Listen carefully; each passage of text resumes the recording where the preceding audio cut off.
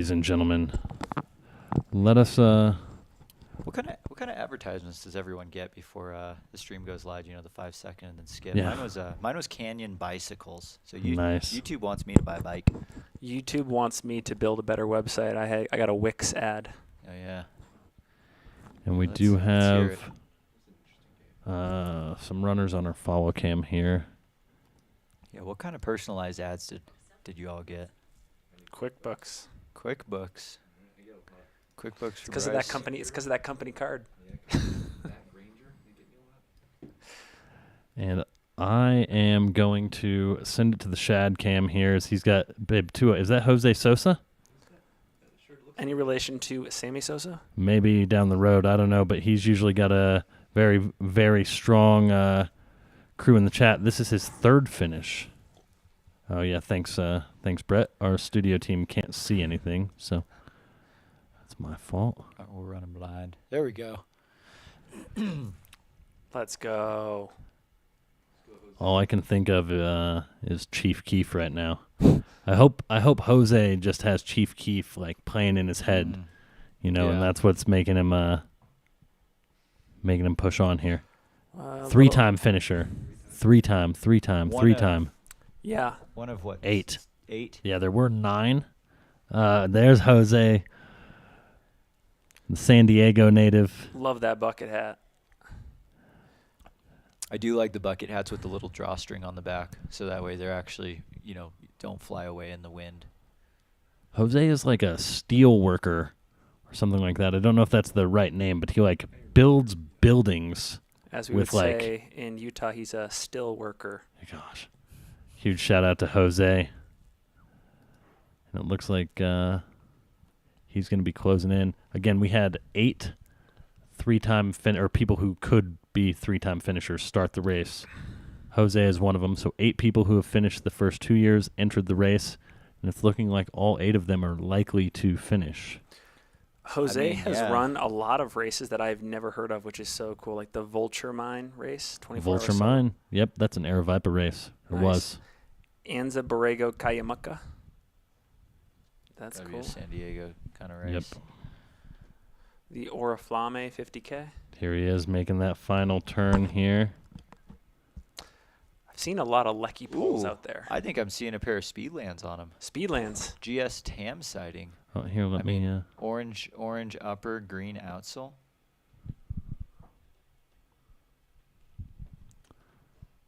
I wonder if he went one pair for the whole race. What a finish.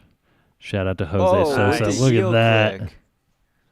I love it. The special meter is full. And then we do also have eyes on our next Sedona Canyons runner. 422. Bib 422.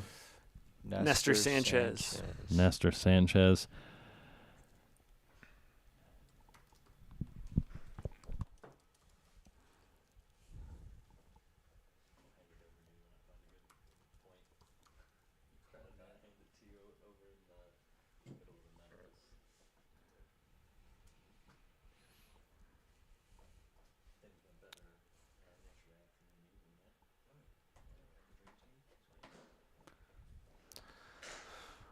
I think one major advantage I actually see of the Speedland GS Tam over a race like Cocodona is actually the ability to, very minutely increase or decrease the tightness of the shoe with the BOA dial that adjusts both ways.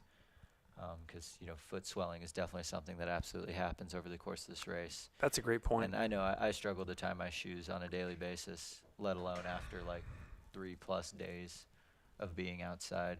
So just kind of clicking and twisting would be kind of nice. Yep. Yeah, I did not think of that benefit of the BOA system. I'm sure you can do it on the Mount Blanc too. Yeah, except the Speedland actually holds my foot down. Shout out to Speedland. Wonderful partners of the Cocodona 250 event and live stream. They're the only shoe that has the multi-directional BOA dial. The Ultra Mont Blanc BOA does not loosen. You got to pop that thing out and then start over. Yep. super nice to loosen the shoes a couple notches on the climbs and then tighten them back up on the way down.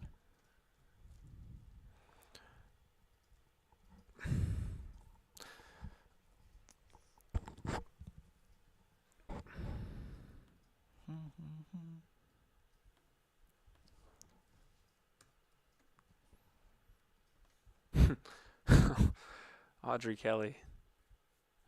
That comment made me laugh.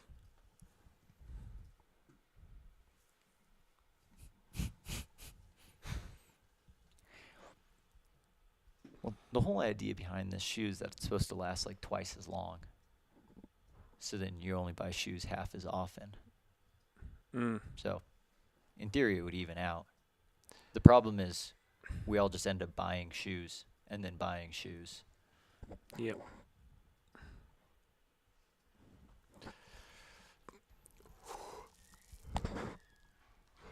Brett, I've hit my 2 p.m. to 3:30 p.m. bonk. It's happened every single day. I'm actively fighting through it. Here we go. Nestor Sanchez, Sedona Canyon's 125 finisher. And with that, I'm going to step away from the production desk, and I'm going to hand it over to the steady-handed producer, Mr. Bryce Brooks.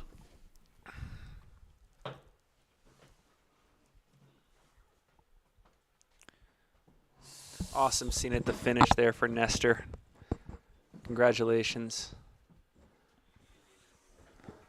Someone had asked what the cutoff was at Walnut Canyon, and I'm scrolling through the runner guide trying to find that for you.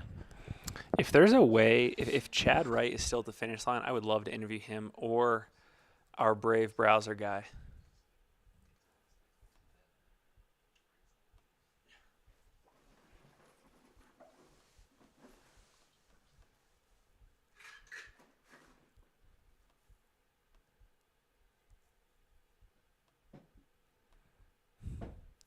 Bryce, you have a new nickname in the chat. It's Cool Hand.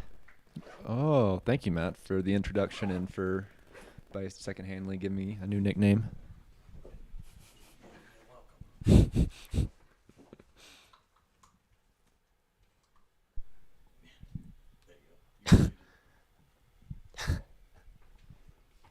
Hey, guys. Can we hear you now? I think so. I'm getting some audio Sweet. levels. Aid Station Fireball is able to find the cutoffs before. Do we know what page? What page in the runner handbook is it? There's 34 of them. Oh, it's on the very last page. No wonder it's taking me so long to get there.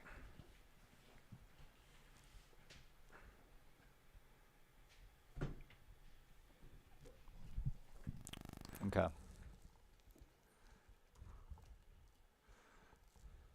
So 9:30 p.m. and Fort Tuthill closes in an hour 15 minutes. Fort Tuthill is it's nearing its own golden hour. Yep.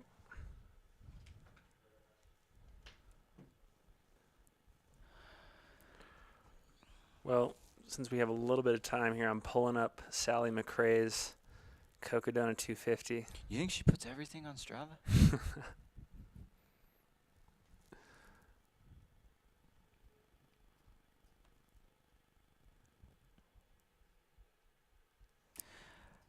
Last year, the special award for the last place finisher was, I think, 250 cans of Liquid Death. So that's worth it. A whole bunch of water. It's definitely an incentive. I think actually the person who got it last year lived out of state. And so it gets a little tricky when you think about the logistics of transporting that over state lines, especially if you had planned on flying home. Yeah, shipping water is probably not cheap. I don't think so. Man, what if there ever became like a race for last where it was like a We call that tanking. It's like a reverse lean because you can't be so slow that you miss the finish cutoff. I mean, it's kind of like last person standing. But you have to be like waiting there at the finish line and like cross it right as the race closes. But if you misjudge it, you get a DNF. You might be able to like nudge the competition. I feel like little shoulder that kind check. of like that actually kind of ruins the whole specialness of bringing in the last runner if someone purposely tanked. There should be a rule against that. I would vote for disqualification in that if it went to a judging panel. I mean, enough liquid depth, it's quite an incentive, you know. Yeah, that's what they say about bringing money into the sport. It ruins the purity. Yep. Brett and Bryce, I don't know if this may already exist on Strava, so if I'm bringing up something that already exists, let me know. But I think it'd be awesome if on Strava you could just type in an event like Cocodona 250, and it would just aggregate all the people that have uploaded files for that event on the same day. So Strava tried to get that going for a while where they had their own database, and it was mostly around like a lot of the major marathons where you could click that you were like signed up for it. And you Gotcha. could, like, submit your bib. Yeah, it would be really cool. I think a potentially easy way is if there was some way where you could connect your ultra sign up with Strava, because ultra sign up knows Sally signed up for Cocodona. Yeah. Ultra sign up would theoretically have the GPX info for this race. Strava would see it. They could link together. It could populate results. Like, it would be cool to see the results and the Stravas all up in ultra signups. You could just click through them and see. Yep. Love that. We'll send that one over to our people. Let's get those APIs working. They recently added a top 10 list. If you like, there was the KOM list. You can see like your current record segments, but now you can see all of your top 10s, all of your trophies. And I believe just the other day, Strava just opened up like app development within their app, like open source. Oh, really? Yeah, so people can actually start working on adding fun things to Strava's app. That's pretty cool. Yeah, because there's one like Chrome extension that I have for my Strava that just gives a little bit broader data breakdown. It was originally meant for cycling, but like one of the biggest ones that I use is like it separates climbing time and descending time. So I can see like actually what percentage of your race is spent climbing or descending, and then also breaking down cadence data. So I could see what percentage of the event was running, what percentage was hiking, what percentage was stopped. Like those are actually Interesting. kind of fun numbers to look at. And then then there's all the standard heart rate zones and stuff too. But Sure, I like didn't know the that was a cadence one thing. is interesting. Yeah, definitely. Huh.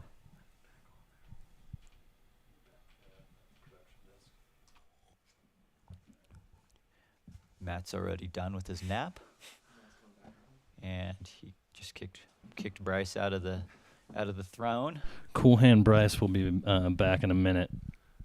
I just had to take over for 1 second here. I'm trying to see if I can get some Chad Wright updates on Instagram.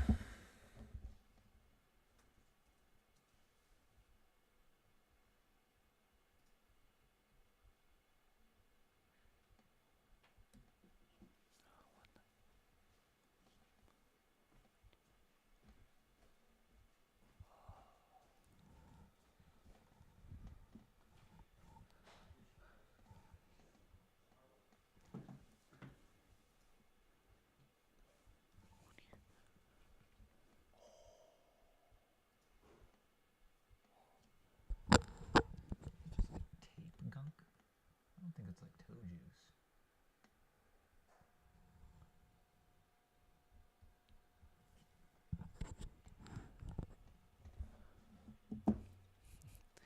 Hey, Cool Hand, do you ever wear Brooks? I think I've seen him repping Hoka mostly recently.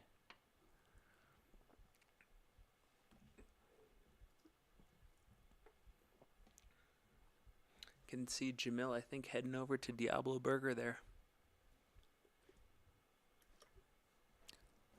I had no idea that the burgers are like English muffin.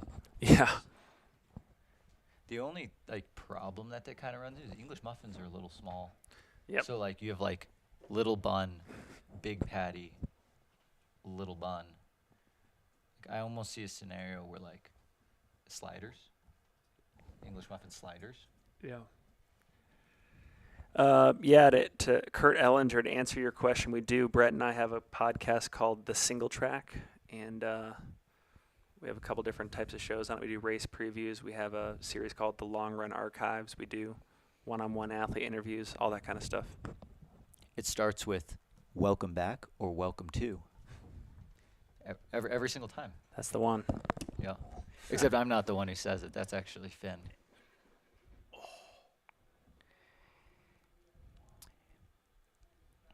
And if you love consuming single track podcast content and you're like, man, I really wish these guys talked about shoes, you're in luck. The Conversational Pace YouTube channel is where you can get all your footwear fix. And after this week, I'm now convinced we need to do like a 6-month, roundup of our favorite shoes.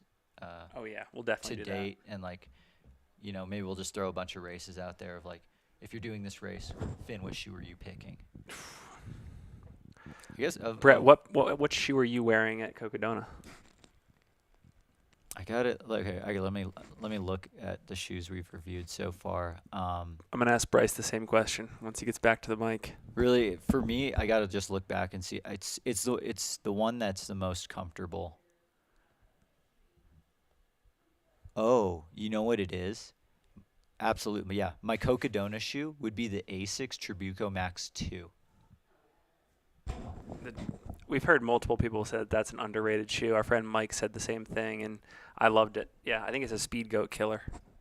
It's absolutely like one of the most underrated max cushion trail shoes on the market right now. First Asics shoe I had worn in like 5 years, and yeah, I was blown away. So if I'm running Cocodona, I'm at least starting the race in that Tribuco Max 2. What about you? I think I had told you that I might wear a Topo Pursuit. Maybe between the Topo Pursuit and honestly, this new Speedland GS Tam is pretty dang comfortable. And like you said earlier about relaxing the BOA dials there in real time as needed if your feet swell up, it's got a lot of space. Mm-hmm. One more would be the Brooks. Which Brooks shoe did we review? Caldera. The Caldera. I might wear the Caldera on this course as well. Yeah, the Caldera is definitely could be a great multi-day shoe. What do we got here? What do we have coming in? Is that an orange mud? That is an orange mud pack. Nice. With, I believe, a rabbit top. That's one of their short-sleeved button-ups. Was it like the Cali vibes? California.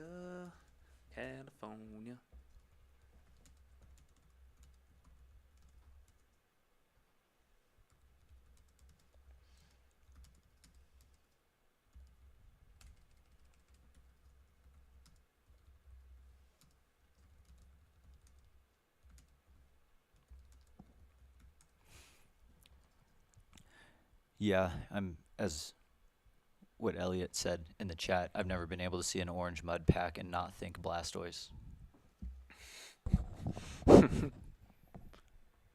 Let's see. This is a Eldon Crest 36 Crester. I think it was bib 722. We'll hop on the Aravaipa Live. John Fagirivesi. Oh, I know that. I know John. Famous Barkley guy. Oh. Feggy. He was in the one with like Jared Campbell and Brett Maunay, and I think he's one of the only people in his first year to get 5 laps at Barkley. Oh wow. Yeah. That's and impressive. He was like a graduate student at the time, and they interview him in the show, and he's like, Barkley really works because the entry fee is like $1.50 or whatever, and I was a broke grad student at the time, and yeah, and he finished. Yeah, that's what I said. So just an incredible personality in the sport too. Yeah.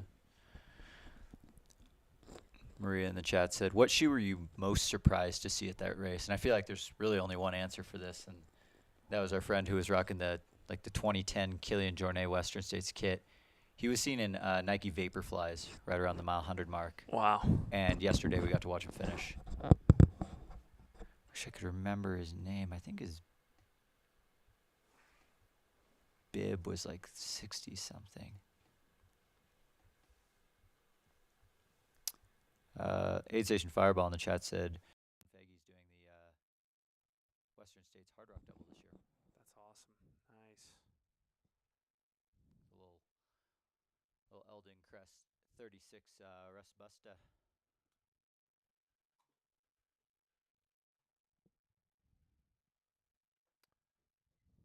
A lot of Topo love in the chat. Topo's a great Topo. I mean, Brett, what did you say about Topo? They could be making moves here in the upcoming years. Yeah, they've been kind of a quiet company that's slowly been gaining steam.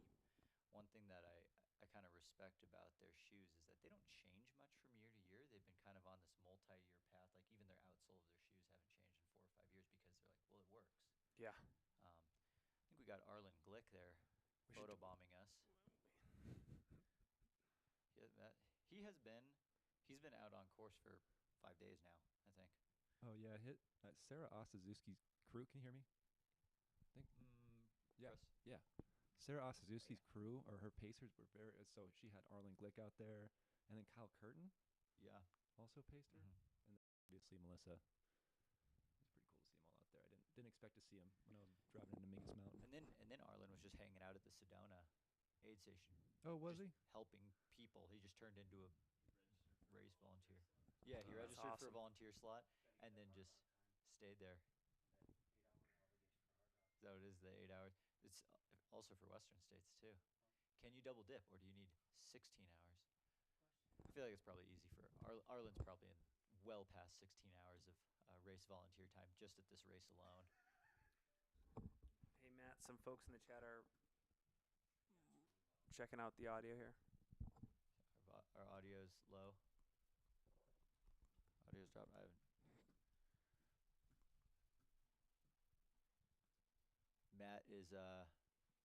Matt's looking into it.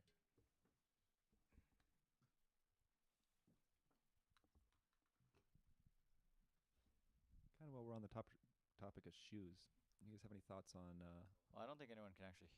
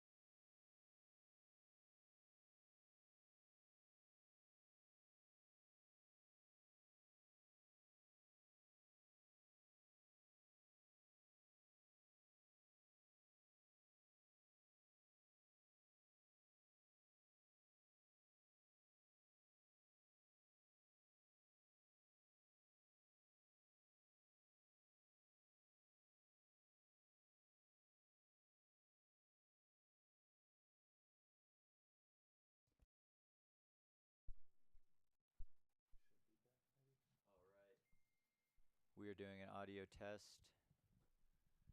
Hopefully it wasn't like on Monday where no one could hear us, and then no one could hear us because we blew out everyone's eardrums.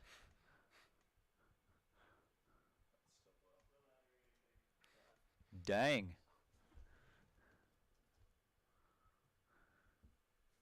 We were doing so well. Chris, let us know if you can hear us, because you can immediately just yell back. How's our volume? Our volume's good now? Okay. Testing the audio. Finn, how about Testing. you? Getting better. There's some.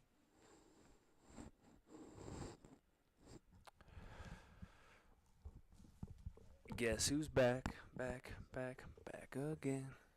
Yours is pretty loud now, or at least as we are monitoring it, I'm kind of blowing it out.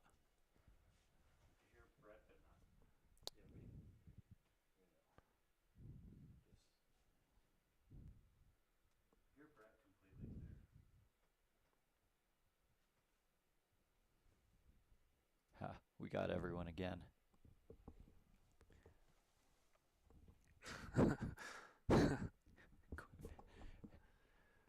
Look at this Nissan Xterra that decided to drive down. Yeah, they're reversing their way back out now.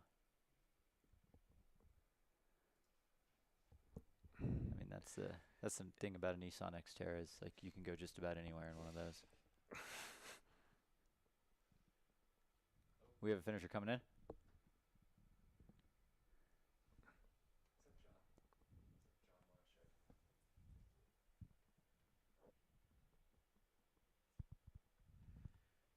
Bryce, your mic should be hot.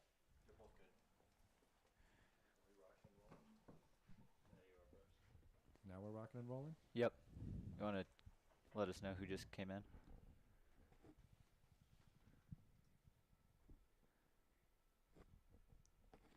Is that Kevin Coughlin? Yeah. Coughlin? Yeah. Coughlin? Floridian.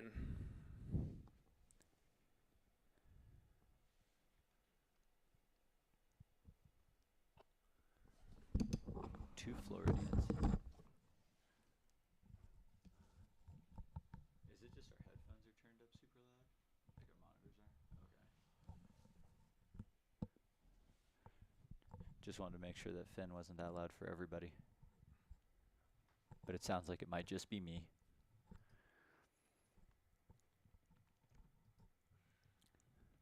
We have another runner coming in. I think a finisher from, is that a green bib?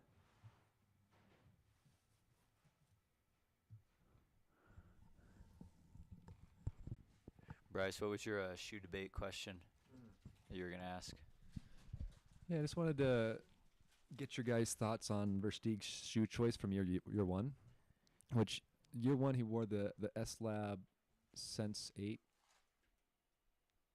They're like the red ones. They're like pretty low to the ground. Oh, like just the most minimal. Yeah. And I got a chance to talk to him. So Versteeg wore the S-Lab, like the Sense. Yeah, the red and white. Yeah, like the Killian shoe. Exactly. Okay. And he wore that, I'm not sure if it was the entire way, but definitely most of the first year. And I asked him about it when I got a chance, and his response was basically shoes are shoes. Shoes are not shoes.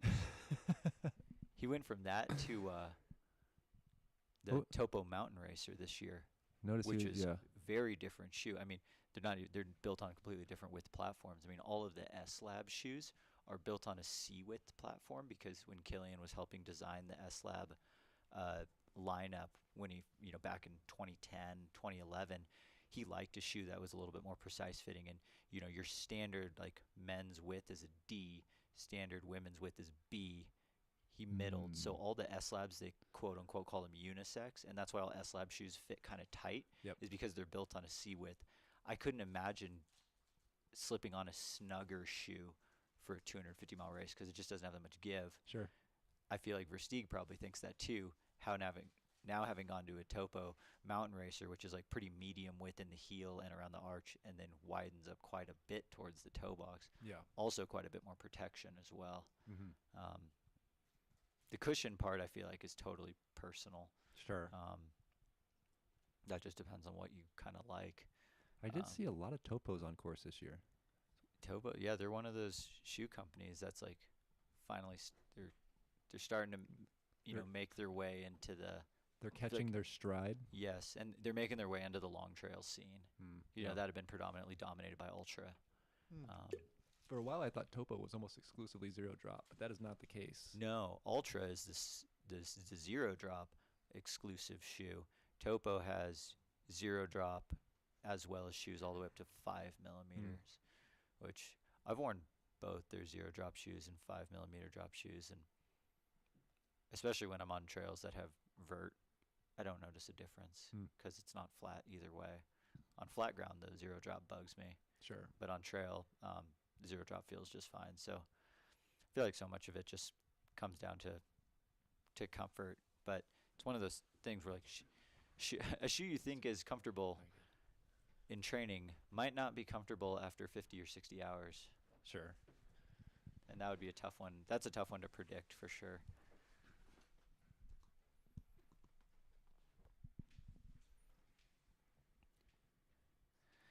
If I had to pick a shoe, like from the history of shoes, I could pick one that they don't make anymore. I would definitely be starting this race. I would be wearing multiple pairs of the Evo Speed Goat for this race. Why don't they make that anymore?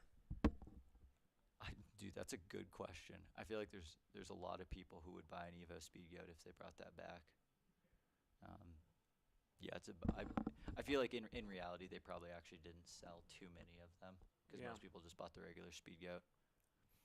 So,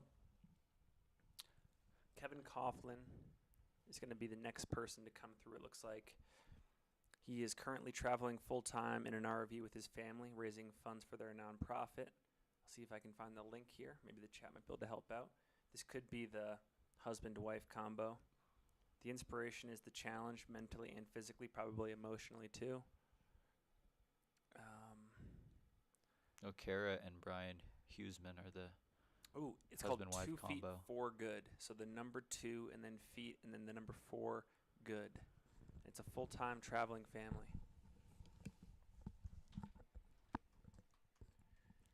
So just a little bit of backdrop here.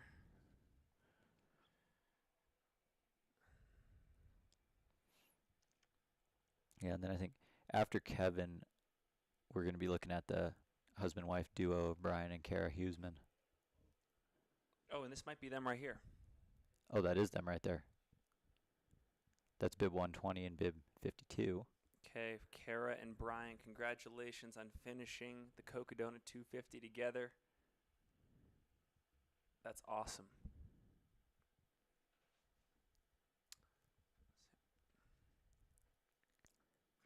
Yeah, if you complete the Cocodona 250 with your partner, you're gonna make it.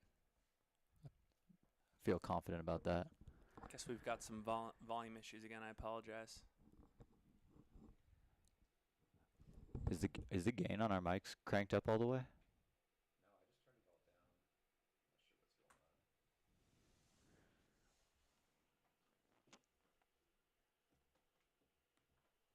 I'm not sure what's going on. Because all the mic controls are on that one, right?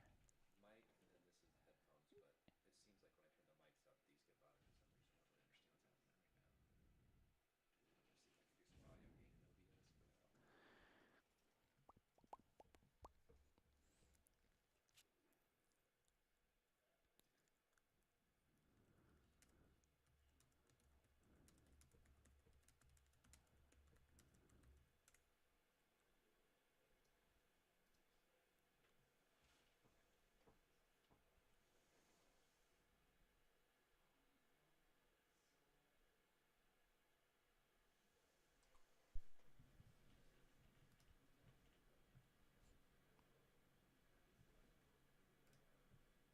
I can do some audio gain in OBS for now. And it looks like we have somebody coming through the finish line now.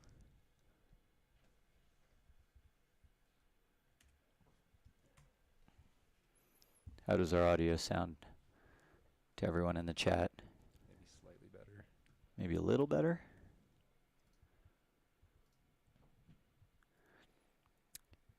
I think we're really pushing the limits of this computer on day 5 of the Cocodona 250.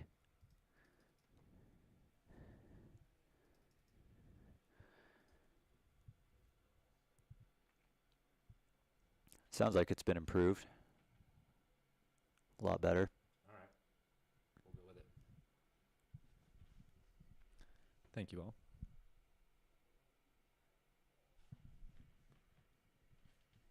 Do we know who that last finisher was? kind of hard to tell, isn't it? Since there's 43, would that be? Is that Kevin? Was that Kevin? Yeah, Kevin and Kevin, and then Kara and Brian Huseman. Oh, got it. And then who did we have just come in now? Don't see a bib. Maybe from the Eldon Crest 36.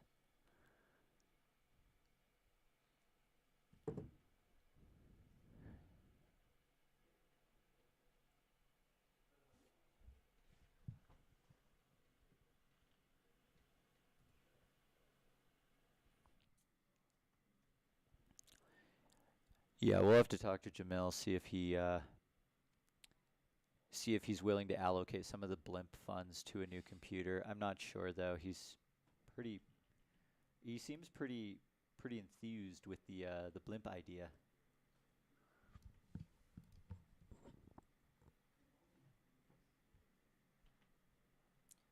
Especially now that we have Brave as a potential blimp advertisement sponsor. Amazing.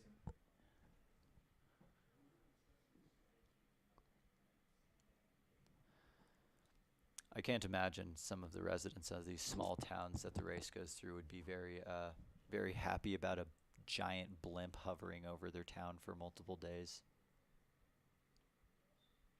I could be wrong, though. I could be wrong. Brett, I'm going to see if we can recruit another couple more people to come on and do some interview chats with us in these next couple hours.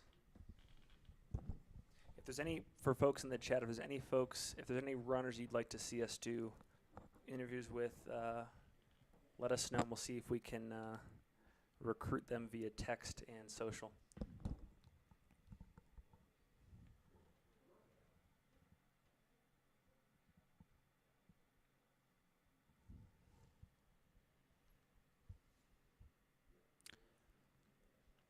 Yeah, definitely worried about the blimp getting shot down for sure. Especially like over Crown King. You can see that happening. Crown King. Someone said Jerome might shoot the blimp down. Yeah.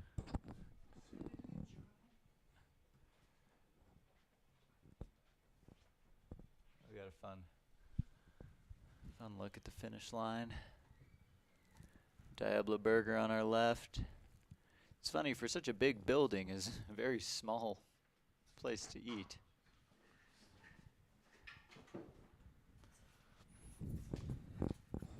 People are asking for an Andrew Glaze update. I will give you an Andrew Glaze update. Yeah, we'll see if we can do an Andrew Glaze update or an interview at the end. Arlen Glick would be cool too. Andrew Glaze is at mile 239, which is, he's in the last few switchbacks of the climb up Eldon Mountain. So he, in the next probably 30 minutes, will be making his way to the Eldon aid station. And then after that, it's all downhill to the finish. It's all downhill from here.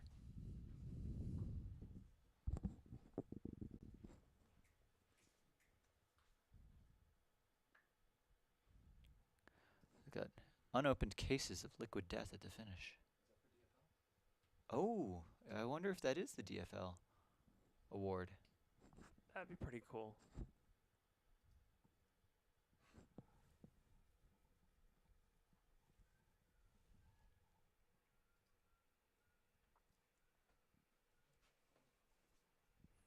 TJ Gardner wants to know, when is Bryce going to run this? Oh boy.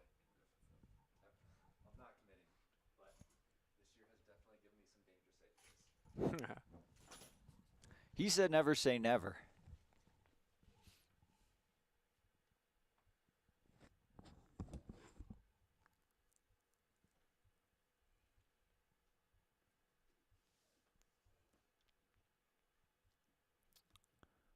See, so who do we have coming in next? Let's see. Linda Hurd, who I believe is in the Sedona Canyons 125.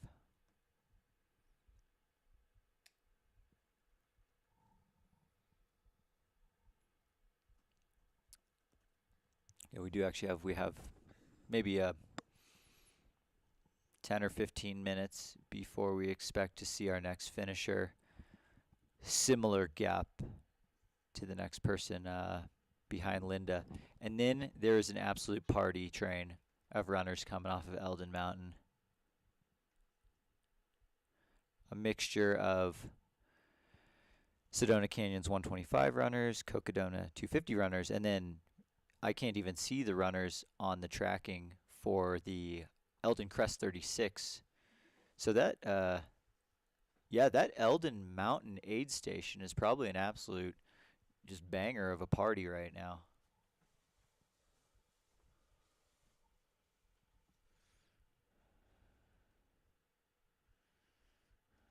Oh my gosh, Brett, there's this debate or this this conversation might take a while, but someone in the chat wants to know the difference between Ultra and Hoka shoes. Do you want to take that on? Yeah, I mean, it's actually, I mean, you go way deep into the weeds on that, but like, Ultra has stuck to a particular formula ever since the formation of their company, and it's wide, kind of squared off toe box, what they say is a foot-shaped shoe. They are all zero drop. You know, they make shoes of varying amounts of cushion, but it's zero drop, wide shoes. Hoka has always gone for, you know, their MO has been like maximal cushion, low drop, not necessarily zero drop, and having a rocker. And that's because one of the founders of Hoka is, he's kind of considered one of the original inventors of the rockered ski, like a big dual rockered powder ski. He is one of the founders of Hoka, and that's where the idea came from for that giant rockered sole. And the idea was, let's float downhill easier. So max cushion with that rocker for Hoka, zero drop and wide for Ultra. They've both expanded their product lines pretty decent amount, but that's kind of the basis difference between the two companies. Nice. Yep. And there definitely seems to be two teams. Like, well, the team is Ultra or not Ultra. Kind of like, my favorite Silicon Valley character, Jin Yang, his app, the food identifier, hot dog, not hot dog.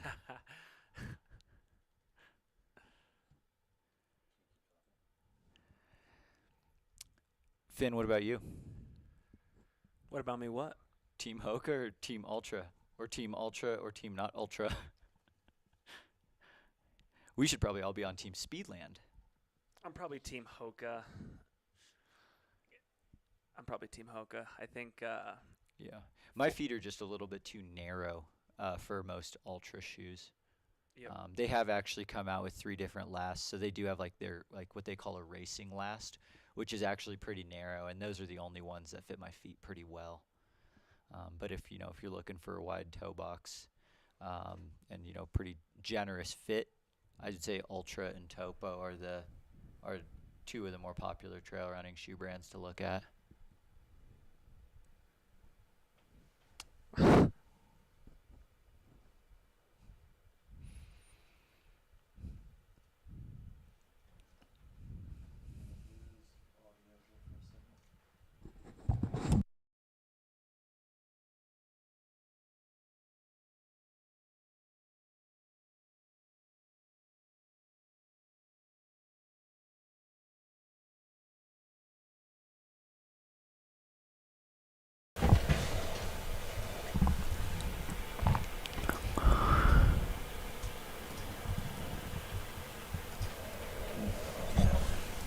Starting a war in the chat.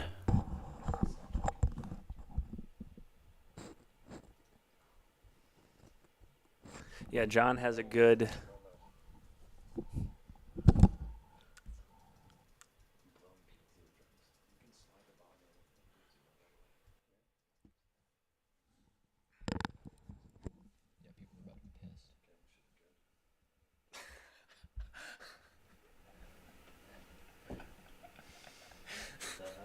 Yeah, dude, Aravaipa is about to get sued just like Apple did. We're good. Finn is no longer allowed to put the microphone anywhere near or around his mouth. That's what microphones are for, Finn. They amplify your voice. You don't have to do it. Hello. We're just Okay. adjusting some audio levels now. Apologies to all the AirPod wearers out there. Just a few. Yeah, someone said, "Oh my God, that audio, ears bleeding." Someone else said, "Ow."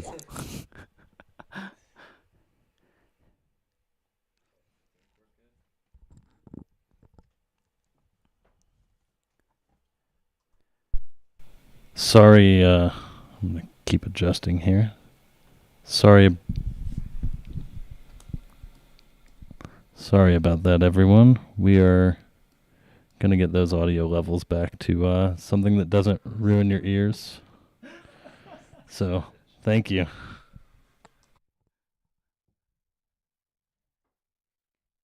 the mouth breather? Could be any one of us.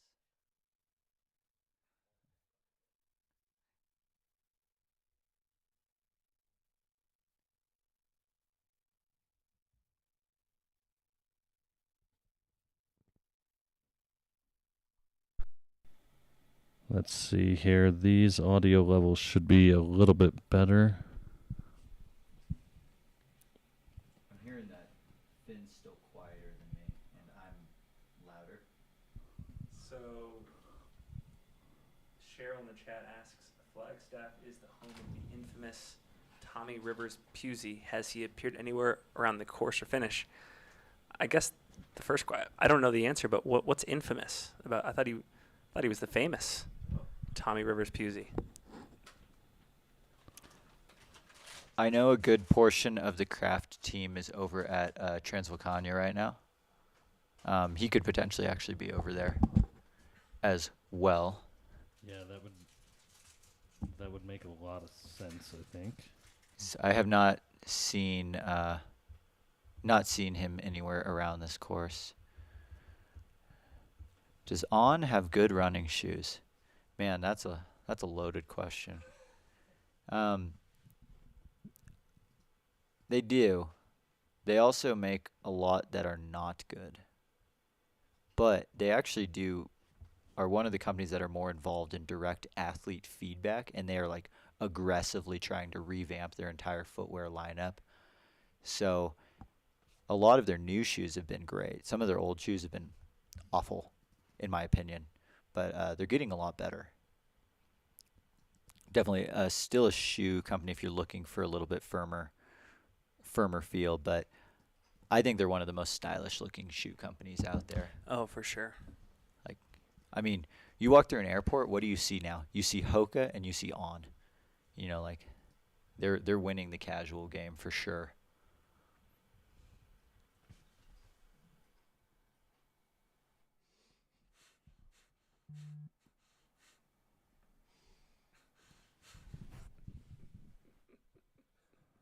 What am I missing out on stuff in the chat here?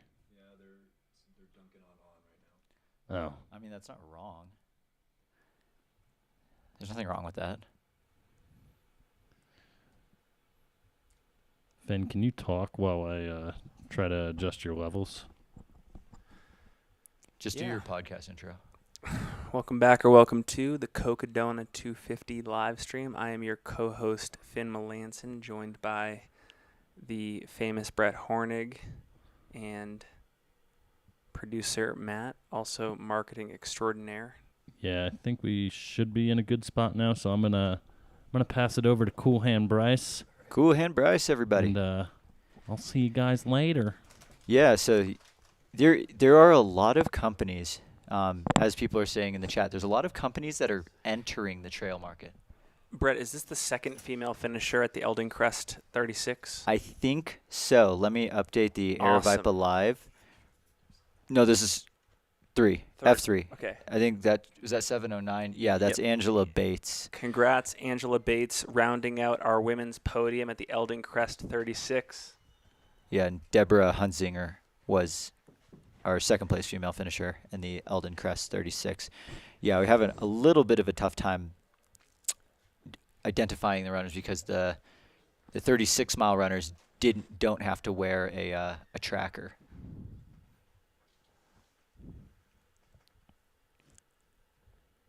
Let's see. I think we might have had another one of our unknown participants just finish, which now we know is a family that through hikes trails together, and they had just finished up the Arizona Trail and were in town, and was like, how do we get into more races?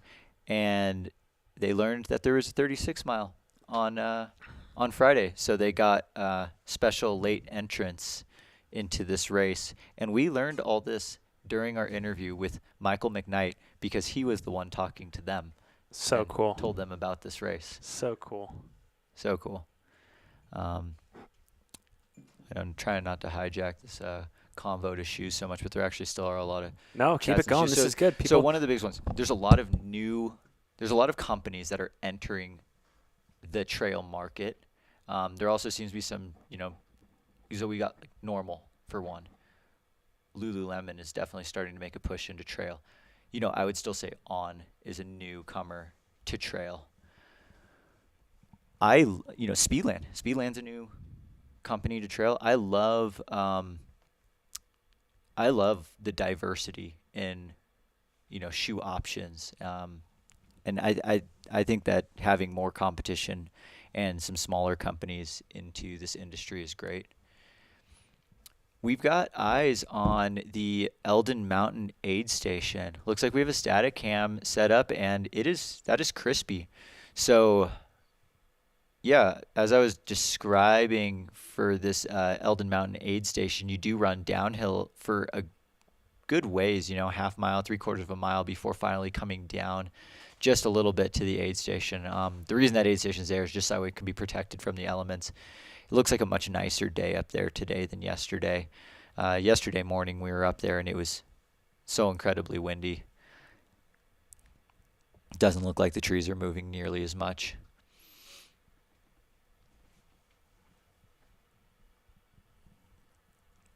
But, oh yeah, Bryce, that's what I was going to say. So a company that just came out with a running shoe, I don't know if it's for sale yet, but I guess this is their official entrance to the trail shoe running market. Okay. REI. No way. Did they? REI has their own trail shoe. Interesting. That I don't think it's out yet, but I saw some pictures floating around on the gram. What'd you think? First impressions.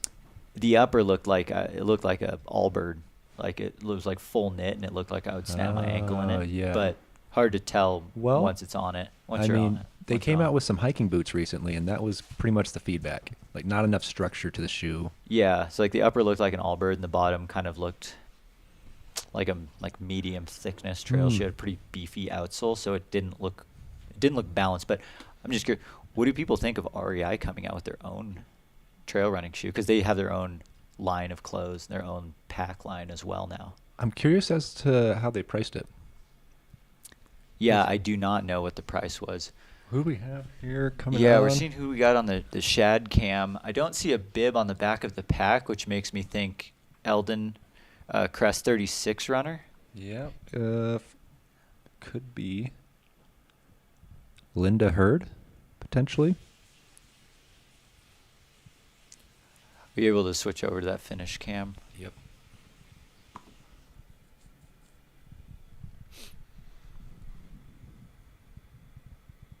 Oh, she's got her bib shown for a second. I think it's green. I think I have to refresh my Aravaipa Live. Karen Kelly, Oh, okay. I believe, just came in. Bib 703. Fourth female finisher in the inaugural Eldon Crest 36 mile.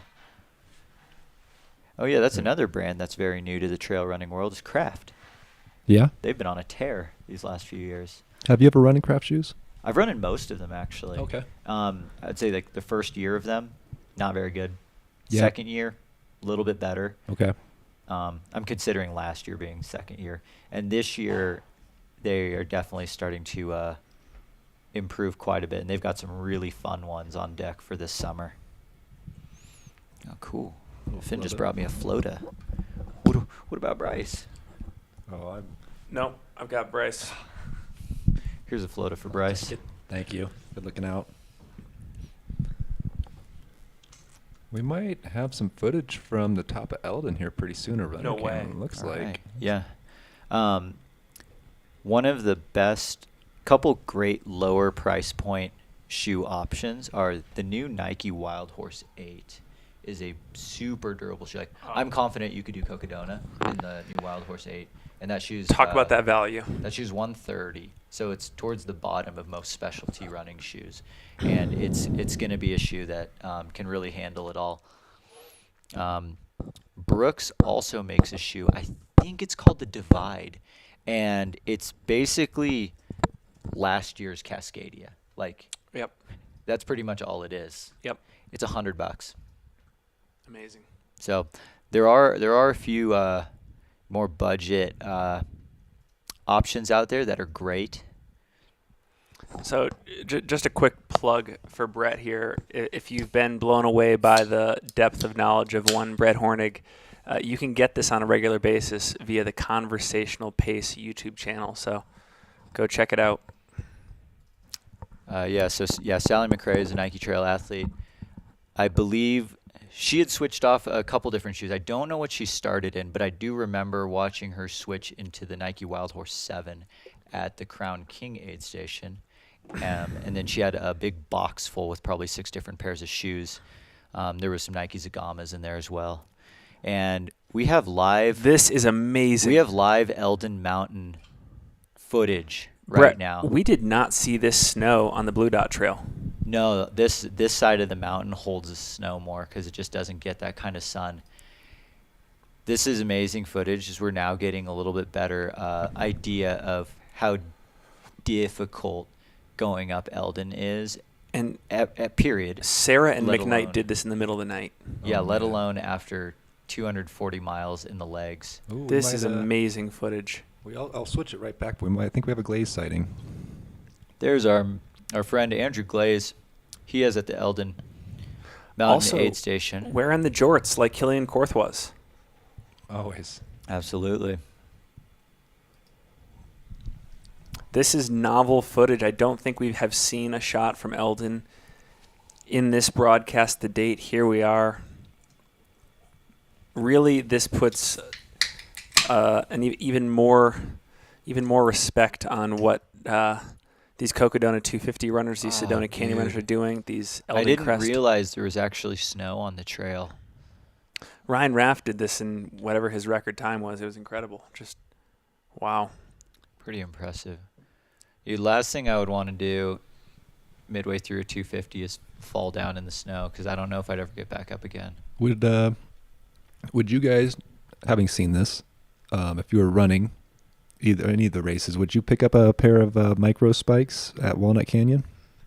I don't think there's enough snow for micro spikes because, like, just looking at it, that section was like 50 meters long, and But on my end, I don't know.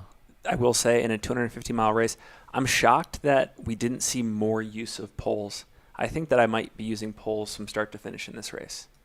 Oh, 100%. Yeah, I'm absolutely leaning on poles. I mean, 4-wheel drive, baby. Ryan Nato in the chat says, anyone remember that epic drone shot from last year with String Bean climbing Eldon at sunset with the headlamps? Brooks, remember that? Bryce, sorry. Oh, I remember that. That was really cool. That was a special shot.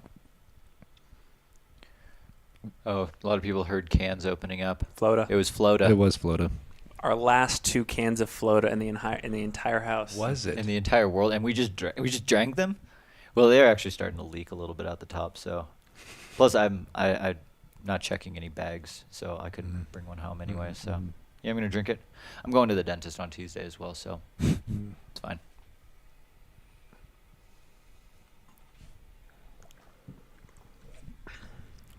New Balance's lone trail athlete did the Cocodona 250. Wow. That was Mr. Dominic Grossman. So this is I bid saw number him- 161. Just give me 1 second. Going to do a little. I saw Dom finish yesterday evening, and he was wearing the New Balance Fresh Foam More Trail. Really? Yeah. Oh, okay. He was wearing the Fresh from More trail. I think it was V3. His finish was great with his kids there. Yeah. I was filming him finish actually right about where we're looking at right now, and he almost ate it around Oh, no. one of the little brick pavers that's surrounding the trees. One was sticking a half inch out of the ground, and he caught his toe on it, and it almost took him out. Brett, can you get us an ID on bib 161? Yeah. He's using ski poles, which is awesome. I see those baskets. Oh. Don't see any collapsibility. 161. Where is 161? I don't have a record. Are you sure? Maybe It's he gotta signed be a up the day different- before. Oh, unless he's doing the Eldon Crest. Oh, is he another of our unknown participants? He could be. It's Oh yeah, possible. there is one coming in. He could be an unidentified flying Eldon Crester. I think that might be. Well, hey, congrats to this guy. Huge props on the ski poles. The poles have to be collapsible. He has a Solomon pole quiver attached to his pack. Maybe he Well, just yeah, chose it was- not to collapse them at this point. Which, the last Broken Arrow Sky Race I did, I don't think I ever collapsed my poles. I took them out once, and then I just ended up holding them for the rest of the race. Let's see. Oh, Yeah, that was Lee Lee Adams. In the Eldon Crest 36. All right, we're back on the runner cams. Oh my gosh. That's pretty gnarly. This is gnarly. Yeah. This is so cool. I'm so glad that we're getting footage like this. Thank you, Michael, for the great shots up there. Yeah, props to Michael. And props to this runner for making it up, Eldon. Take it in for a sec before having to run down the service road. Get to the aid station.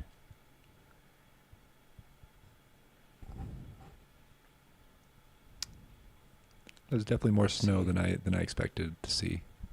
I'm unsure of when the next race that Aravaipa is broadcasting. The next race that is being broadcast that you can watch is Transvolcania. Yeah, starting the broadcast, I believe, starts tonight. I want to say. I think it might be 5 p.m. Pacific. Yeah, that's the Transvolcania.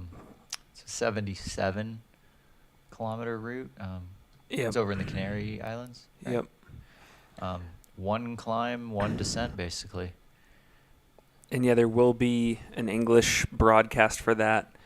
That'll be headed by Corinne Malcolm. Yep, headed by Corinne Malcolm. And I believe it's a part of 11 live streams that are going to be going on the remainder of this spring and summer and early fall. I think you can get those on the utmb.live website. You can also get those through Outside Watch. And look at this shot. Yeah, we're getting some pretty amazing footage of Eldon Mountain with our talented drone pilots. You can see the remnants of a fire that ripped through here not too long ago. Toothpick factory. Yeah, this is the drone shot that these operators live for. This is what we've been waiting for. That whole burn zone section with the toothpick sticking out. Yeah. If you run through there's a bunch of little cones. We saw those yesterday on our run. I was like, what are those things? They're protecting little trees, little baby trees that are growing. I was right. That was Brett my was right. guess. Brett was right. Finn asked what the cones were. I was like, I'm pretty sure it's probably little trees that Yeah. they're trying to protect. Or it was a cone factory as well as a toothpick factory. They're growing them, yeah. Yeah, Chasing Cutoffs asks, did you see that Ultra Signup is doing a live cast of Broken Arrow? We did indeed. That's very exciting. You know, we've been talking around the clock about what are the next races to get a live stream. Very excited that Aravaipa was able to do that outside of their network with the Bandera 100K. And I have to imagine that Ultra Signup will start to be offering a similar product at some cool races. Brett, maybe this is a good time, and Bryce, maybe a good time to talk about some races we'd love to see a live stream for. I mentioned Leadville yesterday and Run Rabbit Run. Bryce, what are some that come to mind for you that you'd like to see a live stream for that aren't there quite yet? One that came up in the chat yesterday that I've been thinking about more that would be really exciting to see is the JFK 50 mile. Oh, yeah. Oh. That would be a would be really a good cool one. live stream. I'm gonna have to think on this for a minute.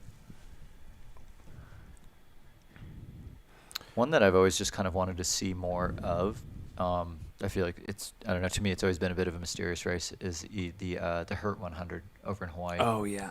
And it's a loop course, so you don't need as much of a or there's not much pressure on the staff Yeah, operators to get it done. totally. Like these point-to-point races, the fact that Aravaipa is able to cover a 250-mile race from end to end is wild. All right, I got my answer. Outside of Barkley. Yep. I would probably say Ure. The Ure 100. Ure 100. Yeah, even Oh, the 50. Either of those two. I mean, I can't conceptualize how much vert is in that short of a distance in my head. The Ure 100. Either of them. Yeah, the 100 or the 50. I need to look at this profile. Is this And we'll try to according to the identify chart, this runner too. might be once we Linda Hurd, Oh. Yeah. which would be bib 417. Oh my gosh. So much snow. I wouldn't mind being on the live stream, the broadcast for the Hurt 100 if I get to go to Hawaii. Or maybe Linda. Yeah, Linda Hurd. You're right. We got a lot of action on the cameras going right now. We'll make sure to get Linda's finish for sure. I'm just going to give you a little tour of what we've got going on. So we got eyes on the Eldon Aid station Beaver right now. Street Liquor Bust. That's an amazing hat. Wow, I can't believe Wow. Day 5 coming in so clutch with this amazing footage of runners trying to figure out how to get the last few bits up the mountain. Andrew Glaze appears to be packing up the pack for the last time, making his way down to the finish. My question is, how does he get in 100 miles next week? Because he runs 100 miles a week every week. That's like his thing right now. I'm going to pull up his Next week's got Strava here because I'm also so curious how many hours it takes him on average to run those 100 miles. Not too many. I mean, like not nothing. Like in the 20s, like low 20s. Does Andrew Glaze have a shoe sponsor? He's doing 33 hours time on feet some weeks. It's a full-time job. Well, I mean, on top of being a firefighter. 30 Yeah, I hours. know. Brett, just in the first 3 weeks of May, 29, 30, 33. Yeah, what's the shoe Wait. budget like? Per week? Not per month. Or Per those week. Those are hours Per of week. running He's per week. he's spending Oh more my than a day, gosh. like a day and 1.3 days running each week. It's insanity.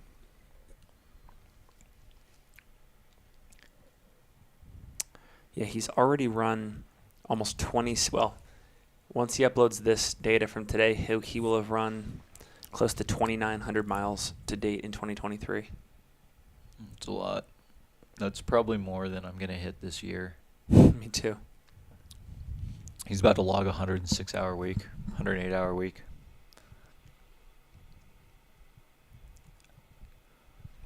I want to see like a food log of everything Andrew Glaze eats over the course of the I day. know. Because he's a no meat athlete as well. So that's like an added element. And we've got Linda Hurd. Is she in the Way to go, 250? Linda. Awesome job. It's a yellow bib, so Oh, okay. 125. Yep. That's yeah. Linda Hurd looking great. Someone just knocked on the door.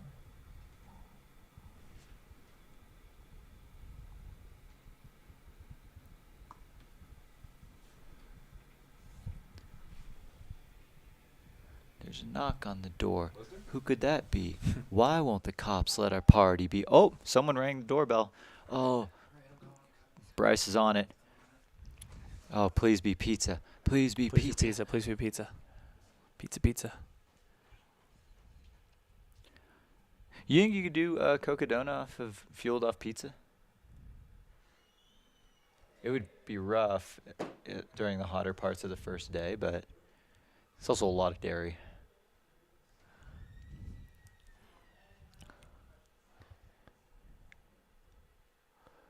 What a shot.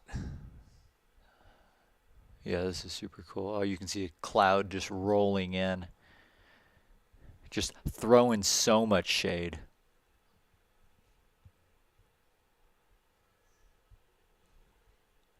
This is one of my favorite shots of the entire week so far. This and the drone shots over drone So- shots over Sedona. For folks in the live chat, it looks like we have Sarah O here in studio. Maybe we can get a few minutes of her time to break down the race.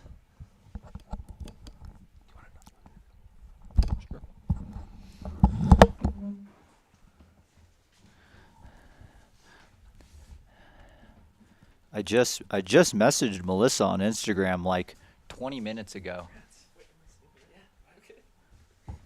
Hi, Brett. Nice to meet you. Hi, Melissa. Nice to meet you. We have a surprise guest. I mean, we thought it was going to be pizza, but I think it might actually be better.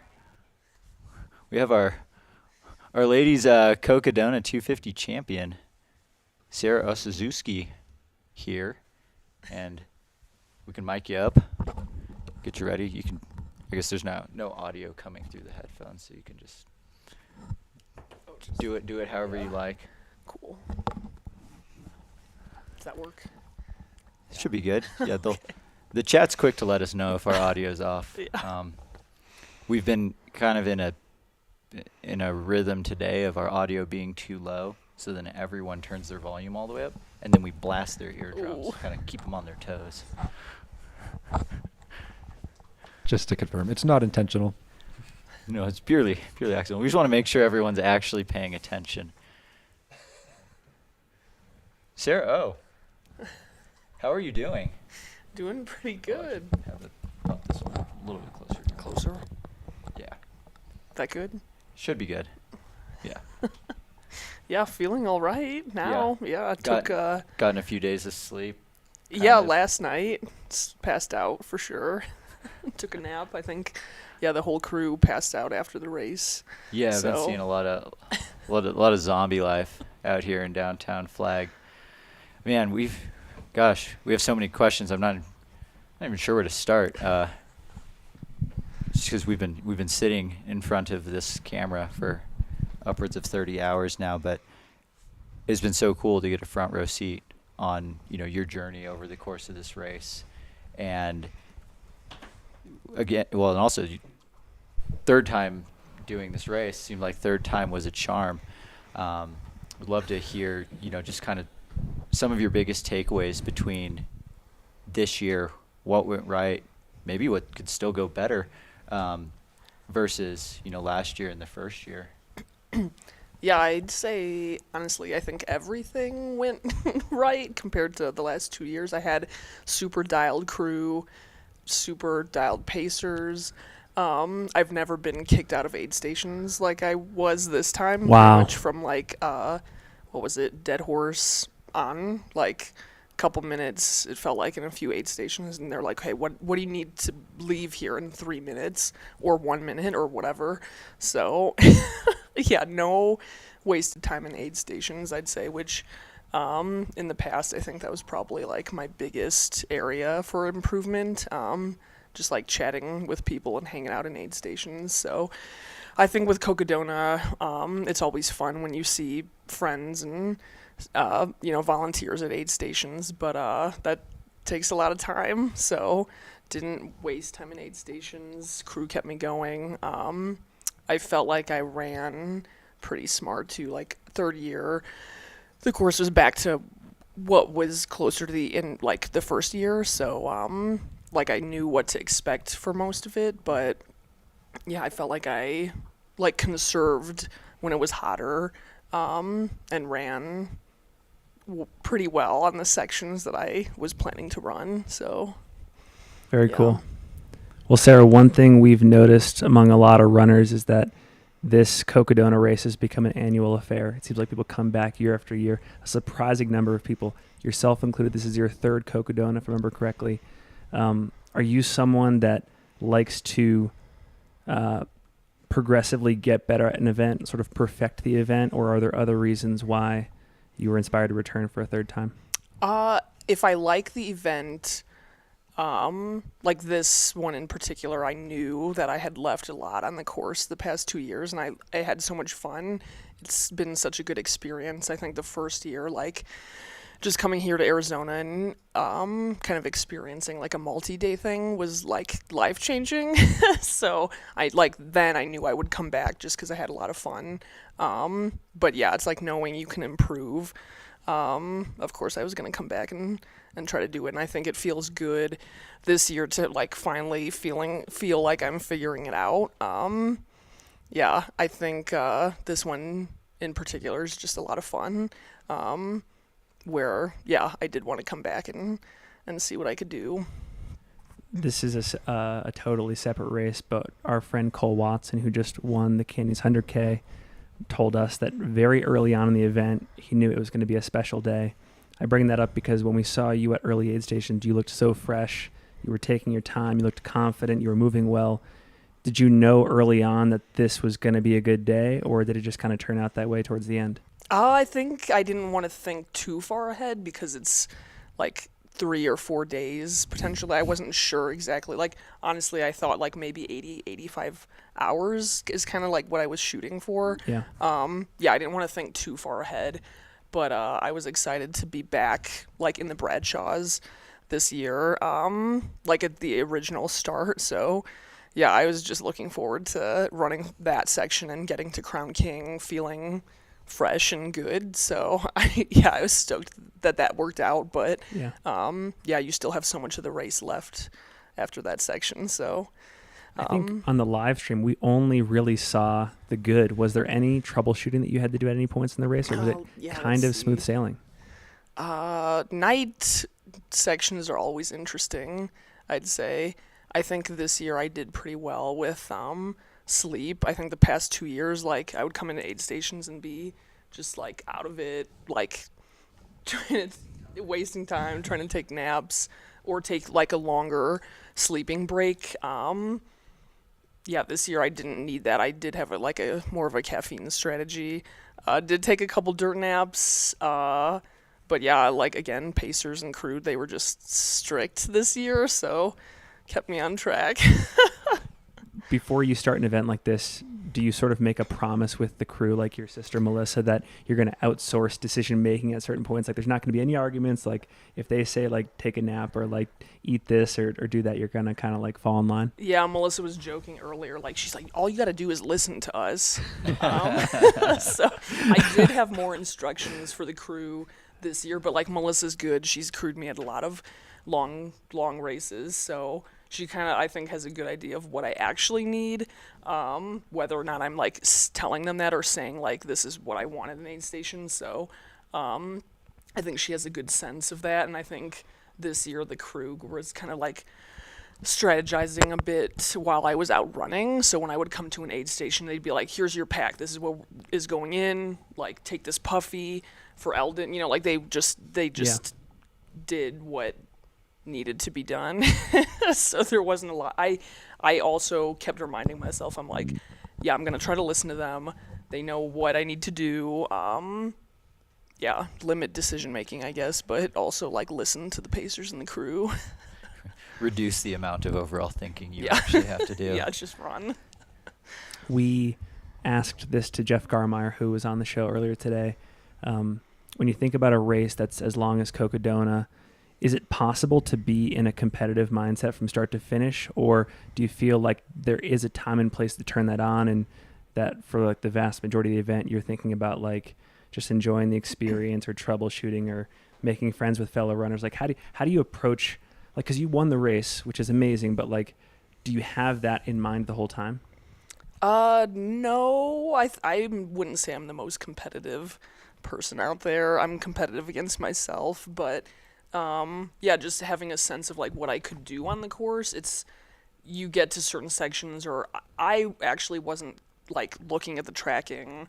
I knew there were a few people around, like we were all kind of close at certain points in the race, but I just didn't think about it too much until like Fort Todd Hill, because that's, we're back in Flagstaff. You only have 36, 37-ish miles to go, and Eldon's like my favorite climb. So once you get to Fort Tuthill, it's like you gotta just motor through that final section. So I thought about it a little more at that aid station because it's almost the end of the race. So What would you say, looking back, were the most decisive parts of the race? Like maybe you could walk us through the moment where you passed Eliza, or any place where you felt like it was pivotal to ultimately winning. yeah, Fort Tuthill for sure. That's a bigger aid station. And it was kind of like a little before sunset when we got into that one. But yeah, bigger aid station. A lot of friends were just hanging out. I'd say that one, it was like, it's easy to want to take a break there, or like they have cots, they have the sleeping station. Yeah, it's easy to kind of like want to spend time there, but again, you're so close to the end. So like that aid station, I knew that next section, I've messed it up in the past at Fort Tuthill too, just like not eating enough, not doing what I needed to do there, and then really struggling on the Walnut Canyon section, which I think is longer than what it says, for mileage. So yeah, knowing that I would have to try to like avoid mistakes in that section, I did what I needed to do with the help of the crew at Fort Tuthill, and then yeah, when I got into Walnut Canyon, how many minutes did I spend? 5 minutes. That's amazing. Oh, that's quick. Yeah, get into that aid station and just, restock the pack, got the puffy. They were giving me like updates on like what conditions were like up at the summit of Eldon. So yeah, you just it's like laser focus from that point because it's the final section. And yeah, Liza was a couple miles ahead, or had just left 15 minutes before I got in. So Okay. yeah, I got some updates and headed out. Well, this was the first race that Brett and I have ever covered for 200-mile events, and one thing that shocked us early on is just how long even front runners like yourself spend at those early aid stations. Like at Crown King, it was common to see a 20 to 30 minute aid station experience. I mean, even like Killian spent 30 minutes there. One thing that was interesting to me, at least at Crown King, you were upright most of the time. Like you weren't sitting, you weren't like relaxing. Is that how you typically like to take aid stations in these events? Or I don't know if I'd say that. We were actually, Melissa and I were just talking about that. I don't think, like, I should not sit down if I don't need to sit down. Like, if I'm changing socks, changing shoes, fine. Yeah. But, I mean, at that point in the race, again, it's so early. I felt pretty good. So it's like, yeah, I didn't need to sit down and lose momentum. Yeah. This is your third Cocodona. Have you done any other 200-mile races before? No, this is the only Okay. one I've done. Okay. Do you have So- any desire to do any Yeah. other ones, or is it because Cocodona, like Cocodona is one that, well, it's pretty close to home. Are there any other ones out there that you maybe have your eye on as well? Yeah, I think I signed up for Cocodona just because the course looked pretty cool. Flagstaff seemed like a cool place to like end a race. So I think for me, it's like this event is just so special. Definitely wanted, like after last year, I'm like, I need to probably try some different ones that, are not familiar. You still get the same unknowns of a 200+ mile race. Yeah, I think I'll try some different ones next But now year. you've done Cocodona every year. Yeah. Do you feel any pressure about knowing that? What do you mean? There's been like 8 people to do Cocodona all 3 times. To keep doing Cocodona, Yeah. you're saying? I had decided before, like, the start of this year that I would take a break from Cocodona. Yeah. I have a couple of friends who, like, just signed up for this race yesterday. So I think I'm going to be on the other side pacing and crewing next year. Yeah, and do a different 200. Yeah. Brett and I both said heading into this week that even though we know little to nothing about 200-mile races, we're probably going to still have more questions than answers by the end of the week. Is there anything when it comes to strategy, so like nutrition, racing, sleep, that you feel pretty confident about using again and again in future 200-mile races, or are you still experimenting with each of these events?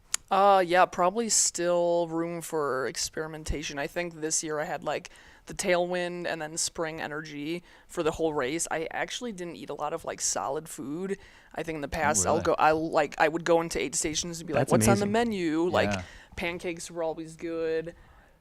What? Pie, yeah. We saw pork Pie. sandwiches. The pork sandwiches were out there. A lot of people. Ordered some pulled pork, No. Pulled Crown pork. King. No burgers. Yeah, I really didn't eat pizza. Sometimes like a slice of pizza. I did have one slice of pizza at Whiskey Row. Okay. Yeah, but not a lot of solid food, and I don't know if that's like always the way to go, but things just didn't sound appealing, so I kind of stuck with like the gels and yeah, See. which I think worked, but depending on conditions, I think, throwing in more solid food might be good at certain points. Yeah. Who do we have coming in right now? It was a blue It bib. looks like but bib 54. 54, but I couldn't see a 54 They might on the be- tracking. They might have been a late entrant to the Eldon Crest. Okay. Another one of our unknown participants. Awesome. Sarah, you again, I feel like a broken record. You've done this 3 times in a row now. Talk about the changes you've noticed in the race in those 3 years, like how it's evolved, aid stations, course, all of that kind of stuff. I think it's pretty fun to see changes in the course. I think Aravaipa could keep making little changes so it's slightly different every year. I do like the original start. The Bradshaws are like, I don't think anything will be as tough as like the inaugural year. Okay. Through the Bradshaws. I was talking to a couple people on the course in that section, and I'm like, we got a breeze, like it's not as hot. We have water drops. There's creeks out here, so to me it definitely felt a little easier this year. I think it's cool to see people coming back, and you can tell that the 2-time finishers or 3-time finishers are starting to like figure out how they want to race this. Yeah. It's cool to see people kind of like kind of understanding what they need to do to get through different sections, because there's just so much variety, and like the changes in temperature, changes in altitude, I think can be very challenging. So yeah, it's fun to see people kind of learning. There's obviously, we've had years now where you can like talk to people about it and talk about their experiences and like learn from people. That's pretty cool. I do think a lot of the changes with aid stations this year, like the new spot for the Sedona aid station is really good. Yeah. I had a good long, like an hour nap there on the That place cots. seems so cool. Yeah, and I've never been there before. A couple days ago, I'm like, my pacer and I were like, where are we? Like, we've been to Sedona so many times, but not in that little stretch. So yeah, I think this year I enjoyed all the changes. Kelly Canyon was interesting. I think I was expecting it to be faster because it's more of a Jeep forest road versus like a windy kind of single track trail, but there were so many down trees. So That's what that we slowed us heard, down yeah. a bit. Yeah. Yeah. Well, that reminds me. Walk us through your experience making the climb up Eldon, because that looks gnarly right now. There's so much snow. Have you been up there, Eldon Lookout? Not We up that we way. went up Blue Dot yesterday Oh, just to yeah. kind of check it out, but it looks like, just from the camera here, it looks like, and doing that overnight seems like it must have been heinous. I love Eldon Lookout. I like that climb a lot. It's pretty short. Yeah. Like it is, yeah, you go up to like 9,000 feet at the end of the race, but to me, like it's, we actually live really close to that trail too, so it's just super familiar. I enjoyed a lot. It was actually kind of scary last night though, like super windy, cold, plus the snow up there, like, you know, it's frozen icy at night, so I was actually getting a little sleepy, so I'm like, I knew where to like step and like climb up, but yeah, once we started getting into like the snowy stuff, I'm like, I don't know where this is, like I don't know which way to go. So yeah, a little wild. I think everything was like grayscale because like moon was out, clouds, you have the white snow, and then just like darkness and tunnel vision with your headlamp. So I'm like, Yeah. this is wild. It was craziest Eldon summit for sure. Yeah. A lot of people in the chat were curious, over the course of your whole race, as well as everyone else's, because it's one of the things that still seems like there's no correct answer for, was the sleep strategy over the course of the race. We listened to, your podcast with Joe Corcione, and Yes. sounds like the sleep strategy has changed quite a bit over the years. How was this year's, and how did you feel about it? Yeah, I actually had a sleep strategy this year. In the past, like the first time I ran Cocodona, had no idea of what I would need. So I kind of just went into aid stations and was like, I need to take a nap. So I spent a lot of time, took a lot of long naps, and I don't know if that was good. I think this year was nice. Like I set kind of a limit. Like I don't know if it was an hour. I think maybe I set my limit at like 45 minutes, and it ended up being an hour. Like 2 hour-long naps and then dirt naps that my pacers would set for maybe like 5 to 10 minutes. Yeah, so I had a limit on sleep and used caffeine. So I didn't feel like I was sleepwalking for, most of the race. And also, I think Melissa mentioned it in the podcast with Joe, like lights can also help. Like my pacers were wearing a Kogalla light, and that's broad. Oh, yeah. Yeah, like orange light. Yeah, it's not more the yellow. like tunnel vision, small headlamp vision. So that helped. Yeah, I feel like it went pretty well this time. I've struggled in the past with like cold temperatures or if I didn't eat enough. So yeah, staying on top of nutrition also helped with, not falling asleep on the trail. Just a few more questions because I know you probably want to rest. We asked Michael McKnight about the experience passing Killian Korth around mile 212, and apparently it was wild because Killian was having respiratory problems. I guess he's in the hospital right now. Prayers there. But yeah, Michael talks about like stopping everything and like asking if he's okay, does he need medical assistance, etc., but then makes the move.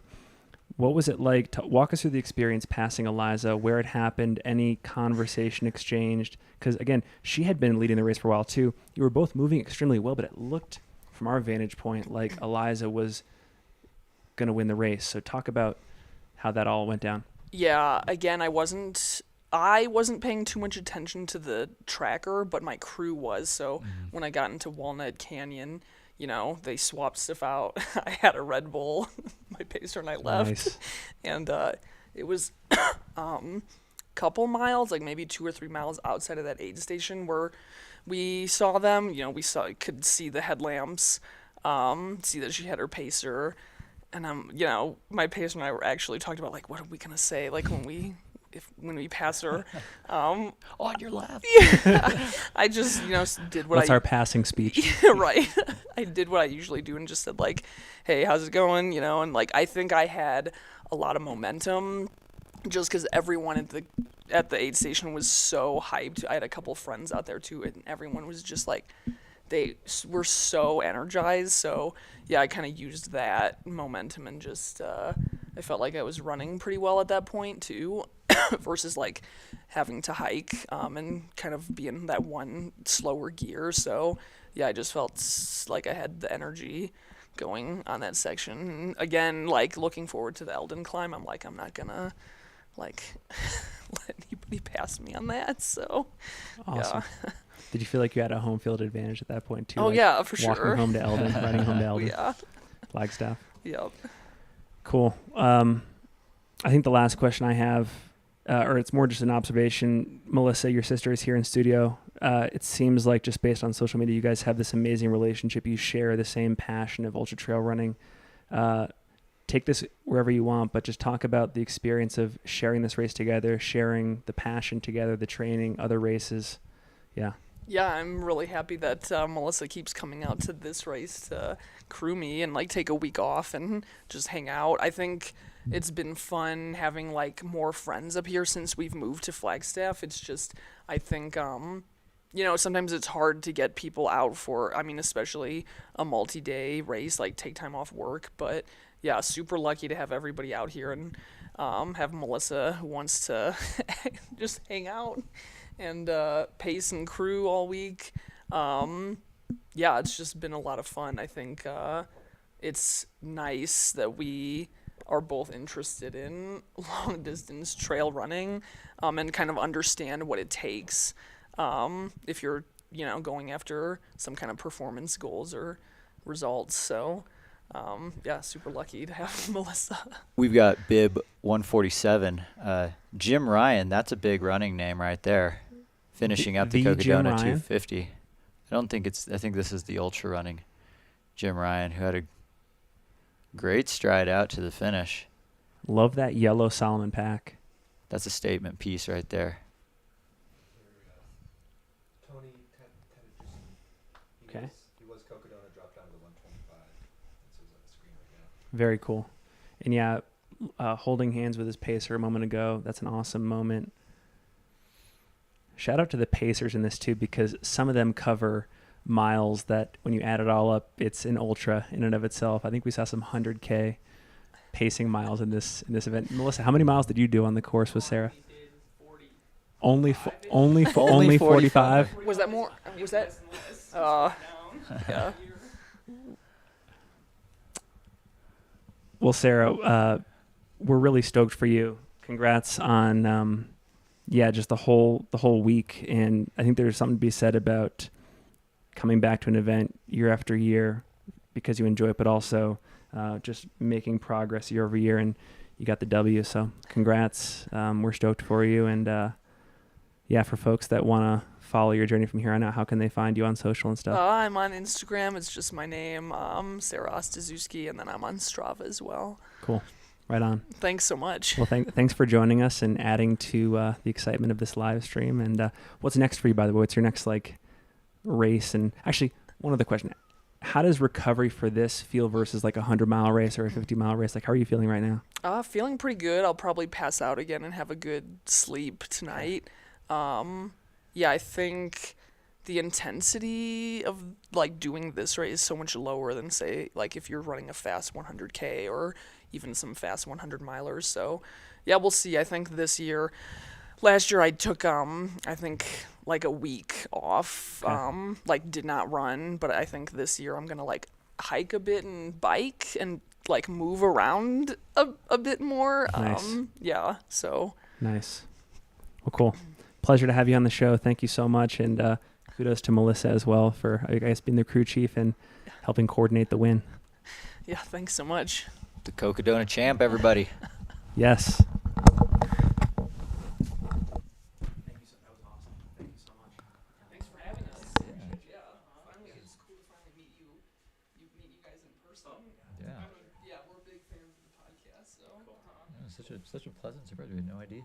And we're No one told honestly, us. you turned me on the Nikes. The Nikes are amazing.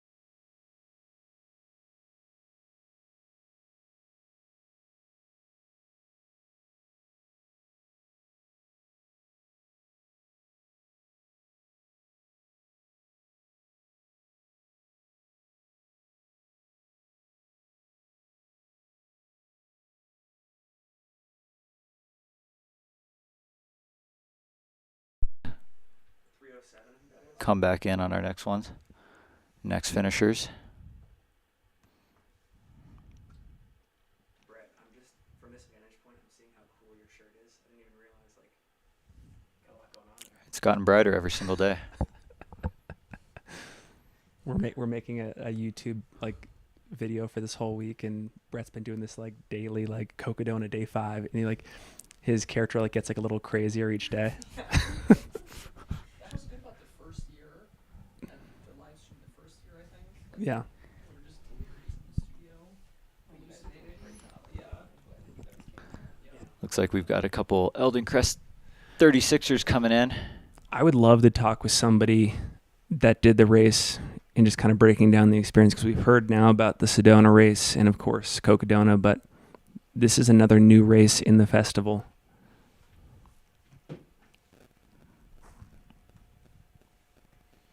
That looks like 40.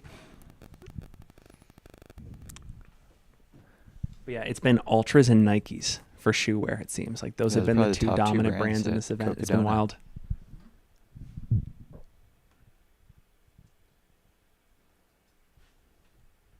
Actually, Sarah, we should ask you, since you're a local Flagstaff person here. Brett and I have been doing the food tour all week. We did Diablo Burger last night. Brett, what's our favorite burrito place again? Was it Martin's? Martin's. We love Martin's. We've been there twice. Did Tacos Los Altos, which is great too. What are we missing? What should we hit up on our last 2 nights here? Definitely Tourist Home.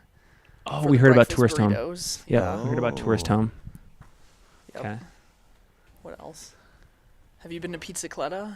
Yeah, Twice. Twice. Both locations. Pizza. Both locations. Yeah, we hit Yeah. up Pizzacletta, Mother Road, Dark Sky Brewing. Yeah. Flagstaff Oh, the Station bagel Market. place, Biff's Bagels. Oh yeah, Did- Biff's Bagels Bagels. was Bagels great. this morning. Flagstaff Station Market is really good. Macy's is kind of a classic. Oh yeah. And we're gonna do Grand Canyon run tomorrow. We're gonna do South Kaibab to, I think, Phantom Ranch and back. Got to get that one canyon run in before. But we've been doing Eldon and did a bunch of stuff there behind Buffalo Park. It's amazing. Yeah, Blue Dot. I'm glad Blue you Dot did is that. yeah, Blue Dot's Glad we cool. did Blue Dot. Are you gonna do the slabs? I don't think we're gonna have time No. for it. Yeah, I Next- thought next year. maybe Sunday morning, but we have to boogie too early. Yeah. I'm not doing the slabs after a Grand Canyon run. Is that a joke?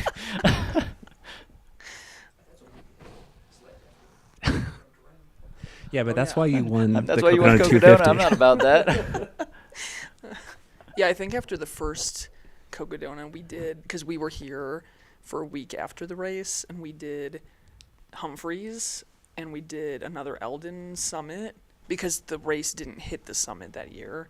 Okay. And then we did the slabs. Yeah, and just some other stuff around town.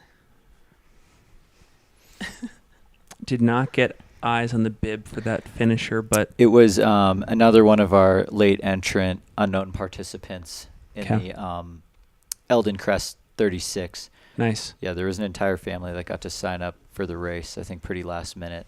So they through hike trails together as a family, and they learned that there was a race here, and it was going on Friday. They wanted to see if there was a way to get into it, and they were granted some late entry bibs, and that's why we have a few bibs on the live tracker that say unknown participant on Aravaipa Live. But And pretty just so cool. you know, it is not 76 degrees in Flag. I wish it was. It's 76 in Black Canyon City, which is where I think that temperature reading is coming from at the start. Yeah, definitely a few degrees cooler. Well, Sarah, thank you so much for your time. We really appreciate you. And yeah, I think you have a lot of new fans after this week. And we're excited to see what you do next. So thank you. Thanks so much. And thanks, Melissa, as well. Let's see who we have coming in here.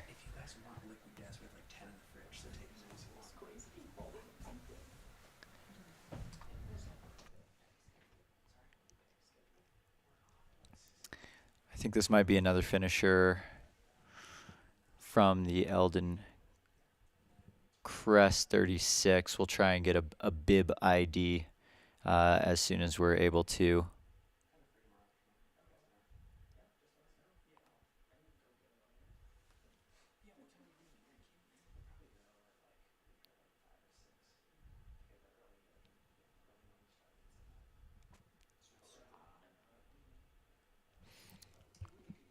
pop to the finish line cam.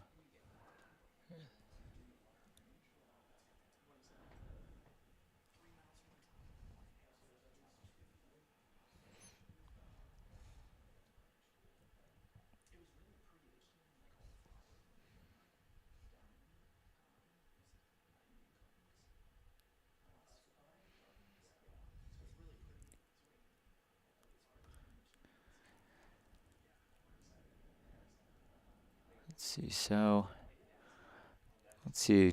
Do a little tracker update. I think the next 250-mile finisher that we have coming in is bib 44, Ann Pike, who is on the Schweitzer Canyon Trail and is making their way to the section of tarmac, which would be approaching the last mile of the finish.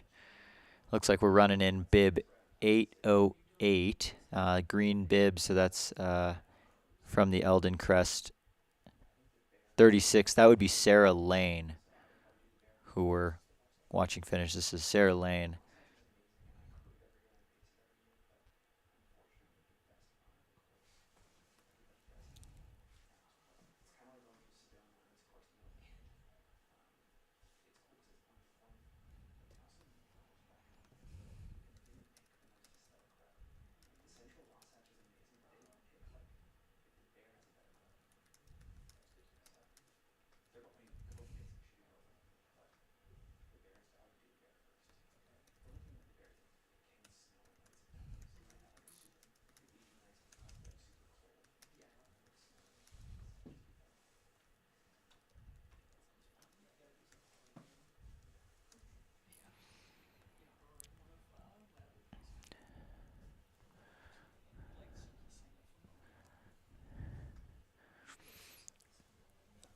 Bryce, are we just getting like drone and static cams up on Eldon today? Because this was like the first good day of weather that they were all able to get up there.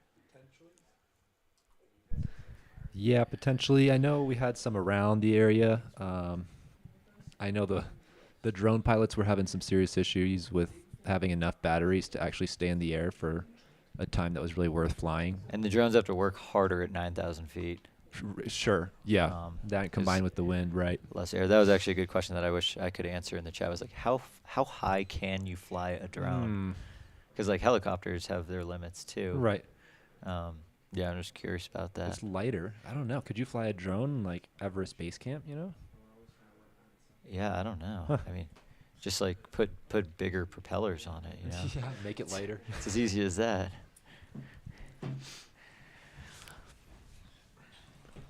This view right now is brought to us by our drone pilot, Jason, from the top of the Eldon Mountain. Shouts to Jason, Mount Eldon. professional drone pilot.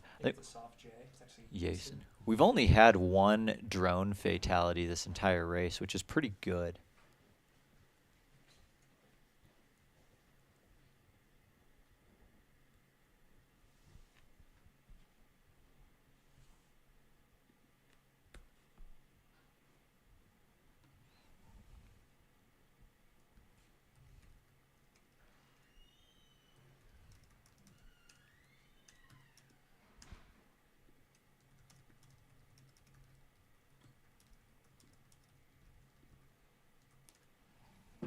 That was awesome to get to talk with Sarah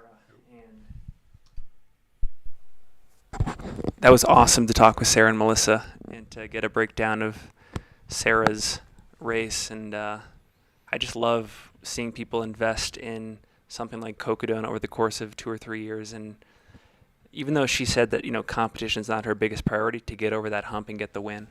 Yeah, I mean, sure, competition's not a priority, but, if you're competitive with yourself and, like, if her goal is just, like, execute, I want to execute all the parts of the race to the best of my ability. For someone like Sarah, a byproduct of that also happens to be potentially winning. Yeah.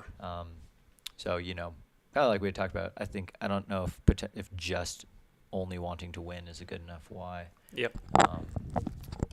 And, I think Sarah showed that it's more than just that as well.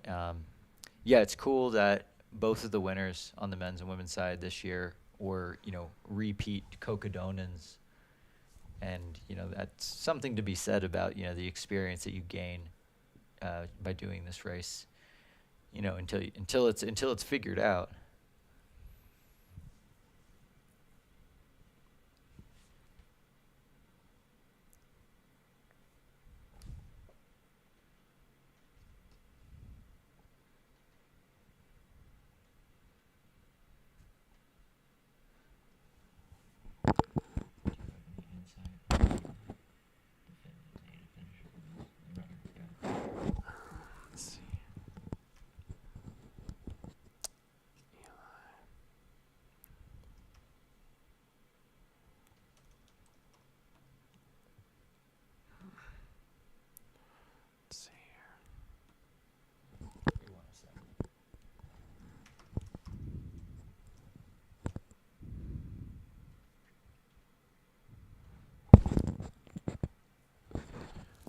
Yeah, a couple things on Eli Netsosi, who just finished. I believe there's a Trail Runner Magazine Patagonia collaboration short film on YouTube just called Eli to go check out, which follows his career in the sport.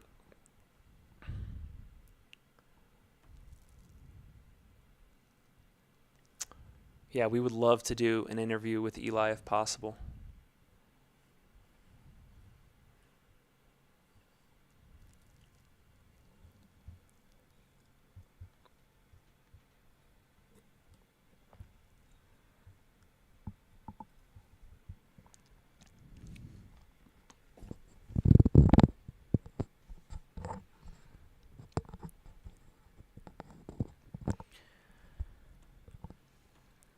Yeah, probably in the next hour or so, we're gonna start to have a pretty steady stream of 125 and 250 mile runners making their way to the finish line. We're definitely getting there's just a large group of people that are around Eldon and Flagstaff. I think that 5.5 early 6 day target mark is definitely a popular pace to be aiming for. Is not even including the Eldon Crest 36 runners. There's probably 20 that are coming down off Eldon, making their way to the finish. Yeah, so see who our runner cam's following right now.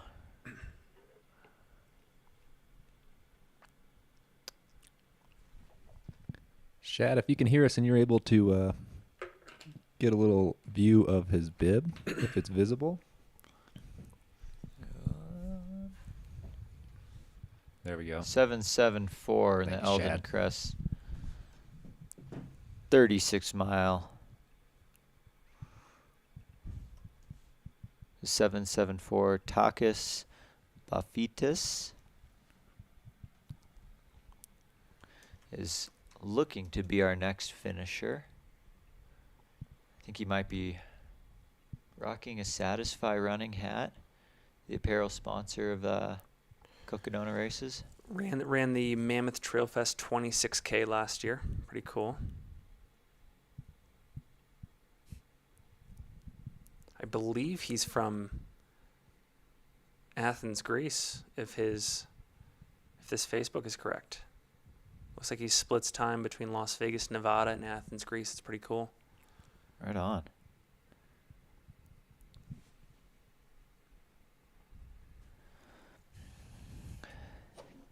Current temperature on the top of Mount Eldon's probably in the mid to low 40s right now. For those that are interested in getting to know Eli a little bit more, going back to that Patagonia film, I'll read you the summary. It says, as a rancher growing up in the rugged northeast corner of Navajo Nation with no electricity or running water, Eli Netsosi learned through years of work what it meant to rely on discipline and endurance. Now he relies on these same skills running long distances, striving every day, in his words, to be better than he was the day before. So we definitely encourage you to go check out that film. Patagonia always does a great job.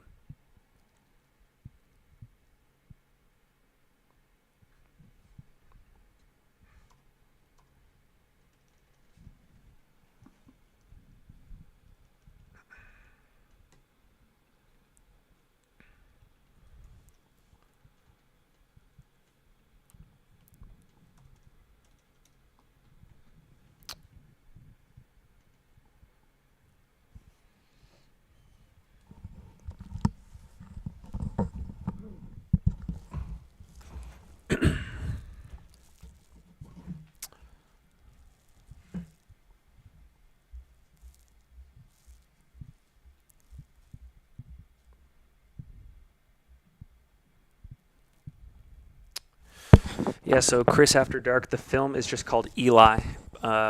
If you go to Patagonia.com and then go to Patagonia Films and then go to Eli, there's the link. You can also just Google Eli Netsosi's name, and it's probably the first or second link that comes up after his Instagram.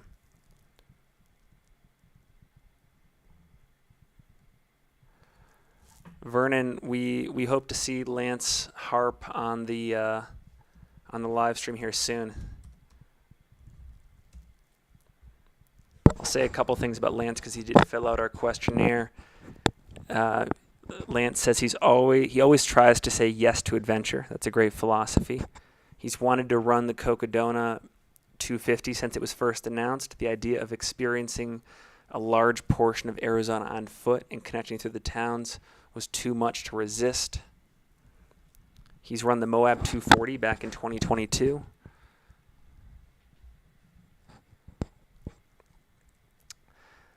In terms of further inspiration, he says, my wife says I can't take a sabbatical from my job to hike the PCT because of things like a new truck, a mortgage, and having 3 kids. He calls that a buzzkill, just having all of the responsibilities. So he's also guilty of starting projects around the house and getting them 90% complete before shelving the idea.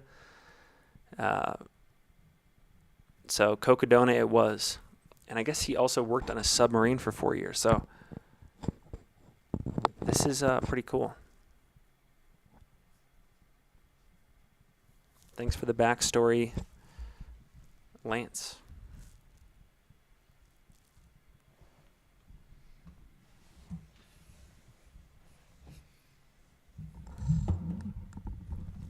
This is bib number 44.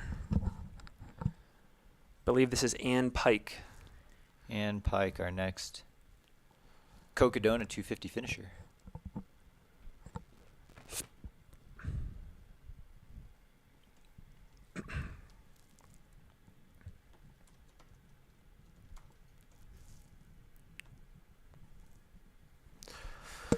Ann Pike's done a few cool races, many on the East Coast. She did the Mount Mitchell Heartbreaker back in late March. She's done the Belmonte 50 mile. I believe Brett, our friend Leah Yingling, just raced that. She's done the Moab 240. She's done the Bigfoot 200, so she's no stranger to the 200-mile distance. She's done Hellgate. She's done Grindstone, Twisted Branch. I've heard great things about the Twisted Branch 100K. And it looks like she's been running ultras since 2015. So this race is kind of right in her lane then. Yeah, and she looks great. And I like those yellow gaiters. Is she wearing Speedlands? That appears... I think that, yeah, that's absolutely a GS Tam. We got another pair of Speedlands. Brett, I'm getting better at IDing shoes, thanks to you. Yeah, all it takes is looking at a lot of shoes to get better at it. So we're getting some good practice. Looks like Ann is a massage therapist, triathlon coach, and personal trainer based in Charlottesville, VA. Oh, and I guess, Brett, she's got some cool FKTs. So she's done the Appalachian Trail through Shenandoah National Park. She did an out and back on it. in 3 days, 12 hours and 54 minutes. That was back in late 2021. Wow. That's cool. So she's done a lot of this cool multi-day stuff too. And the Shenandoahs are a beautiful, beautiful area of the country. I went through there on a through hike back in 2014. They got these waysides that you can go to, so you don't have to pack much in terms of food or drink. It's all there for you. I like that. Okay, and we've got our final runner cam getting ready to take Ann into the finish as she rounds the final turn of the Cocodona 250. Man, how cool. Oh, man, I can't even imagine what it's like to round the final turn. Cue that of a Rocky music. 250-mile race. In the Speedlands. You're going to get our stream pulled. Brett's got great pitch, too, so he Pitch would is just definitely so get perfect. our... You were right, spot on.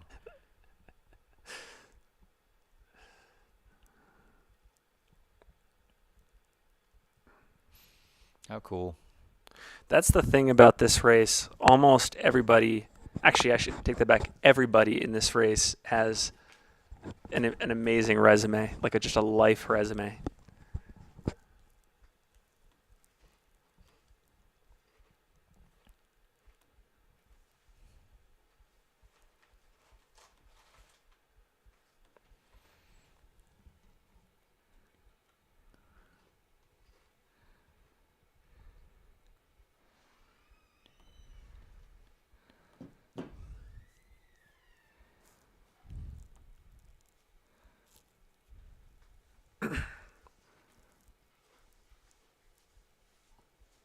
So there's about 23 people on course between Eldon and the finish right now. So what you're saying is there's going to be a lot of activity around 6 p.m. to 7 p.m. tonight. Well, there's going to be a lot of activity. Are we going down there to be a part of the action? Yeah, I want to head back down to the finish again and see some people come in. That was fun. I don't know who that was right there at the finish a moment ago. Could not get a view on their bib. In the Eldon, were they in Eldon Crest? I think it was finisher? Eldon Crest, yeah. This is Lance Harp right here. Is that another red Solomon bucket hat? Either It's way, either that it looks or he's amazing. a firefighter. And is that...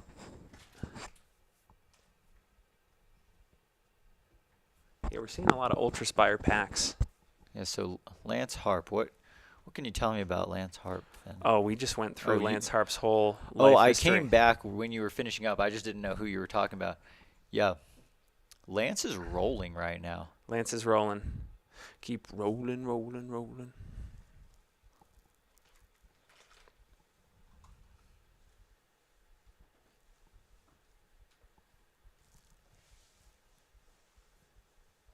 Oh, yeah, it is Cinco de Mayo.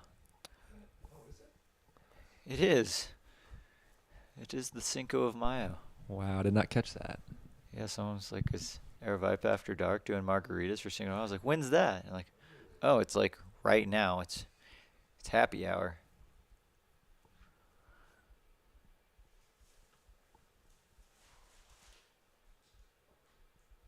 Dude, he's flying. What is the name of this runner? Lance? Lance Harp. Lance Yeah, Harp. Lance Harp. Right on.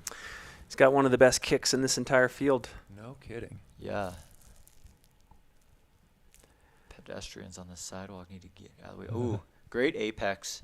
Swung wide, clip the end, I could come out wide.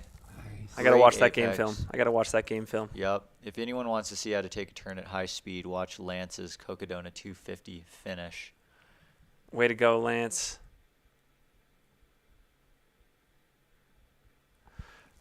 Awesome embrace with, I believe, his wife.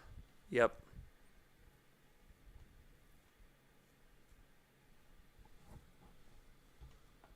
Great stride. Ultra Lone Peaks. So I went on a little run around the neighborhood earlier, and ended up seeing a Cocodona runner coming down by himself. So I jumped in and was filming him, and he tells me, he's like, you can film me, it's no problem, but I'm gonna walk the whole thing in. And then we got to like the hospital, like the little bridge, and he starts kicking it in, and he gets down to a 6 flat pace. Oh my gosh. I'm not 6:09. That's what my watch was saying. Adam, I forget his last name, from Canada. He made me work for it. He got you. Maybe Adam Williams or Adam Arthurs. Probably Adam Arthurs, I think. Canada? Let's see.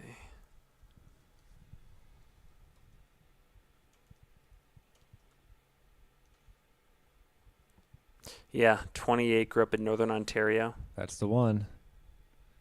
Making me sweat. Sandbagger.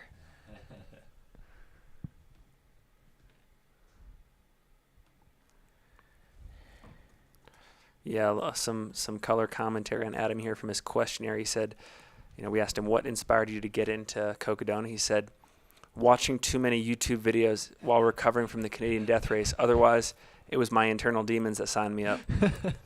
Amen. Well said. Usually not supposed to listen to your internal demons. But Look who we have at the finish line. Oh my gosh. Matt, I thought he was sleeping. Matt, I thought you were sleeping, bro. Matt needs to go to sleep. He probably doesn't want any audio on him. That's producer Matt, everyone. He's the one making the magic happen. Yeah. He's been doing like 20-hour days. Oh, we do have a follow cam. Let's see who we got.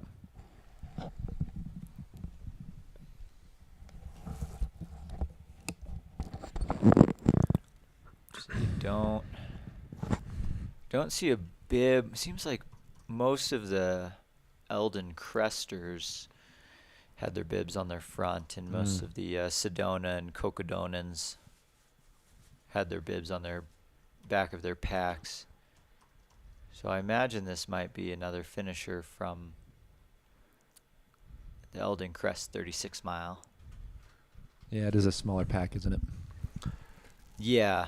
I don't know if there's a mandatory gear list for the Eldon Crest.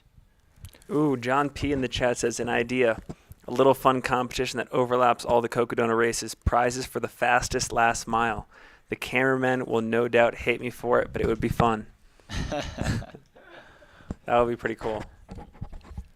Yeah, that would be good. I mean, there's been a couple races that have done like Strava segment challenges where like who can cover the Strava segment the fastest, kind of like a KOM in the middle of a bike race. Yeah, and you could absolutely maybe make a 50-meter segment just on the alley to the finish. Who sprints that last section the quickest? I know Shad said he was already getting his work in when the Eldon Crest runners started coming through at sub-7 pace. Yeah, I can't believe the number of miles that Shad Cam is going to be putting in. Truly.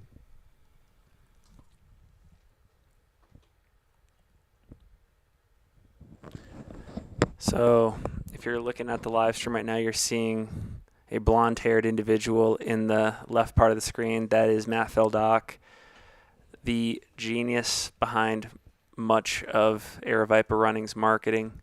He has put in way more hours than you can imagine on this live stream. I'm betting he's on like 3 hours of total sleep for the week, and it is out there at the finish line, chatting it up, cheering on runners. If that doesn't give you an indication of how much he loves this sport and this community, I don't know what will, but just a little bit of color on Matt because he's one of the heroes behind this. As we have a runner coming through here, don't have ID because I can't find the bib.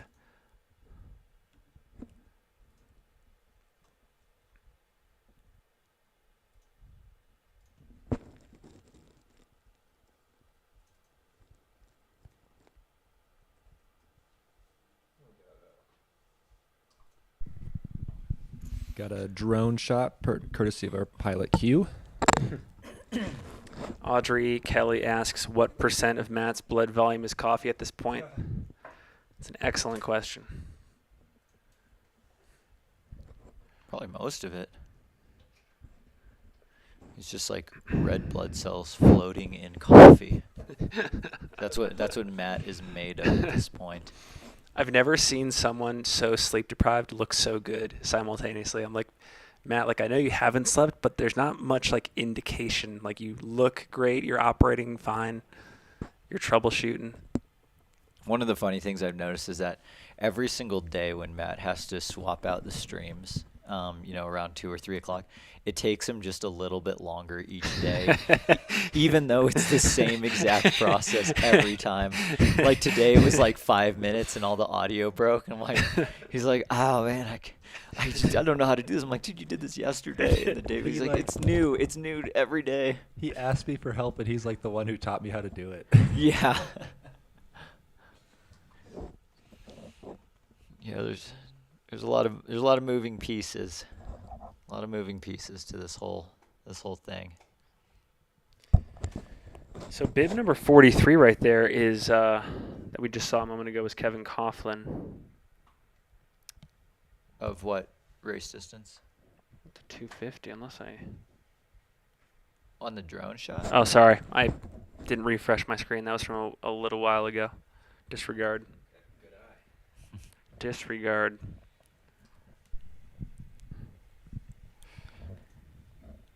Yeah, let's see. Where is this drone? This has got to be. Is that on Buffalo the Park, Schweitzer Canyon or Buffalo Park? somewhere Yeah, in there. that's that side road that we always. That's the last bit of trail we do before we pop back into town. Oh, there we go.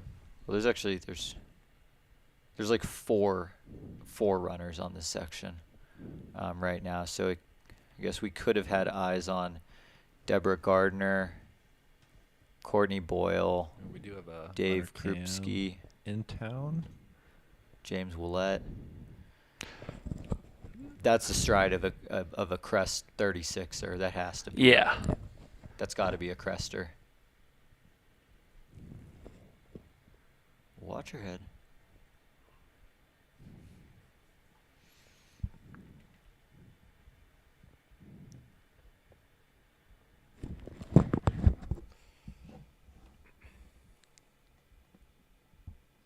Oh, yep. 714. 714. That's Adam Bernot. Berno.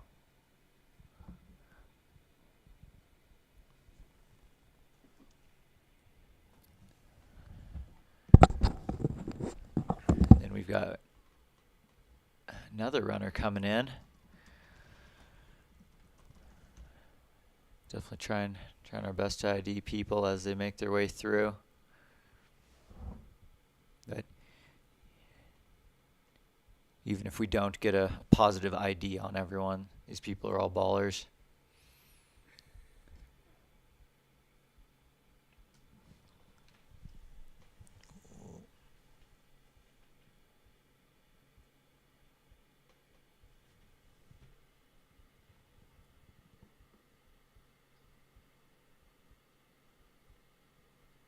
See in our drone cams, got eyes on another runner coming through Another Crester, it looks like.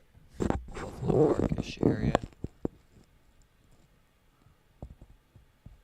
You know, I have a feeling that as these races get more popular in a few years, these intersections are going to become even more pivotal. Yeah, there may be some additional traffic control. All right, round in the final turn.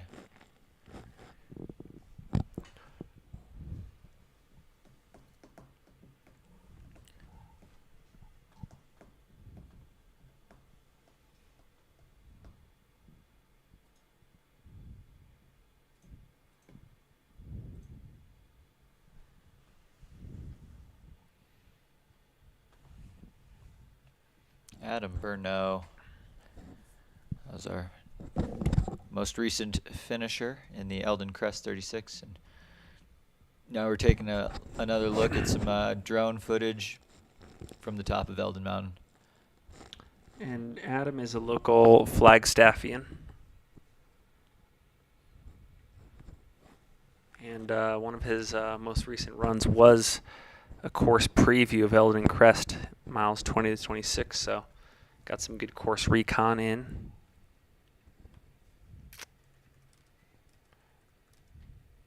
He's a software engineer. So his Twitter bio is interesting. He says software engineer, distance runner, working hard to be in the top 1% of both. That's awesome.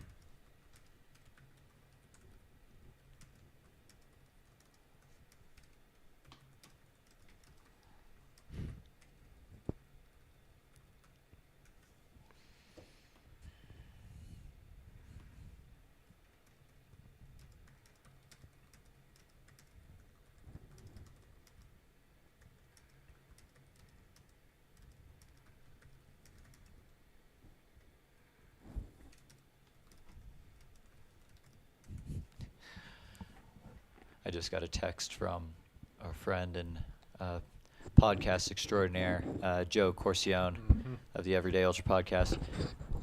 When we had just started we were like maybe 4 miles into our run, and it was actually the exact same spot that we saw Jeff Goldberg. Was that yesterday? Yeah, yesterday. Yeah, that was yesterday. So yesterday we saw Jeff Goldberg, maybe a mile out from Buffalo Park, 3 or 4 miles to go. We're in that exact same spot, and we see another runner and their pacer go by, and we just let them go by, and then we're like, hey, good job, and then we hear like, yeah, you guys, you too. And then we're like, oh, that was Joe Corcione pacing his buddy. And then we run around, we're like, Joe, and he was like, oh my gosh, and like yeah, you could tell he was very sleep deprived, and it took so long for either of us to recognize anyone. But then it was so hilarious when we were like, "Oh my gosh, wow, what are the chances? We just saw you running out here on the trail." But yeah, it was great to see our buddy Joe. Awesome. Pacing his friend into the finish, and Joe did probably 15 pre-race interviews. Doing the Lord's work, helping prop up this event, make it even more exciting. We certainly benefited from a lot of that content early this week, getting to know the runners. Heard a rumor Joe might be doing Javelina 100K. I don't know if that's public, Wow, I cool. believe that. but I might be out there running with him. Cool. Oh, sweet. Are you running it too? No, it would be a pacing duty most likely. 'Kay. If things come to fruition, but I'm hoping that comes. I'm hoping that happens. Cool. Yeah, does Aravaipa do gift cards? I think you can, We're actually. gonna pitch in and get one for Bryce. Only redeemable at the Javelina 100K. Yeah, how we're like everyone pitches in and gets you a gift card for Cocodona. It's like only redeemable at Cocodona. Oh, man. Here you go. Like you can't. You can't not do it at that point. Oh, that'd be so brutal. That would. What a week. Like why? I'm doing this race because I got a gift card for it.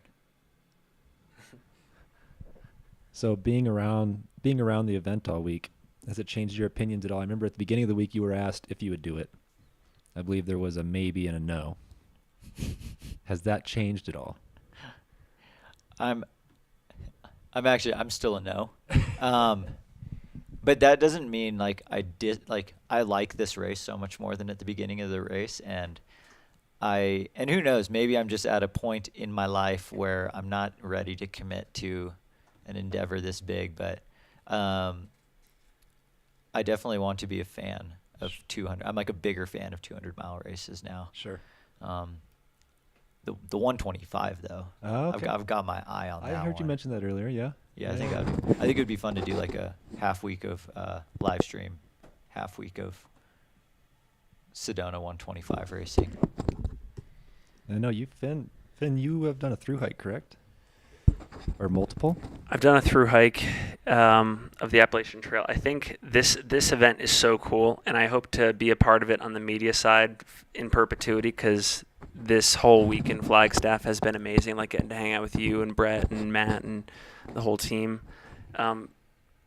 If I did Cocodona, I would have to do it solo, because, and I know that this is just me in my own head, I would struggle knowing that other people were taking that long time off to crew me for it. Uh-huh. Even It's a lot of though I pressure. know that people enjoy the crewing part, I would struggle with knowing that there are people out there like taking vacation time just to like meet me at aid stations and stuff for that long a stretch. Dedicating it like a week. To Yeah, a crazy I idea. would feel like guilt, I think. So I know that that's super peculiar to me, but if I did it, I think I would do it solo, like aid station to aid station drop bag. Okay. Yeah. No drop bags, Finn. You be the first person to ever go. No crew, no pace, no drop bags. Do we have the name of this? This runner? is number So, 91. yeah, Bib 91 is actually in the Eldon Crest 36 and is another one of our Oh, cool. late entry unknown participant crew. Yeah, it would actually be really interesting to go through like the list. I mean, I'm sure we could get a list of like everything you would need for this race and then just see what that looks like to have to start with. Yeah. Yeah, I know. The other thing is that means you're committing to one pair of shoes for the whole race too. Didn't Kevin do that? Yeah, but when He you didn't go when you commit. go no drawback, no pacers, you Yeah, have no choice you're to right. switch out. Put Like, yourself in a corner. yeah, and then same with like all your lights and stuff. Like, Yeah, and batteries and. yeah, so like you'd have to figure out how many like charging. milliamps and stuff. Well, because you could be charging stuff during the day, like in your pack while you're going, Sure. and then like keep your headlamp going. Like, It's a lot to you'd think you'd about, need some though. battery power. Yeah, you'd have to figure out like exactly how long everything's gonna last for. How many ketone shots am I taking? I feel like 250 miles is like pushing the like safe realm of exogenous ketones, but that's purely speculation. I have no idea. This is bib number 91. Congrats, coming into 91 finish- on the finish.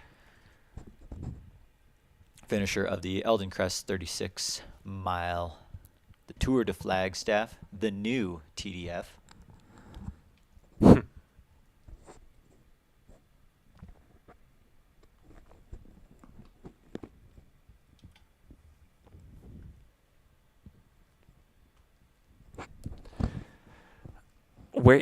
So I'm just trying to think, like, because I know Matt had said one of the potential opportunities for this whole week is just adding more and more events on. So this year, Eldon Crest was added, Sedona Canyon was added. Are we going to see 100K added to this, do you think, Bryce? Um, And if so, where Not- would it start? I don't know Not- if there needs to be one. not 100K, but I know the full vision is for a few additional There may be a couple of additional distances. And I- Coco 500, Yeah, they're just it's a yo-yo. the Cocodona. That sounds like a lifting competition. Like you have to go 250 like carrying rocks or something like. We got another Cocodona. unidentified flying runner here looking strong. Maybe another Eldon Crester because that stride looks amazing. I think that's a green bib. Yep.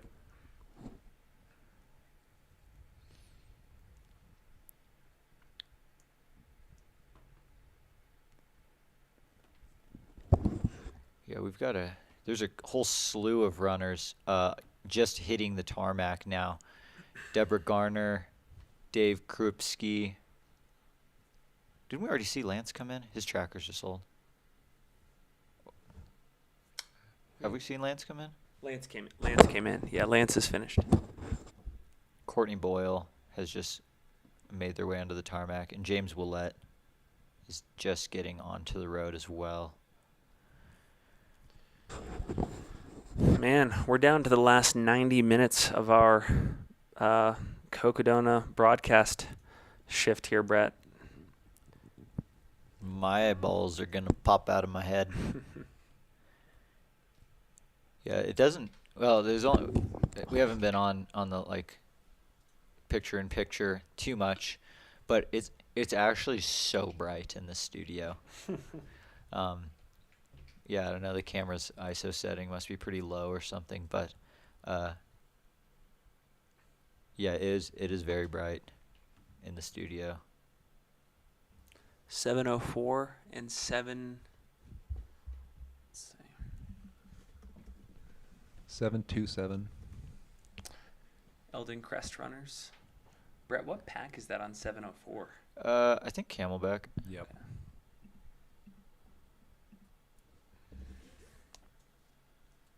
Yeah, it's either it's probably Camelback. There's another pack company called Usway, I believe is what it's called. that mixed packs that are similar shape. Three cresters coming in right now. 739 was the other bib number. 739. Yeah. We got a race. We got a race, folks.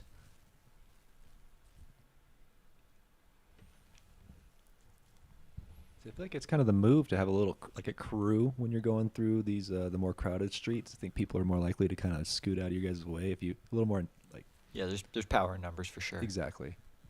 Oh, they're coming up on a couple walking. What do? You bridge the gap. You shoot the gap. You shoot the gap. Yeah. You own that middle lane. Move it or lose it, sister. Cool. Love to see that camaraderie.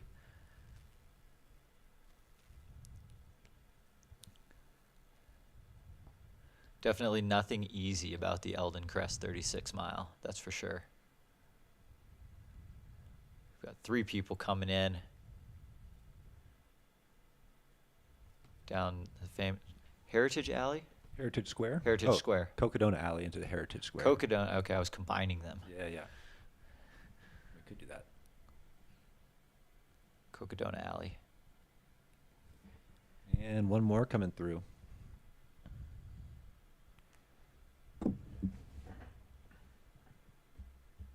And I know we've shouted them out a few times, but seriously cannot give enough credit to our follow cams on the ground who are bringing all these shots to us, just running up and down Flagstaff, Shad, Trevor, Jackie, Stephen Crawford, Ryan out there. You guys are doing a great job, so thank you all for all your hard work.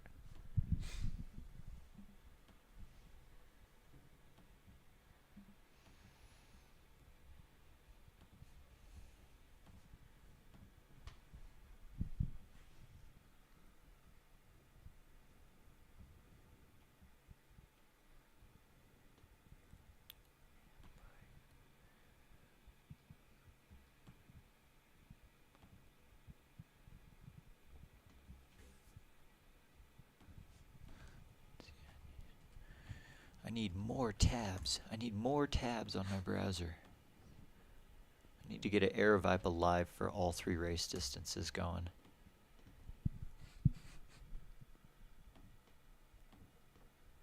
There we go. Just because the chip tracker for the timing mats and the GPS trackers are 2 different things, so sometimes I can get a little bit better finish identification.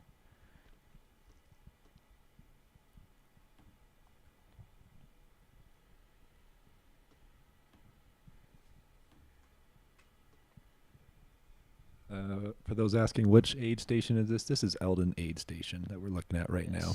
The final aid station of the course. Yeah, we're not sure what's up with Andrew Glaze's tracker. It's like looking it's ghosty. Bryce, you know what that means? What's that? When you can see someone's tracker, a little bubble, and it's transparent. Is that a drop? No. We're just looking at Andrew Glaze's Oh. right there. I just don't know what that means.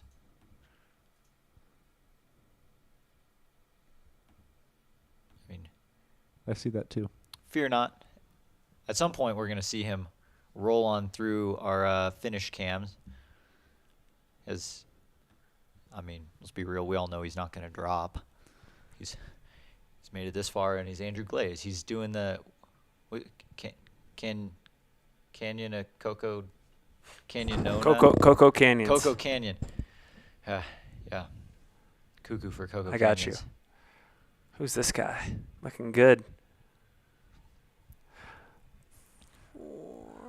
Cuckoo for Cocodona. Is that 49? 49. 49, that's Dave Krupski.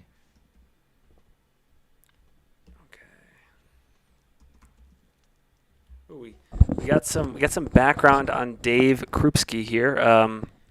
46-year-old lawyer with 2 awesome kids, Zoe and Whit. Lives and trains in Florida year-round. Got into ultras 20 years ago. He's finished 30 100-milers, including Cocodona last year. So, my gosh. Lived in the valley for a half dozen years. I've always loved the desert. I DNF'd in 2021 and finished last year, so he's about to be 2 for 3 on Cocodona. I would love to keep coming back to this race in May as much as I can. So he's got the Cocodona bug. Wow. He says the stretch from Cottonwood to Sedona, I just love that section. Nice and smooth single track. Got 418. Fun fact about Florida, because there's a couple Floridians in the Cocodona 250. Highest elevation of Florida, 345 feet. This is a fun fact about Dave. Dave says, I was college baseball teammates with the current Florida governor and the likely presidential contender next year, Ron DeSantis, although that was over 20 years ago, and our politics don't exactly mesh very well.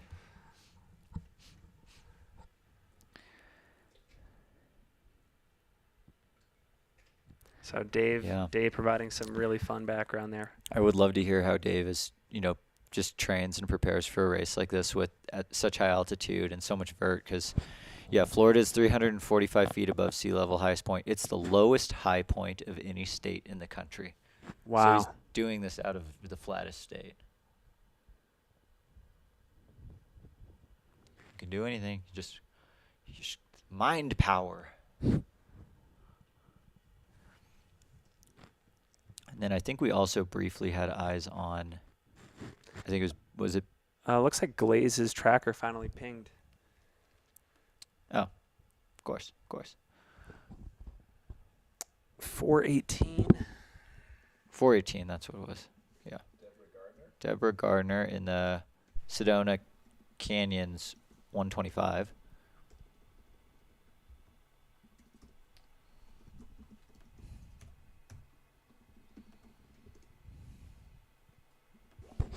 Yeah, so Deborah Gardner has a really impressive ultra running career. Looks like she has been in the sport dating back to 2014. She's done all sorts of events.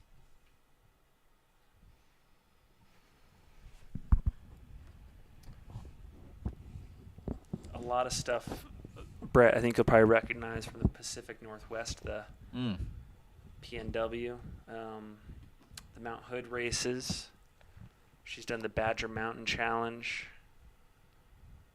Is that an Idaho race? Orcas Island. Let's see. Orcas Island, that's a cool race that I would super like cool. to see live streamed, though. Me too. Because that it's a loop. The Orcas 100 miles, like super gnarly.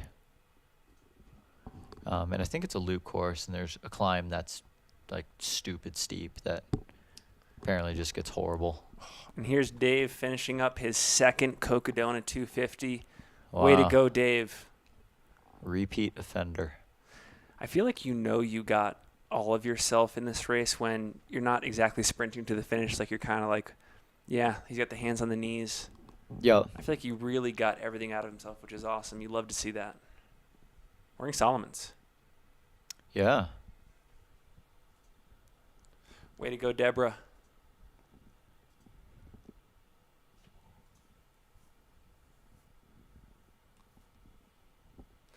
Apparently, Andrew Glaze is carrying a hammer, and the live chat is requesting that he drops the hammer that he's carrying. That's littering, people. That's littering. We don't litter out in the forest. Well, I guess usually you drop the hammer and then keep going. Maybe it would have been more beneficial if he was like carrying a microphone this whole time, and then you could drop the mic at the finish. Oh. That's right. That's right.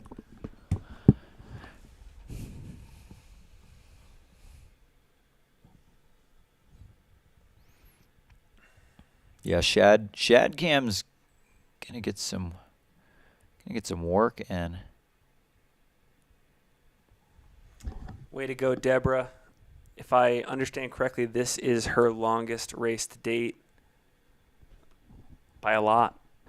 Congratulations. Right on.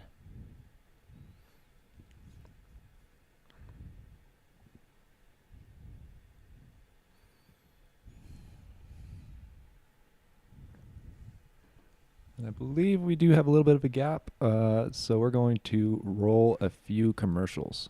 Nice.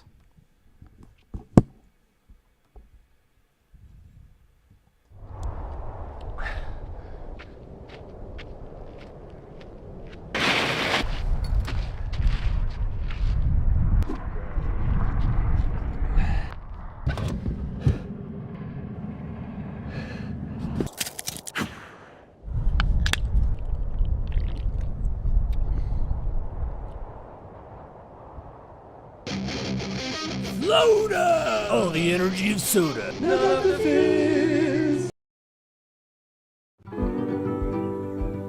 My name is Eric Sensman. I'm an ultra runner based in Flagstaff, Arizona, and this is where I do the bulk of my training. Buffalo Park is iconic in Flagstaff for really people of all walks of life, not just runners. It's just a central place that allows you to access all these different trails and areas north of town. Buffalo Park's an iconic meeting point for runners and walkers and visitors alike. Because the trails are so accessible and so prevalent in Flagstaff, it makes it really easy to go for a run, be in the woods, get out of town, but be able to very quickly come back and finish in town and meet up with your friends, go to a brewery, get a beer. It just feels like the town has evolved to adapting to and welcoming in runners and outdoors people as it's grown.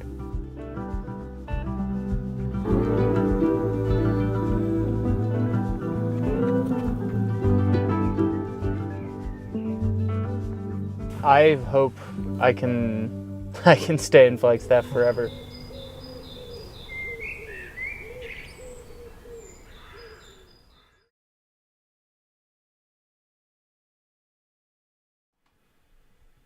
And we are back. One thing that's unique about that rabbit commercial, Yeah. it could never be aired on cable television. Do you know why? How come? You can't consume alcohol on a commercial. Oh, yeah. And Eric Sensman took a sip of beer. That's right. Gotta love the internet. Love the internet. Who is this? 79? 79? Is that right? Courtney Boyle. That is Courtney Boyle. Congratulations, Courtney. Is this her second or third finish? I am. Or Courtney Boyle is a Cocodona 250-mile finisher. So, looking at Courtney's ultrasound up here, she's finished the Moab 240. She's Oh, done the that's Triple right. Crown of That's 200s. So last year she Courtney's no stranger to this distance. did no stranger. The Bigfoot Tahoe 200, and she did a Cocodona last year too. Yep, that's right. So this is a significant improvement. She finished in 118 hours last year. Finished in 107 this time around. So took off 11 hours, and this course is slower than last year's. Yeah. Great job, Courtney. And she ran in 2021 as well, and did 122 hours. So even on a similar course, still shaved a lot of time. This is bib 121. So Courtney's one of the 8 people. 127. Courtney's one of the 8 people that are three-peating Cocodona. Yeah. Yep. We got And is a Alexander successful Lamb three-peat. here. Yeah, three-peater. And for those wondering, Courtney was wearing the Nike Zagama.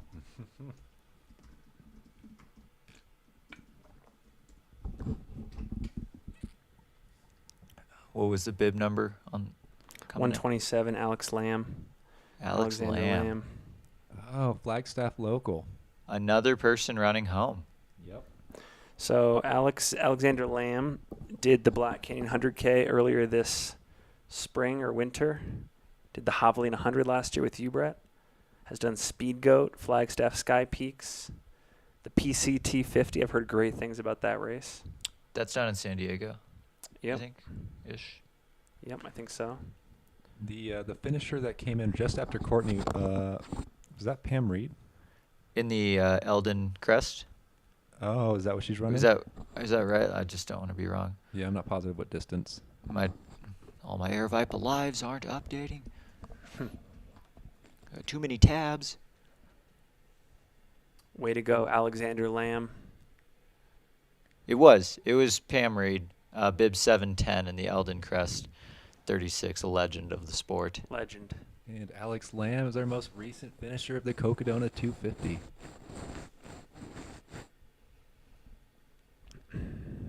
Yeah, I can't wait to head down to the finish line. It's a party.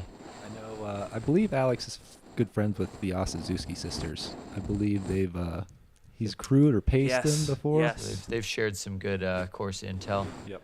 This might be our first Nike Pegasus trail sighting. That's the new peg trail 4. 4, 4, 5. We have an 149. overtake. We have an 149. overtake happening. 149 is overtaking finisher of the Sedona Canyon's 125. This is Conley.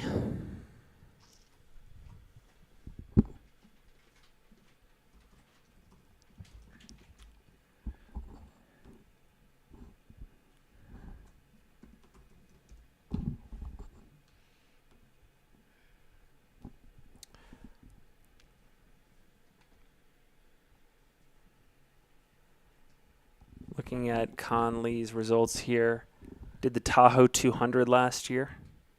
He's done the San Diego 100 multiple times. Sean O'Brien, and I bet you know that race. It's classic. Looking great. Yeah, actually, quite a bouncy stride. Possibly an Emmy award-winning art director as well. This website here, I cannot confirm, but it could be the same Conley. And we just had bib 445 in the Sedona Canyons 125 make their way to the finish. That was James Willett.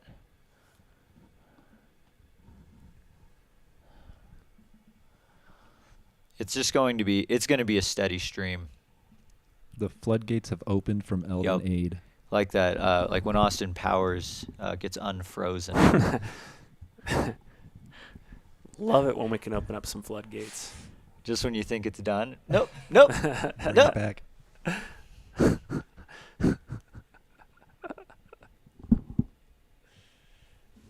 Bring it back, Austin Powers. I'm here. The Yeah, last what is- hour. what the is the last little- hour? We're just gonna insert them. What does the little robot person say? Like something complete. Complete.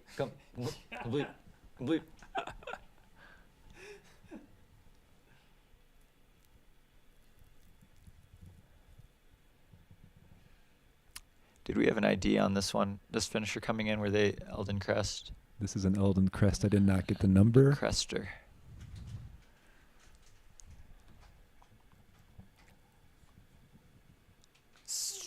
They finished. They were going too fast. Too fast to get 745. an ID. Check the tracker. Wendy Wentz. And then it looks like we just had a Jason Butler, bib 762, also finish in the Eldon Crest 36. A little color on Wendy Wentz. She says she's an amateur running enthusiast. Think of me as Aesop's fabled tortoise, or rather desert tortoise, since I live in Phoenix. I'm rather new to trails, and I'm absolutely in love with this community. The organized runs help me explore places I would not necessarily venture on my own. I'm also new to ultras, with my first one in October of 2022. So Eldon Crest marks her 8th ultra since October 2022. Another runner. I believe that looks like a green bib. This might be Laura Yazzie.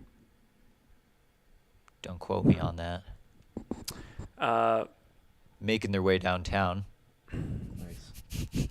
Wendy Wentz has a call to action for Aravaipa. She says, I've been doing IT consulting and support for over 23 years. So if Aravaipa would like to pick my brain, you know where to find me. Get her in the studio. We couldn't even get the mouse going earlier today. How did a making my way downtown not get said until day 5 of Cocodona? That is a good question.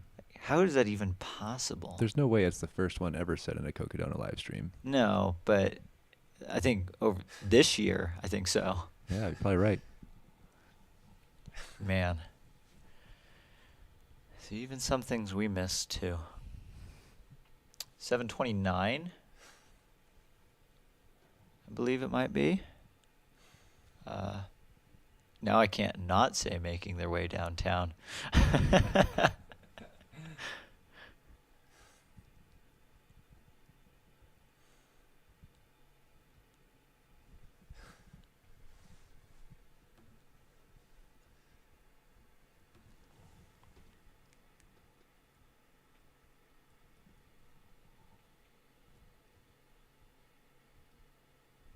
7:29. I think that should be correct. Should be Krista Wilhelmsen, bib 729, and the Eldon Crest 36 mile. And for anyone getting the itch to sign up for any of these races, registration for the 2024 edition of all three of these distances is open with early bird pricing on ultrasignup.com.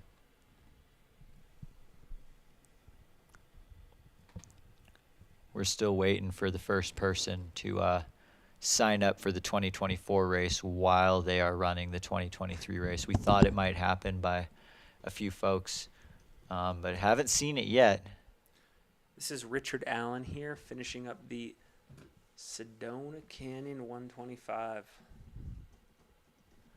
It's bib 457.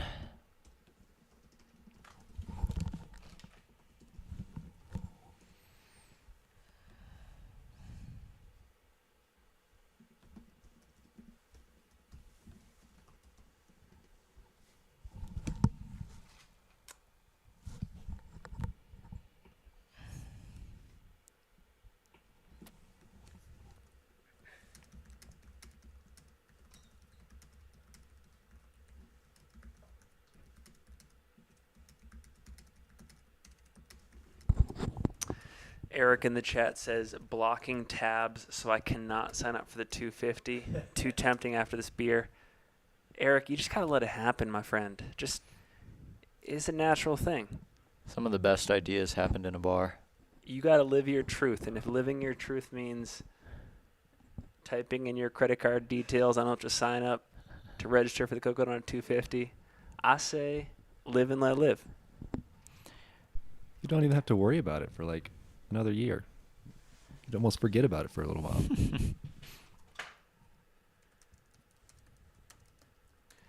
If this live chat wants to see Eric Paramond sign up for the Cocodona 250, say so in the chat.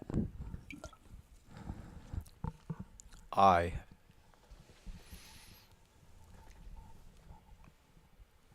Round in the final bend. We've got a massive Garber contingent here in the chat. They are loud and proud. It's awesome. See, we've got bib 406.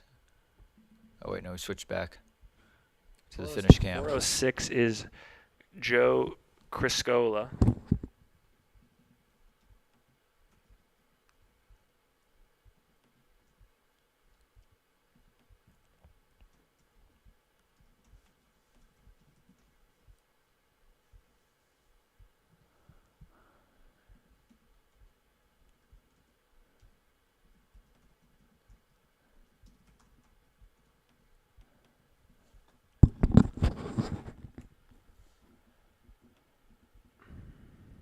Joe Criscola, I believe, is from the East Coast. He's done the Umstead Trail Marathon, and he did the 12-hour Nutcracker Endurance Run.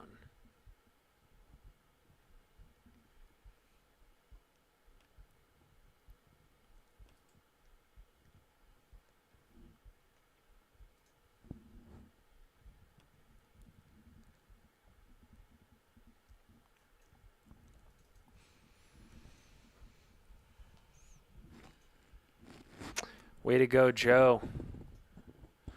Hey, Joe.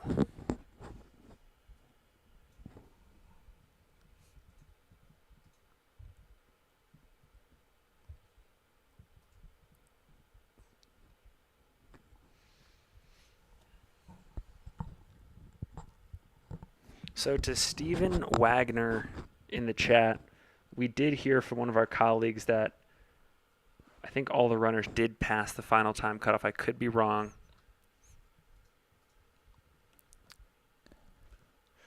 Yeah, producer Matt is usually the one that gives us the cutoff updates, as he is in direct communication with Race Command.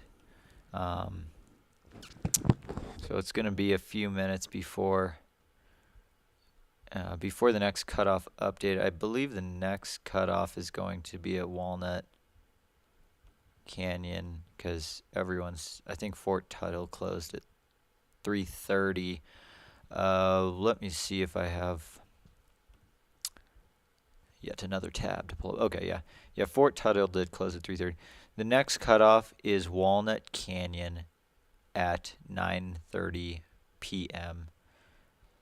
So that's about 4.5 more hours for all runners to get through Walnut Canyon. If this were a track meet, it would probably be second call to get through Walnut Canyon. Third call would probably be about an hour out, I imagine, from the cutoff. I have no idea what that means. To be honest, I haven't run in a track meet. I would say, clearly, I'm in a room with no track people.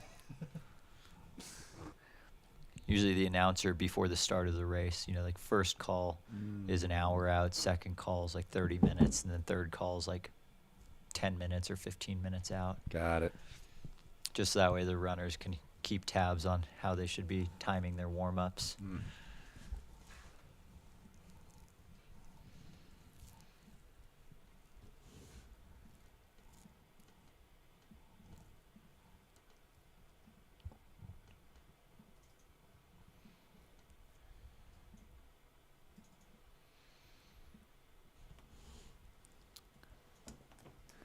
Yeah, the tracker refreshing is getting significantly more difficult. Seems to be that there's a few more trackers that are lagging behind a little bit.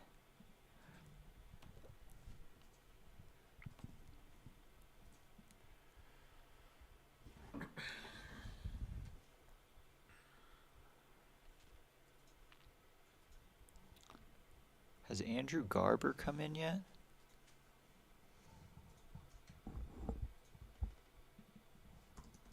I don't believe so. Andrew Garber is incredibly close, I think. Bib number 36, Andrew Garber, right there, right on cue. Yeah, Oh. there we go. Andrew Garber. Cool, I still got it. Looking good, Andrew.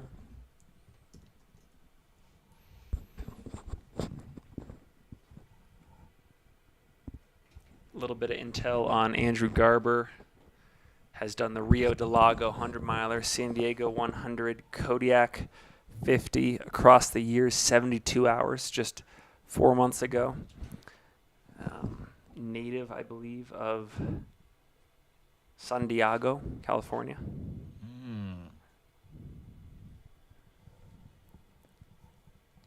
I'm not going in depth on what San Diego means. No, not on this live stream.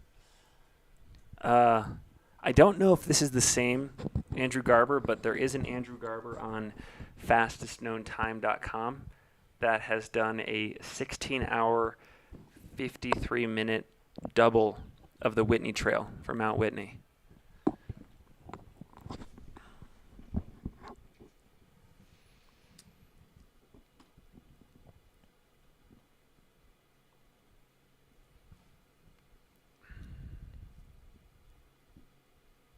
Yeah, Babe 82, Martin Colombe should be pretty close to Andrew Garber as well. Looks like we've got eyes on an Eldon Crester. Andrew Garber's making an iconic left, giving some high fives. So 4 days ago, Andrew was wearing a shirt that said, "Stay dangerous, time to enter the battlefield." And these are his final steps. He made it through. Let's see, we've got bib 819 of the Eldon Crest 36 on our shad cam. How many shad cams do we have? How many shads are there? Yeah, you would think Aravaipa there's team? multiple. There's only one. He's just in a lot of places at once, it seems like. We're looking at Shad's cam right now. Looks like Trevor is following the other runner. I just think, figured he had really long arms. Andrew is also a builder of vans. He does a lot of van rebuilds, which is kind of cool.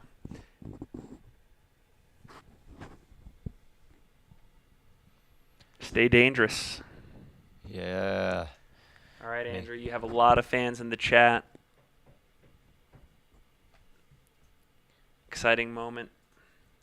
I think he was really invested in this training block. If you go to his Instagram, he was really showing a lot of the behind-the-scenes hard work and sacrifices he was making to achieve here today. So, way to go, way to get it done. He's pumped. Yeah, he's pumped. Sneaking in under that 110-hour mark. Looking like a speed goat wearer.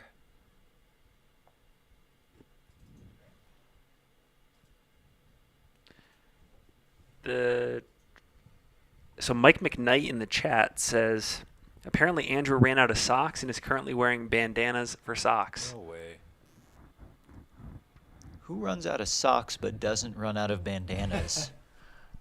By the way, shout out to Mike McKnight. Really grateful for his time earlier today. Hopefully we can clip that interview and get it out into the audio and video world, because Mike provided great perspective. Thanks for being in the chat.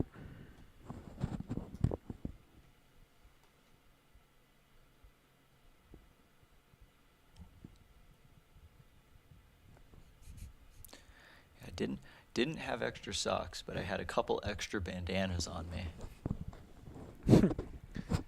We call that resourcefulness. Somebody in the chat mentioned he's a through hiker, so that does make sense. Okay. Yeah. So this looks like an Eldon Crester, Yeah, that was bib 819. because I would assume that there were next to no handhelds in the Cocodona 250 race. No, I mean, maybe for a section where you might need the extra fluids, but for the most part, I mean, I think all you're really holding are poles. And poles kind of get in the way, or handheld gets in the way of poles. Yep.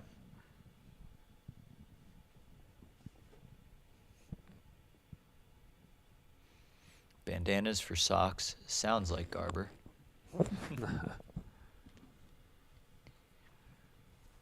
Yeah, has anyone ever considered that socks might need Garber?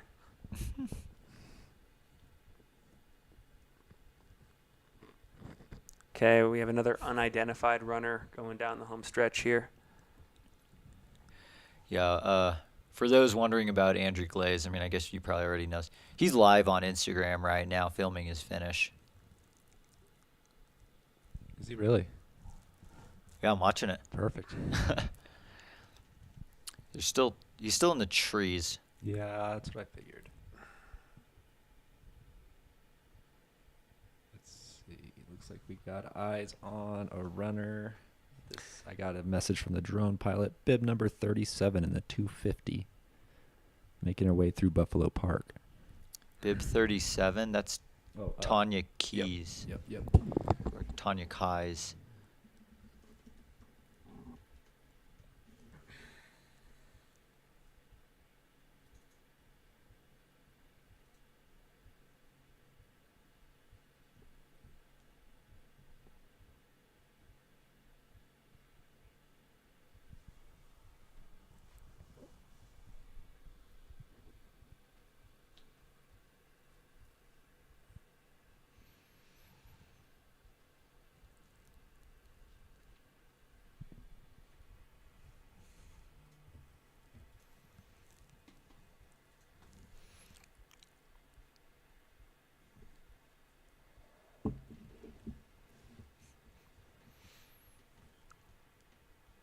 Is that 82? 62? 82. 82? It should be Martin Colombe. Cool, Martin Colombe. We got a finisher coming in right now. Oh, that's Martin. Yep, one of the same. That's Martin.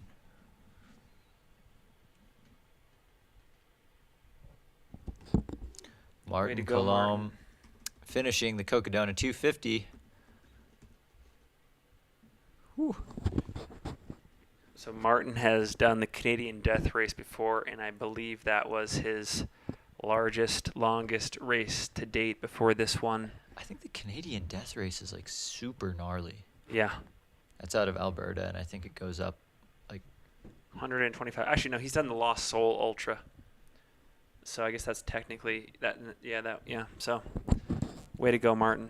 Looks like we got bib number 16 making her way to the finish next. This is Desiree Clark, also finishing up. Former Aravaipa Racing team member, if I recall correctly. oh cool. Way to go, Desiree. A little bit of intel on Desiree Clark. Running for over 25 years, including high school and college cross country and track. She's a full-on running nerd with a passion for inspiring others, especially women in their running. I am a little bit of a tree hugger, she says, and happiest when running in nature and up mountains. Running has had an immensely positive impact on my life, and she started a coaching business to share that with others. Super cool. Great quote on her website.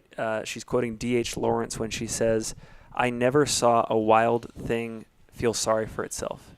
She says this is especially effective during mid-ultra pity parties.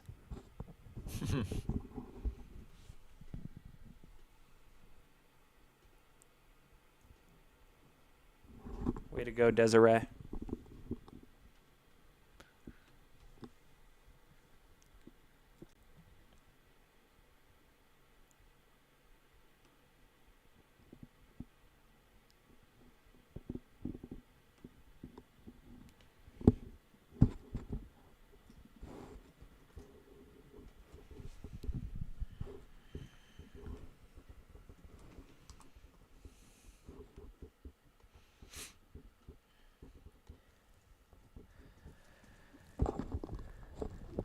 I believe one of the next runners to pop through will be Andrew Glaze.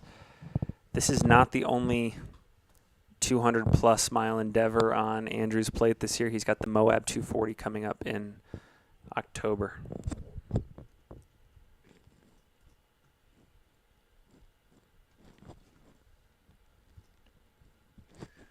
Yep, and Andrew Glaze has a streak of 100-mile weeks, and he's continuing to do that through the Canyons 100-mile that he did last week and the Cocodona 250. What I'm most interested in is what next week's going to look like. Yeah.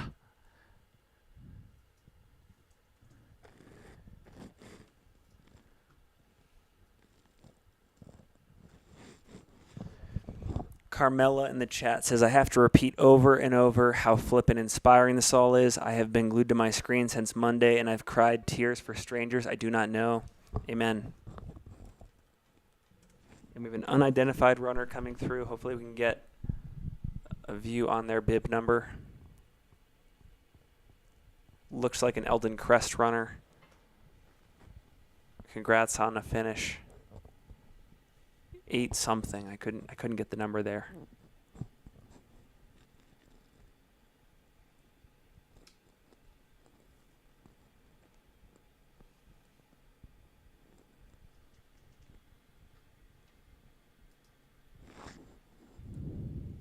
This is the Eldon Crest aid station.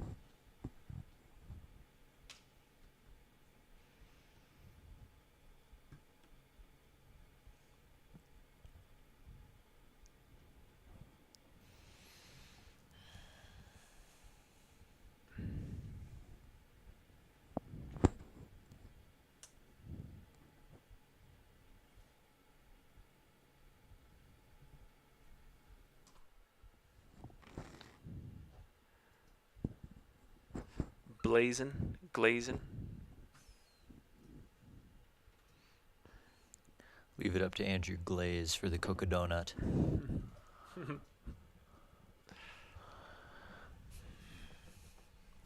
got eyes on the finish.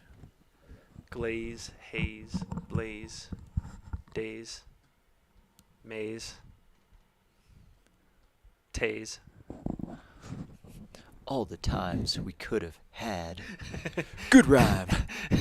Name that movie. That's a bit of a deep cut. I know Finn knows that one. I'll bring the beers. I'll bring the beers. You were wicked good at doing stocks and shit.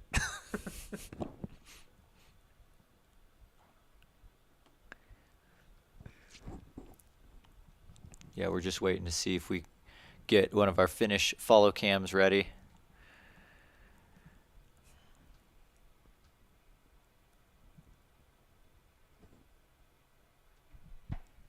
Yeah, we do have runners still or a runner camp still in the area looking to pick up the next people to come through. So Sit tight, my friends. Got a bib Eldon 822. 822 of the Eldon Crest 36 mile.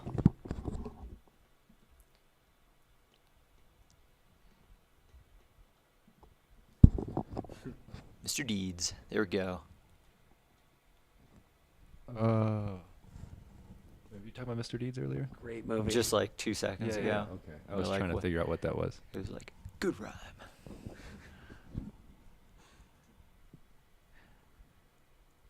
I think he says something like, makes me feel a little sad. Think of the good times we could have had. And then Al Sharpton's like, good rhyme. Good rhyme. Good rhyme.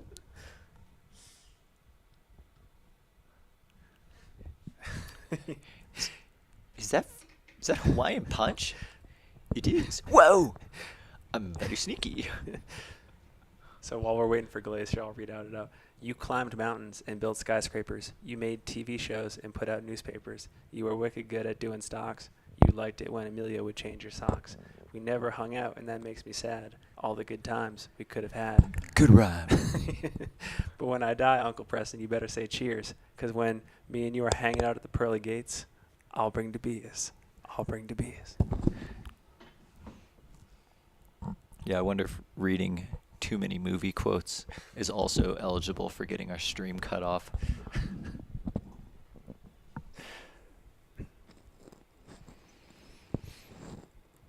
So yeah, we're watching Bib 822 on the Shad Cam make their way into the final turn of their Eldon Crest 36-mile journey. Way to go. Do you have a name for that 822? 822, let's see if I can find it. 822 should be Tristan Sheen. Tristan Sheen. Way to go. Way to go.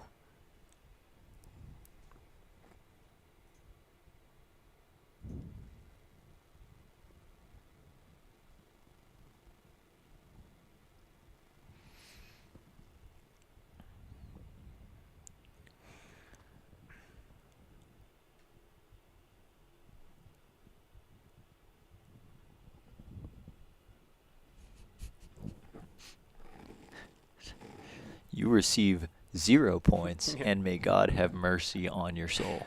A simple no would have sufficed.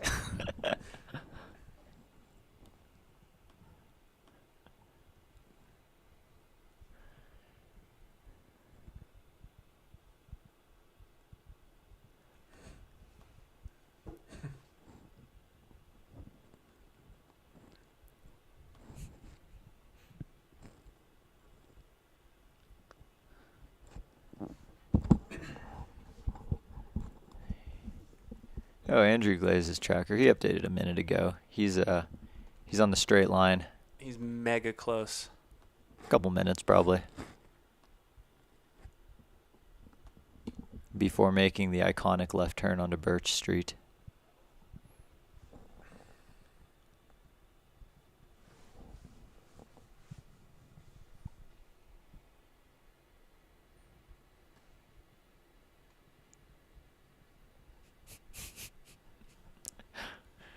Sarah says, she legit said that to someone on a first date, and there was no second date.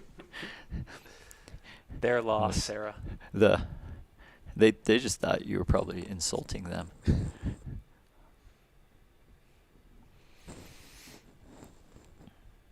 Look at that shot. Cool Eldon shot. Eldon John.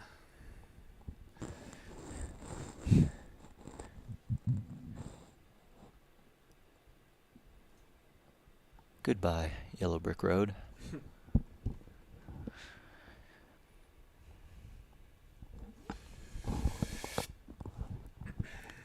Yeah, producer Bryce, if you miss Andrew Glaze's finish, there will be riots. Oh, I am very aware. I've been keeping an eye on the chat, so we won't miss him. People are saying Garber finished already.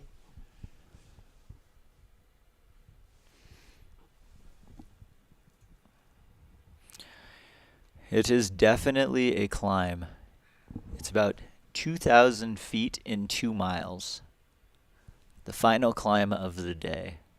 Oh, here we go. The man himself. Mr. Jort. Even Andrew Glaze gets tired from time to time. You can tell. Biomechanics, the legs are doing all right. A little shuffly, but we got the droopy left hand, the raptor claw, as my old track coach used to call it.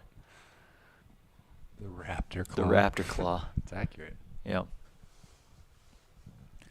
But hey, I would be raptor clawing it too if I had run 350 miles in the last week. Yeah. So this time a week ago, Andrew Glaze was about 10 hours into the Canyon's 100-mile. Yeah. Because that race started at 9 a.m. on Friday. Yeah. Yeah, so he's Oh, he was 8 hours. He was 8 hours into the Canyon's 100-mile this time a week ago. Andrew Glaze is completing the Coco Canyon's 350 with these final steps into downtown Flag.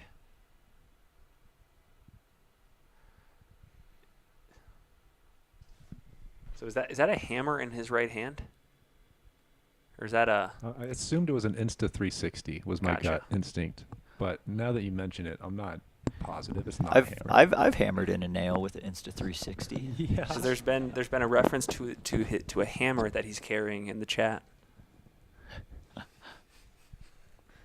Well, he shouldn't be carrying it They're anymore. telling him to drop this hammer, and I'm confused. It's extra weight. Why would you take that? No, he's actually not going to drop the hammer at Cocodona. It's actually going to happen next week. We got a Sedona Canyons runner also coming in. Looks like 473, 472. Flying. Yeah, moving fast. Moving so well.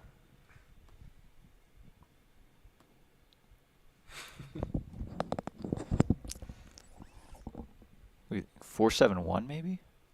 Maybe. That'd be Emelise Leva.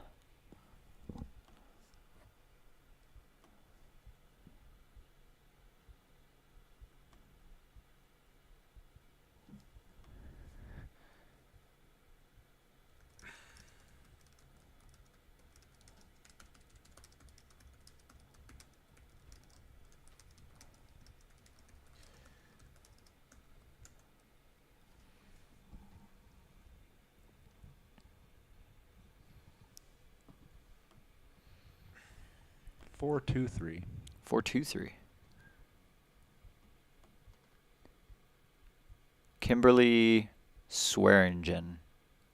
Swearingen.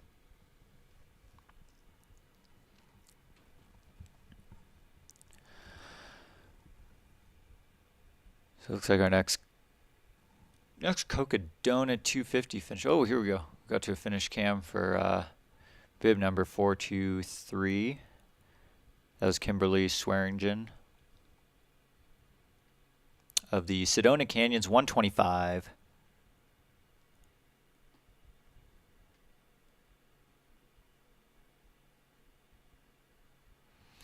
Yep, Andrew Glaze had no crew, no pacers, just drop bags.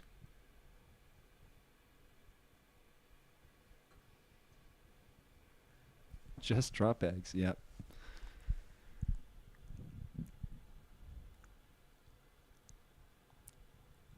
He can smell the barn. He's running hard right now. He's also filming. He is multitasking right now. Yeah. Fortunately, with the Insta 360, you don't have to frame your shot. Jamil actually loaned me his because I kept falling when using the phone gimbals on trail. They're cool. You don't. It's yeah. It's You just effortless. You just point it in front of you or wherever, Or and where you don't can even have fix to it point. later. Yeah, totally. No, I mean that's the easiest, least distracting way to film running. Andrew Glaze, everybody, making his final turn to the Cocodona 250 mile.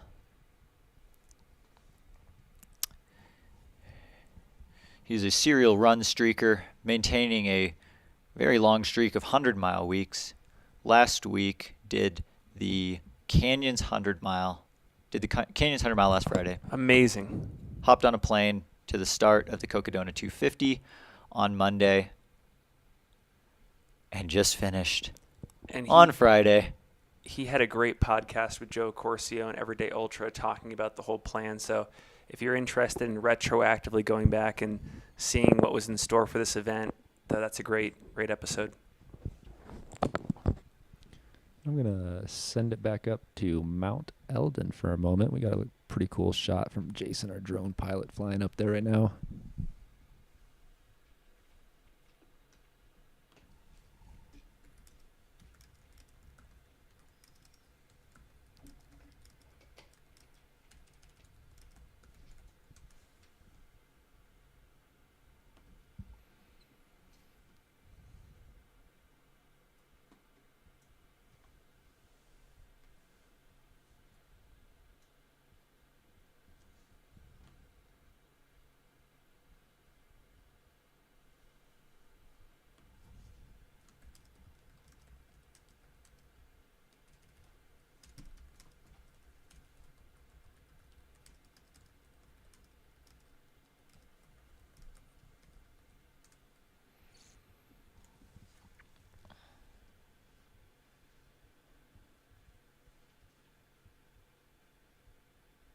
Got a runner coming in. This is a pretty full pack. Let's see, I see a pacer bib. We'll get a bib ID as soon as possible. Just saw one of our runner cams go by. Trevor knows what he's doing here. All right, Sedona Canyons. Let's see if we can get Yeah, I that. think it was a red bib. 465. 465. Thanks, Trevor. 465. Where's that? Brian Wilford.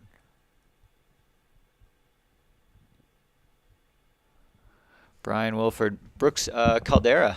That might be the first time I've called that out. Yes, and underrated shoe. We love that, or at least I love that shoe. The minivan of trail shoes. Minivan and trail shoes. It's just like so practical. I am shocked that this shoe doesn't get more use at Coco. I think it's a great Cocodona shoe. Totally. Yeah, I mean, it's basically a Hoka made by Brooks. And if you like the Brooks fit, this is your shoe if you want max cushion with the fit of a Brooks. Brett, your Aravaipa blimp is $5 closer to reality. How you feeling?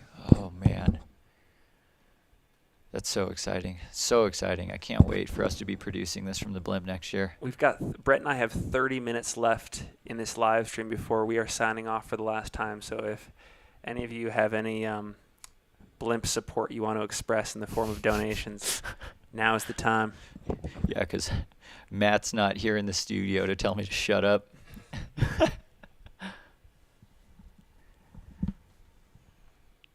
What a finish. Way to go. Way to go.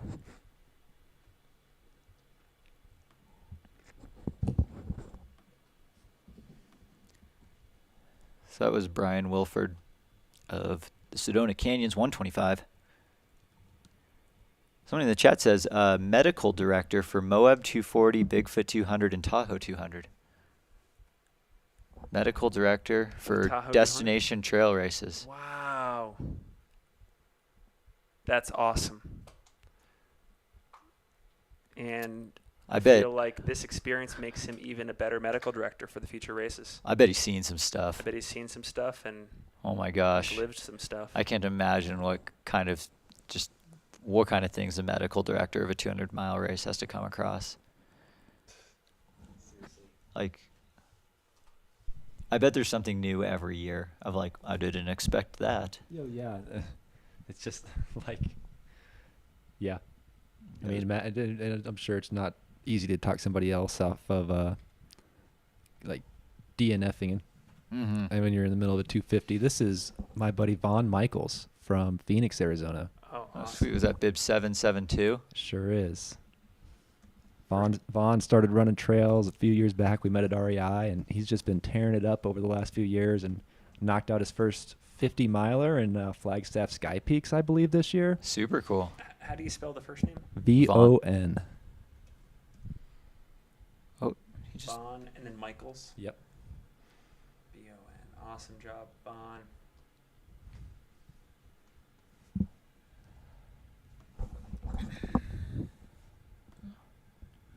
Bon looking strong.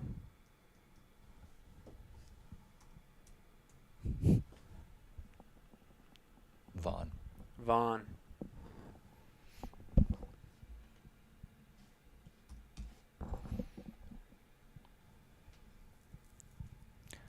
Hey, thanks, Rory. We appreciate it.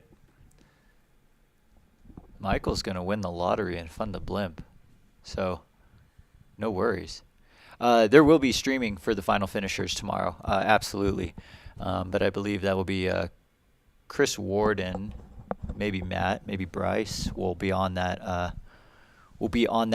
section of the broadcast. But there will absolutely be live streaming of the final finishers of the race. Let's see, we've got eyes on another Cocodona finisher. I saw 3.7, maybe 1.37. Tanya? Oh, is this Tanya? That's what I'm hearing. 1.37. Yep. So we were watching through Buffalo Park. Tanya Keys. A little bit about Tanya Keys. Let's see here.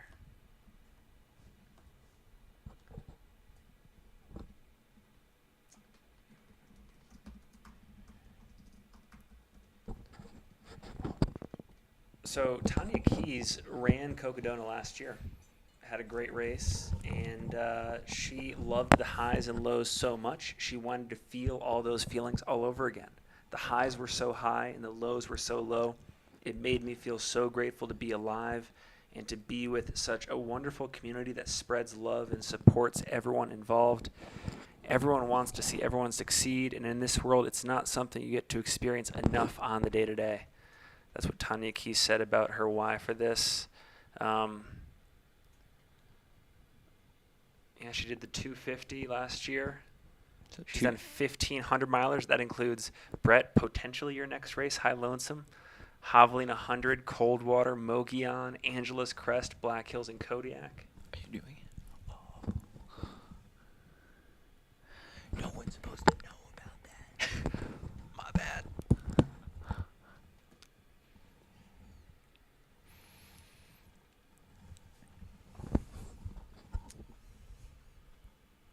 So when she talks about her favorite sections on the course, she says all of it except that crappy section down to Jerome where there are so many rocks and it's steep and awful.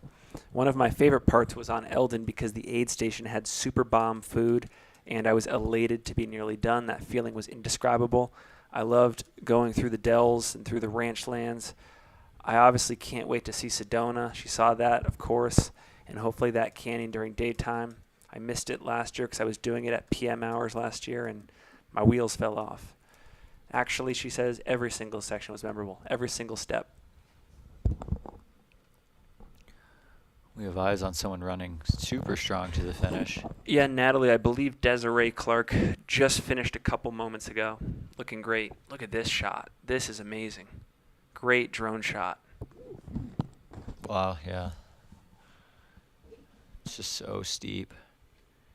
That would, yeah, if you aren't super familiar with this Eldon climb, the thing that's tough is you pop out of the single track and you're like, I'm there, but you're not actually that close to the aid station yet. You still got to wrap across the top of the mountain, and then just as you start descending down, you hit the aid station. So then it ends up being a good handful of minutes longer than you expect it to be. There's some great drone shots. Switch it back. See a Javelina 100 head wrap. Might be. The Javelina Jundred. Javelinage 100. The Javelinage 100. Yes. Oh, Well, we've got a big kick, Yeah. which they're nearing. Yeah, it's Look, they're about to overlap. hip extension. I don't think anyone ever said "look, ma, hip extension," ever. I just said it. No one ever said that. Oh.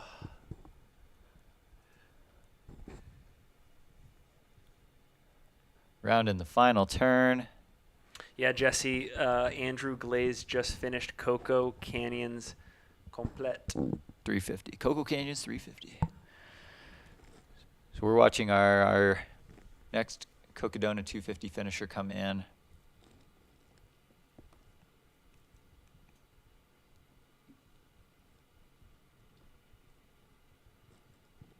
That was Tanya Keys, and then we just had a Eldon Crest 36er come in.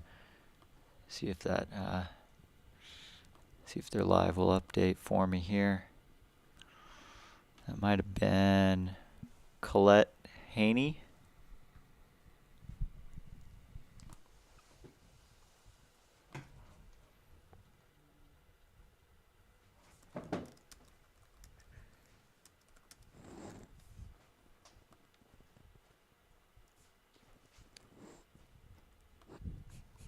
This is a beautiful drone shot. Thank you so much to the drone operators. There have been so many memorable shots highlighting all that is special about this course on display these last 5 days. And I have to imagine that you take a look at this, you take a deep breath, and you say, why am I not signed up for next year? And keep in mind that with this shot right here, it's not just the Cocodona 250 course. You could be dropping down doing the Sedona Canyon 125. You're going to hit this. You could be doing Eldon Crest and hitting this. Everyone gets to experience Eldon. You get an Eldon. You get and an you Eldon. get an You get an Eldon. Eldon. And you get an Eldon. Everybody gets an Eldon. You can't see Brett and I, but we're jumping up and down on our couch right now, pointing in all directions. Yes, the hands are going wild.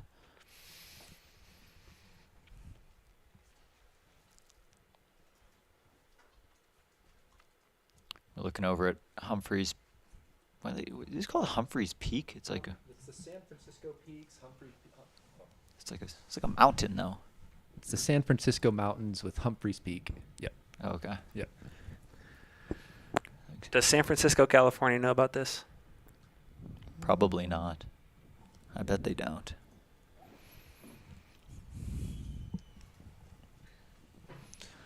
All right, we're watching another runner come in. In a Satisfy hat. Yep, that's definitely a Satisfy hat.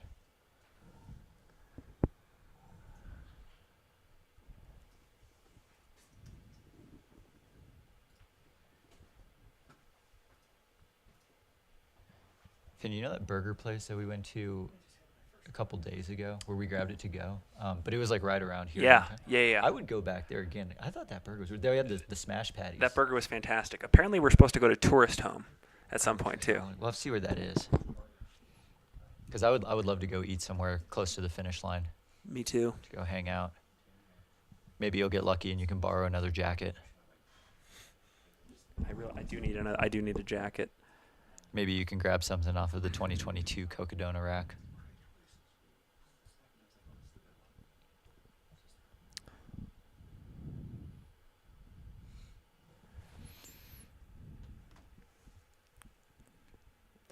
Yeah, Sharon in the chat says, so impressed with how good these last three finishers look. Honestly, Sharon, couldn't agree more. And I think Brett and I in general have been amazed at how nearly every single one of these Cocodona 250 finishers looks like. There's something about this distance where people have second and third lives, and they're kind of like reborn in a sense at the end. And I think that's something that people are seeking when they sign up for this Cocodona 250. That's right. Feel all the feels. Just experience it, live in it, let it soak in. Who do we have eyes on right now that just came through?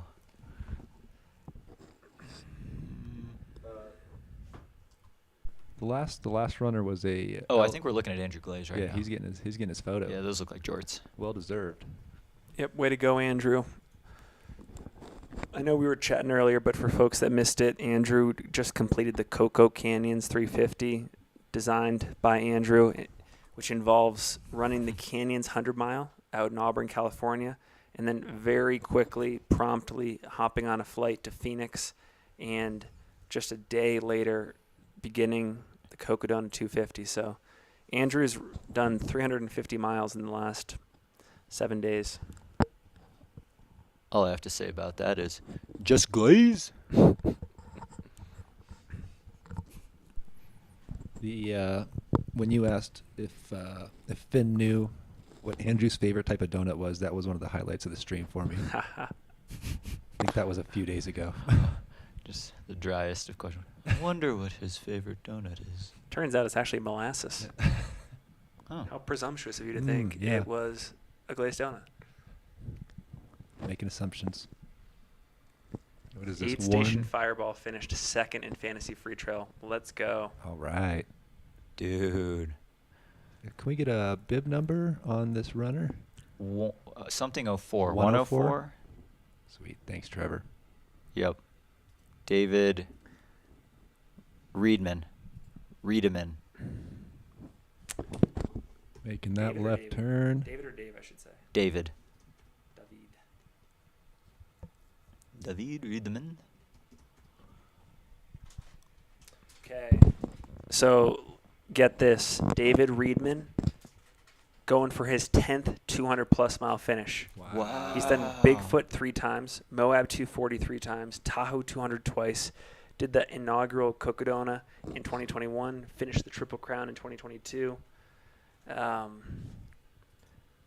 So let's see, let me pull up the story. Race director Steve and I were running some miles together in 2020, and at the 2020 Moab 240, and he exploited my sleep-deprived state to convince me to sign up for the inaugural race. LOL. I had a great experience that year and looked forward to experiencing it again. Only reason why last year didn't work out, he had a hip issue that forced him to drop out at Iron King. David Reedman, the veteran of this distance. 2,000 miles worth of 200 milers. So I think he's the first person we've come across that has had 10 plus finishes. I think Michael McKnight had 9. Yeah. What do we have? 182. 182. 182.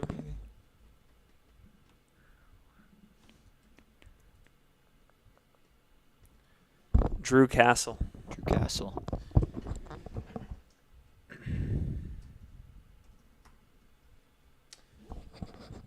A little bit on Drew Castle. He says, there's not a lot to tell. I highly doubt that. I'm a native of San Diego, California, who took up running late in life and became enamored with the idea of going further and further. His girlfriend Ann is crewing him for this race along with a few other good friends. He is a veteran of Aravaipa races, and when they started to tease, quote, something big in late 2019, early 2020, I was immediately hooked.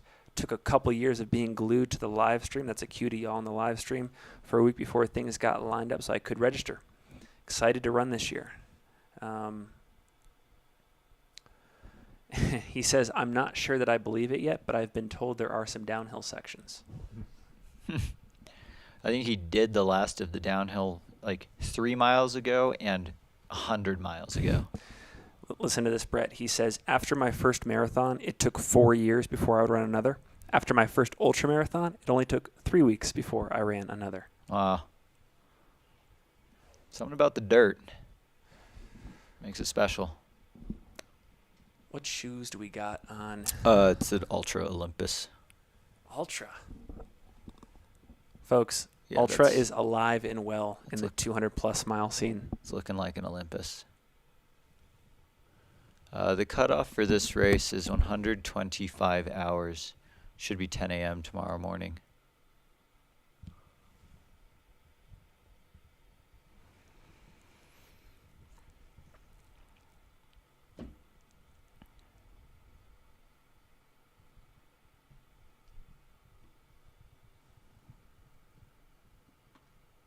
Looks like we have a couple on the home stretch here. Yeah. Brett, I don't know about you, but I cannot wait to get down to the finish line to see a couple of these folks coming through. Oh yeah, absolutely. I want to see it. I want to see it in person. I want to hear the noise.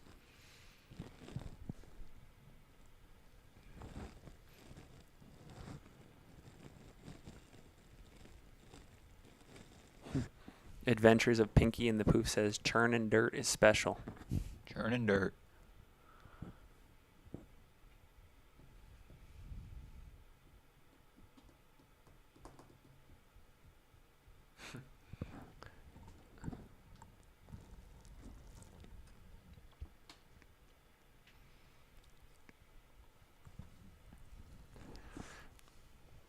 Love this. Chelsea H says, this chat is a gateway to ultras. Yes. Never done one, but I'm ready to find my first. Yup. Awesome. And we got another finisher here. Or I thought we did. Might have missed it.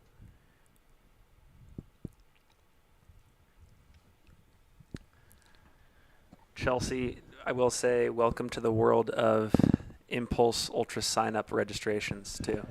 Finn's the king of Impulse Ultra sign-up registrations. How many dollars have you donated to race companies? Not as many as you'd think. I've probably lost about $600 in forfeited Ultra sign-up funds.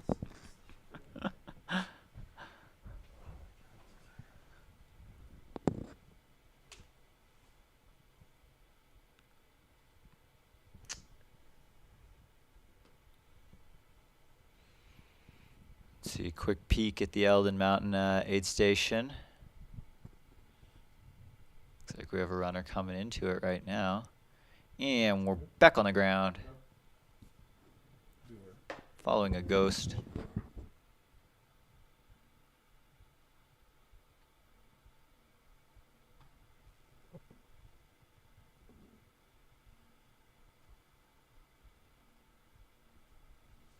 So that runner in the yellow jacket that we were running in was a finisher of the Eldon Crest Awesome. 36 mile.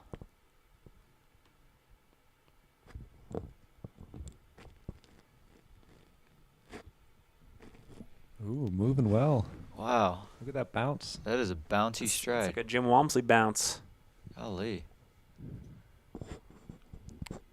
Got a pacer with them.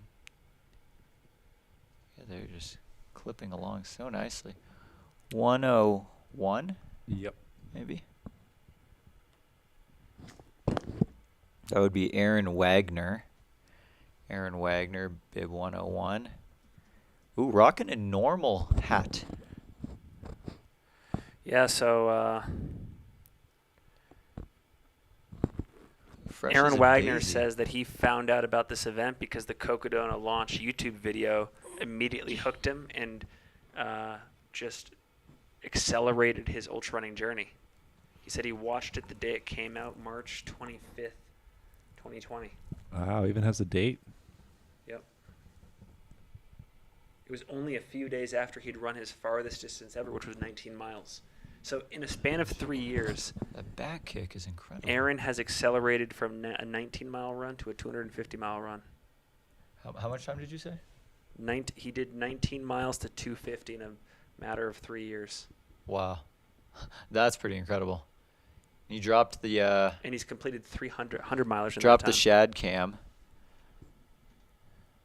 He's running down a finisher. Wow. Kick at the line. Great to see. Father of 3 boys, ages 6, 13, and 16. He's a computer geek. He calls himself a stud, which stands for slowly training for ultra distance. That needs to be a running group. I got like 2 steps of the outsole, but I'm gonna put my money on Nike Zagama. Okay. I'm not betting against Brett. I mean, I've seen so many of them. I know what they look like at this point. Rory asks, have you thought about your final sign-off sentence tonight? My vote is for look ma, hip extension. Yeah, I think I have to agree with that one. Hard to beat, Rory. I might do that. That was one of my favorite quotes of the live stream for sure.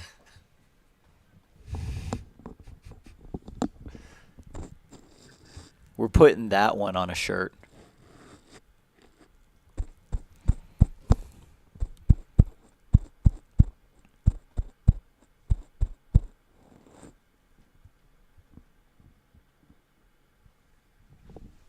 This is 8:06 and 7:20. We got 2 Eldon Crest runners here.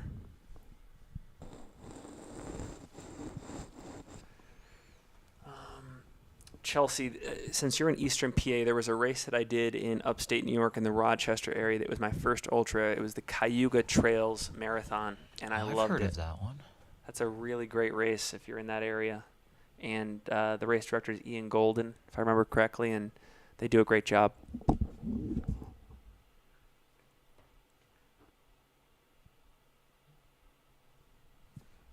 Oh, yeah, I've heard Heiner's great, too.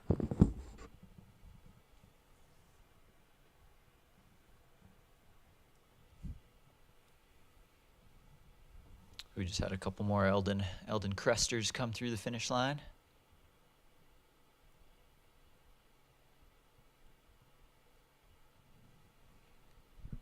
Wait, who's that? I'm just teasing. I'm sorry. Good. We almost had the same joke. I was like, another photo op. Rebecca in the chat says, I'm so keen to do ultras now, trying to convince my husband that our holidays from now on are me running and him and our 4 boys crewing. Love that. So, word from the drone pilot. Looks like we have eyes on bib 89. Andrew Glaze run the whole Cocodona 250 with his Canyons belt buckle in his pack. I hope so. Me too. So It's, 89 is Bart Lee. Right on. Bartley Marathons. So, first of all, Bart Lee, greetings, because it sounds like you are from American Fork, Utah, which is not far from where I live.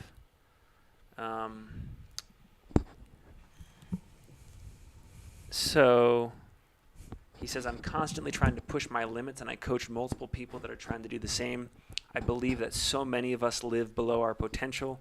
My buddy and I started a business called the Go Crazy brand. Our intent is to help people find their potential and push their limits. If I'm going to encourage others to push their limits, then I better practice what I preach. We talk about the concept of goals, and if they don't scare you, then you aren't dreaming big enough. Well, Cocodona 250 scares me, and I'm doing it to push my limits and realize my potential. I deal with anxiety and depression, which leads to a lot of self-doubt. I'm doing this race to silence those doubts. I feel it's important to improve myself so that I can be in a better position to help others improve as well. Well said, Bart Lee.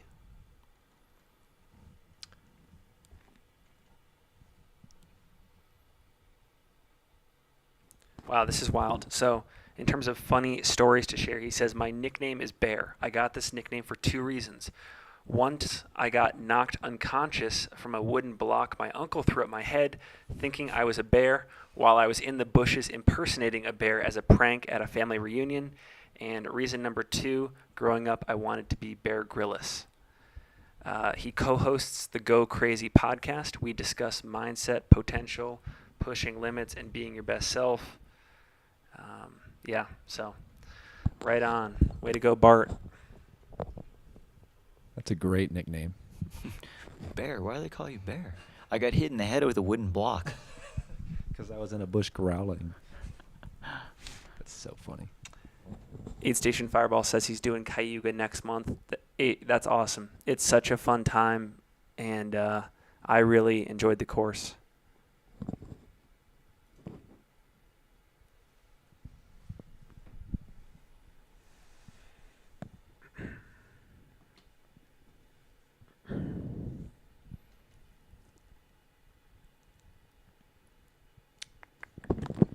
See if I can help you here, Becky.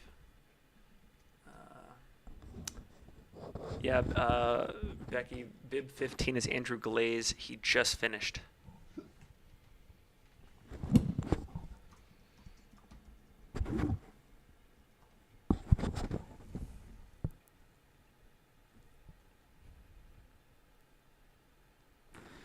And If you're looking to dig into this Bartley podcast, it's called Go Crazy a Bit More. The very last episode he recorded before this race is all about injuries, self-doubt, and the final lead up to the Cocodona 250. So if Bart has inspired you in any way, go check it out. You know who could probably throw down at this race? Timothy Olson. I agree. I would love to see Tim Olson lace him up for the Cocodona 250. I agree. He's got that long trail experience, and he's really good at running in the heat. Yes. Yeah, I would. Blend the two together. I would give him a race entry. Me too. I'm glad we have control over that. I would honestly give there's who are the top 5 people that you would just hand out entries to right now for this race? You know, that's actually tough. I don't know how I feel about handing out race entries for a race this long. Having the financial investment in this race probably going to help out with that motivation to a finish. You just give out a race entry. It's like, well, it was free. I could drop out. So I'd have to think hard about that. Maybe a discount. Yeah, that's a good point. I do think having that sunk cost of the hefty registration helps a ton. Mm-hmm. Buck Crockett, that was Andrew Glaze, and they finished. There's Andrew and Jose Sosa. Andrew and Jose. Is Andrew out of California? Is that correct? Yeah, I think it was. I forget what it's called. A couple of Californians. Redlands. Ah.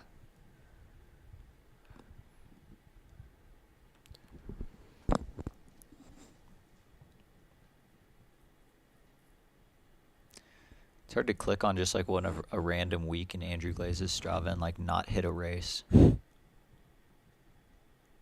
Dude, I've done it 3 in a row. I just did Canyons, Rocky Raccoon, and then I just hit another one, Coldwater Rumble. We got Shad Runner Camp in the chat. Shadcam in the chat? Yeah. After 11 hours, I had to call the run camp for the day. Little pooped. Now I'm having fear of missing out after watching this. Shadcam has been running up and down the same street for 11 hours. Talk about local legend. Oh, well, I mean, there is a segment for it, and he took it last year. Nobody's even close. Trying to find the last time Andrew Glaze ran under 100 miles in a week. If you count Cocodona, Andrew Glaze has run 700 milers in the first 4 months of this year. He did Coldwater Rumble, Rocky Raccoon, Jackpot, Born to Run, Canyons, and now this. Wow. I didn't know that he did Cocodona last year. Oh, I didn't either. I think he probably got close to 100 miles doing the same thing because he was filming for us last year doing this. You talking about Shad? No, Andrew Glaze. Oh, sorry.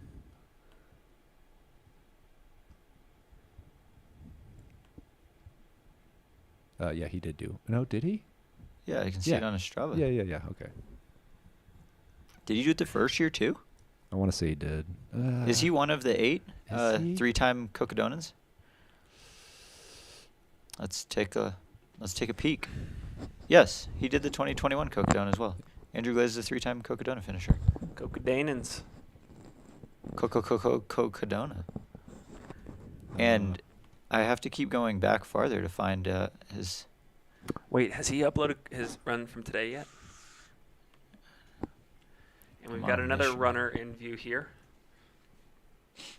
Looking for identification.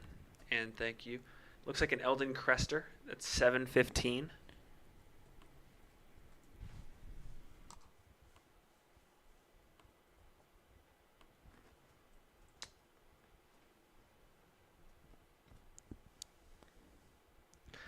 Edward Thayer asks, think we'll see Courtney at Cocodona? I'm sure someday. I think the answer is yes. You can never speak for another athlete, but as a fan, seeing how all of us are so inspired right now, and I know she's a fan of the sport. I bet she's tuned in at some points, and I'll make a prediction. I think that Courtney runs Cocodona within the next Is he wearing sandals? 3 years. This guy's wearing sandals. Wow. Sandals and socks. Sandals and socks. What- Sandals and socks. Are we able to get a bib number on this runner? It's a- 7:15. it's a green 7:15. Got it. 7:15. Okay. Yeah.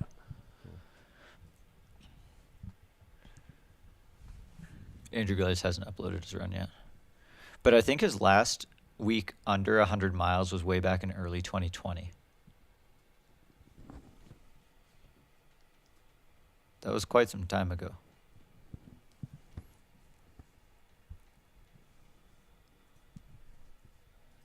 See, from Shad. So Shad ran 41 miles today, 87 for the week, just runner cam.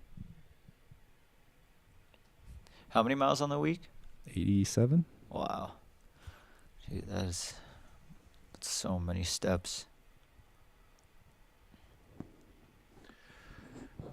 We are about to do a transition of hosts. This is Finn Melanson and Brett Hornig of the Single Track Podcast signing off for the last time. It's been an absolute joy to be with you in the 12 to 6 p.m. Pacific shift these last 5 days. I know if they'll have us back next year, we'd love to be here. Brett, what are your final thoughts? I mean, I think this has been so fun. I went into broadcasting, hopping on this live stream with a pretty kind of open mind. I didn't have much for expectations because, they're like, yeah, you can't really predict too much because you have to just let the storyline unfold.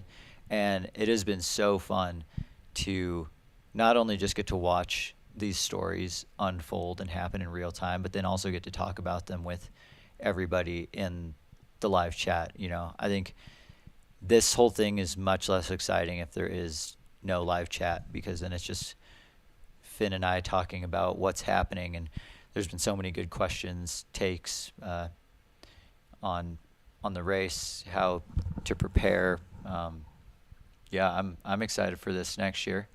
I guess the very final shoe identification. I mean, we did identify the sandals, not I guess shoes, but I was curious, what has Andrew Glaze been running in? What did he take through Cocodona and the canyons? It was the Hoka Challenger. Oh, wow. I believe it was the Hoka Challenger ATR 6. So last season's model of the Challenger. Awesome. There you have it. Brett Hornig signing off from Aravaipa, a.k.a. Blimp Biscuit. We love you all. Till next time.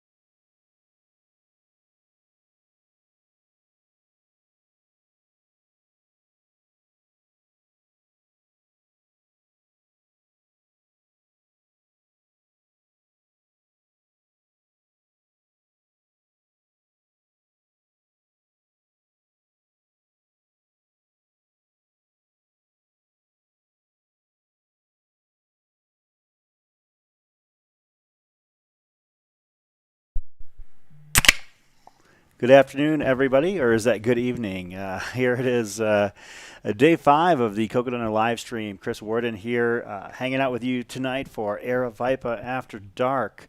The word of the day has been inspiration. It looks like we have, I don't know who that is, but they're hauling down. Let me pull up my tracker. Bib number 111. See if I can pull up who that is here real quick. And bib number 89. Got a little bit of a sprint finish here coming up for these two. Oh, they are neck and neck. Yeah. You'd think that after, 4.5 some odd days, there would be some separation from them, but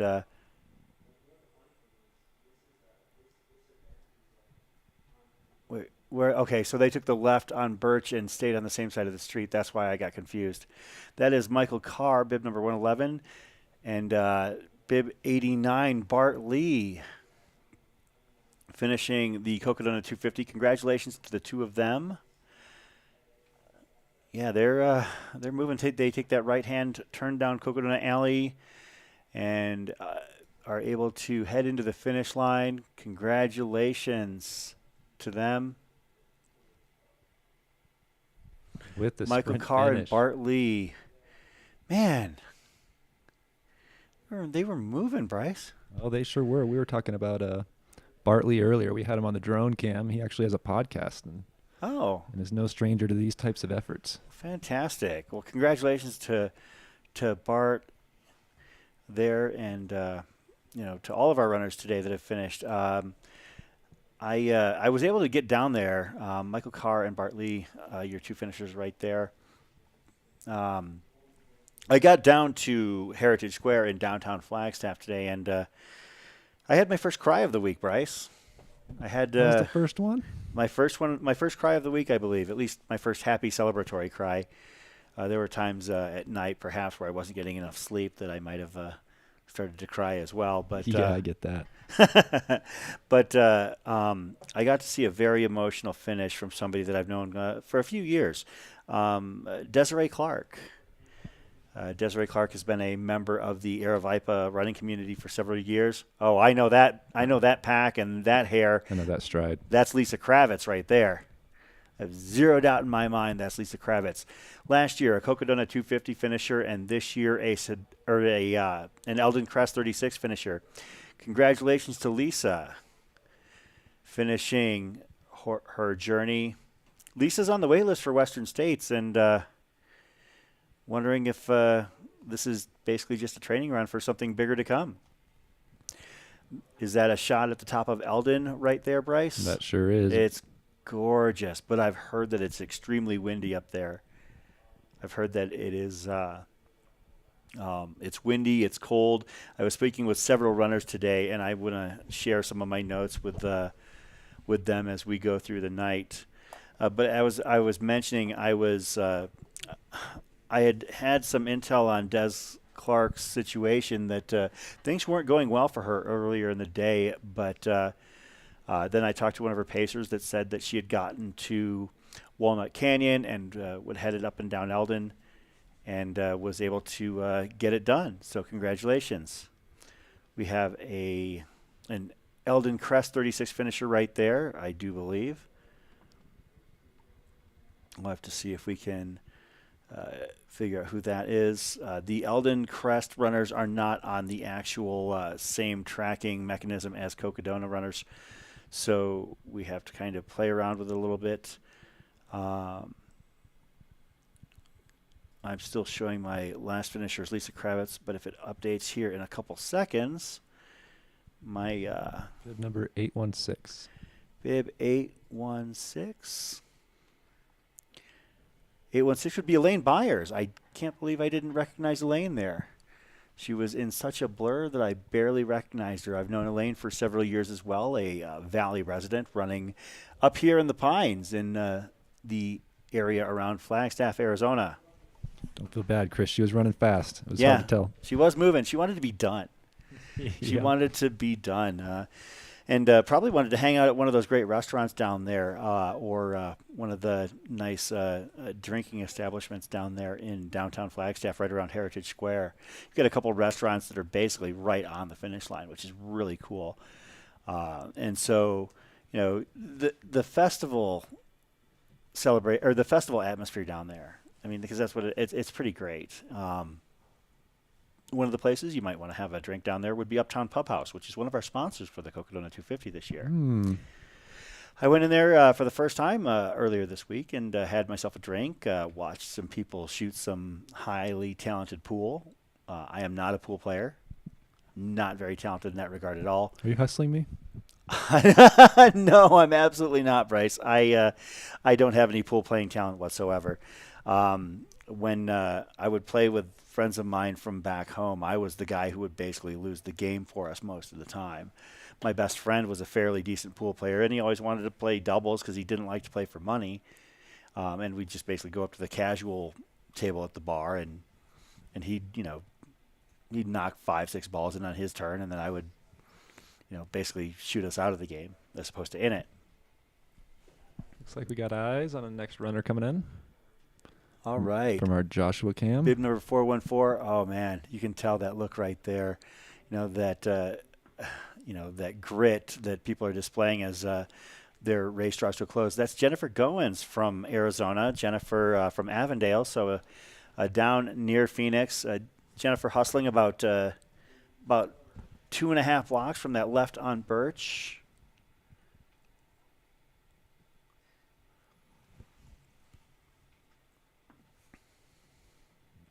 Actually, no, she's right there. She's half a block from that left on Birch. I stand corrected. Yep, there's dark sky right there. Yep, yeah.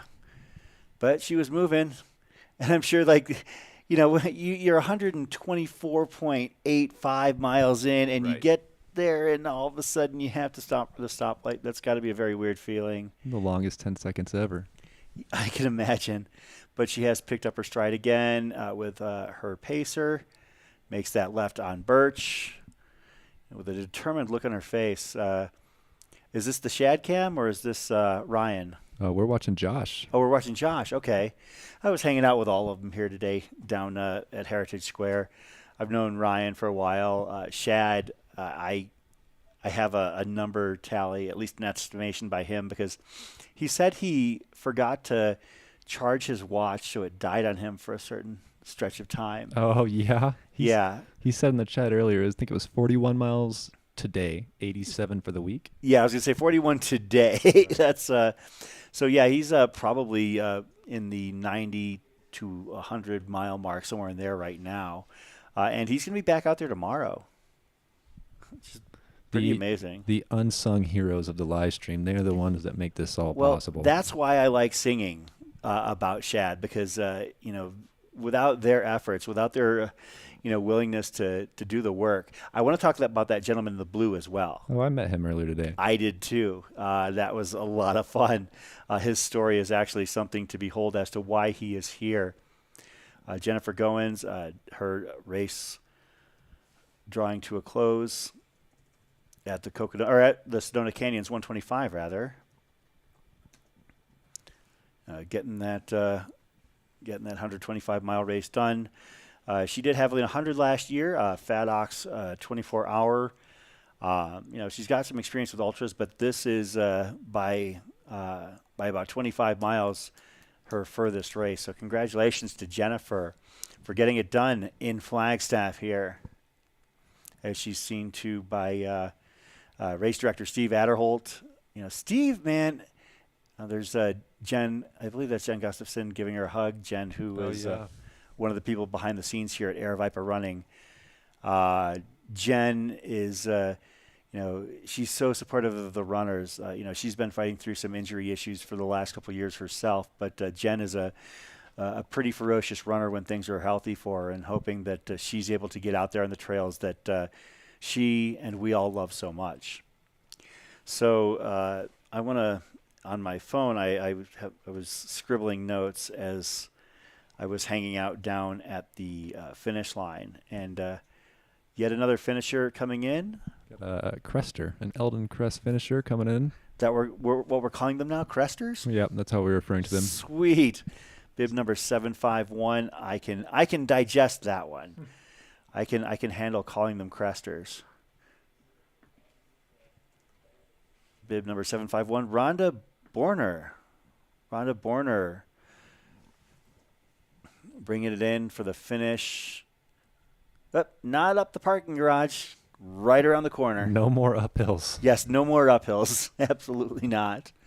Heads through the gates of justice, as I coined them earlier. I don't think that's going to stick. But I like it. yeah, I mean, it's really literally what they are, the gates of justice. But congratulations to Rhonda. It looks like we're going to have our camera head back out and catch somebody else. Looks like we have, as we see Rhonda Borner finishing her race. Bib number 756, 756, Heather Knupp. Heather Knupp, congratulations. You are a finisher for the, you are a crester. You're a crester. Heading down that Cocodona alley. I headed up and down there a couple times, not by design, but because every time I started to leave, I saw somebody else that I wanted to go and hug.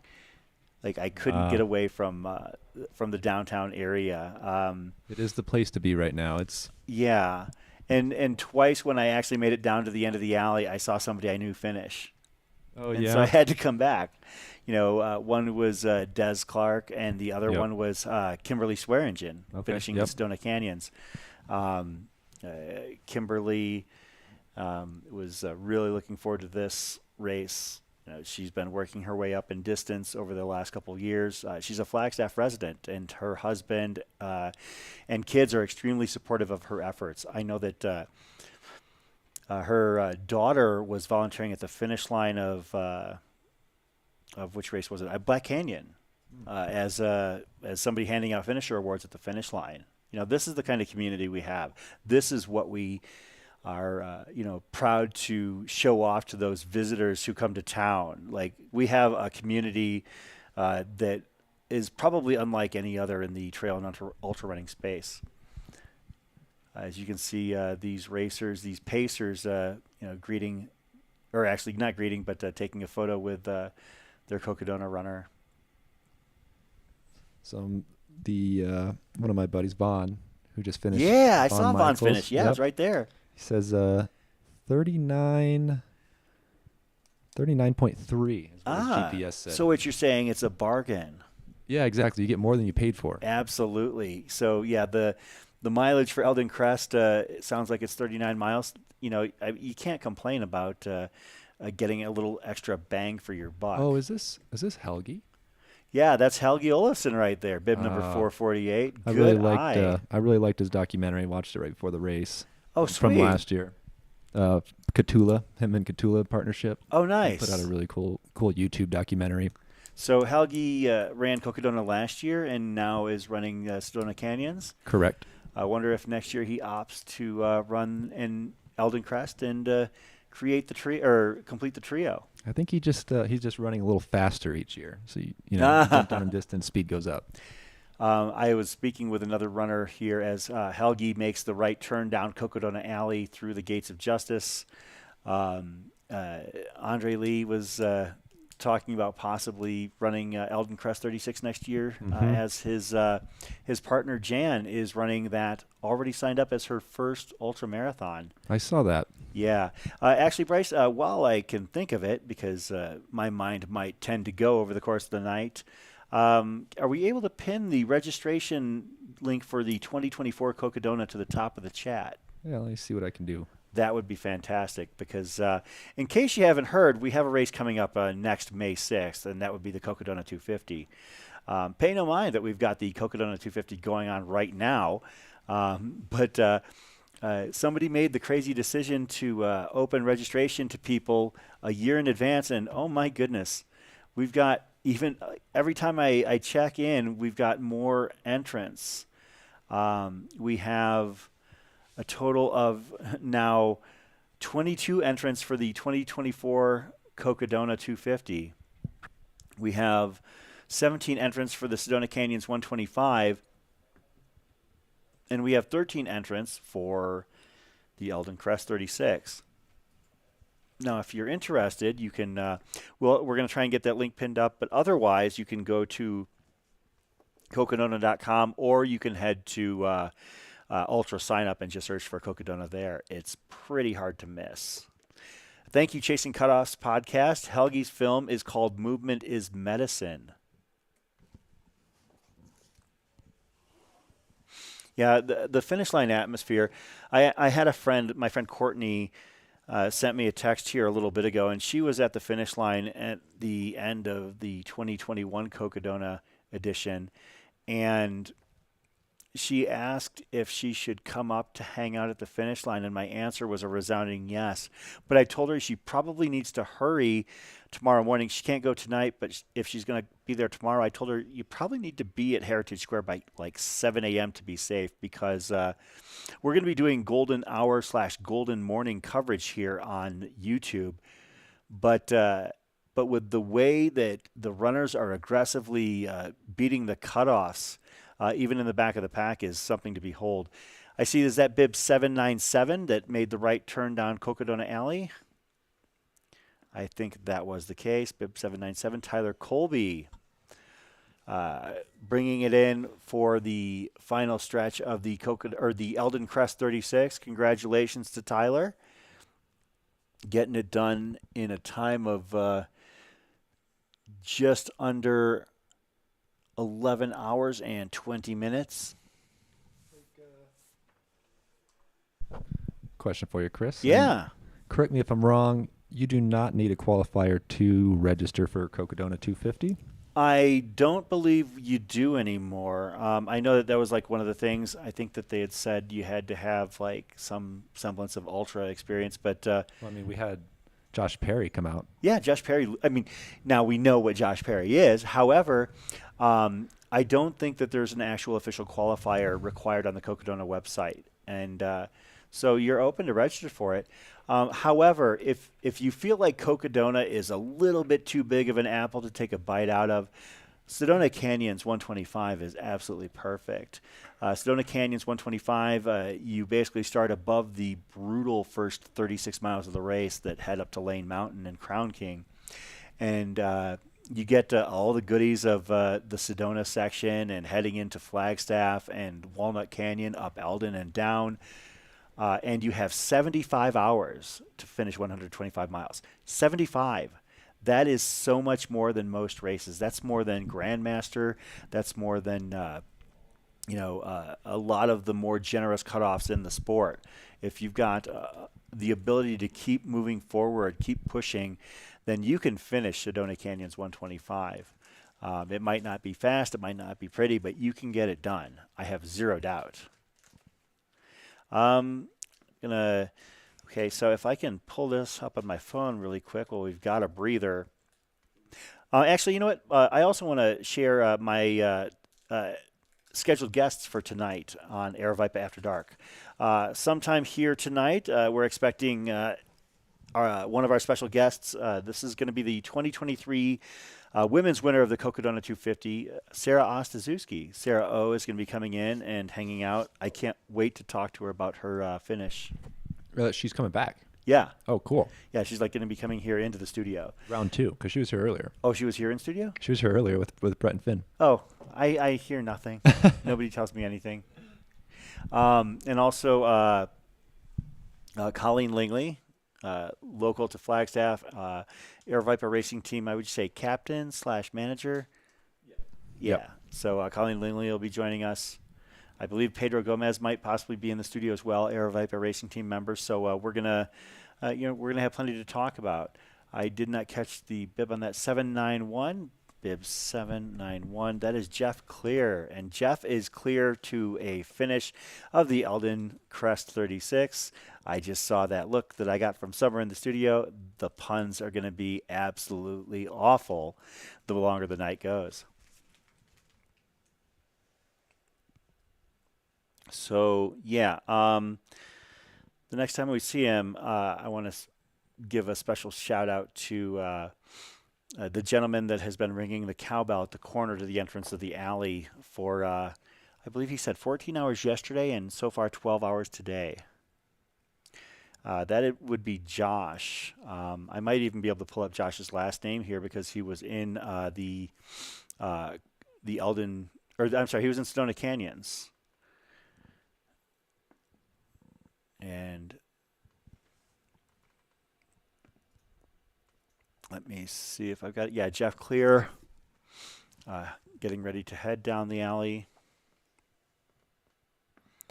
and make his way to the finish of the Eldon Crest 36. So I believe that was the gentleman we were talking about at the corner would be Josh Pantello. Josh Pantello coming out to us from Springfield, Missouri. Yeah, that's him, bib number 466.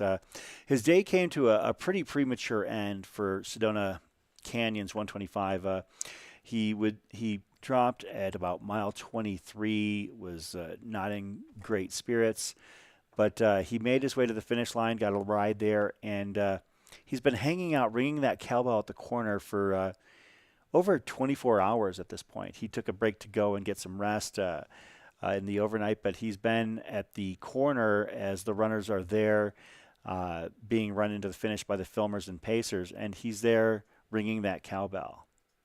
So Josh, again, another example of the great community that we have. That's him right there in the blue.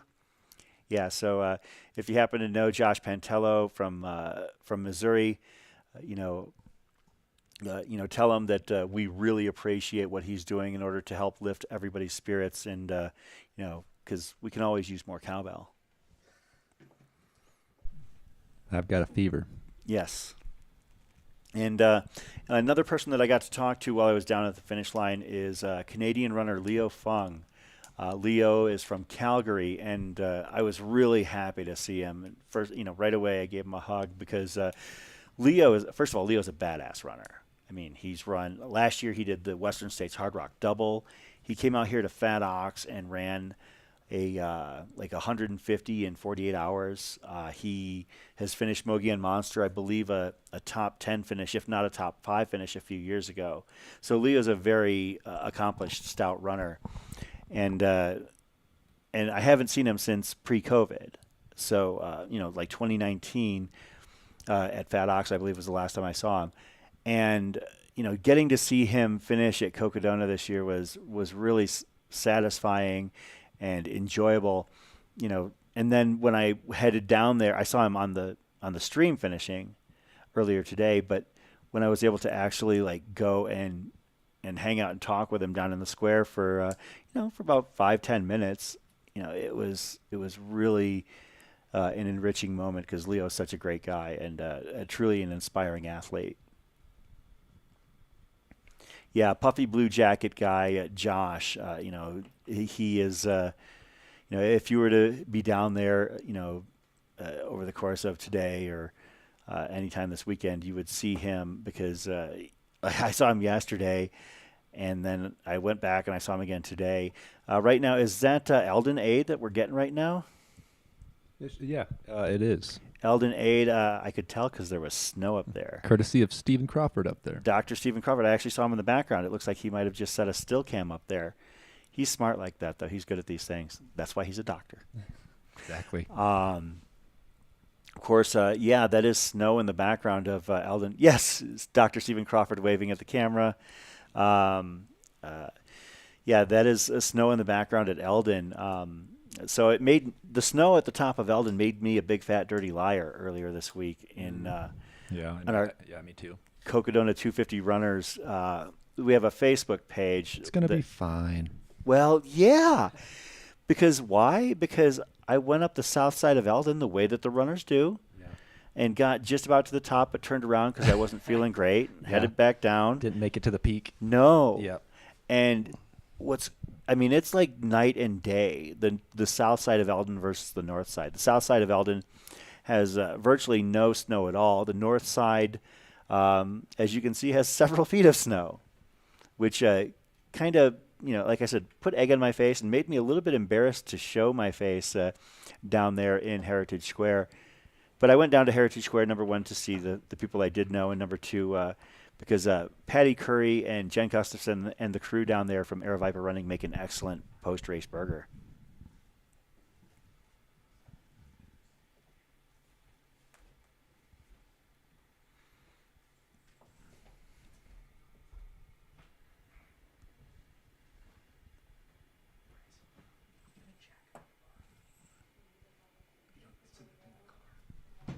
Yeah, Goldberg was here earlier today. I had a great this is the first time I actually spoke with Kevin Goldberg.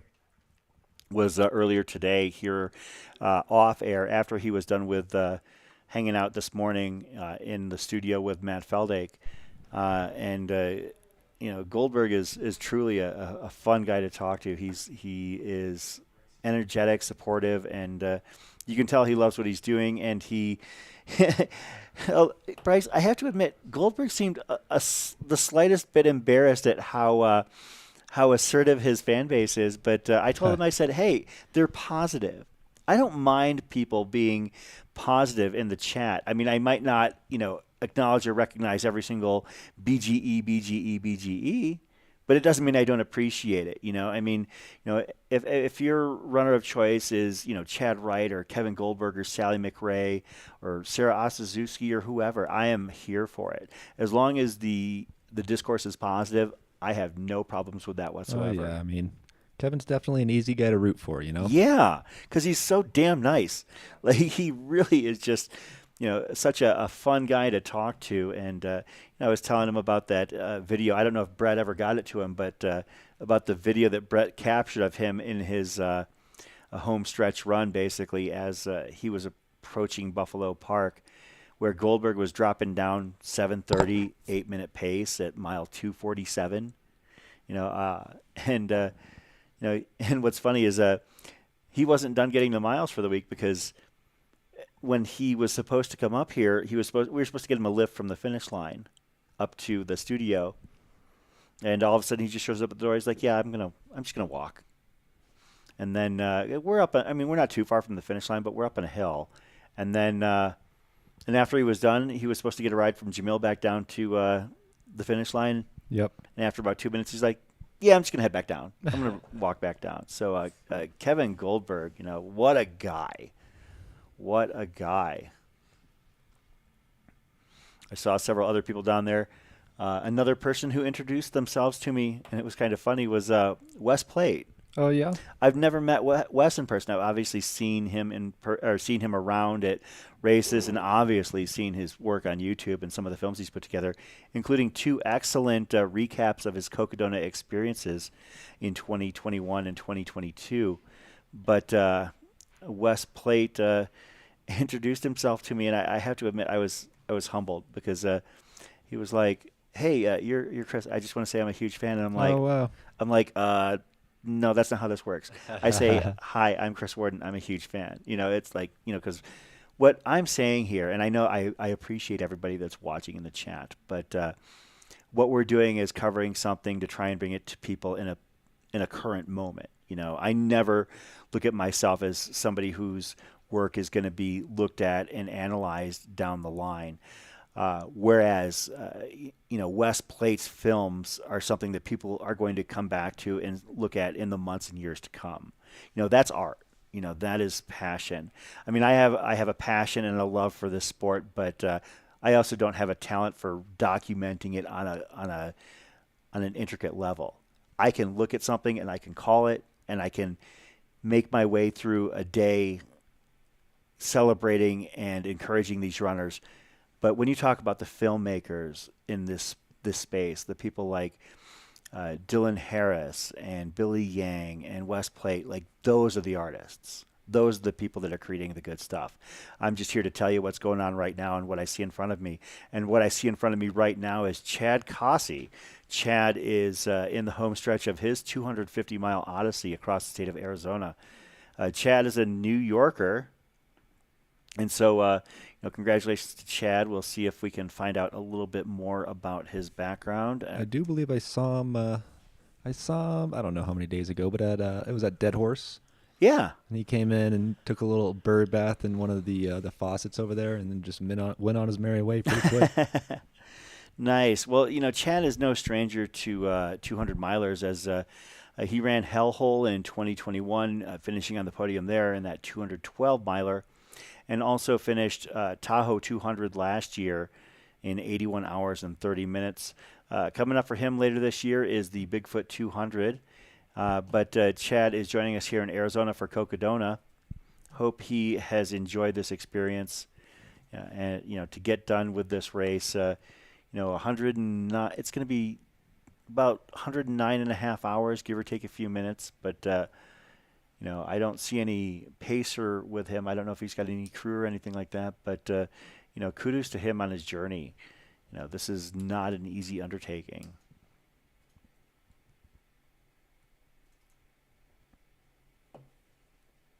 Yeah, for those just tuning in, Andrew Glaze finished just a little bit ago. I have to admit, Bryce, Andy Glaze looked a bit worked. And from what I understand from everybody else on the course, they said he looked a bit worked. I mean, I don't get it. Yeah, I mean, he was only about 340 or so miles in when my friends saw him, climbing up Eldon. But yeah, I mean, his Coco Canyon double is now complete, and he can rest up and run another 100 miles next week because that's just what he does. Oh, he will. Well, he has to. He doesn't have to. Well, I mean, in order to keep his streak going. He's set an expectation. Yeah. I mean, but there's a question there for you. I mean, so, Andy Glaze, has crafted this run streak that has spanned over 3 years. And at what point does he decide that he's cool with letting it go? I mean, does he ever? Does he ever? Yeah, I mean, he's my age. I can't fathom. I have a hard enough time, putting together a 20-mile streak. Weekly streak. So, when I see somebody like Andrew Glaze going out and running 100 miles week after week for over 3 years, it's pretty awe-inspiring, and to get to see him up close this week here during the Cocodona 250 has been very rewarding and satisfying. I think we might have missed one of the Eldon Crest finishers here. Looks like she left it all out on the course. Oh my. We'll have to see if we can figure out who that is via the runner tracker here. Going to go back to Josh. Is it Josh, correct? Chad, thank you, as yes. he rounds that left-hand turn on Birch. Yep, he hit left on Birch. Now he's going to leap over LaRue or just walk across it like a grown adult. I like that. I liked it. Leap over LaRue. We might have to actually have a conversation with our chief in charge here, Matt Feldake, simply because I don't know if you heard, Bryce, but the runners have been making it past the cutoffs quite aggressively here. Yeah. The later the race has gotten. I got word from Corinne Brown, who was out at Fort Tuttle, that pretty much all of the runners had beaten the cutoff by over an hour. That is astounding. That's great. Yeah. In comparison with previous years. There's just so many factors when you think of a race this long. Right? I mean, yeah, even the wind is different this year, and I don't know how much more irritation to lungs that caused, but I heard a lot of hacking out there. The Cocodona cough. Oh yeah, the Cocodona cough. So we've got left on Birch and we've got right at Josh. There we go. Right at Josh. And Chad, congratulations to you. Here he comes to the gates of justice. The gates of justice, yes. Chad is finishing his Cocodona 250. And a special shout out to Josh right now, who has followed in the last several runners solo. That is Chad Cossey right there of New York. Congratulations to Chad. This is your moment. Soak it in. 109 hours, just under 39 minutes. I'm sorry, just over 39 minutes, rather. Getting some kudos from Glaze. Yeah. That's cool. I mean, Glaze finished, what, an hour ago? If And- that, yeah. And, he could very well have been gone by now. But that was one of the cool things about being down there today. Do you think Glaze ran with his his Canyons belt, or do you think he had it in a car somewhere? He's got no crew, right? Yeah, I think that I would assume that he left it wherever maybe in his finish line drop bag. That would would be think. smarter. I mean, you never know. I mean, I don't know. I might run with it if I had a Canyons 100 belt buckle. Yeah, but I mean, I can't say no. That's the thing. I mean, I would think that's crazy, but these runners are crazy.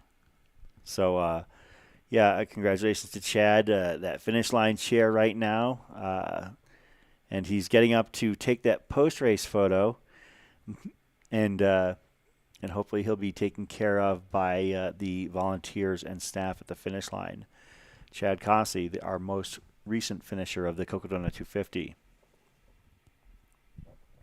Stephen, I mean, it's entirely possible that he and Glaze ran together for a while, the way that Andrew came over to congratulate him on the finish. Oh. I'm not sure, but you never know.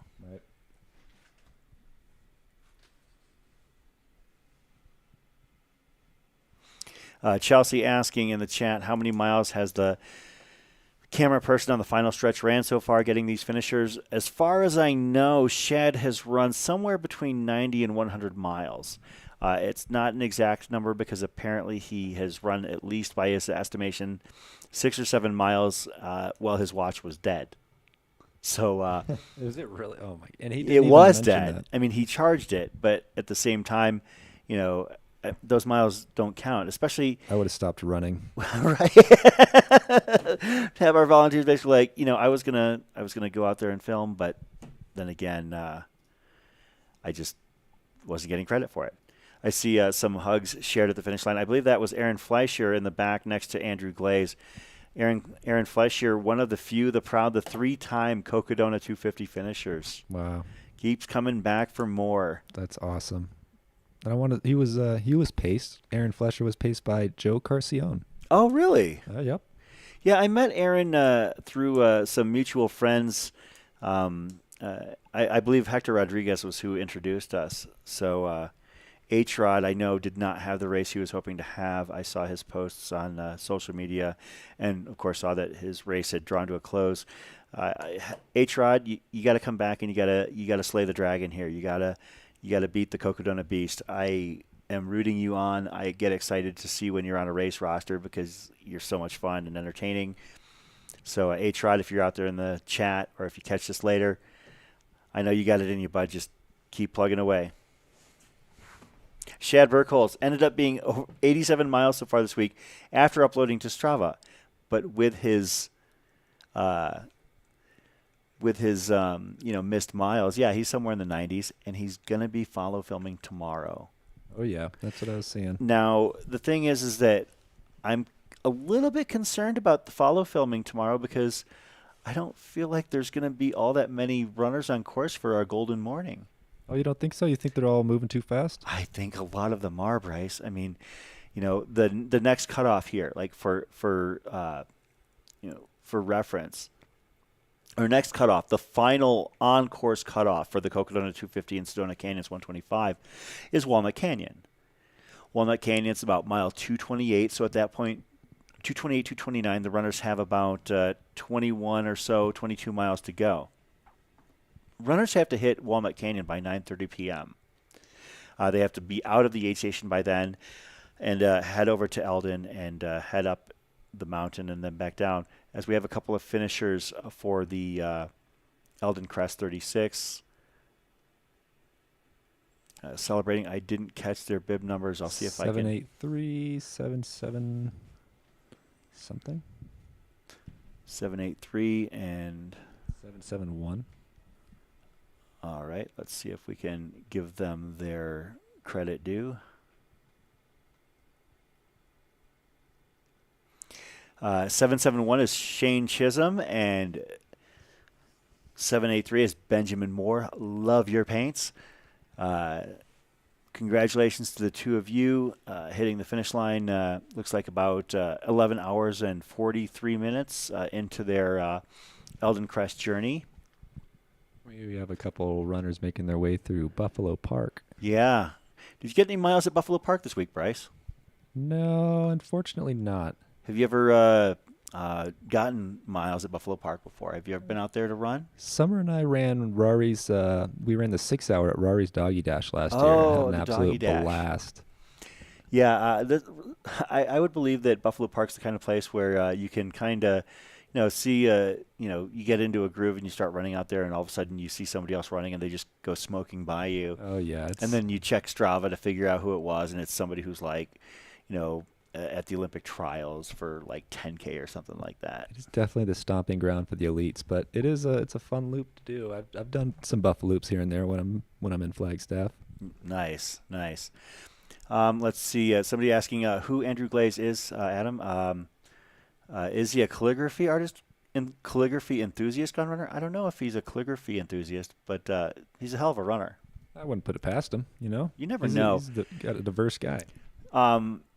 There are several prominent runners with very unique, very unusual preferences and habits. We might have to delve into some of that a little bit later. I've got some off the top of my head in terms of unusual runner quirks or personalities, characteristics.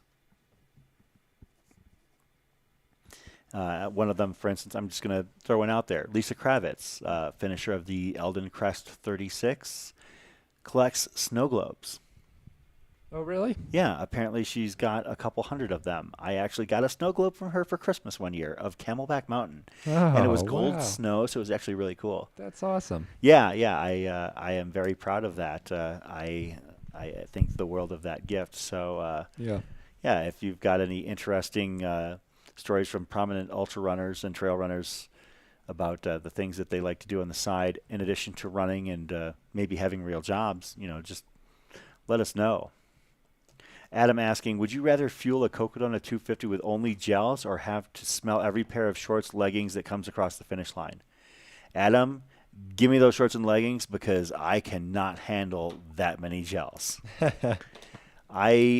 Even when I'm doing an ultra, when I did my most recent 100, I think that I had maybe 6 or 7 gels the entire race. Yeah. Like, I cannot handle that many gels.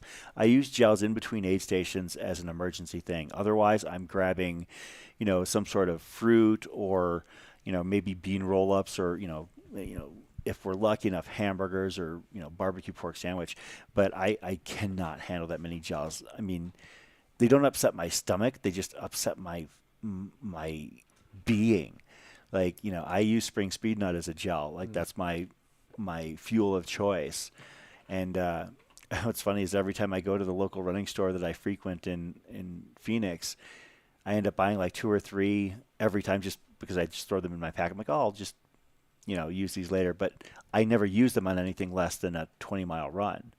So I end up with now I've got I don't know, a dozen or so sitting at home, which I guess, it's kind of silly. Hopefully they don't expire, but I mean, given what these gels are made to last forever, right? Yeah. So Yeah.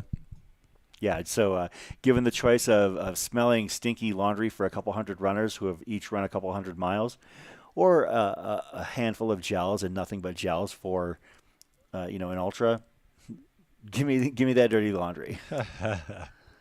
I don't know.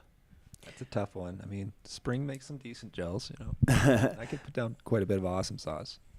Yeah, I think that Liam and Chelsea and everybody in the chat is kind of agreeing. Like, I just could not fathom running that far on gels alone. And that's not to say that gels don't have their place in fueling. I use them, but man, if I had to lean on them that much, I would be miserable. So Goldberg, tendies and nuggets, was that a part of his fueling strategy here this year? I don't know, but I know it was a part of your fueling strategy this year here in the Cocodona studios. Right now I'm just surviving on candy and liquid death. Yeah, the liquid death has definitely been a nice thing to have in the studio. Those of you that were on when Aravaipa After Dark started, you might have heard me pop one.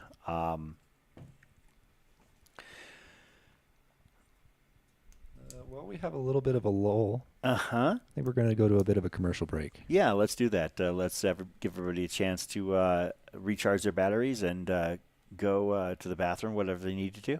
All right. We'll be back shortly. We created Gnarly Fuel 2.0 for endurance athletes or people that spend long days out in the hills. It has both sucrose and dextrose, easy to digest carbohydrates in it.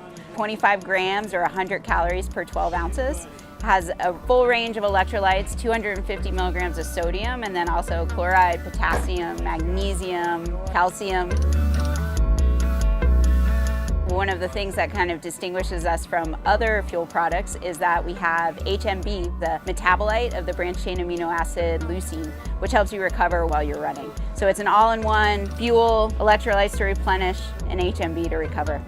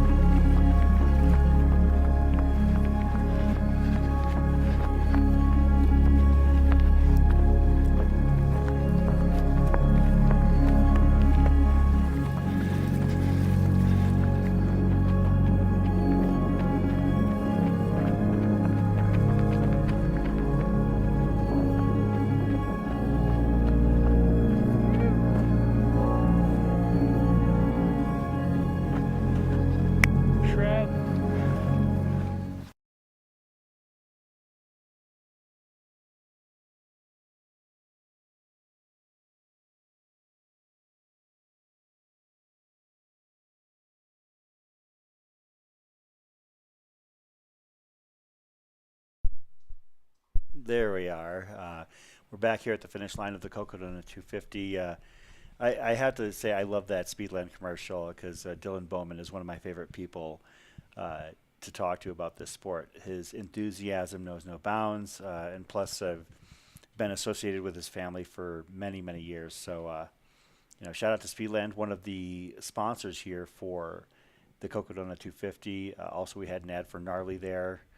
Some of our other sponsors include Catula, Squirrel's Nut Butter, Ultra Aspire Packs, Tannery Sunscreen, DiscoverFlagstaff.com, Satisfy Running. I don't know if you heard, but they have a brand new energy drink.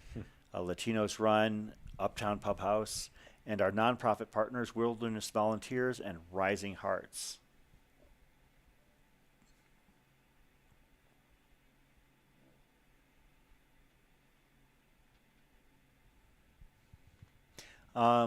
There was a question in the chat asking, I believe, about preferences in terms of books. Jason, gels have expiration dates. Does anybody really follow them?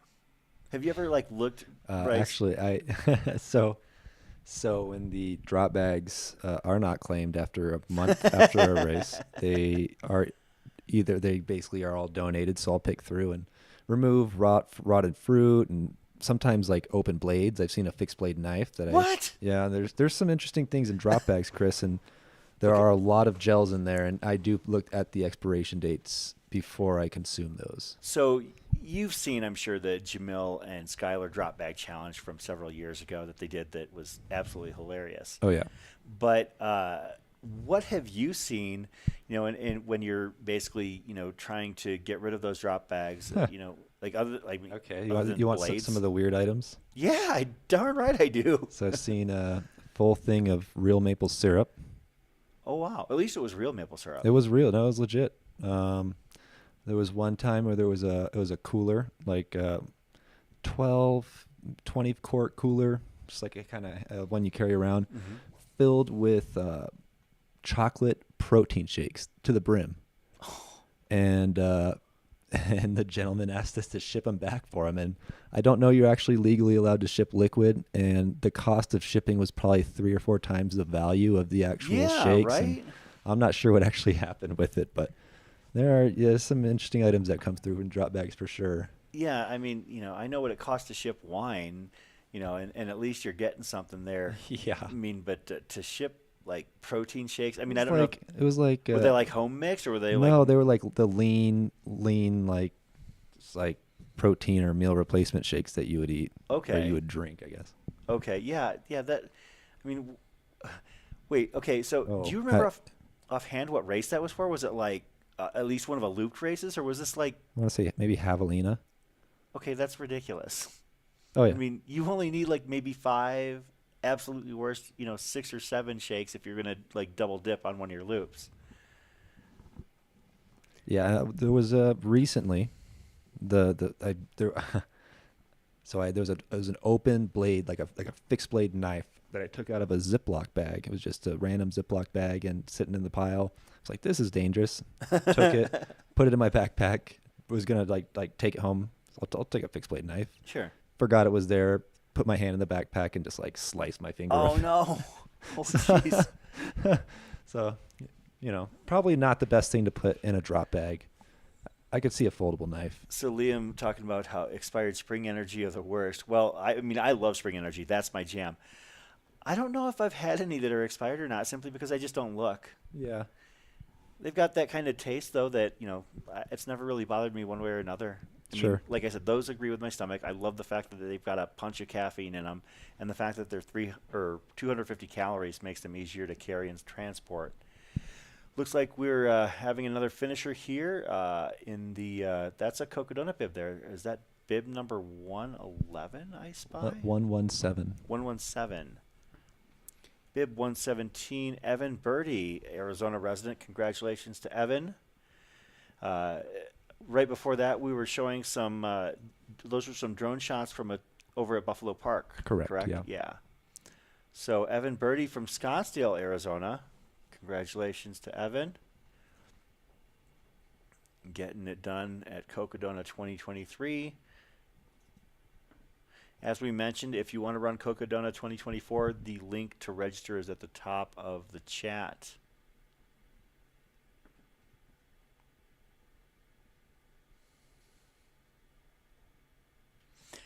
Jonathan Stephens, will the live stream go overnight with racers out of Walnut and projected to be in before 6 a.m.? I don't know. I know that that's something we have to figure out. I know that we're going to do our best to cover as much as possible. So in the past few days this week, we've been coming back on at 6 a.m. And I'll talk to Matt, and simply only because I like these people. Well, I think the plan is to come on at 5 a.m. tomorrow. Yeah, that's what I was going to say, if we could come on a little bit earlier to begin our golden morning coverage a little bit earlier.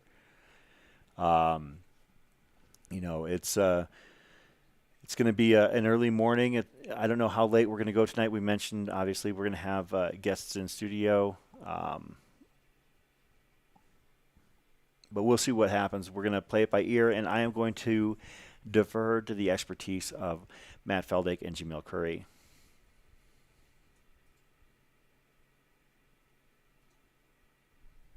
The oldest age of a Cocodona finisher so far.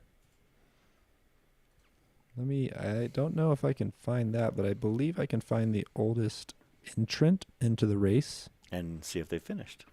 Correct.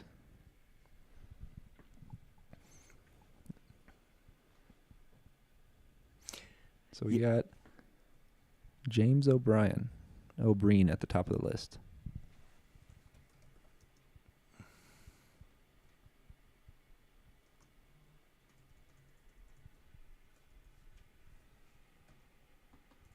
James O'Brien. Brien. Oh, James O'Brien. Yeah, I think I lose my mind. And that's for the Cocodona? Unless I'm looking at the wrong year. No, this is this is for 2024. That is the oldest participant signed up for next year. I apologize. Let me see for this year. But good on James. Good on James. Going to be one of the, or if he is currently the oldest registrant for 2024.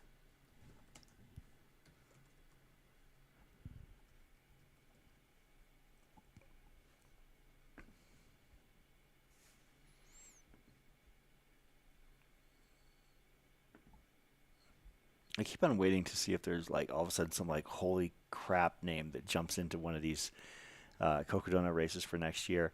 Of course, the most notable name who has called their shot verbally has not yet registered. But did you hear who called their shot last night and said that they were going to be running Who's Cocodona? that? Bronco Billy. Yeah, Jeff Browning. Yeah. Yeah, Bronco Billy. Jeff Browning expects to run next year's race. Of the 22 people that have registered for Cocodona next year, 3 of them have prior finishes here. So I am truly inspired by that. Melvin asking where the finish line is. The finish line is in Heritage Square in downtown Flagstaff. It's just south of Birch Street and just east of LaRue. It's between LaRue and San Francisco, I believe.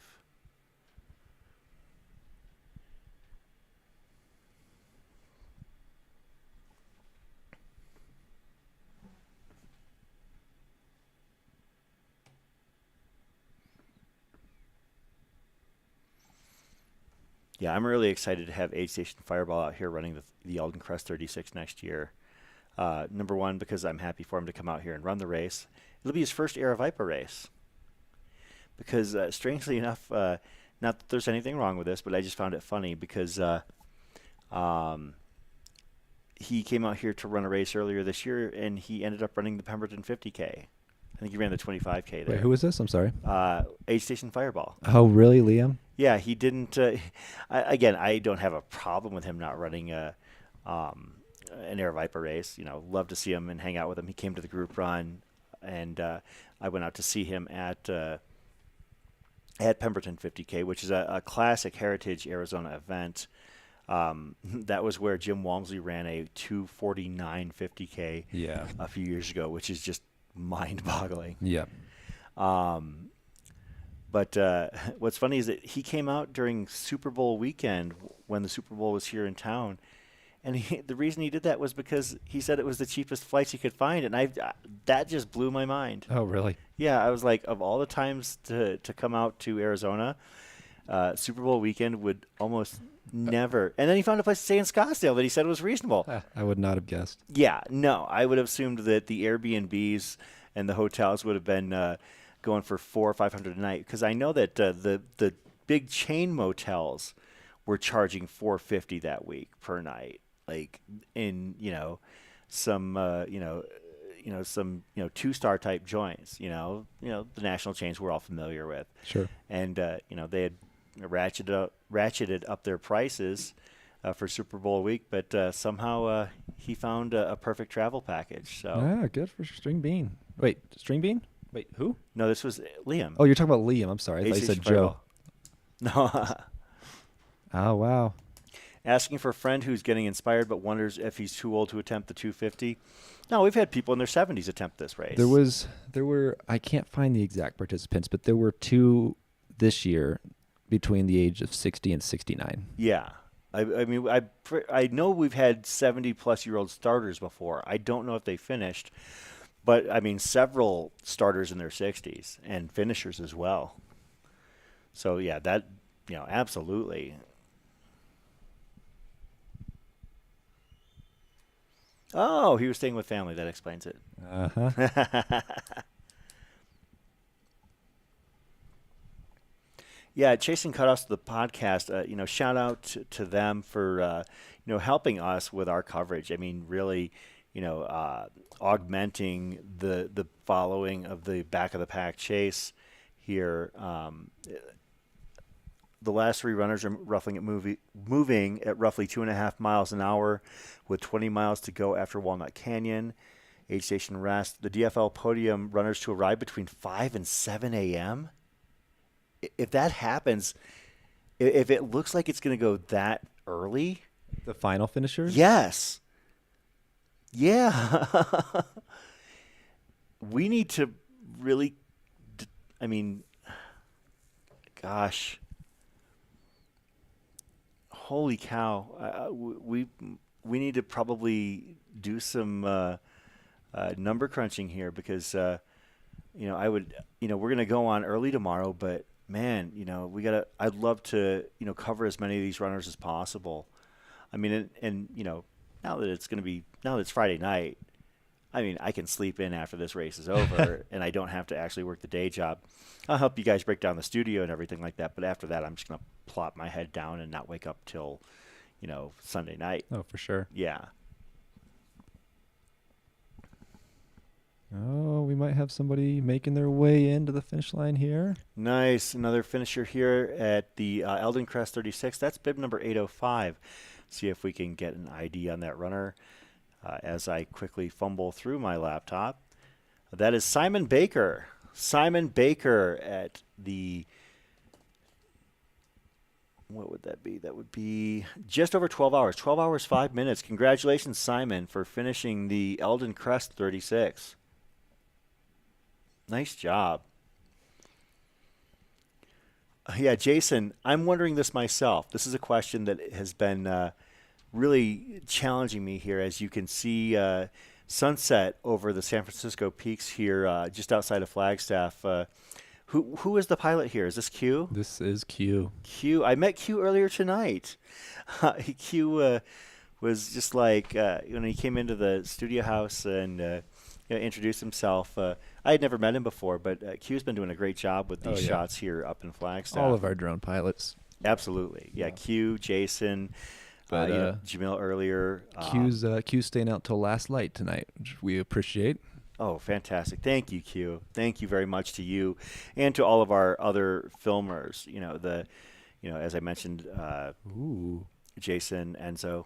Heard a rumor that Pete Kostelnick registered for 2024. What?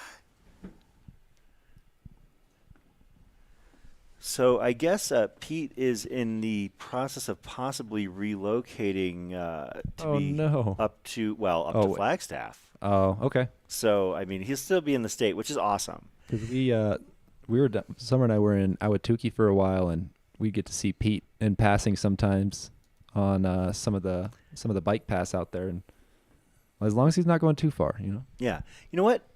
I think that's our first holy crap name. Is that the first one? Yeah. I think that Pete qualifies as a holy crap name. You're talking about a 14-hour, 15-hour, 100-miler, multiple-time Badwater champion. Totally. FKT for like running across the country. Yeah, Pete Kostelnick is that's our first holy crap runner. I know that things didn't go well for him this year, and he did call it at Whiskey Row at the Cocodona 250. But Pete Kostelnick he's a righteous guy. He's a great guy. Another one of those guys who's easy to root for. Yeah, absolutely. And to be honest, I was really pumped for him in his last couple of races that he's run with Aravaipa, dating back to last fall, because it seemed like, and I hope he doesn't take umbrage at this or exception to it, but it seemed like after his humongous run at Desert Solstice a few years ago, where he set the course record, he hadn't been at that same level. I mean, I could be wrong, but it seems like over the last year or so, he's really started to ratchet it back up. And Pete's a guy with an amazing running resume and several great years ahead of him in his prime. So I would not be surprised if we are deciding to put Pete on the very short list of Cocodona 2024 top contenders. He's done it all. He's done the gritty stuff. He ran Mogi and Monster last year. He's done the flat and fast stuff, the 100 milers in 14, 15 hours. That's a name I'm looking forward to seeing. Looks like we have another finisher here. I didn't quite catch a bib number, unless that was maybe a pacer. Looks like 728. I couldn't quite get a good look, but if it's not, we'll be able to figure out who it is. If it is bib 728, that would be Letitia Thornton, who hasn't finished as of yet. So that's possible, but I want to make sure that we give whoever this runner is the credit they deserve. So I'm going to jump into our... Oh, we have Yeah, that Josh. was Letitia Thornton. Was it? Congratulations. Yeah. We have Josh back on the runner cam. That's bib number 64, one of our Cocodona runners. Bib 64, Kelly Scher. Kelly Scher wrapping things up on her Cocodona 250. Kelly from down in the valley in Phoenix, Arizona. Way to go, Kelly, as she is crossing LaRue Street. Oh, look at that energy. She is. Yeah, she's moving really well. Kelly's run a lot of Aravaipa races here locally. Won the Hypnosis Night Runs last year, the 50K. Love the fist pumps. She's run Black Canyon multiple times as she makes her way around. Look at that stride. After Yeah. 250 miles. Absolutely. Wow. Surprising. I mean, you know, as hard as it is to believe, this is not Kelly's longest race ever. Oh, wow. Yeah, she ran Vol State a few years ago. Okay. Oh, we have another one coming in. This is the Sedona Canyons 125. I see bib That's number 458. Yep. Bib 458 right there.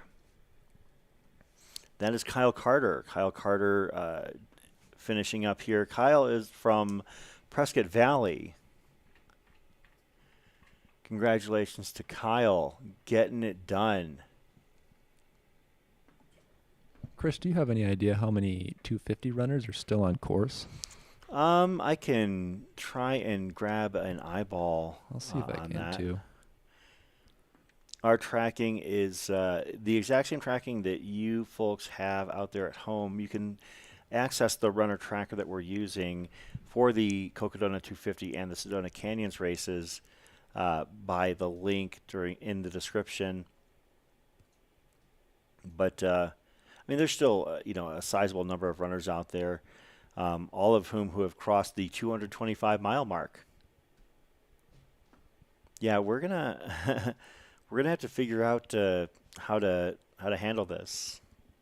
So we got to make sure that we can give everybody we can their flowers. Right now, our current back of the packer in the Cocodona is Elizabeth Russ. Elizabeth Russ currently at mile 226 from Bloomfield Hills, Michigan. Rebecca Walker is at mile 226.5, which puts them just outside of Walnut Canyon. Walnut Canyon, according to the tracker, is about mile 227.5.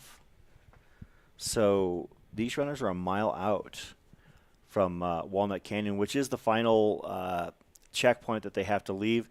And they don't have to leave Walnut Canyon for another 2 hours and 15 minutes. Wow. Yeah. These runners, as Chasing Cutoffs alluded to, it might be a short show for us in the morning if we don't go on early enough. We might have to talk about possibly jumping on fairly early. I mean, I know I need sleep. I know you need sleep. We've been burning the midnight oil, candle at both ends. Use whatever colloquialism you will, but it's been a week here at the Cocodona 250.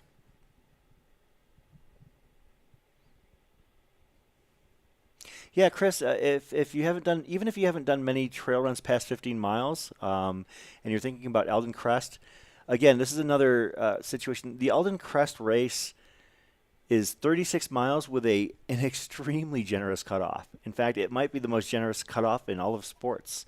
The cutoff for Eldon Crest 36 is 27 hours. So, and it's really only got one climb. Yeah. It's got an absolutely brutal, hellacious climb. But it's only one. But there's only one.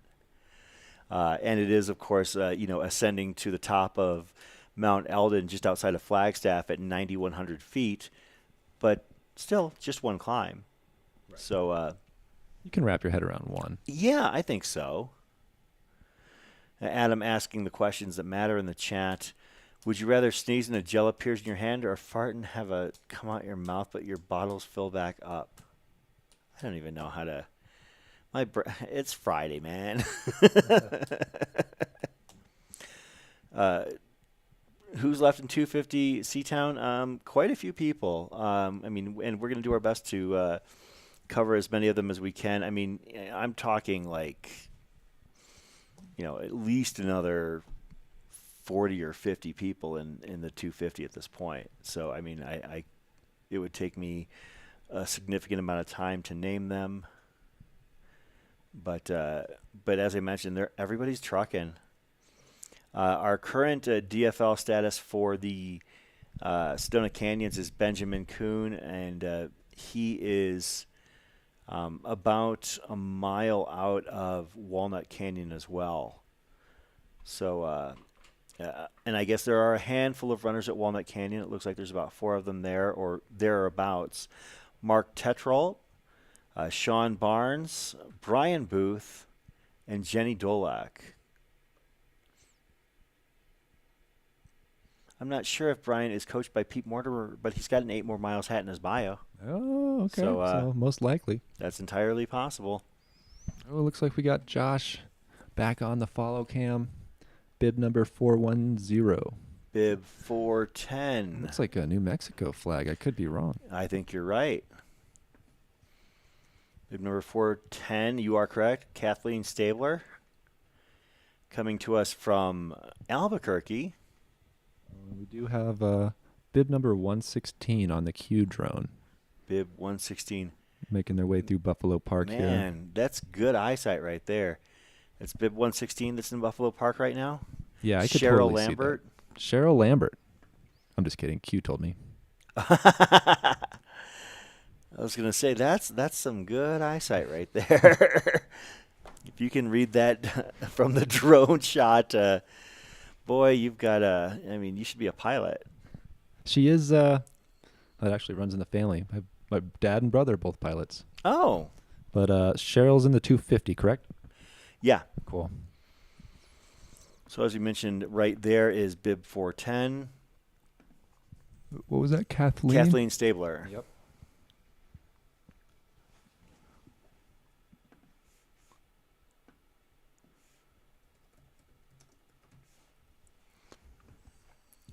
Kathleen Stabler has run several ultras, but it doesn't look like. Oh, she did run Tahoe 200 in 2019 as well as Bigfoot in 2018. So this is looking like perhaps her third 200-plus mile run. Congratulations to Kathleen as she crosses the. Or no, I'm sorry, she's actually in the Sedona Canyons. Yep. So this is actually a 125, but yeah, she doesn't have many races beyond the 100K mark. But congratulations to her. Well done.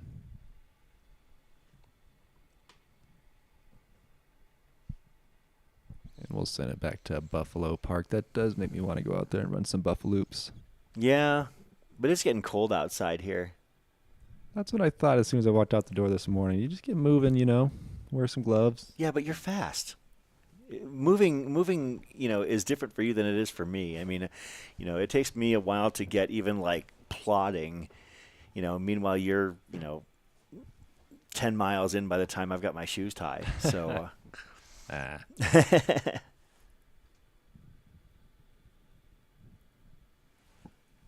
So yeah, we've got plenty of runners left, and we're going to follow as many as we can tonight, and then try and figure out our plan for the morning because originally we were planning on going from 6 to 10.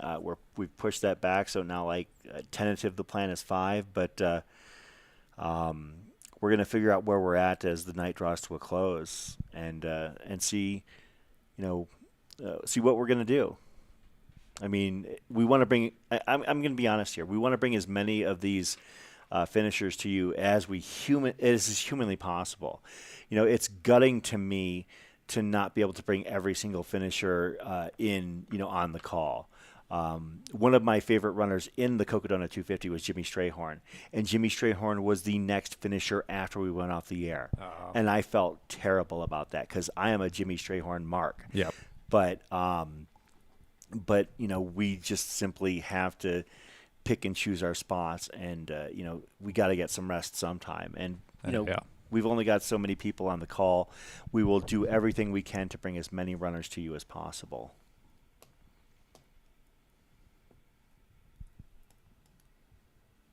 Wow, they like giving you the this or These that. questions are just completely out there. Chris After Dark asking me, would I rather snap my fingers and have my shoelaces tied up or burp and have my brow sweat disappear? Part of me wonders if they're using ChatGPT to come up with the most outlandish questions possible for you, Chris. Oh, man, I tried to use ChatGPT to write a Cocodona preview. It probably was decent, yeah. No. No. I can actually see if I saved it here. I'll if I saved it, I'll read it, and it's definitely a thing. Let's just say that it had a creative idea as to who was competing in the Cocodona 250. Yeah. And where it starts, where it finishes. It was kind of just freewheeling there. Did you correct it? How was it going to learn? I tried. But I don't know, like, I mean, does it, when I use that, is it going to, like, retain for the next time? Yeah. Okay, see, I wasn't sure about that. You have to be mean to it. You have to be like, no, you're wrong. It starts in Black Canyon City and finishes in Flagstaff, and then it remembers, it learns. I can't even remember my ChatGPT password.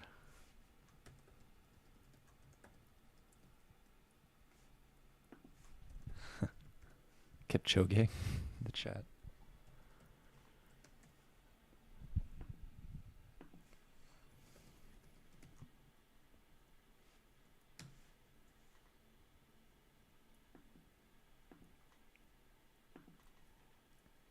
Yeah, we'll see if I can pull that back up, because it also like retains like your last few like interactions, if I remember correctly, right? I think. If you're fast enough, I think they do. I'm fast about Refresh. nothing in my life, Bryce. Everything in my life is slow. You My undersell running, yourself, my Chris. brain, my Ooh, we got our next finisher coming in hot. We got Bib 168. Pib 168.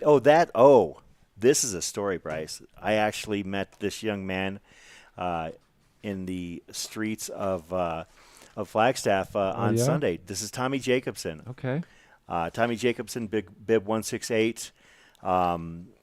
He's from Denmark, and he did the Triple Crown in 2022. I see the flag, yeah. Yeah. And he was shooting for between 100 and 110 hours, so he's going to come in just over that mark, about 110 and a half hours. 20 minutes over the course of 250 miles is a blink of an eye. Yeah, that's nothing. Yeah. That's fantastic.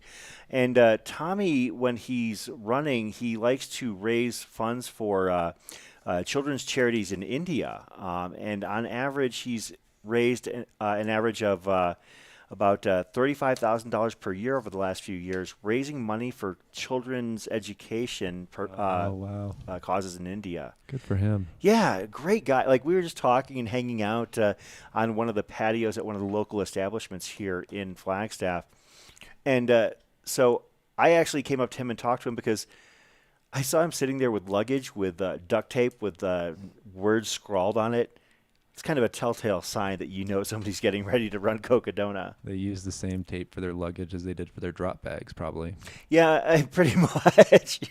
So, so congratulations to Tommy. I'm really excited for him. I'm thrilled. Tommy is, I want to say he's like about 62, 63 years old, but, genuinely a sweetheart of a guy. You know, I'm happy to see him get it done here at Cocodona.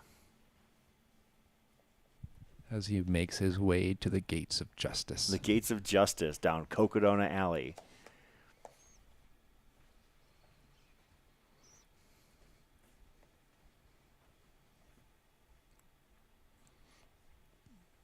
He's going to take that turn past our favorite new cheerperson, Josh. Josh with the cowbell. Bringing the hype. Looks like Tommy's got a little bit of a lean to the left, but that don't matter now. Still looking good. So congratulations, Tommy Jacobson of Denmark. Moving well. Yeah, looks good. Smile on his face. This makes me so happy to see. Like I said, I met Tommy, just a few days ago on Sunday afternoon, and was really looking forward to following his progress. So Congratulations. And again, this speaks to the trail community, somebody who I'd never met before. And frankly, when I came up to said hi to him, I couldn't understand a word he said at first because I wasn't, in that mode. But yeah, he has obviously a pretty thick accent, but, just wonderful guy to talk to and to learn about. And, talking about it, he asked me a couple questions about, how to be ready for this race. And I told him as much as I had heard from everybody else. Sure. I definitely was not going to give him my own personal information. Told him, oh, yeah, there's no snow on Eldon. Well, I actually probably did. I'm pretty sure I said that a few times, too. So congratulations to Tommy. As we are here at Eldon Aid, it looks like Dr. Stephen Crawford is holding court there up atop Mount Eldon. Yep. And, of course, Stephen Crawford, a finisher of the inaugural 2021 Cocodona 250. Brian asking the question, what causes the lean some runners have? If you were to ask a half dozen people, you would get a half dozen answers. It's not entirely understood. Some people have thought it to be core weakness, other people electrolyte imbalance. I don't know because I'm not very bright, but there are a lot of smarter people even still who don't quite understand what the ultra lean, or the 1030 as I call it sometimes when I see people have it. This is another great drone shot over the streets of Flagstaff. Sure is. Brought Love to us it. by Q. We'll see. Looks like it's getting pretty dark out there, so there's a chance he's flying home right now. But we do have the Josh cam still on the street. And speak of Josh, looks like we got a runner coming. Awesome. We missed the number, but we'll see if we can figure out who that is. And 748, maybe? if that was bib 748, I will find out who that is. I don't know if that's correct. That's okay. My best guess.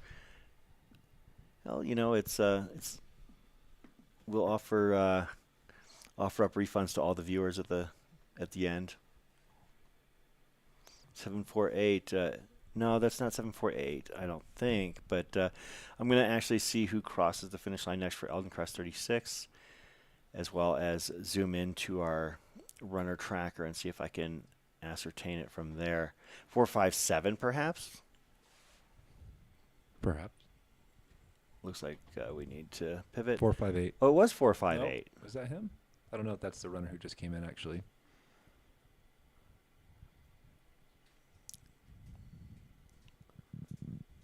Bib 458. It's Kyle Carter. That makes sense. Congratulations, Kyle Carter.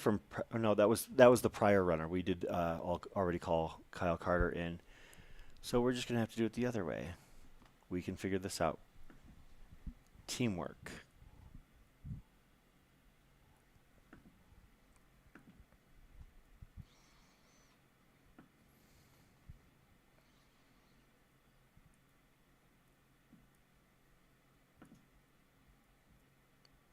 Just checking our Eldon Crest info as Dr. Stephen Crawford is hanging out with some people atop Mount Eldon.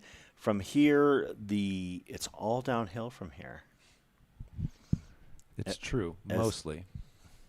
Yeah, I guess there's a very slight hill in between the base of Eldon and the way into Buffalo Park. That Arizona Trail access trail right there does have a slight uphill. So yeah, Stephen Crawford right there. If you're looking for somebody that has knowledge about this course and has done the work to get this race completed, he's your guy. He did some extensive writing and video coverage of his run in 2021. And he has done the work, and he actually was looking really good that year. There are runners that I normally see finish, races quicker than him, by a significant margin, and he was beating them handily at Cocodona. Oh, wow. His finish, it wasn't that his finish surprised me in terms of how fast it was who he beat along the way. And I'm not going to name names because I don't want to, but there were several runners who, on a regular basis, but he had a different plan that day. He was on fire. It was arguably one of the best runs of his running career. 768. Yeah, Dennis DeSalvo. That's who our last finisher That's who it was? Yeah. Bib number 768. Congrats to Dennis. Yeah, congratulations. Up top at Eldon, I believe I saw Julian Galuzzi in the background. One of the three Amigos. That might be him in the jeans in the background. Julian? Yeah. Yeah. Holding down the fort up there. Yeah, because I don't know where Pete is, and I don't know if because Nick Paniche ran Eldon Crest, didn't he? Oh, yeah, I didn't know that. Or he was okay. He actually did not. He opted to withdraw before the start.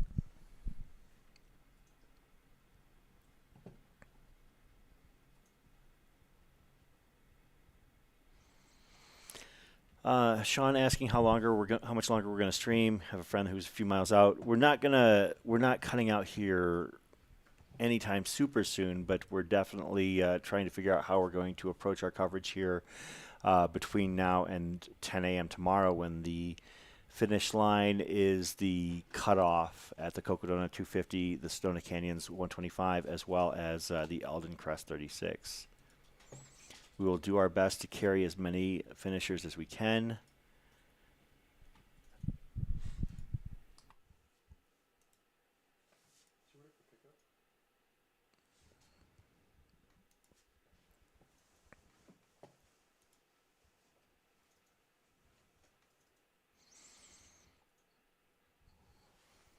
Seatown fan asking, serious question, is any vegetation or bugs an issue running in Arizona? Is that why many runners have gaiters?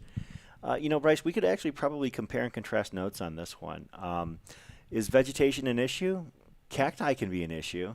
Yeah. Choyas, absolutely. I mean, there can be overgrowth. We did get a lot of rain, but I don't think I guess a lot of it is in southern Arizona. Is when you think about the invasive species of the grass that really will dig into your socks and irritate you. Mm-hmm. I think more for dust than anything else in this course.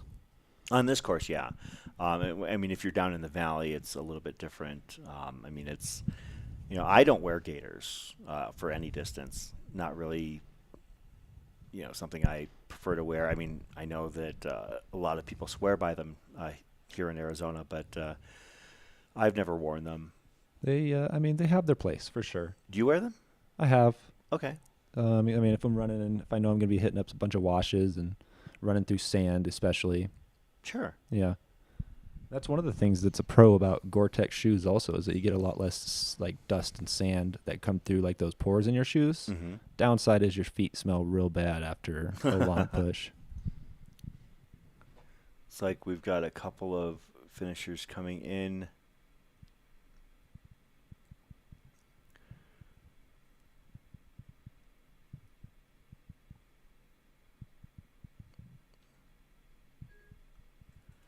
We'll see what we can do to identify them here as they draw closer to the finish line.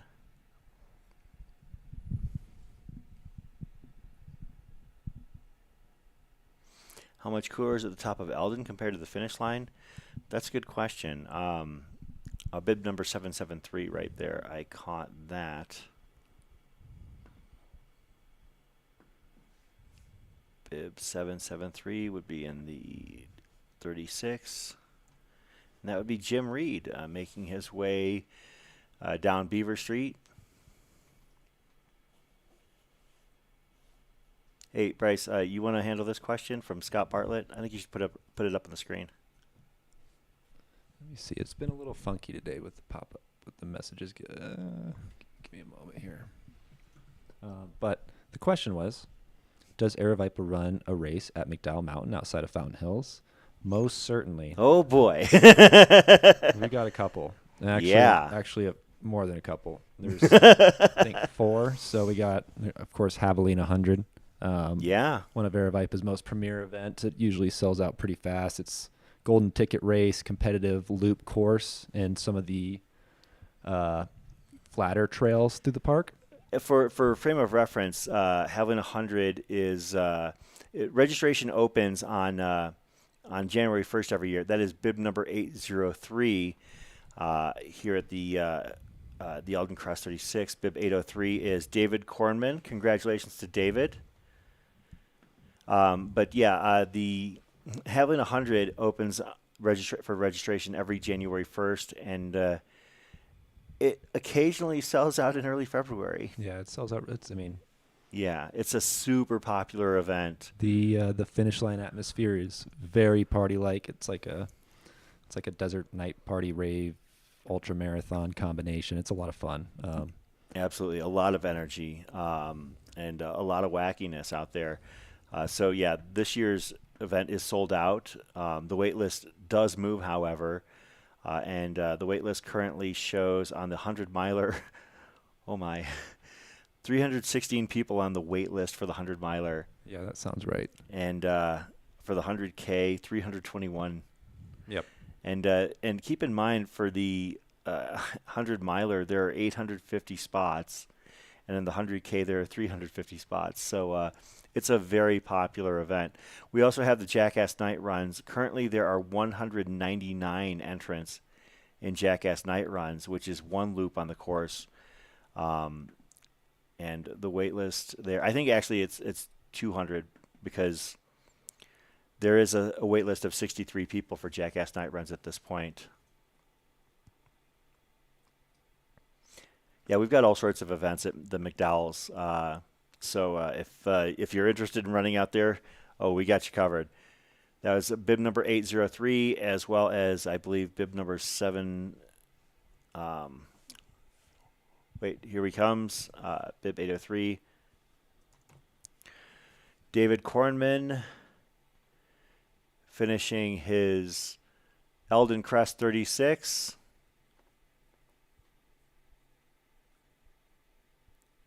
Getting his finisher medal.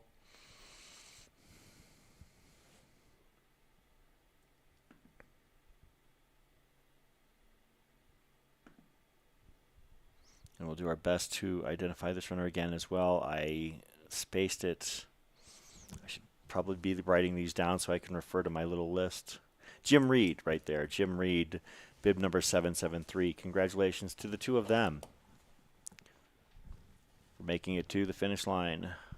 And then just to wrap up that last question, the other races at McDowell Mountain Regional Park are McDowell Mountain Frenzy. And then we've also got Hangover Night Runs and Adrenaline Night Runs, which Adrenaline Night Runs is actually coming up next month. Yeah. I think I'll be out there for that one. The one thing about Adrenaline Night Runs is, without fail, every time I run that race, I come across a rattler. Yeah, it is. It's like prime season, time for rattlers out at McDowell's. I mean, it's one of the things that, as an Arizona runner and trail runner in resident, that you kind of get used to, but at the same time, I still scream every time I almost jump on one. Oh man, it's happened multiple times this year already. I actually personally I like seeing snakes out on the trail from a distance. Yeah, like if they're 10 feet away, oh yeah, I'm all about it. I feel like they're not usually. Well, that's the problem, is that you never see them 10 feet away. Oh, you see them when they're right next to your foot. Got our next finisher here. Can't quite catch. I'll see if we can figure out who just recently crossed the finish line there. I'm going to refresh my feed. Was that Mandy? I hear a lot of support for Mandy and also Hannah in the chat. Mindy. I'm sorry. I apologize. Mindy. Do we know which race Mindy was running? Seems like the 250, but I'm not positive. I do see one of her crew carrying the backpack from this year. Uh-huh. So my assumption is the 250.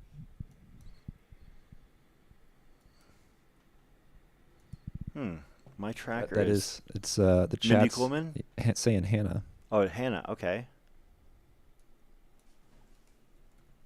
Hannah Carta. Yeah, yep. I've been seeing Hannah out on the course several times during our coverage. I believe I saw her at Sedona, and as well, I know for a fact we saw her this morning at Fort Tuthill. Our most recent finisher here, bib 782. So congratulations to Hannah Carta for a job well done as well. Bib 782. That is Robert Burgett. Looks like he's got a pacer for the final moments of the Eldon Crest 36.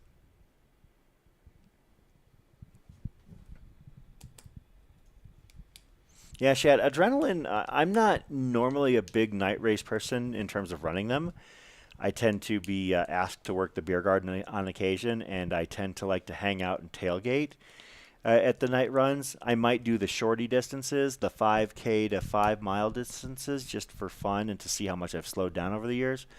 But yeah, adrenaline is a lot of fun.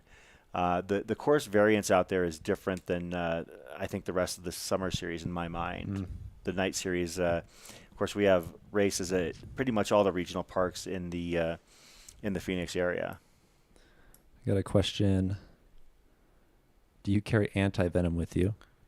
No. No. Because it has to be stored at a very cool temperature. I could rattle on for rattlesnakes for probably the next 20 minutes. But, yeah, I believe it. But no. You do want to take a picture. If you do get bit by a snake, first thing you do is you take a picture. Really? If they don't know what type of species, you get a cocktail anti-venom, but they know exactly the species that bit you. You could also kill the snake and bring it in if it bit you. But picture is probably easier. And they know specifically which type of anti-venom to give you if it's available. Yeah, if snake bites you, the last thing you're going to try and do is bite it back. I don't know.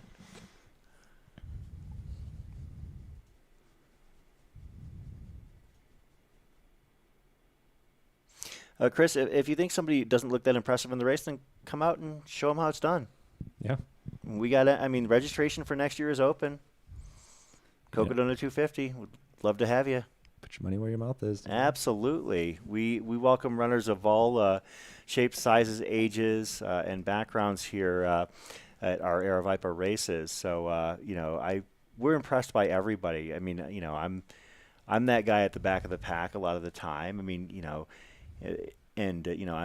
I've seen better days in my running career. As I get older, I get slower, and I look at I have to consciously suck in my stomach when I see somebody out on the course for race photos. But I'm happy to be out there, and maybe some of these runners are simply happy to be out there as well. So we're not going to we'll play that game. So Sue Lore here. And bib 716 and 744, that's Sue Lore. And Jackie Doppelmayr, both in the Eldon Crest 36.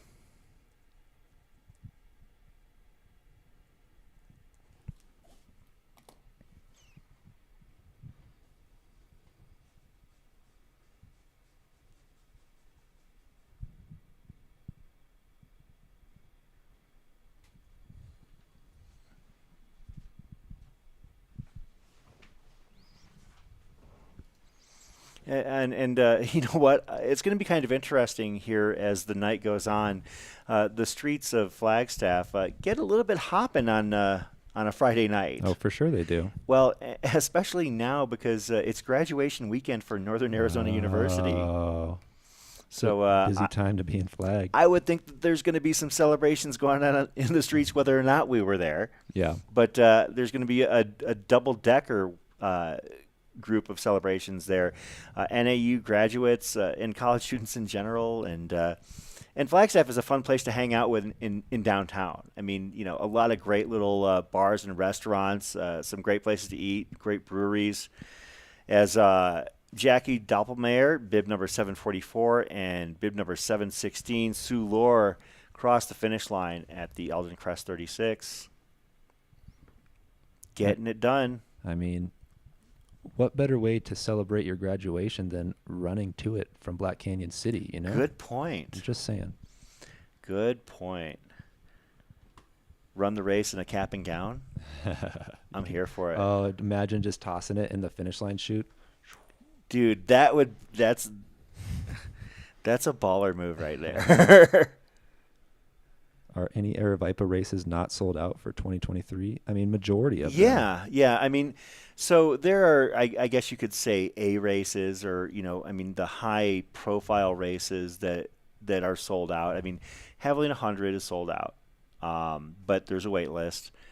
That might actually be the only one that's truly sold out for 2023. Registration for Black Canyon just opened. That's already filling up fast. Yeah, last year was the first time that I believe it didn't sell out, and I think it was like maybe less than 15 spots from selling out. It was so close. Yeah. Black Canyon 100K, an excellent race. And rather than heading up the hill, you head down the hill. Kind of. Well, for the first 40 miles, it's downhill. It's that last 20 that gets you, though. Yeah, Black Canyon is one of the largest Western States qualifiers in the circuit. It is the largest 100K qualifier for Western States. So it is a very popular race in that regard. It's a net downhill of 2,000 feet, but don't let that fool you. Right. Because I have watched people cook themselves in the second half of that race so badly. Yeah. You know, I've finished it 4 times, and I love running it. But it is a race, even though it is a net downhill, that you really can't take lightly.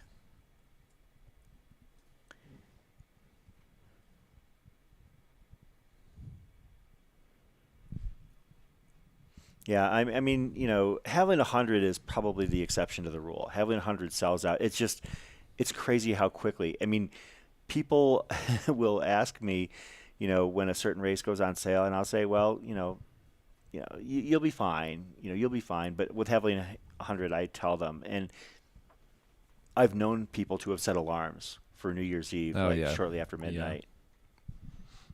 Yeah, Adam, Uptown Pub House. Credit to Uptown Pub House. Mad props to them because they are one of our sponsors here for the Cocodona 250. I went in there this week. I had myself an Athletic IPA, which was delicious. But I also looked, and they had a pretty high-end whiskey selection on their top shelf, their tippy top shelf. Oh, yeah? Some Johnny Blue, some other selections, okay. high-end Remy, and, you know, a little bit, not my cup of tea. Not just Maker's Mark? No, not just Maker's Mark, not just, Monkey Shoulders. You know, those are the, not just Fireball. Yeah.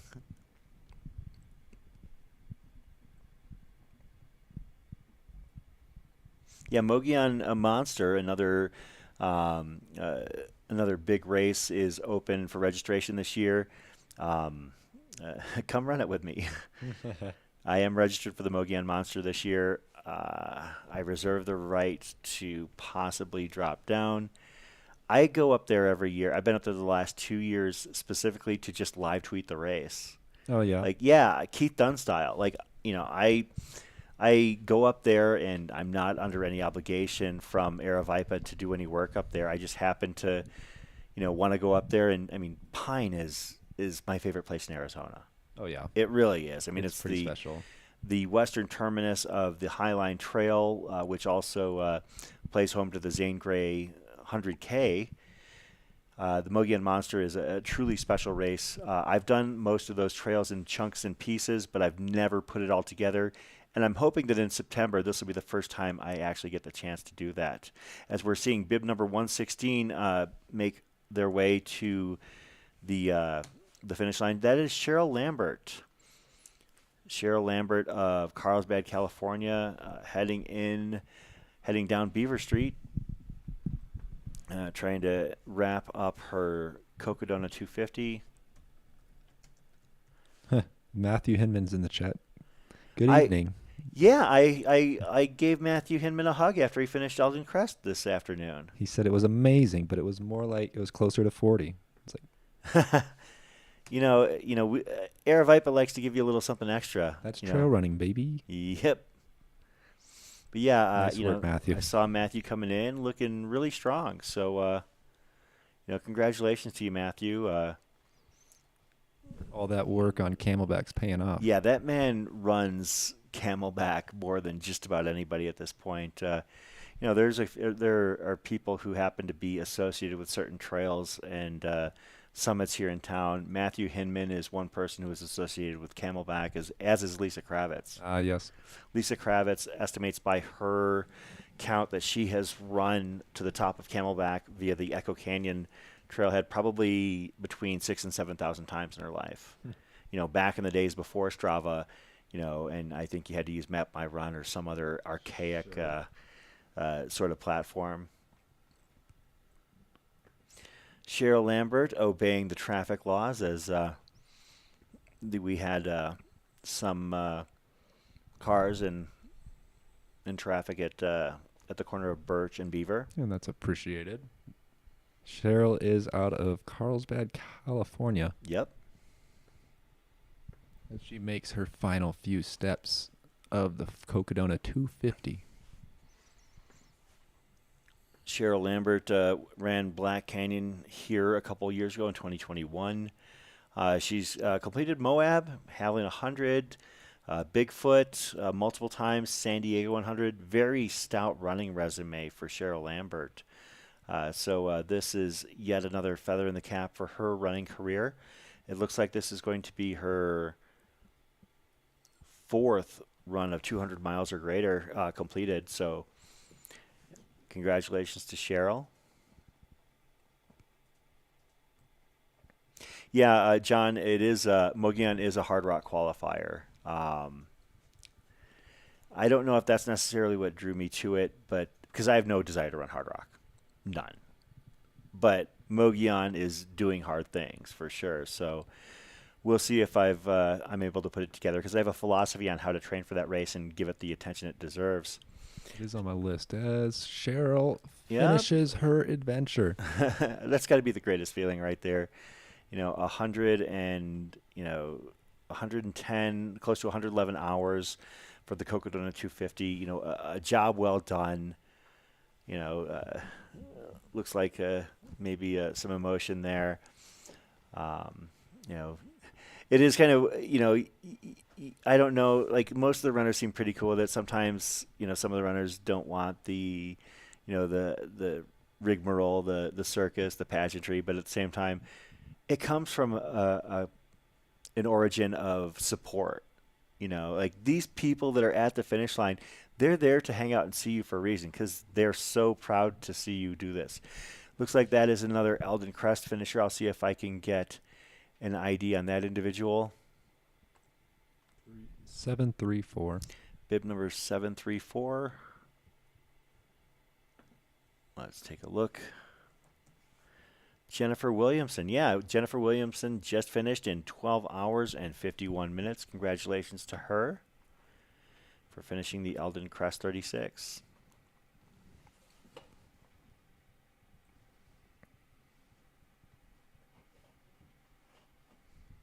Yeah, I mean, I see people talking about the emotions that this race evokes, and I have to agree, because like I said, I had my first cry of the week when I saw Desiree Clark finish the race. I mean, you could see she was overcome with emotion here this afternoon. Truly a special moment. Yet another Sedona Canyons runner here at the finish line, making her way all the way from the wickedest town in the West, aka Jerome. Monica Arizona. Peterson. Monica Peterson, congratulations as she makes her final few steps through the finish line. Great job, Monica. Congratulations. Yeah, the cutoff is 125 hours for the Cocodona 250. The Sedona Canyons 125 is an extremely generous 75 hours.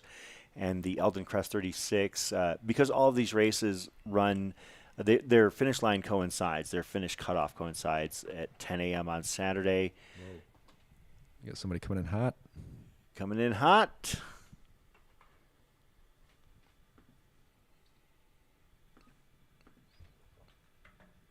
Let's see if we can identify this runner.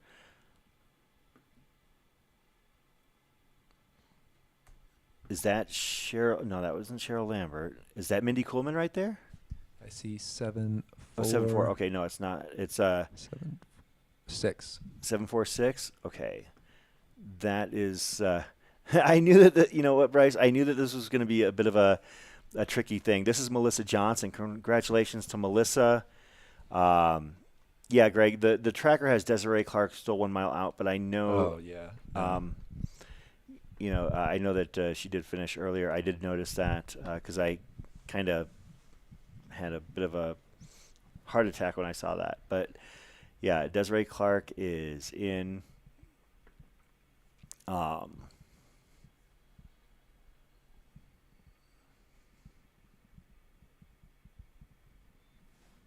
Yeah, we were talking about Mogollon Monster and my approach to Mogollon. So knowing that it's going to be the hardest race that I've ever done, Yep.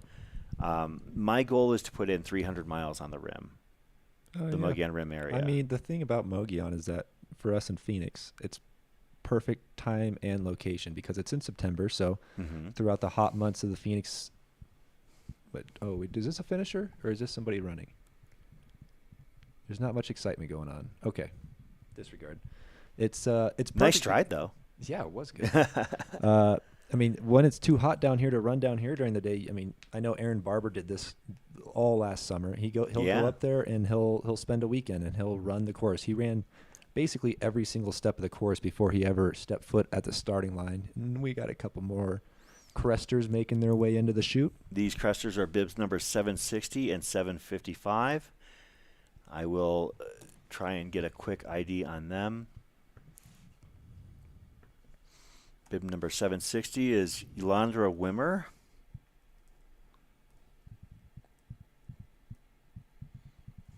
And bib number 755 is Barry Wimmer. I have a feeling they might know each other. I'm just throwing that out there. Probably. It's possible, but I make no promises. I was going to, I don't know, And there's another runner right there as well. I'm kind of curious. It looks like that's another Crester bib as well for that third runner.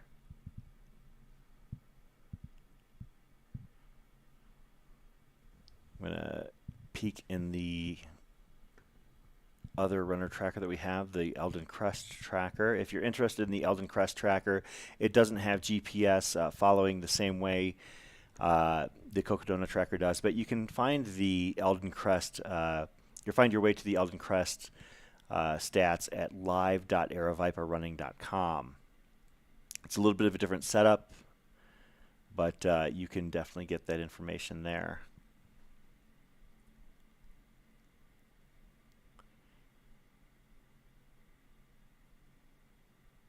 Yeah, that was Amy Horn, Barry Wimmer, and Yolandra Wimmer. So the three of them finishing basically right next to one another. Amy Horn, bib 781. Congratulations to them.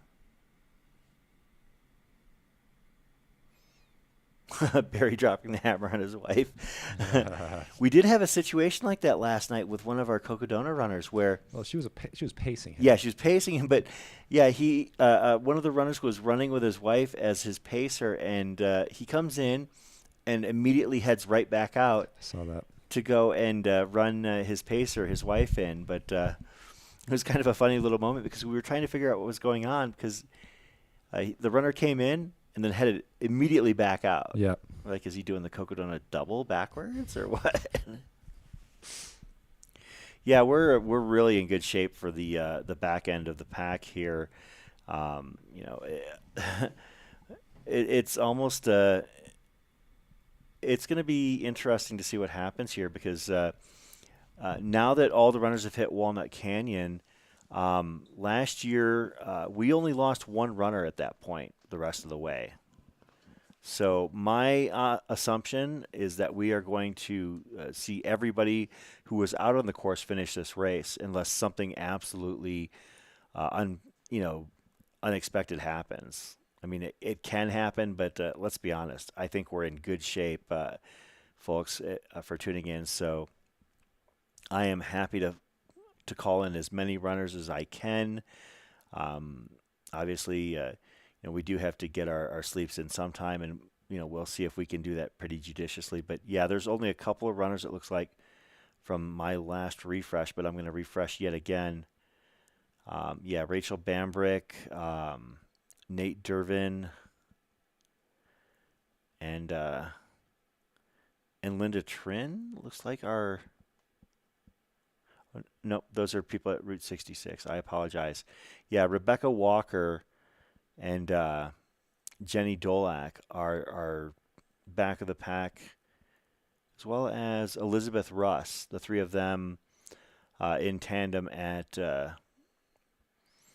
Walnut Canyon, as well as Ben Kuhn, who is in the Sedona Canyons race.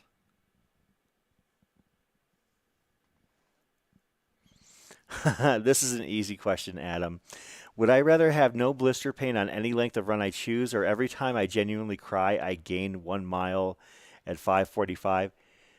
Adam, if I gained a 1 mile, like if I banked that mile and just saved them up, I'd be Walmsley. I cry at everything. I'm going to be a blubbering mess tomorrow morning because I get so excited and passionate about these runners, watching them, grit their way to the finish.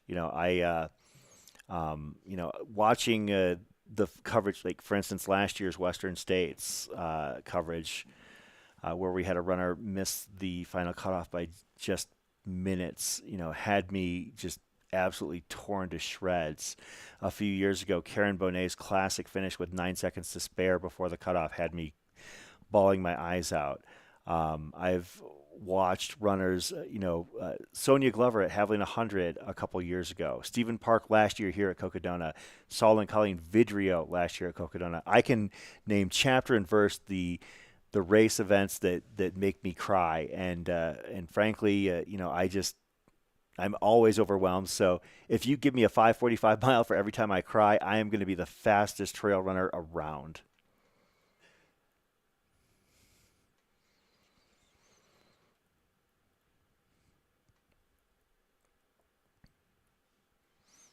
Yeah, watching these runners finish. I mean, I love seeing the action out on the trail, Chris. I agree. Watching the race is fun for the competition. Of course, we have, so many amazing athletes that were out there. Mike McKnight, burning up the course. Sarah Ostaszewski, is absolutely crushing it as well. But yeah, that was. Did we miss a runner here somewhere?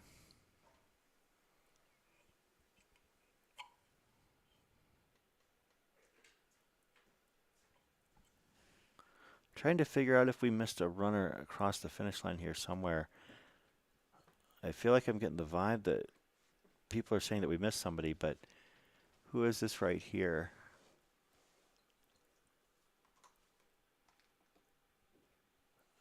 Those were both Cocodona bibs right there. Let's see if we can figure out who those runners were. That might have been Martin Columby. I'm not sure. They started moving so fast I couldn't catch it.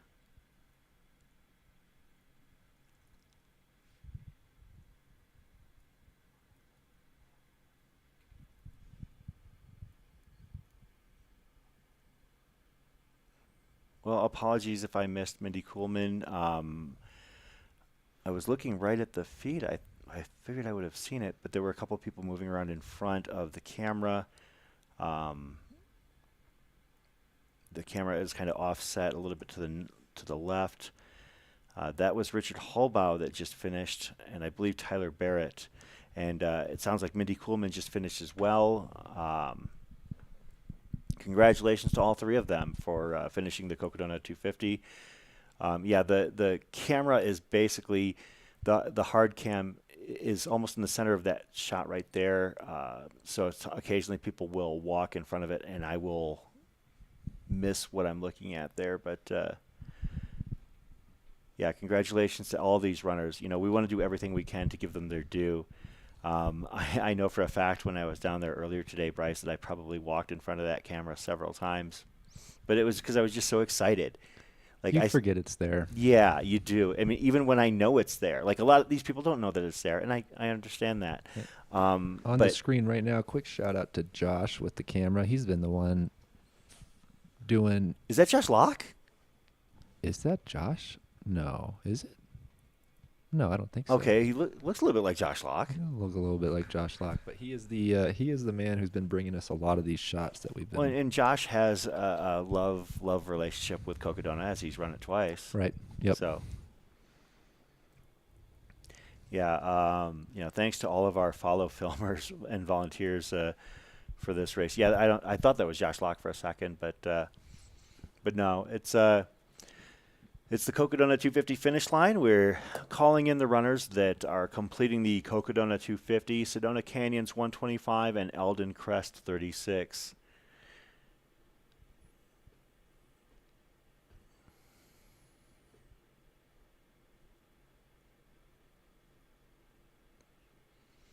Yeah, Jeff, it would be nice to have like some sort of like barricade or something set up for that camera, but the only way you could really mitigate that is maybe having the camera itself from like, 15 feet off the ground, because there tends to be a lot of foot traffic there.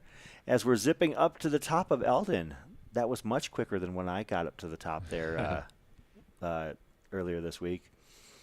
That's Claire the bear right there. Claire Augustin, one of the members of our local trail running community, has done quite a few ultras here in town. Dressed to impress with the, I don't know, is that a bear cap or Whatever it is, I'm into it. Yeah. Yeah, I'm hallucinating people I know now at this point. Welcome to day 5, stream 2, Yep. and what it brings. We got Josh back on the streets. On the streets of Flagstaff.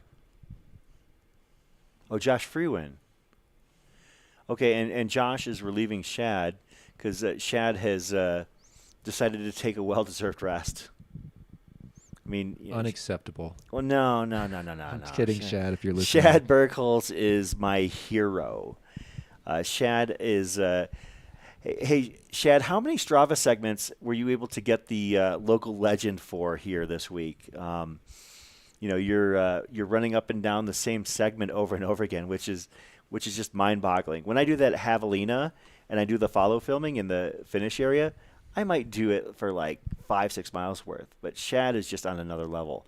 This is bib number 96 here, getting ready to take that right-hand turn down Cocodona Alley past the Gates of Justice. I don't think that's going to stick, Bryce. We can force it. Ken Rearchuck. I'm gonna butcher that name, but Kent Rearchuck, I believe. Congratulations, Kent, a Cali resident that is here to now finish the Cocodona 250 in 111 hours, 7 minutes, and 7 seconds.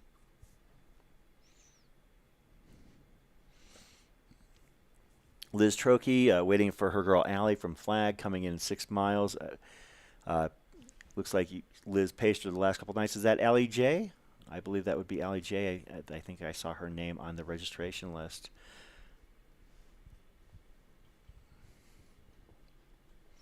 Rich Covey rooting on Harley Guy. I saw Harley Guy earlier in the race. I believe he was being paced by Holly Hovius, a former Cocodona 250 finisher from 2021.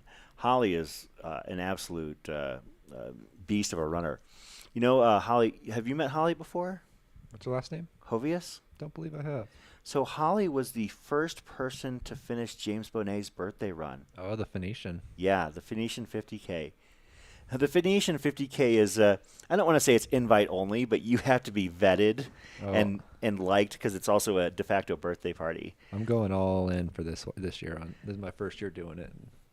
Yeah, I'm a little intimidated by it, but well, I mean, obviously, I think he's kind of letting up on things a little bit in his old age, James Bonnet. He's getting soft. Is that what you're saying? Yeah, I think he's getting soft because, the first 3 years of his run, only 2 people finished it. Right.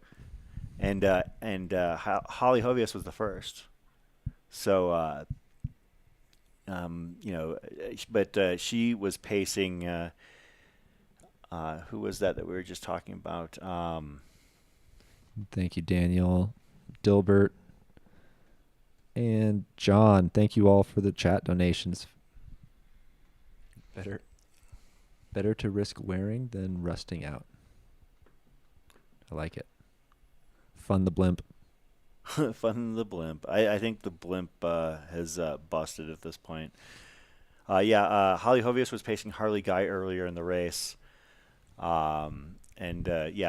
a hell of a runner.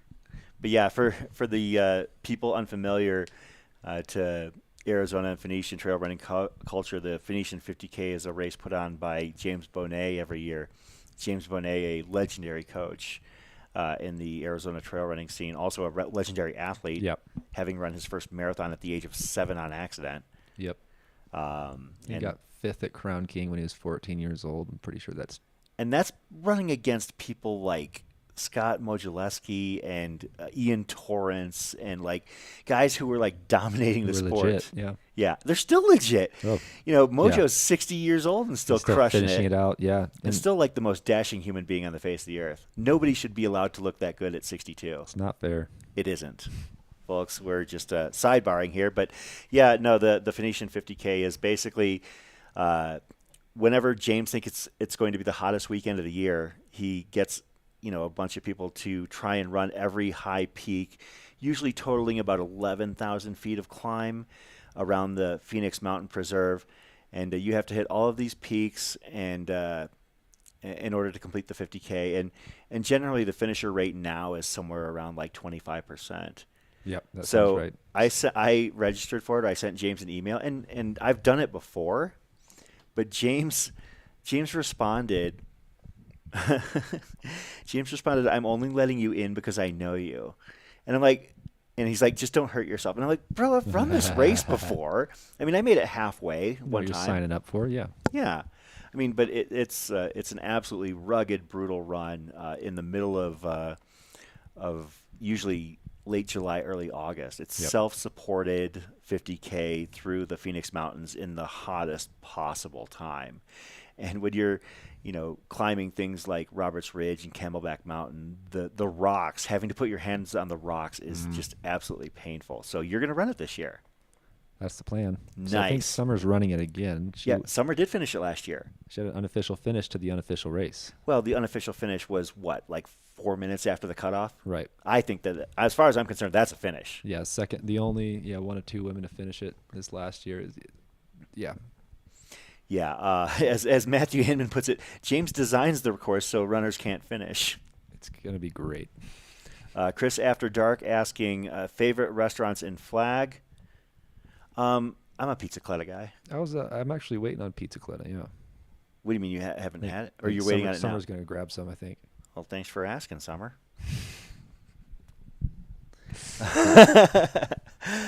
Yeah, Pizzacletta is my favorite. I mean, there are several great restaurants in this town. I mean, Flagstaff is a great place to have breakfast. Toasted Owl is a great little breakfast joint. Fat Olives is another great pizza place. Salsa Brava over on Route 66 is fantastic as well. I do like Lumberyard. I don't think I've been to Lumberyard. Lumberyard's a pretty cool spot.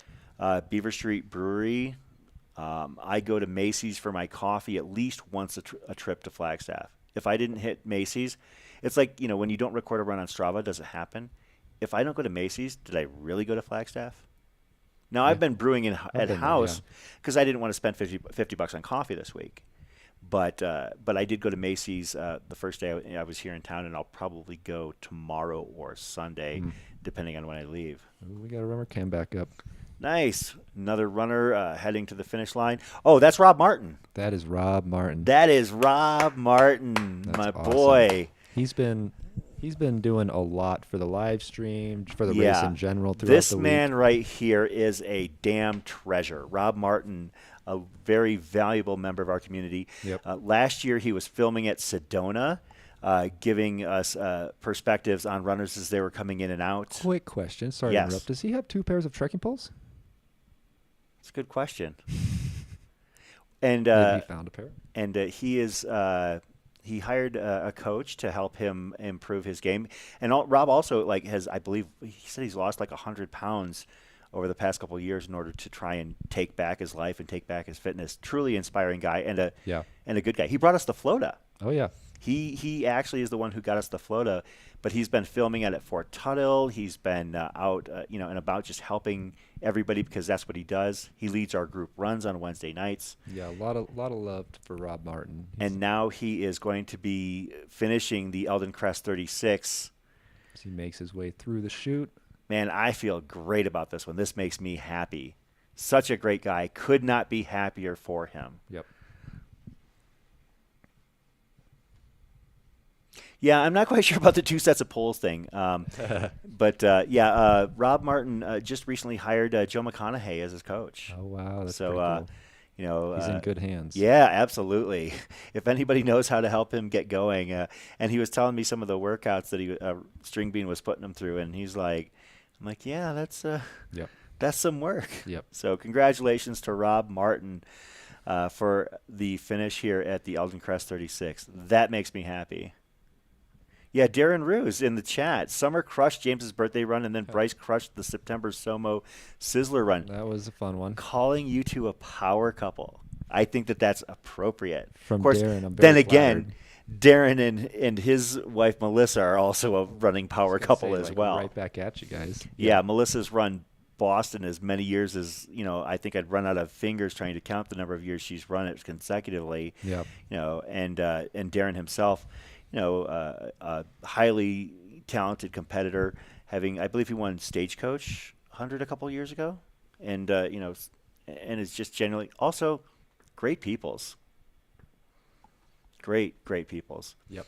And Yep. Melissa, I believe, I think we're born on the same day. Oh, really? Yeah, like the actual same day. Yeah. That's cool to see him in the chat.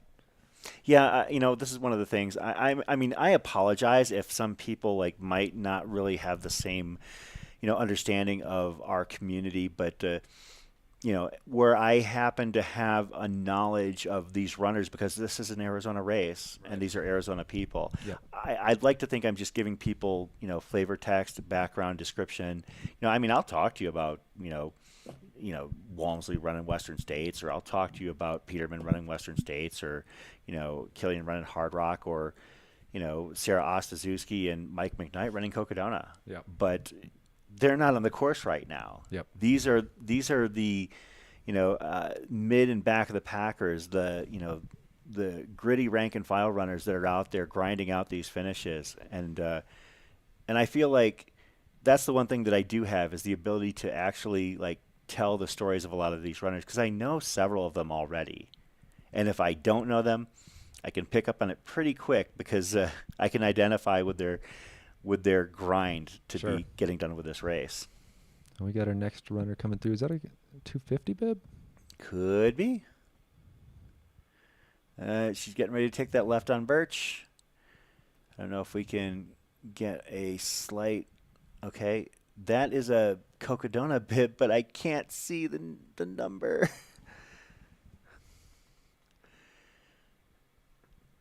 The number is covered by the hood. Might that be Jessica Turner?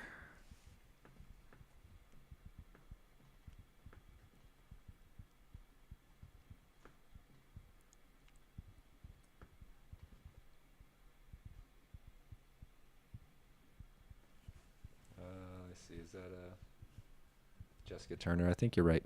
Okay. Well, we're going to operate under the assumption for a few moments that this is Jessica Turner that we're following, who just hit the left on Birch and is getting ready to leap across LaRue, as long as the bicyclist doesn't get in her way. Heading up towards Cocodona Alley. And again, as Matt has said, we're going to have to talk to the city of Flagstaff about that one. We need to make that change happen. I mean, what could it possibly hurt to name the alley?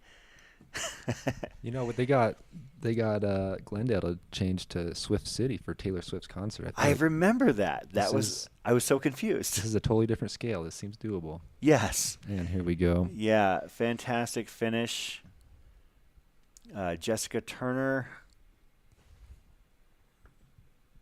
from Flagstaff. So Jessica just running home. That's got to be a great feeling. These people get to sleep in their bed tonight. Right. That's good. I mean, I think honestly, it might put Phoenix runners at a disadvantage as they're running away from home. Every single step, you're farther away from home. That's true. Running home, I feel like is a legit motivation, and for runners like Sarah Ostaszewski to run up her backyard at the tail end of a race, there's a real home field advantage to that. I would assume. What's the worst? The runners in Prescott and Sedona. Oh yeah, they run that's home true. and then they have to run away. Yeah, that's true. And that's happened very specifically with a couple people. Noel Kingston practically lived on the course when he was running this race. Basically running by his house and having to run away. That's got to be a kind of a weird situation. Looks like we've got another runner coming in here. I think our follow cam is taking a well-deserved breather, but we'll do our best to identify this runner as well. bib number 114 right there. I'll pull that up on my viewfinder here. Bib number 114, Adam Odoski of Colorado. Congratulations to Adam. Actually, I met Adam. I had coffee with Adam on Sunday morning. Oh, yeah? He was one of the people that I was talking to at Macy's. Congratulations to Adam. You are networking up here, Chris. I walked around with a Cocodona shirt on Sunday, basically trying to see if anybody, trying to fish for conversation, fish for, stories and content. I shamelessly admit it. And, Adam was one of the people that I spoke to at Macy's. I believe the other person that I spoke to at Macy's was bib number 24. Bib number 24, Matthew Moore, whom I actually saw this afternoon as well. So Adam, Matthew, and I, having not known each other at all before Sunday morning, sat down and had coffee and talked about the race, talked about running, talked about their excitement and their anticipation, things they were looking forward to, things that they were concerned about. And, getting that opportunity to talk to Adam and to Matthew, was truly gratifying, especially because now I've seen them finish. So, the three people that I met extensively, those two and Tommy Jacobson, have all finished the Cocodona. I'm going to call myself the middle packer, back of the packer, good luck charm. Yeah. So, congratulations to Adam Odoski from Salida, Colorado. Oh, that's pretty cool. Yeah, I'm so happy for him right there. Good memory. Well, I just, I can't help it. This is an opportunity for me to meet some amazing people and to hear some amazing stories, and all of these runners do have something that drives them or that they're looking forward to. Whether it's about where they've been or where they're going. I'll talk to anybody about anything, and yeah, I mean, it's great to see this,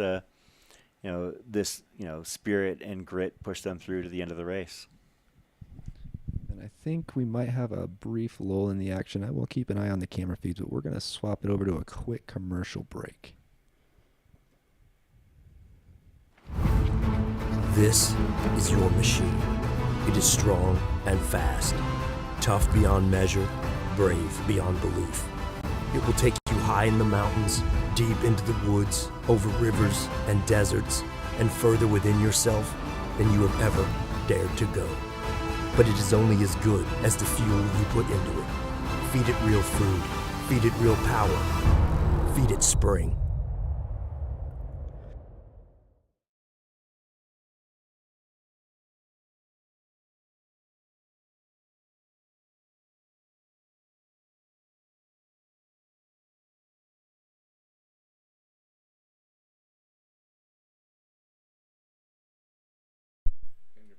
All good. And we're back here doing the coverage for the Cocodona 250, brought to you by Aravaipa Running. I think that this is somebody making that last crossing of LaRue. See if I can get eyes and names on that bib. Is that Tracy Denblaker, perhaps? Bib number 68. Bib number 68. Apologies. 68 is Carmen Brockdorf, and number 74. Let's give bib number 74 credit as well. Tony Moore. So congratulations to Carmen Brockdorf and Tony Moore, heading down the alley to that final finish line of the Cocodona 250. Great work by the two of them.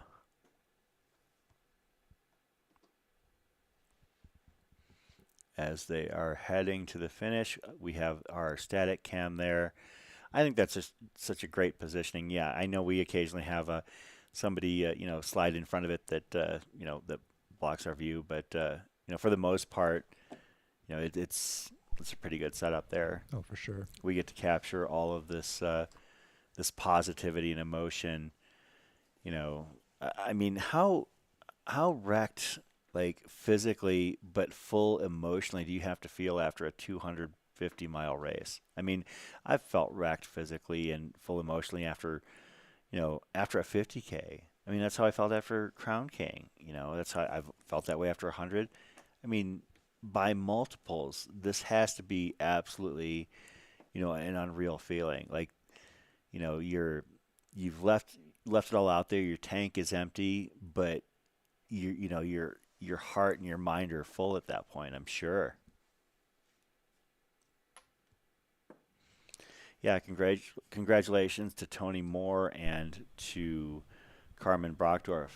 Both of them fantastic jobs. Carmen from High Springs, Florida, and Tony from Carson City, Nevada. No, John, actually, Des Clark finished a while ago. Her tracker is, for some reason, still showing her as on course. But, yeah, Desiree Clark finished. And as I mentioned, that was my first big cry of the week. I see now Claire, the bear, is holding court up there. See Fang. What? Local runner Fang. I forget his last name. Just wait, and there he is to the left. You can kind of see his face. Oh, Fan Yang. Yep. Yeah. Is Fan running or is Fan No, he's volunteering? running. No, he's running.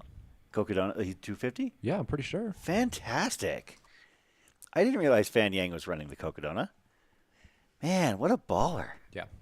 Nice job, Fan Yang at Top Eldon. Grubbing down on the Three Amigos work. And this is Bruce Gungle, apparently, bib number 143. Bruce Gungle at the top of Eldon as well. Yeah, I think we're in a situation where we're gonna have, like, the runners are gonna be coming in, fast and furious here over the last few hours of this race. I want to check to see on our tracker where our final runners are at this point. They are all into Walnut Canyon. I can't tell if they've left yet. Sometimes the pinging is a little bit awkward. Hey, did you see Aaron Barber finish earlier today? I saw it on the stream. Summer saw him running in person. Okay. But yeah. So he was doing pretty good? I mean, he came in hot. Who? He was running real fast. Sub 7 miles? That's awesome. So stoked. Who and was proud his of Aaron final Barber for that. pacer? Cole. So yeah, that's what I thought. Cole Fahrenbrook was Aaron Barber's final pacer. He paced quite a bit. Yeah, Cole was he was so excited to do 80 miles with Aaron, but Aaron Barber's GPS tracker was pinging in sort of awkward places this morning, and people were trying to tell me he was off course, and I'm like, there is no way that Aaron Barber is off course. That man, like you were talking about Mogan earlier, meticulously studies these courses. Yes. And so I said if Aaron Barber went off course, in Walnut Canyon no less, that I would eat my shoe. So I'm assuming that he was not off course. I think that that's it was safe to say. GPS float. See, thank you. I had people disagreeing with me strongly, and I'm like, no, I know these people. These are my friends. These are, the people I'm fans of. We have our most recent Eldon Crest finisher. We'll see if we can ID them. I think it was 784 possibly. No, I think at this point every bib looks like 784 because I probably said that like 10 times. Lucas Martinez, bib number 796. Oh, 784 was the previous one. That was, but bib 796 was Lucas Martinez, and bib 784 was also coming in as well. So, and that is Jill Albrecht. So, congratulations to the two of them.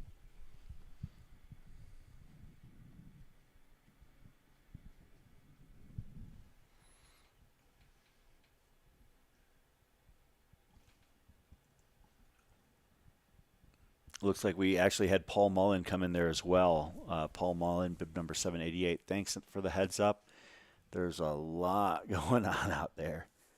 Yeah, our back of the packers are in no danger of missing the cutoff here at this point, as long as they keep their legs moving forward. To reiterate, the runners at the back of the pack have until 9:30 p.m. to depart Walnut Canyon. So they have an hour to depart Walnut Canyon, and they're all in right there. So they're going to be departing about an hour ahead of the cutoff. Like we have another finisher coming through here. Are they in costume? Who is it? Bib 784. Okay, so that's who it was actually on the road. I was mistaken. That right there is Jill Albrecht. Congratulations to Jill for a job well done. So yeah, looking at our runner tracker and comparing when they have to be there. Yeah, they're all, everybody has hit the final aid station cutoff, and as long as they depart within an hour, they'll be fine. And that gives them at this point, so if it's 8:29 now, 8:30, they have till 10 a.m. tomorrow, so they have 13 and a half hours to go 20 miles. I like their odds. I really, really like their odds. Oh, what shot is this? Oh, okay, that's bib number 48 right there. Bib 48 is Tracy Denblaker. Tracy from Fenville, Michigan. Looks like she's got a little bit of that lean that happens on occasion.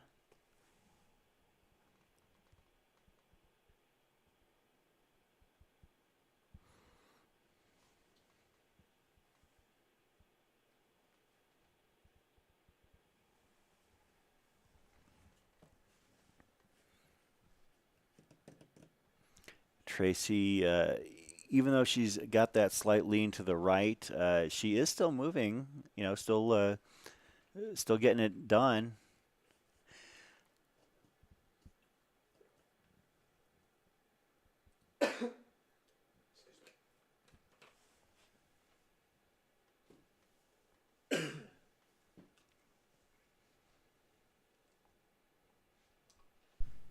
TJ Gardner in the chat asking if the people are still doing the running thing. They most certainly are. Probably a few TJ. less in the course than when you were here last, but they are most certainly making their way to Heritage Square. TJ Gardner. TJ joined us. He was on the call with me for a couple hours last year. Yeah, I believe actually it was on Friday night as well.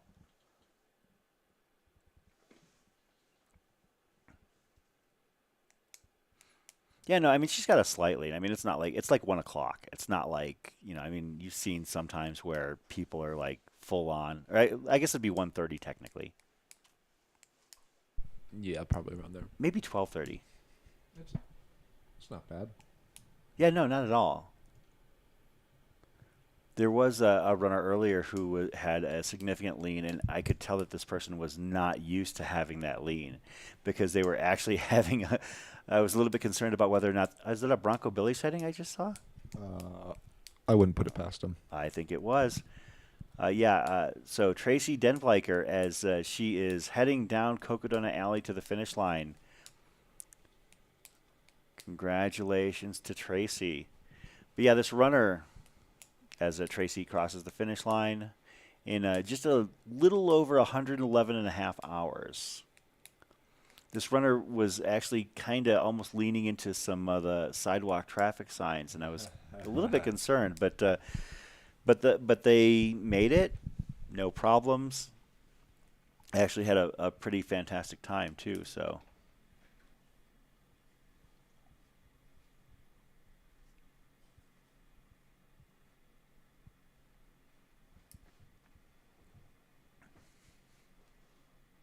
Yeah, Puffy Blue Jacket Guy, TJ, I don't know if you caught it, but we talked about Puffy Blue Jacket Guy because I went down there to actually meet him. And I'll give the quick heads up on Puffy Blue Jacket Guy because, frankly, I think he needs all the love from the audience. Puffy Blue Jacket's name is Josh Pantello, and Josh Pantello is a runner from Missouri who had started the Sedona Canyons 125, but did not have the great day. But he's like, oh hell, my hotel room is here till Saturday. Might as well hang out. So he's been hanging out at that corner for an average of 14 hours a day, just to cheer runners in. That's bib number 802. 802. Peter Curry. I think we know him. Is that really? That is Peter Curry. That is so awesome. The patriarch of the Curry family, Peter, father to Jamil and Nick and a couple other siblings, Nathan and Milia. Yep. So Peter Curry, congratulations. That's awesome. I saw Jamil and Patty out there Yeah. celebrate with him at the finish. Yeah, I saw Jamil too. And Patty, of course, has been omnipresent. Peter wasn't messing around through that shoot. No, he never does. Peter finishes know. strong. You're right. I remember a couple years ago when I was much healthier and faster, and I was heading down the final mile of Crown King, and I was just kind of taking it easy because you have that nice downhill. And Peter, who had just recovered from like a full hip replacement, comes flying by me. I mean, I would say at probably like an 8:30 pace, 50K into a hard ultra with 7,000 feet of climb. Yep. And I looked at him and I was like, I could try to run him back down, but no. Peter Curry, great job. No, Peter Curry ran the Eldon Crest 36. He generally keeps his races to the 50K, 60K range and shorter, but congratulations, as Peter is being flanked by Mama Curry, Patty Curry, his wife. And if you've ever been to an Aravaipa race, you have been and had anything in an aid station, Patty sets all that up. So Patty is one of the leaders of our community. She's a pretty accomplished runner in her own right, having run a lot of 50Ks and 60Ks, including OCC. Oh, yeah? Yeah, she ran OCC a few years ago. That's awesome. Nice, 57K with 10,000, 11,000 feet of climb. Not bad.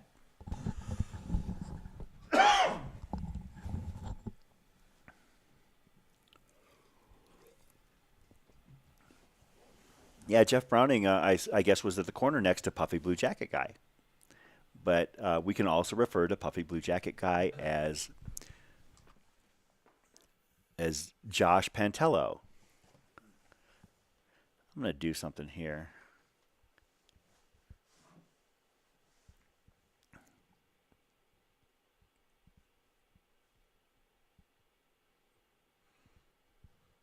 Yeah, we're back at Eldon. Look at them all bundled up. Yeah, it's going to be chilly up there. Yeah. It said low of 24 tonight or today up there at Eldon. I was looking at the Mount Eldon weather earlier. A low of 29? 24. 24? Okay. Yeah, that sounds about right.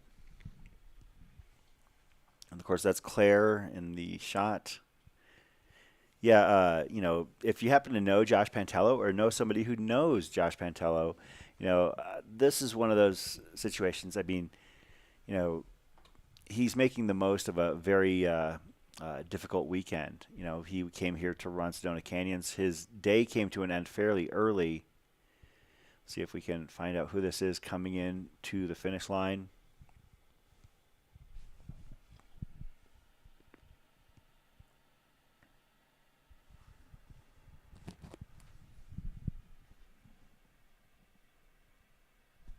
I didn't catch. I'll see if I can try and divine who that is by using my other Eldon Crest tracker.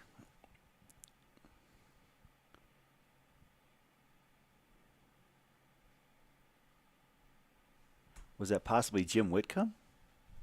And the Eldon Crest? Is he a crester? Yeah. Jim Whitcomb, 13, 38, 31. That's possible. Yeah, because that'd be 8:38 p.m. Yeah, I think that's Jim Whitcomb. Is that somebody actually mentioned? I believe that somebody said he's a 60-year-old or 64-year-old farmer. Oh, is that him? Yeah. Yeah, here we go. Dan Roberts. Thank you, Dan, for this this background. One of the next finishers will be Jim Whitcomb, 64-year-old coal miner from Farmington. That's what it was. Not a farmer, a coal miner from Farmington. Bucket list run, quite the effort for an old person who goes to the bathroom in their pants. An old pant pooper. Yes, pant pooper. That's so funny. I funny. see. I was just going off and reading because I trusted people would behave themselves, and I then, knew that was coming up, and I wasn't going to stop you. I was just going to see what happened. I mean, they do say that you can use that word once every PG movie, and we like to keep things PG, even in Aravaipa After Dark. Yeah, but Finn and Brett were on earlier. I don't know what they were saying for the first couple hours of their stream. So well, it couldn't have been any worse than Pete Mortimer. Yeah, man, you want to get Pete rolling and have him work blue. You talk about that junkyard. The junkyard on the course that he just hated. Yeah. I most specifically remember him talking about Kiki, and I was dying. Oh, Kiki, R.I.P. Kiki. Actually, our guest is outside. Would somebody be able to go and possibly let her in? Thank you, Summer. Thank you, Summer. Like, Summer hasn't done enough this week in pacing Sally McRae for like 85, 90 miles or something like that.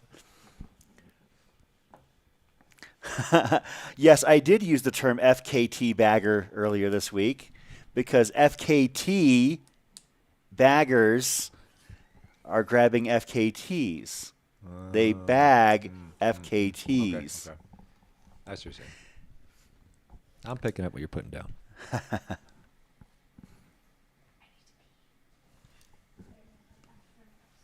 Awesome. Our next guest is in the house, and we will bring her on here in just a little bit. I'm excited to talk to her about this. I've worked with this person before on a live stream, had her on as a guest during our Javelina 100 live stream a couple years ago, and she knows so much about this sport. She's no stranger to these trails, and just genuinely a cool person. So we'll be talking with her in just a few moments.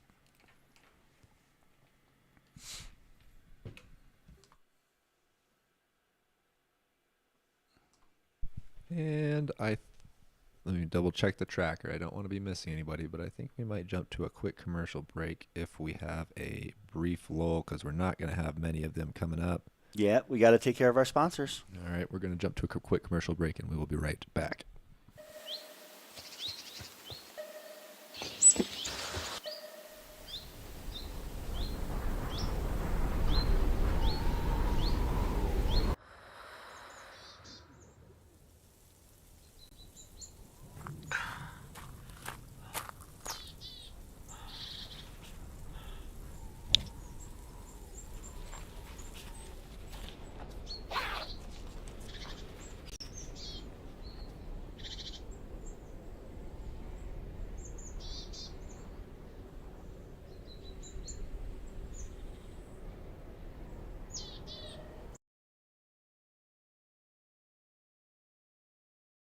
And we're back here at the finish line of the Cocodona 250, presented by Aravaipa Running.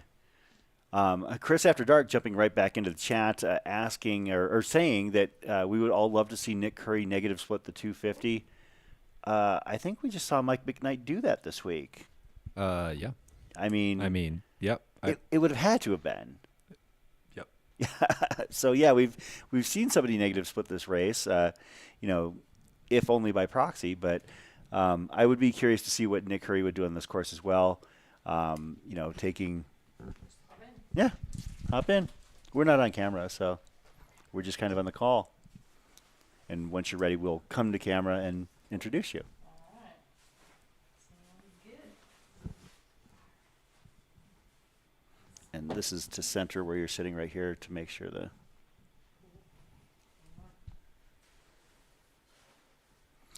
Yeah, Blue Jacket guy. Once again, Josh Pantello. I am a huge fan of what he's doing here because he doesn't have to be here. He could be hanging out in his hotel room and not feeling great. Actually, I want to give a shout out to one of the runners that's currently on the screen right now. That is Clifford Matthews. Clifford Matthews there, just to the right of Dr. Stephen Crawford and the unmistakable beard. Clifford is he's New Mexico, but he's been to a lot of Aravaipa group runs. So you might have even seen him around town if you are part of the community. And we're going to figure out who this runner is in just a moment. But can we also either picture-in-picture or come back to the studio really quick? Yeah. So, yeah. Give me 1 second here. Let me go back to make sure we have eyes on Josh. So yeah, that is. Let's make sure that we. We'll just bring it to the studio for a quick moment. Sure. So we're here with a special guest for tonight. No stranger to the trail running scene in Arizona, and frankly, one of the guests I've had the most fun hanging out with on previous live streams. Colleen Lingley. Colleen, welcome to the Cocodona live stream. Thank you for having me. It's great to be back with you. Yeah, you are, I guess, captain of the Aravaipa racing team. Is that what we call it? Captain, manager? Co-manager. Okay. Co-manager. Whatever I Bryce. help Bryce out. He does it all. I just pitch in here and there. But you've obviously been racing here in Arizona and in the Southwest for many years. Formerly a runner at Arizona State. Mm-hmm. That's correct. Yep. And also a registered dietitian. Yes. And so, like, you know a lot of things about, how runners would have, at least in your case, how you've approached it as well as how other runners probably should approach their nutrition when it comes to these races. Yeah, and I got a good nutrition story from Wednesday night with Des Clark. Oh, yeah. Well, you know what? It's funny that we talk about that you bring up Des right away, because that was the first time I cried this week. Oh, man. When she finished, I lost it. I got to watch it. I was at work, and then my 11-year-old daughter's softball game, so I missed it. Yeah, you're going to... So I'm going to go back and watch it. You're going to catch feels when tonight. you see Dez's finish. Yeah. Who is this runner again, Bryce? Did we get a confirmation? Have not yet. All right, we're going to do our best. The finishers are coming in fast and furious in comparison with past years, which is awesome. Yeah. But it keeps us hopping for sure. Yeah, they were all working together. Yeah. We'll see if we can get a... He has a lot of stuff in his Yeah, pack. that pack is That is pretty impressive. stuffed. But then again, he is doing 250 miles, so... Yeah, you got a 21-mile last segment there, so... Yeah. In the mountain. Yeah, and At yeah, with night. that climb up Eldon. Yeah. And you're no stranger to that climb, I assume. No, I got to do that last 21-mile segment with Danelle Soto last year. Oh, yeah. So Yeah, Danelle had a great race last year. She did. She just signed up to see if she could do it And she found herself at the finish. She did it. Yeah, we're going to find out who our man of mystery is here. According to the chat, we're looking that's at Jeff Kent. Jeff Kent. Jeff Kent. Okay, he was one of my guesses, but I wasn't quite sure. So that is Jeff Kent from Lancaster, Pennsylvania, drawing his Cocodona 250 to a close. Looks like he's got to make that pass over LaRue Street. Boy, that Solomon pack is packed. Yes. That thing is full. That's a lot of gear in there. But, I mean, if you're running this self-supported. Yeah, that's what somebody said in the chat. Kyle Keys, thank you in the chat for letting us know that that this is Jeff and that he's running or self-supported. Wait, as in self-supported, All right, no so crew, or no, self-supported, no aid stations? Oh, I'm sure he's using 8. No okay. crew, yeah. Ooh, 'cause I I'm was sure like, that you're would be right. impossible. Yeah. That would add another level Probably of not an accurate difficulty. phrase. Yeah, you're right. I should be careful because with the FKT audience, I might get into a lot of trouble. Right. First Ultra? First Ultra? Are I don't you know. kidding? That's what it says in the Stop. chat. His first race. Man, what is with these people? Well, I guess if you treat it like a stage race and do 50 miles a day, That's fair. you could do that. That's absolutely fair. But Kent's doing more than 50 miles a day if he's finishing That's true. Friday night. Yeah, he's doing about 60. Yeah. 60. Well, congratulations to him. Yeah. Colleen, as we were getting ready to talk about, so did you crew or pace or both with Desiree Clark earlier? So, crew and paced Dawn Greenwalt Monday and Tuesday. Well, Monday, and then went to work Tuesday.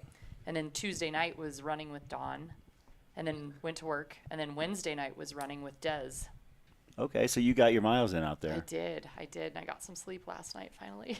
So Good, Dawn had herself a heck of a race as well. She You did. know, Her finishing the top feet. 5 for the second time. Gosh, yes, her feet took her out. Like the first 37, Mm-hmm. I think pebbles or dirt or something got in there, and then she got her gaiters at mile 37 because they got left behind. So they were brought from Flag, but the damage was already done. So she Yeah. just dealt with that, kind of like Sally McRae did. Oh, Those pictures were brutal. oh man. Her feet were worse than Dawn's. but Sally Dawn's were sent not good. Sally just didn't look at him. Like, or not that she didn't look at him. It's that like your tape. She got like a massive tape job somewhere midway in the race, and you can't take time and take all that off and No, because you'll Yeah. take skin redo with it. it. Exactly, and yeah, especially if you're trying to be competitive too, because that's Right. not a quick process. No.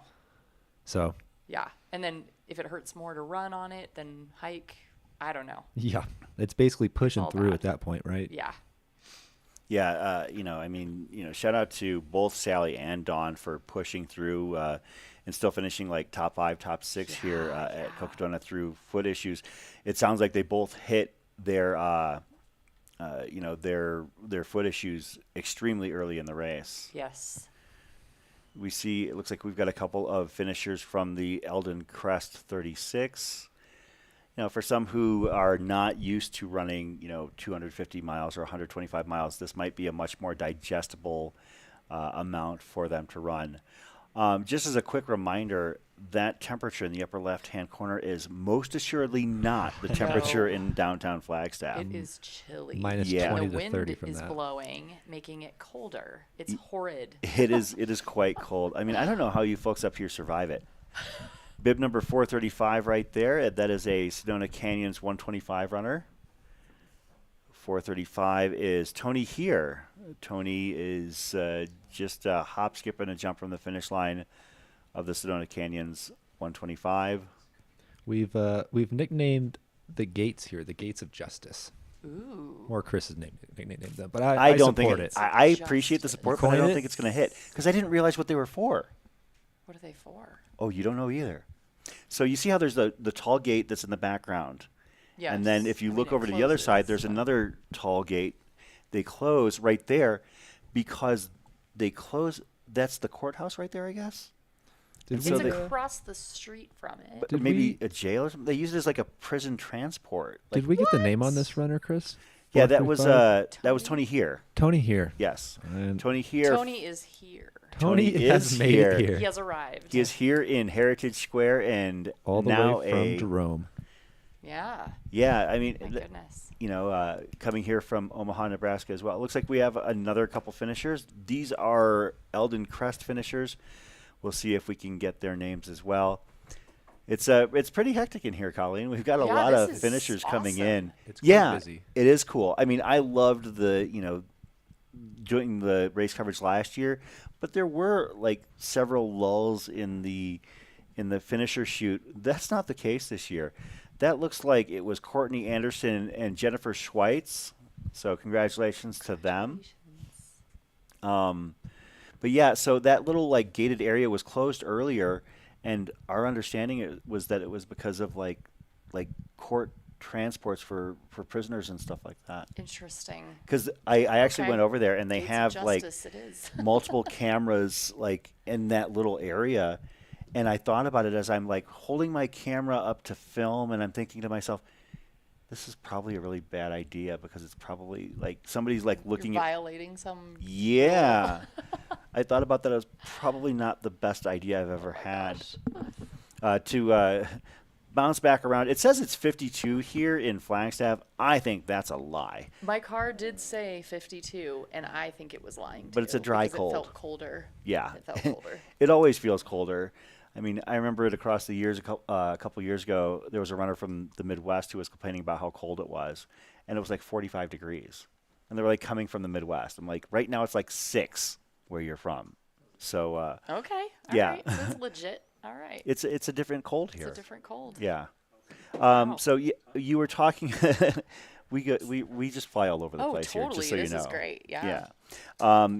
But you were talking about Desiree Clark, Yes. earlier finisher of the Cocodona 250, and her nutrition. So, drinking too much water and not enough electrolyte can cause hyponatremia, where your blood is too diluted. And that is what the medics kind of thought, and her crew chief Lauren kind of thought happened to her at Deer Pass in Sedona. I think that's mile 145. Her legs swelled up like, she had cankles, and her heart rate was 95 after laying down for about an hour. Oh, wow. And the medics were actually going to pull her or send her to the ER. And Lauren, I think, offered the alternative to rest for a few hours and then reassess. So when I got there, I knew I was either running or going to the emergency room with them. And it's about, 8:30 at night on Wednesday night. Okay. So it was like the moment of reveal. We woke her up, pulled back the covers, and her leg was magically better because she had been drinking electrolytes only, like really concentrated. Yeah. So, and her heart rate had come back down, and her blood pressure was fine, and she wasn't, they had her stand up, and her blood pressure stayed the same. She wasn't orthostatic, where it drops when you stand up. Yeah, and her pulse ox was great, and she looked at me like, I don't know about this. And I'm like, well. But yeah, she didn't complain at all, and she just got ready, and she was worried about cutoffs, and I'm like, it's only Wednesday. It's only Wednesday. Let's just go. A long way to go. So she was like, all right, let's just go. Well, she went and she kept on going. Yeah. I did talk to Mandy, one of her pacers, later on in the game, and she mentioned some of the issues that Des had been dealing with, including not being able to get her heart rate regulated and down. Sounded like her resting heart rate, as you mentioned, was extremely high, and she relayed the fact that Des was concerned she was going to be pulled from the course. But then Mandy sent me the text to say that she had gotten through Walnut Canyon, and at that point I was like, okay, we're safe. Yeah. Like at that point, well, 3 miles into because I did that dead horse to Posse Grounds with her, like 9 to 3:45 in the morning, and 3 miles in, she was like, I'm so glad I came back out. I'm so glad I could. So, yeah. When it comes to prep for a race like this, I mean, do you think that runners overdo or underdo electrolytes, ultras in general as well? So it depends on the conditions. If it's hot and humid, you need more. And if it's cold and dry, you might not need as many. But I think it's really hard to overdo electrolytes unless you're doing electrolyte pills or something. But man, I think the salt wasting is kind of obscene. I think most ultra runners probably run in the 600 to 1,000 or more milligrams per hour for salt. And it's hard to go above and beyond that on a regular basis throughout a race. It's tough. I mean, you can do it but you'd have to be taking pills. You can't really. You'd have to. I don't know how much broth you'd have to drink to get 2,000 milligrams, but it would be sloshing enough that it would. You got that much. You'd have to it would be almost like paste at that point if you're eating that much broth. Yeah. So. Oh man. So you've had experience on all over this course as a pacer, as a crew person, not only this year but in past years. I know that you have trained with and been friends with Dawn Greenwald for years, and since Silverton in 2020. And we actually raced each other in Prescott in 2006 at this Groom Creek 10K, and we duked it out at the end. 2006. Yes. Oh wow. And then at Silverton 2020, the 50K, we just became close friends. From then on, that was it. Oh, that's fantastic. Yeah. Yeah. No, Dawn has always been a source of positivity in the trail and ultra running community. That a few years ago when I had you and she and Des come on to help us cover Haviland 100 a couple of years ago. I had a blast, and I've been looking forward for a chance to bring each of you back on. And I figured, well, we're right in your backyard, so in this case, it makes it a lot easier. And we've also got 5 days to figure it out. So that's why I'm so glad. I know that you had family obligations and crew pacing obligations, so I'm glad we were able to figure it out. I know, me too. I'm so happy. So, Do you ever see yourself running Cocodona? Nope. Nope. I'm happy behind the scenes. Maybe Eldon Crest or Sedona Canyons, maybe? I mean, I think you could do that. I think 100 Ks or less. Okay, that's fair. So Eldon Crest is the 36 mile, or 36 mile, yeah. I mean, it's just a hop, one skip, and a sounds jump fun. from Fort Todd Hill over to Walnut Canyon and up Eldon and down. That's a pretty buttery section. It is, It's yeah. nice. Well, I was trying to explain that the Eldon Crest 36 to some people, and really the course is relatively docile for the first 15 to 18 miles, and then once you start to get to the other end of Walnut Canyon, it gets a little bit crunchy. Some rocky. Yeah. Yeah. And then of course the climb up Eldon is ridiculous. Yes. But that's when you stand behind, or you hike behind your runner and you push them if they're falling backwards. it is actually kind of terrifying. It is terrifying. I mean, at that stage of the race, and oh my gosh, yeah, if they lose their balance, you have no muscles left to even catch yourself. Yeah, it's super steep and a little bit sketchy at places. I was up there this week, and I hadn't been up there in probably 8-9 years, and it reminded me why I hadn't been up there 8-9 years. Yeah. I mean, it's what's funny. I look at it. It's not my favorite hill to climb up in Coconino County. That would be what is it? The one of the Flagstaff 4, not O'Leary, yeah. not Kendrick. Kendrick. Kendrick is like the coolest mountain in Arizona, in Yeah. my opinion. But Eldon is good if you don't have much time. that's true. It's right in It's town. 5 miles round trip, 2.5 up, 2.5 down. That nasty, loose, gritty, rock on rock stuff that you can lose your footing on really easily. But that's what it's good for. It's Yeah. in town, and it's only 5 miles, and you get 2,400 feet. Yeah, I mean, in it's 2.5, you so. knock it out and you checked off your vert for the day. Exactly. That is bib number 158. 158, Drew Engel. Drew Engel joining us for the Cocodona 250 from Iowa. He looks good. Yeah, and if he's from Iowa, doesn't probably get a lot of hill work there. I mean, it's a little bit rolling, but no mountains. I mean, what he did at Eldon was he's probably got to do 50 miles to get that kind of climb, back home. Right, So to gather that much vert. Wow. yeah, nice job. I mean, have you been down there in Heritage Square, in the last day or so of Cocodona, to see some of those final finishers? I have not been able to. Oh. I didn't take any work off this week. I totally understand. I meant to. But yeah, I mean, I don't know if I'm going to have the chance to, but perhaps, if we sign off for a little bit, I'm going to head down there just to see some of those runners in. Yeah. It's truly an emotional, it fills your cup. Yes. It really is, to see some of these people, fighting through, I get emotional seeing people finish 50 Ks, and, this is, so much more than that. It's not even that it's a running race. It's more of an odyssey across an entire state where you're going from town to town to town across multiple climates. Mm-hmm. That's the kind of thing that, you don't really have an opportunity to do very often. No, I mean, even once we hit Clarkdale, Dawn and I, on Tuesday night with the full moon and the clouds, it was so pretty. And once we hit Clarkdale, we turned around and looked up at Jerome, and we're like, we just came from there. It's amazing. Yeah. Just, it's so many people, I think, at least people I've talked to, sign up for this just to see if they can do it. And then it's just an emotional roller coaster.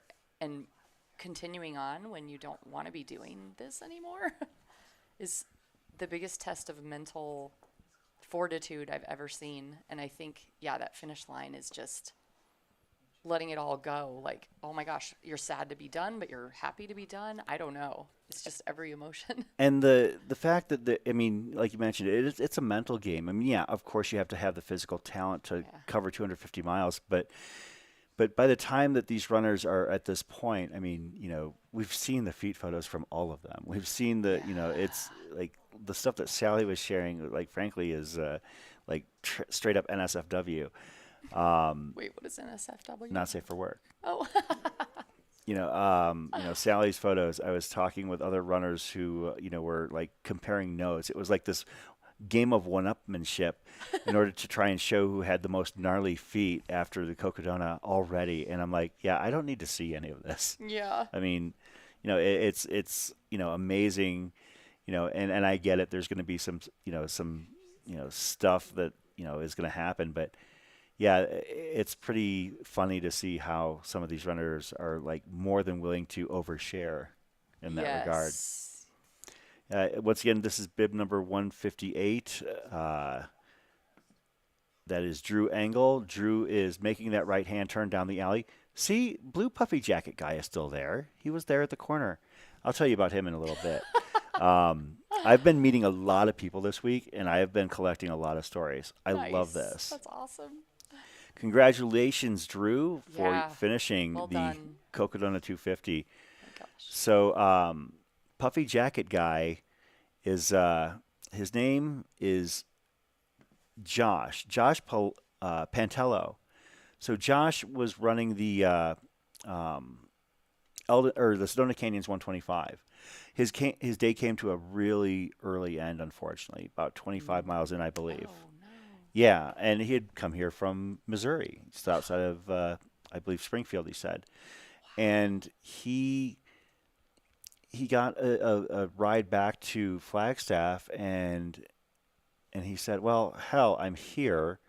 I have my hotel room until Saturday, so I'm going to stay here and cheer." His race day was done like Wednesday afternoon, but like every day he's been out there at that corner with a cowbell for like 12 to 14 hours cheering runners in, just standing there, maybe milling up and down the corner, but just trying to provide that energy and positivity to runners as they are finishing this race, showing that we are all impressed and in awe of what they're doing. So and I mean, that's got to be fulfilling for him too. Like, yes, his race ended early, but he's still with all of us at the same time. So it's like, when I've been injured or something, or post 100-mile race and can't run or don't want to, you just go volunteer or hang out in crew, or you just show up. It's so fun. That was bib number 793 in front. That's Jared Bird, I believe. Wait, no, sorry, that's not Jared Bird. Let me double check that. I have to talk to research about that one, giving me fake numbers.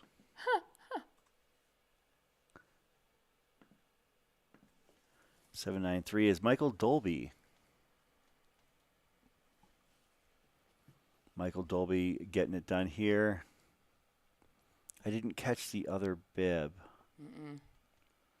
See, that's the thing about the Eldon Crest 36 now, adding many more finishers, which is cool. Don't get me wrong. I think that the more people we can encourage to participate, the better. But we have to keep us on our toes as we're covering this race. Yes. But yeah, as these runners are finishing the Eldon Crest 36, congratulations to them. Yeah, and also to the runners running the 125 or the 36, thank you for keeping the Cocodona 250 runners' spirits up. Oh, that is true. That is absolutely true. We'll give a heads up on who these runners are here in just a moment, as soon as we can confirm. I've got access to the results from the timing mat as soon as it makes its way here through the internets. But yeah, these runners here at the finish line. Do we have an Eldon cam at the moment? See some of our friends up there at the top of Eldon. You can see Stephen Crawford. I know he has been all over this week. For somebody who's we saw him in Crown King. See, that's what I'm talking about. Like, he's injured, couldn't do Western States. Yeah. So instead of wallowing in self-pity, he's here. Yeah, it's awesome. He was filming out at Eldon, he's at Eldon now. He was filming at Crown King. He was filming at Fort Todd Hill. Oh my gosh. Even though he is not able to run like you said, he unfortunately he was picked for Western States and had to withdraw. Yeah. And I know that was, just a crushing blow to him. But he still maintains his connections to the community, and and wants to do what he can to help. Yeah. And he paced Danelle last year. Yeah, For he did. 24 hours. I didn't realize it was for that long. Yeah. Wow. Well, Oh my gosh. that's one of those things about Cocodona, is that some of these pacing gigs are absolutely absurd. I think, honestly, the crew has, like, crew and pacers, well, mostly the crew that's there the whole time. I think they have it worse than the runner. Yeah. Hey, Summer, It's a harder job. how many miles did you pace Sally McRae for? 84. Yeah, Summer here on the other side of the studio. Did you run through Clarkdale and stuff with her? Oh, okay, it was you, because I saw your face, and I'm like, this is not computing. Okay, So hi. as we were, Summer here in Nice, the Summer. studio, Dang. paced Sally McRae for 84 miles. That's insane. Yeah. She did her own race. Like, I can't be bothered to pace somebody for 15. Although I don't. Yes, you could. No, Yeah, I'll be honest. Here's a secret about me. I don't like pacing because I don't like being responsible for somebody else. I lean on pacers heavily, but I've paced a couple people a few times, and it generally is kind of a weird thing. Like, you either get how to do it or you don't. I mean, I tried, but it's just not my thing. And it's not because I don't want to support runners. I'll support runners in any way I can. But No, it makes sense what you're saying. I've had pacers that were like, I'm afraid you're going to drop me. And I'm like, what are you talking about? Like, yeah, you're nervous that you're going to let them down. And yeah, I think get I think I've pretty much used a pacer in every race I've been eligible to use a pacer. But yeah, it's something that I found that I'm not especially talented at doing.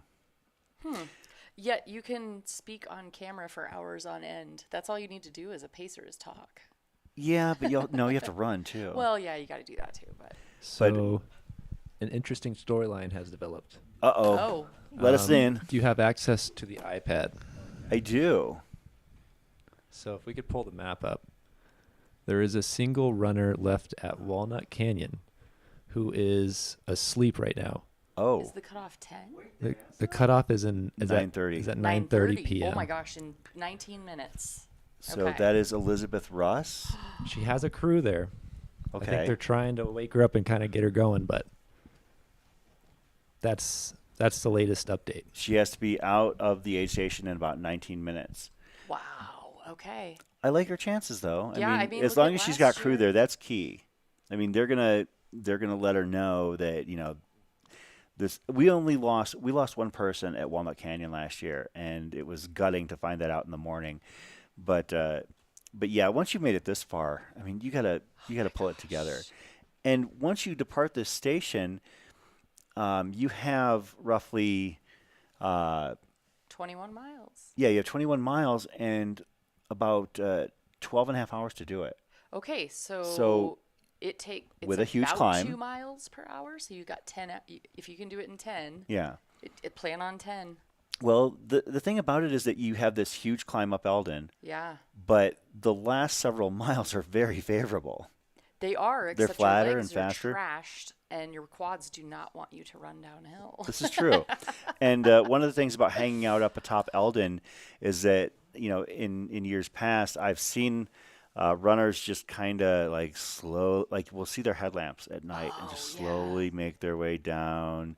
And this is when it was on the Sunset Trail, and then now they're actually on the road because they actually summit Eldon proper. But yeah, you see them and you're like, when are you going to get here? Hurry up, But Oh my gosh. you just, Well, who was that couple?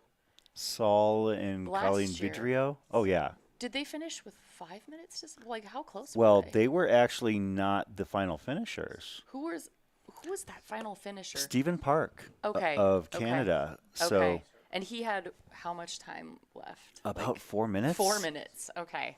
Yeah, I knew it was close. So she's gonna do it.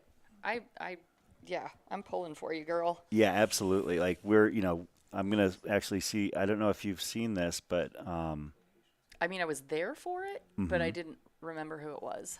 I know it was like nail biting.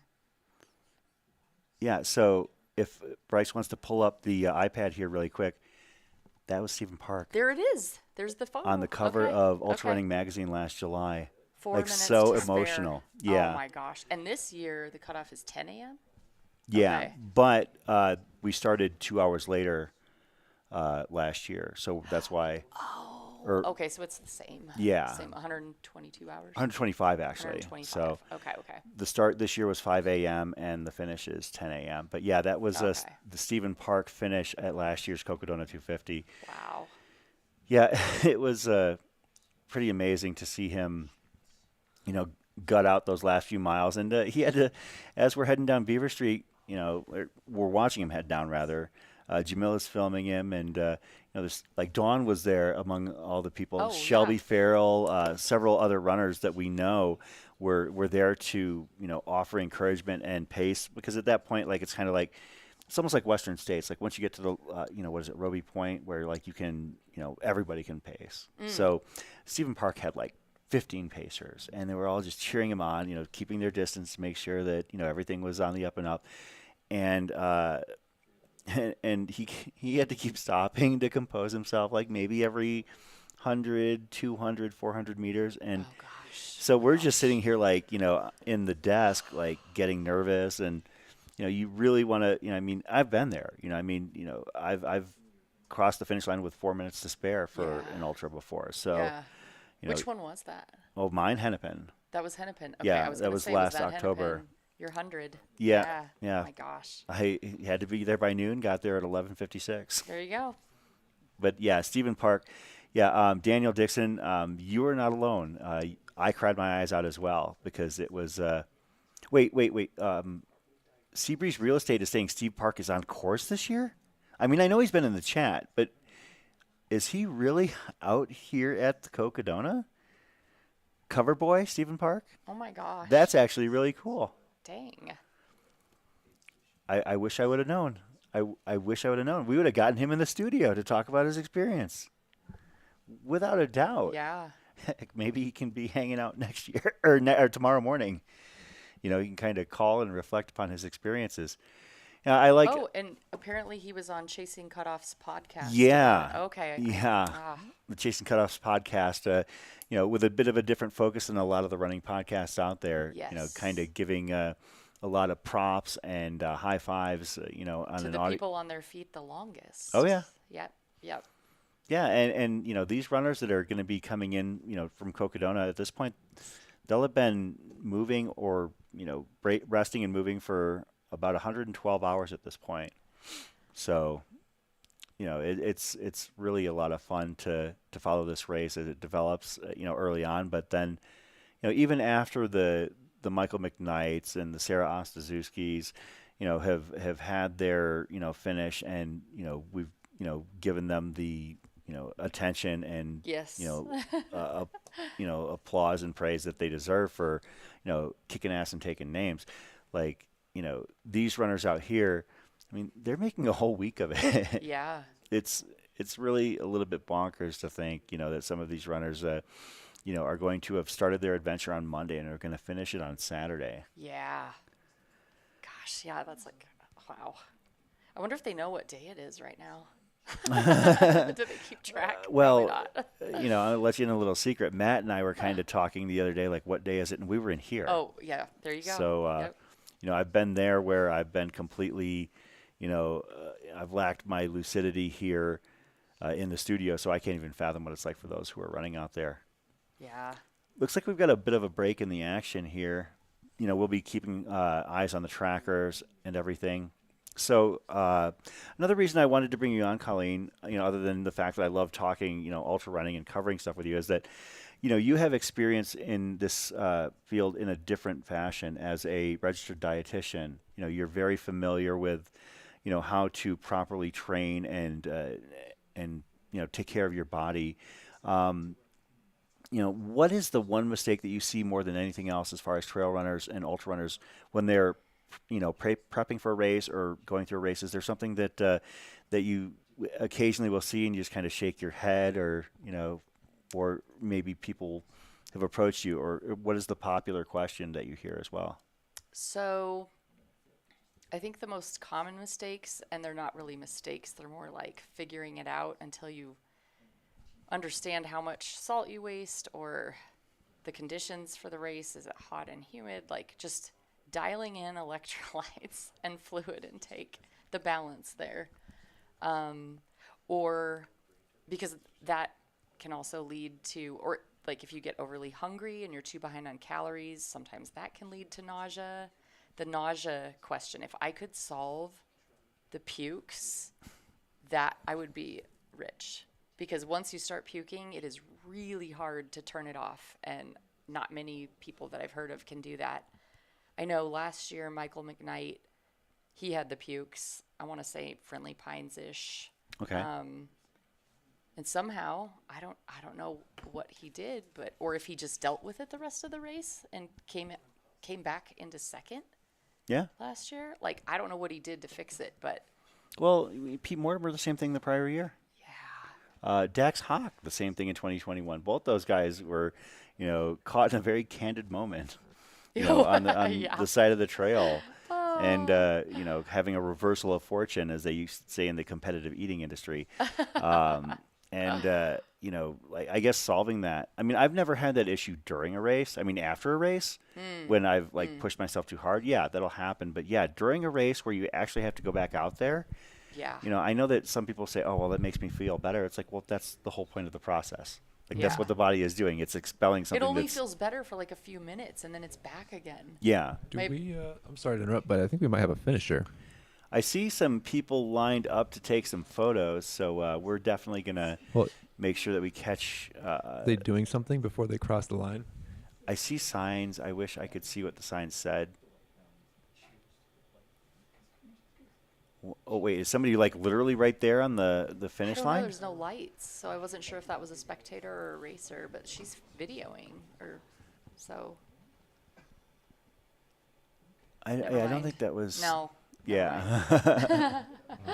It was a pose. I'm sorry. It's okay. I see. You know what? I see a name that I'm happy to see out there in the chat. Jimmy and Tricia Strayhorn. Jimmy, congratulations on a great Cocodona finish. Yeah, Jimmy, it was good to see you at Dead Horse, and I'm glad you got your headlamp. I actually don't know what happened with the headlamp situation. Oh. Jimmy and Tricia, did he make it to Walnut before dark, or did he have to use his phone?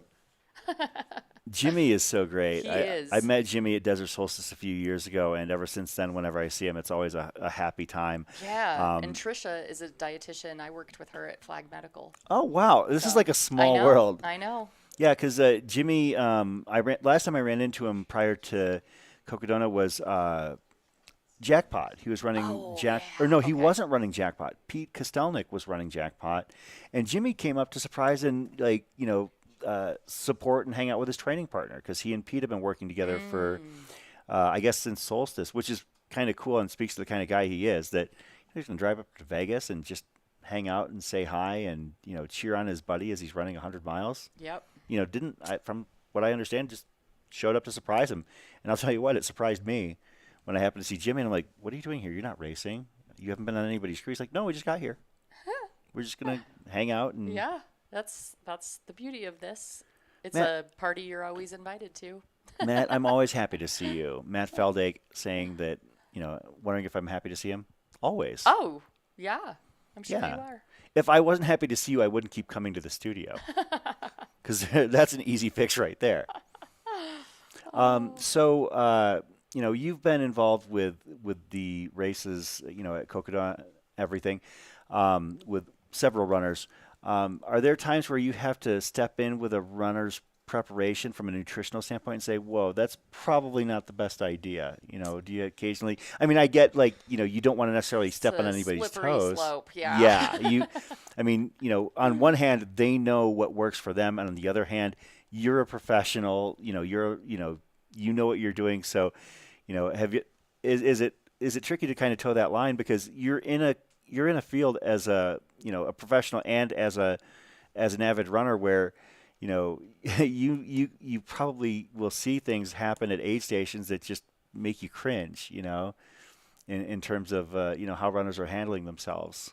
Yeah. I'm not Sometimes trying when- to like tell you No, bust anybody when- out or anything. Okay, here's for sure. one example that makes me cringe. When people just get to the aid station and chug like a liter of water. I was like, ooh, I don't know. That might slosh.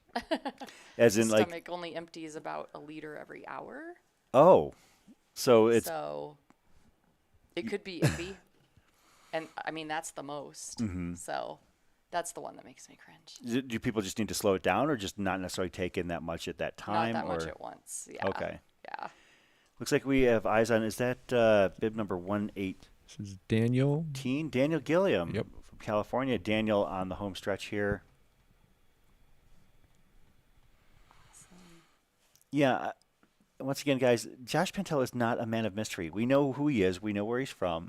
We know what he's doing, and he's out there kicking butt and taking names as one of the big supporters of the runners on the course. I tried to find him on Instagram, and I was going to see if everybody could like go and follow him, but I don't think he has an Instagram. Oh, So, Strava. oh, that's a good one. Could have everybody follow him That's on where Strava. I usually, stalk people on Instagram and Strava. Yeah, those are pretty much the only two. Well, I guess I use Twitter on occasion. And of course, I'm in my mid 40s, so I still use Facebook. Well, I use Facebook, basically as like if I post something to Instagram, I just cross-post it to Facebook. I don't really Well, use Facebook as a resource anymore. Facebook is a resource for runs, group runs. Fair, and yeah, stuff, so, that I do, yeah. and I have to step back on that because I Yeah. do post our group runs every week. for So, sure. Yep. but yeah, this is Daniel Gilliam from California. He is just about done. Did you know, Colleen, that we opened up registration for next year's race already? I did not know that. So yeah. Do you have anybody signed up yet? Oh boy, do we! No. Oh, yeah. my gosh. So, so get this, for the 2024 Cocodona, we've already got 27 entrants in the 100-mile. Most notably, Anyone who's done it this year? well, I know that it was at least one person who had to drop out this year, and that was Pete Kostelnik. Oh, yeah. So Pete's coming back for his revenge tour. Okay. What's cool is actually we had a couple people in the live stream chat who have registered for the oh my races. gosh. So Dimitro registered for the 100-mile while he was hanging out in the chat. It would be funny if they were at an aid station registering for We next year. tried to get people to do that. Trust me, we tried I to. don't think that would ever happen. They're like, nah, I'm not doing this ever again, and then they do. Actually, we'll get to that in a second.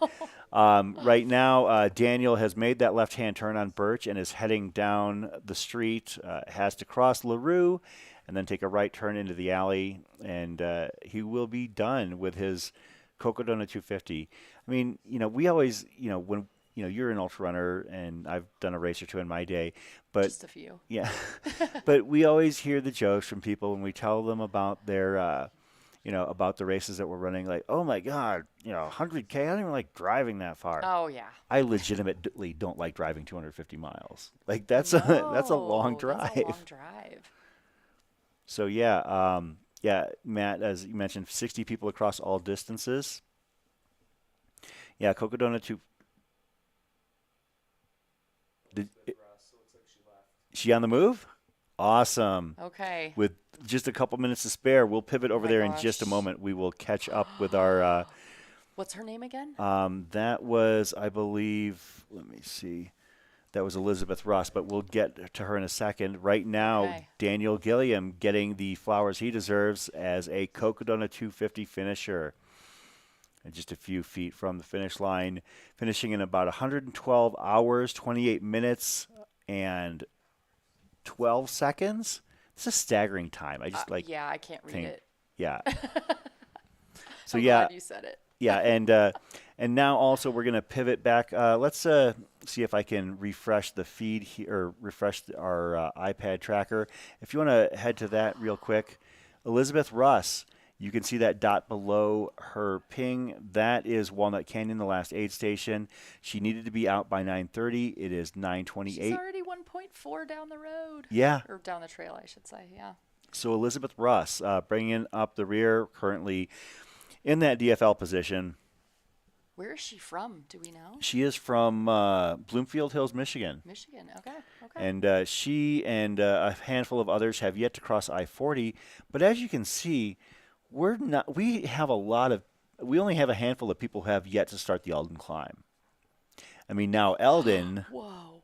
Yeah, the Eldon climb is a bit of a traffic jam right now. It looks like a party. Yeah. So I'm kind of, I'll be honest, I'm kind of looking forward to the craziness atop Eldon here tonight. But yeah, who's at that aid station at this point? Is it Julian? I know Julian. I don't know if Pete is still up. Pete is No, still Pete up is. in there? No, Pete had to travel east. Oh, okay. So, Because I know last year Julian was up there for like 4 days, and Nick, yeah. yeah. Wow. Yeah, I mean, Julian and Pete have been holding down the fort. I've been texting with them gosh. back and forth, and I know that Julian started cooking on like Monday night. Yes, I saw pictures. So- Yep. But yeah, we have a handful of runners. Basically, these runners are all either at the Eldon Aid, which is in the upper left-hand corner of this window, and everybody else is on the Eldon climb. As you can see through those elevation profile numbers, you got to climb, what is it, 2,100 feet? 24. 2,400 feet from the base to the top of Eldon, because you actually summit Eldon at just over 9,200 feet, and then you actually descend a slight bit to the aid station. Yes. And you can't see the aid station because it's down and out of the wind that's always whipping at the top of that mountain. Yeah. And so you keep checking your distance and Well, the first year of Where is Cocodona, it? the aid station was pretty exposed. Yeah. And it was super windy Yeah. and cold. yeah. I was starting to put up a tent, and just because I was up there hanging out. I wasn't volunteering or anything, but when I went to bed, I was going to put up a tent. No, I just went and slept in the back of my car. Absolutely. So- yeah, good move on the aid station down out of the wind. Do we have an Eldon cam, Bryce, at this point? Awesome. Of course, do the folks at Eldon understand the storm that is about to be unleashed upon them? I mean, just like eyeballing, I see 1, 2, 3, 4, 5, 6, 7, 8, 9, 10, 11, 12, 13, 14, 15, 16, 17 runners. Nope. 18, 19, 20, 21, 22. Looks like nearly 24 runners are on the Eldon ascent and not yet at the aid station. So I mean- Oh, yeah, isn't that Julian right there in the camera? Yeah. Yep. He's still there. Yeah, Julian, Stephen Wow. Crawford, Claire Oh Augustin. my gosh. Yeah, the basically the hashers are up there taking care of these runners. And like you said, it's going to be cold up there. It is cold. So sorry, there's no overall cutoff time for Eldon Aid Station. It is in Correct. the race. Yeah, it's at this point as long as everybody has made it to Walnut Canyon, that is the last time cutoff. The next cutoff these runners face now is 10 a.m. tomorrow in Heritage Square. Jeez.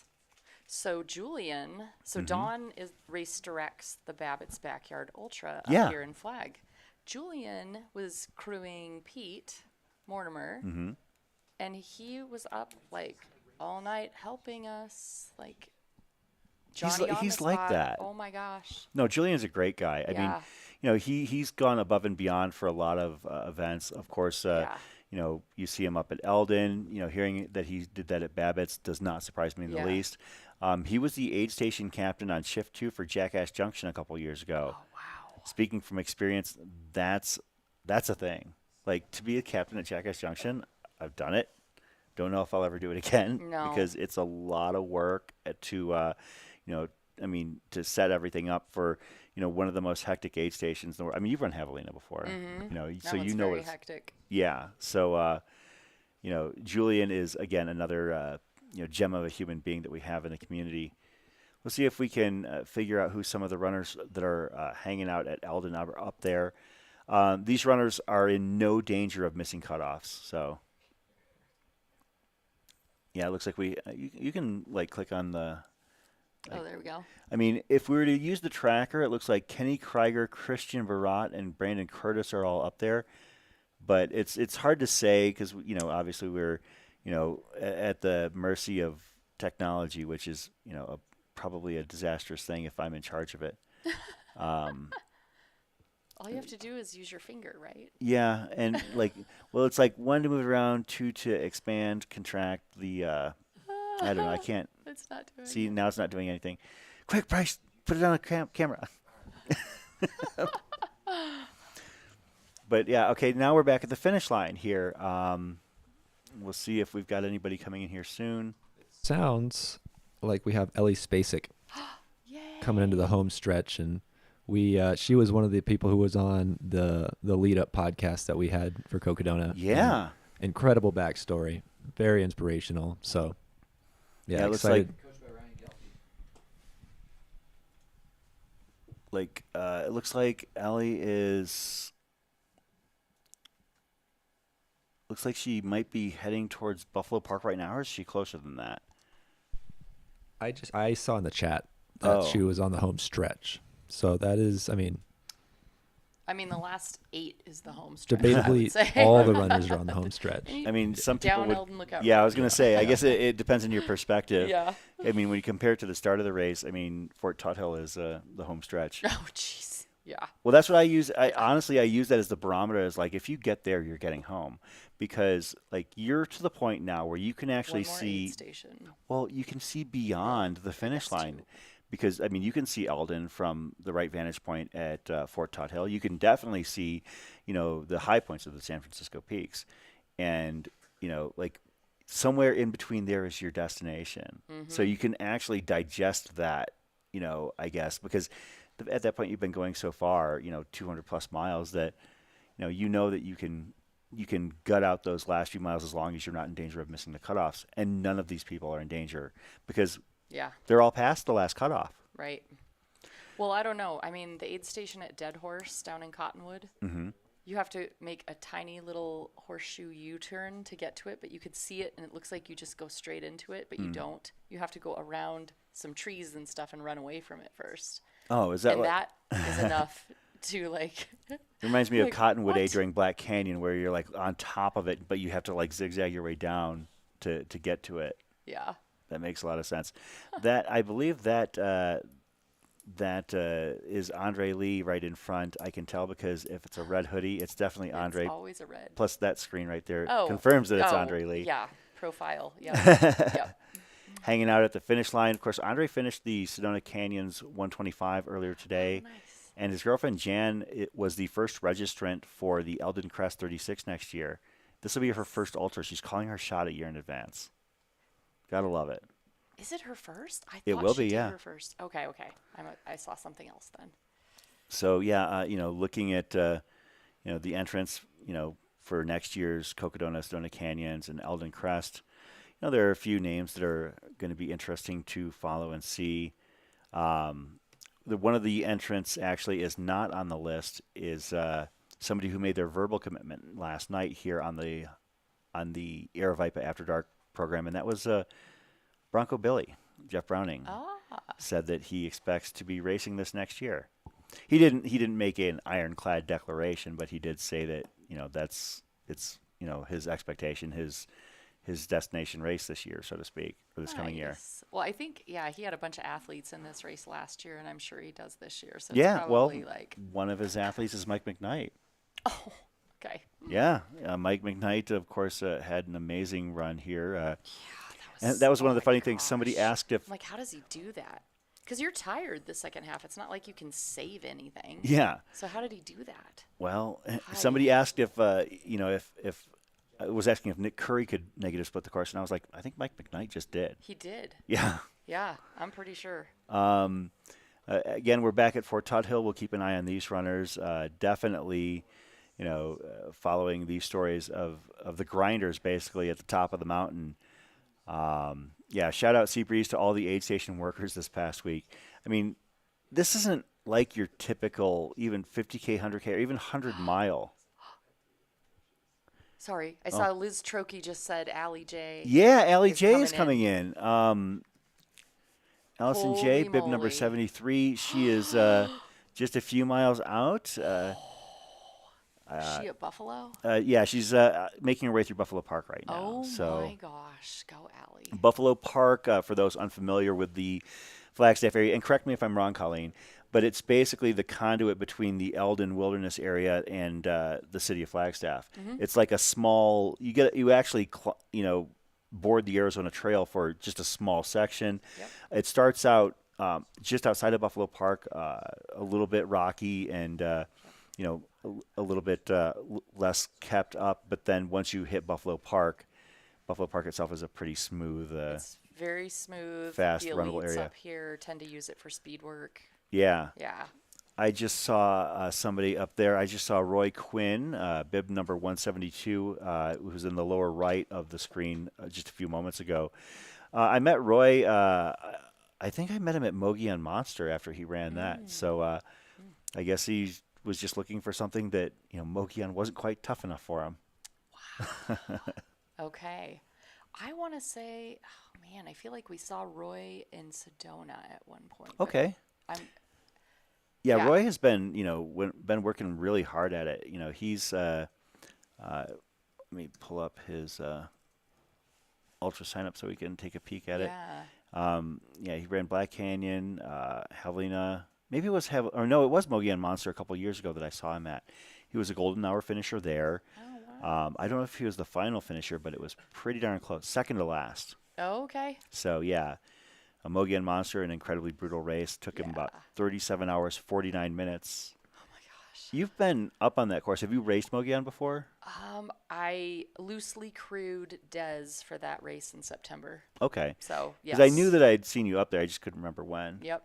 That was very fun driving around on the rim trail up there and stuff. That was cool. TJ Wilmot asking where Roy is. Roy was in the lower right-hand corner of our shot there a little bit ago. He was there at Eldon. We'll take a look and see. I can actually check on the tracker to see if he's departed Eldon, but as of a couple moments ago, he was still there. And again, it's kind of hard to tell it's not, the pingers aren't exact.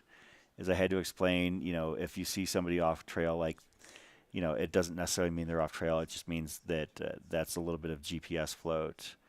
So I don't know if we'll see. Yeah. So Roy's tracker shows him still at the top of Eldon, which is obviously not the case because I just saw him on camera. And the aid station here is probably about 200 feet below the summit, give or take. And they have to head down that service road because Scenic Trail 200. is. Yeah. Sunset. Yeah. Yep. Sunset Trail, that's right. Because normally it was Sunset, but they pivoted this year simply because of they did. Okay. because it's like covered in like 5 feet of snow. Oh, right, of course. Okay. I mean, normally I would not put it past Jamil, but I think that with the sheer amount of traffic across 3 races that they were going to keep it on the road. Yeah. Okay. Wow. Do we see an 89 anywhere? Bib number 89? Yeah. Or is he done already? Let's take a look. Bib 'Cause I have the 89, backs- Bart Lee. Yeah, Bart Lee finished a little while ago. He did. Okay. Because there's a backstory about Bart. I wasn't sure Yeah. if I get to see him finish or not. So what happened with Bart? So, a guy I ran cross country with in high school, Steve Riggs, he sent me a story about Bart and how, like, he just mentioned in passing who he was watching on Cocodona and asked how Don and Des were doing and that kind of stuff. And I guess Bart has gotten Steve, through a bunch of injuries and is just this motivational person overcoming all kinds of things. His daughter got a scholarship to run at Salt Lake Community College cross country. His wife Allison crews him. Oh, nice. She's his crew chief. So, just a story about Bart. The past November, after an early heavy snowfall in Utah, Bart, John, and Steve set out for what ended up being a glorious and frigid 13-miler. Bart and Steve ended up with some frostbite and other cold-related injuries. Due to frostbite, Bart suffered a gigantic blister underneath his big toenail. Oh, that's like awful. He and John also planned on a Grand Canyon rim to rim to rim 4 days after this frostbitten excursion. Undeterred, Bart set out on the R3 and accomplished it somehow. 4 days after getting frostbite. Yeah. On a toe. Yeah. Yeah. Man, And that huge blister under his big toenail. That's grit. Good grief. And he has a podcast called Go Crazy. Okay. So, congrats to you, Bart. Yeah, for Bart. finishing. Bart came in with another runner. I wish I could remember who it was off the top of my head, but they came in looking good. Nice. Before the sun went down. Right now, we're looking at bib number 126, Seth Talala, I believe, from Hollandale Beach, Florida. Florida runners have been showing out today, Bryce. They've been showing up at the finish line in large Florida numbers. runners, Wow. Yeah, I learned a new fact today. Yeah. Brett let me know that the highest point in Florida is less than 400 feet in elevation. Yep. Well, you know how they get their elevation in Florida, right? How they get their vert? I can't wait to hear this. How's that? Parking garages and Oh. overpasses. Okay. Like when I was in Florida visiting with my parents, we went to Clearwater one year. I guess it was just 2020, but when we were there, and I was trying to go around and get my miles, I actually ran on the bridge from Clearwater to Tampa and back. And somebody told me later that that bridge has 118 feet of vert. Like the bridge does. Wow. Yeah. I mean, I was not about to run it more than there and back because it's not my cup of tea, but it was the only vert that I could actually find. But yeah, I've talked with runners who run in Florida, and they have to do things like parking garages Maybe stair and climbers. I don't know. yeah, I mean that's what you'd have to do. I mean Or, treadmills the with really cool treadmills that do that. the Jamil has one of those. Yeah, I know. Set The that baby to fancy one. 40%. Who But is yeah, this? Seth Talala. Oh, okay. So Seth is he's moving pretty well for being nearly 113 hours into his journey, this odyssey across the central and north central parts of Arizona. I guess Flagstaff, northern Arizona, really. I mean, I know we've got NAU here, but like if you look at the state breakdown geographically, I mean, I guess it's northern I think Arizona. we're like 60 miles from Utah.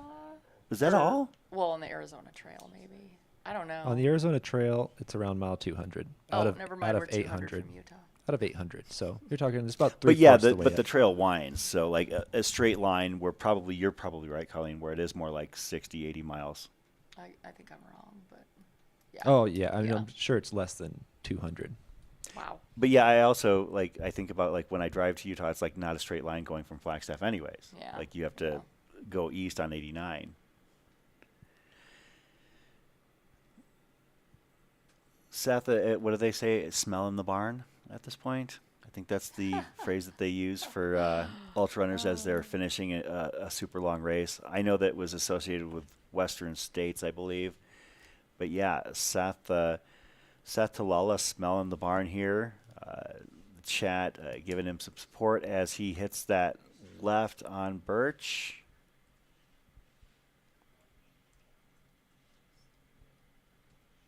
Yeah, Steve Patterson was asking about Roy Quinn. Roy Quinn is at the top of the mountain and hopefully getting ready to do his descent soon, rather. But yeah, at this point, the runners have just over 12 hours to finish this race. I mean, they're all in good shape. I mean, even those who haven't yet begun the ascent, they might feel a little bit, worked, getting up the mountain. I mean, but it's, a 2.5-ish mile climb, and if you have a couple of miles where you're taking 30 to 40 minutes on your ascent, you make it up on the way back down because it's not a super steep downhill and it's smooth because it's a dirt road. So yeah, that's so true. Yeah, these runners have until 10 a.m. tomorrow morning, as a couple of people have noted in the chat. It is just before 10 p.m. here. Normally, I'm getting ready to head down for bed. These runners are getting ready to head up a mountain. Yeah. As Seth Talala is approaching the finish line, thanks to our follow cam for catching this. People waiting for him at the finish line.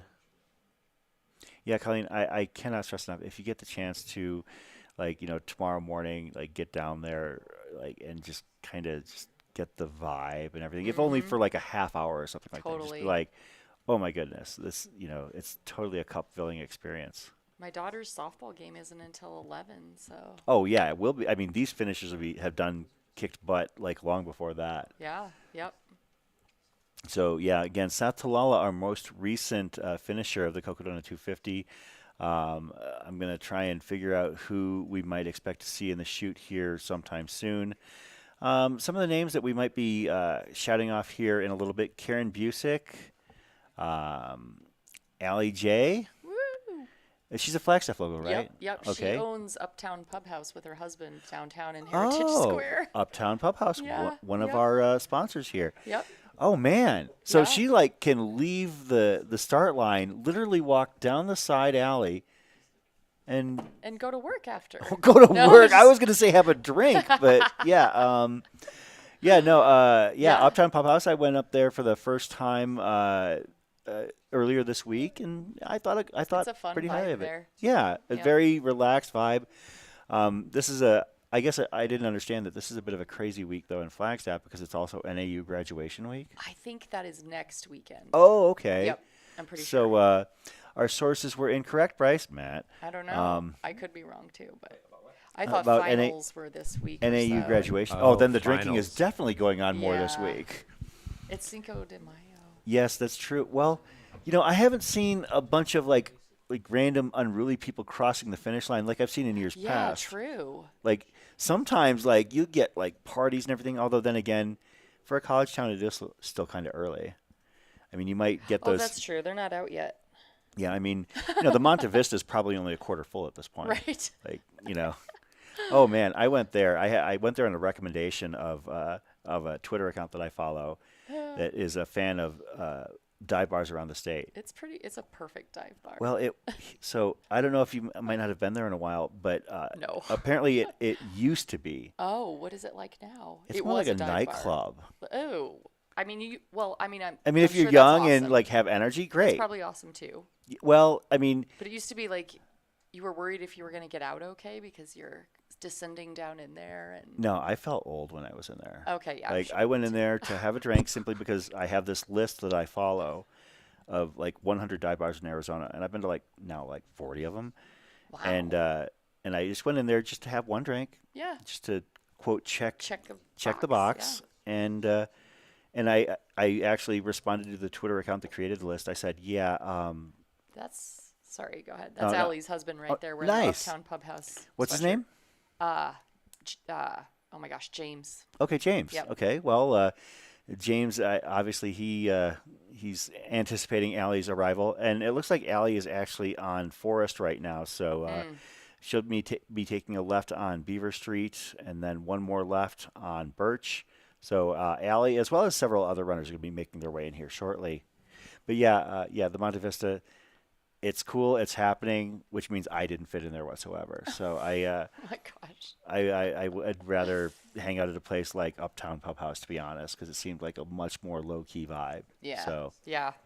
Pool tables and yep.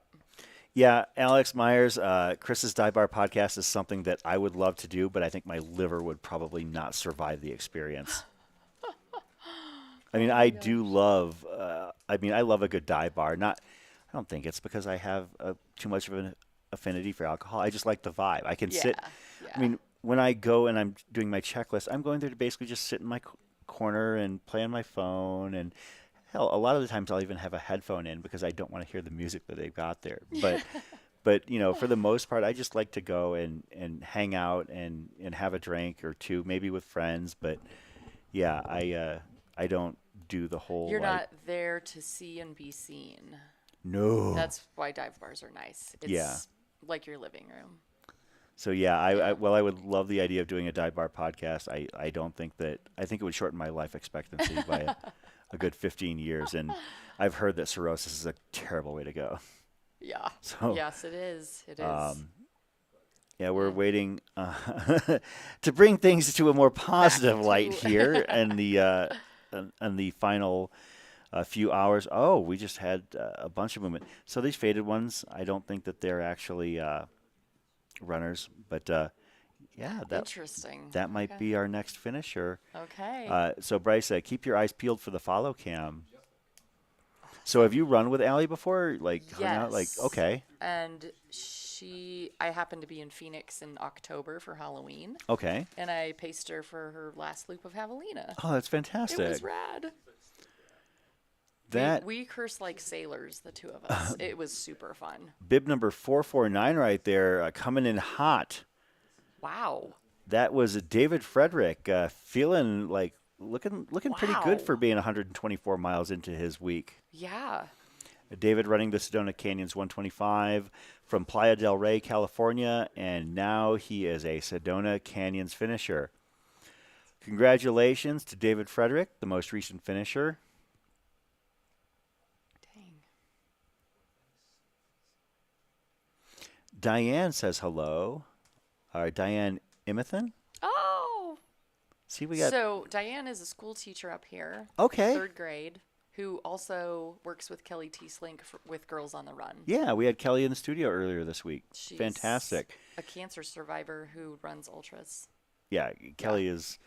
Yeah, I had never talked to her at length before when she was here this week, but yeah, we had a good time. Kelly is fun. I paced her at Coldwater. Okay, yeah, this didn't she win Coldwater? She won it. Yeah, she bested won the- her time by an hour. That Her was best. so awesome. So rad. Yeah, that was Yeah, great. Kelly T-Slink, the winner of the 2023 Coldwater Rumble 100 mile.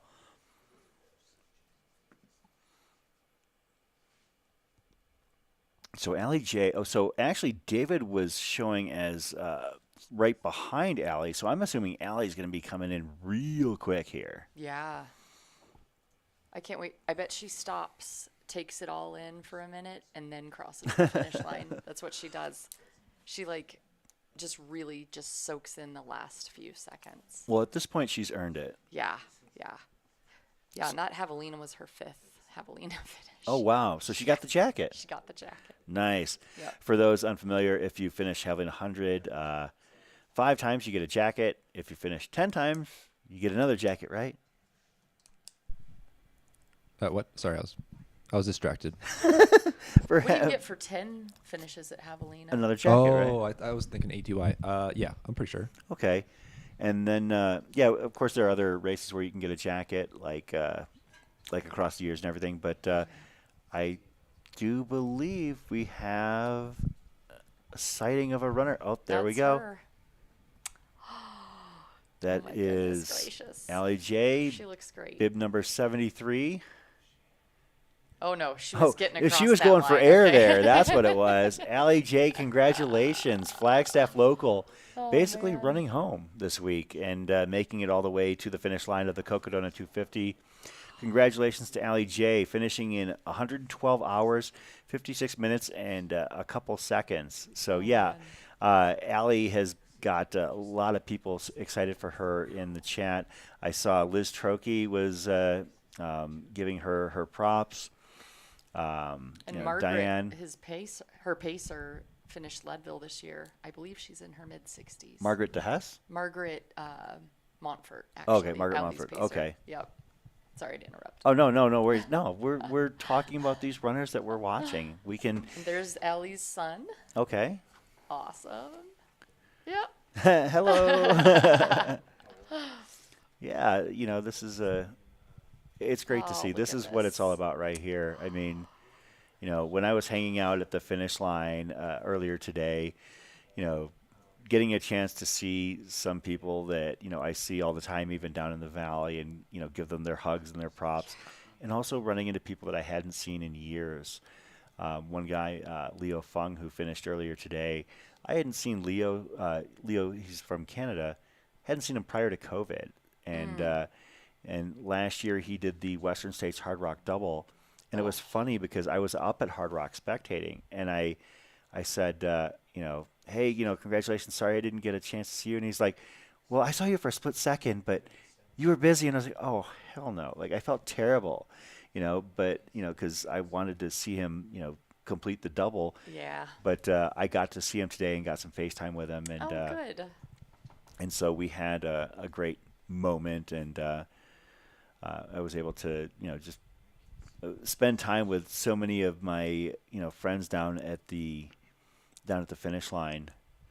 I wonder if Allie completed the runner survey. We can see if she had some entertaining things to say about herself. Yes. Let's take a Yes, I bet she did. She's hilarious. Super witty. Oh, wow. Let's see if I can.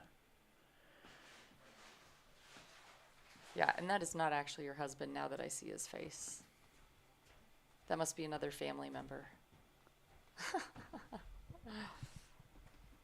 It doesn't look like we got a. I don't know. I mean, she might have filled it out after I downloaded the list, but Oh, darn. look Yeah. at that smile, her getting her photo taken, the after photo, which will be like imposed like side by side with the before photo. Oh, yeah.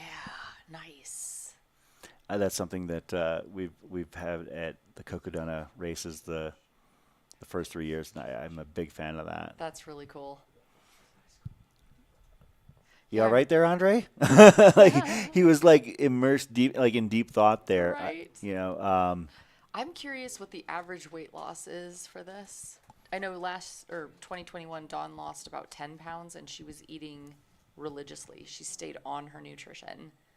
So I'm curious So how much people it's fun, lose. obviously this is your wheelhouse. I'm glad you asked, or you kind of posed that question, because it makes me want to ask.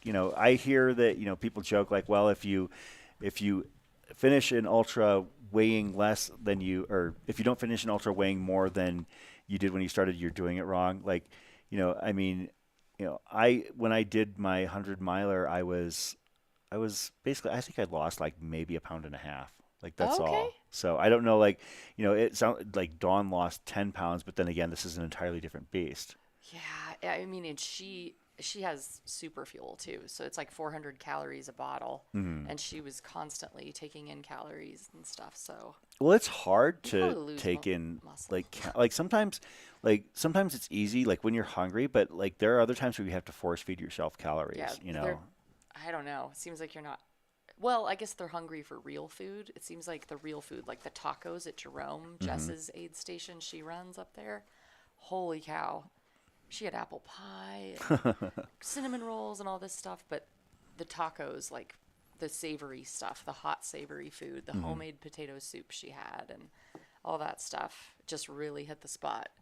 So When it comes to race nutrition, one of the things we were talking about earlier is gels, and I mean I use Spring Speed Nut as my gels, okay. but I use them extremely sparingly. Like during my last 100-miler, I probably used like 6 or 7 because I was relying on real food at aid Yes. stations, because I just it's not that I get like nauseous or anything. It's just that I didn't want it. I wanted to eat real food. Right, I'd rather right. eat a burrito or or some so anything that has like actual mass to it. Right. And do you think that runners that run ultras maybe err on the side of basically like they think of like, well, this is race nutrition, so I'm gonna use nothing but race nutrition, and because I mean I know I've seen people who run 50-mile races and have nothing to show for it but like 10 empty gel packets afterwards. So it depends on if it's hot and you don't feel like eating,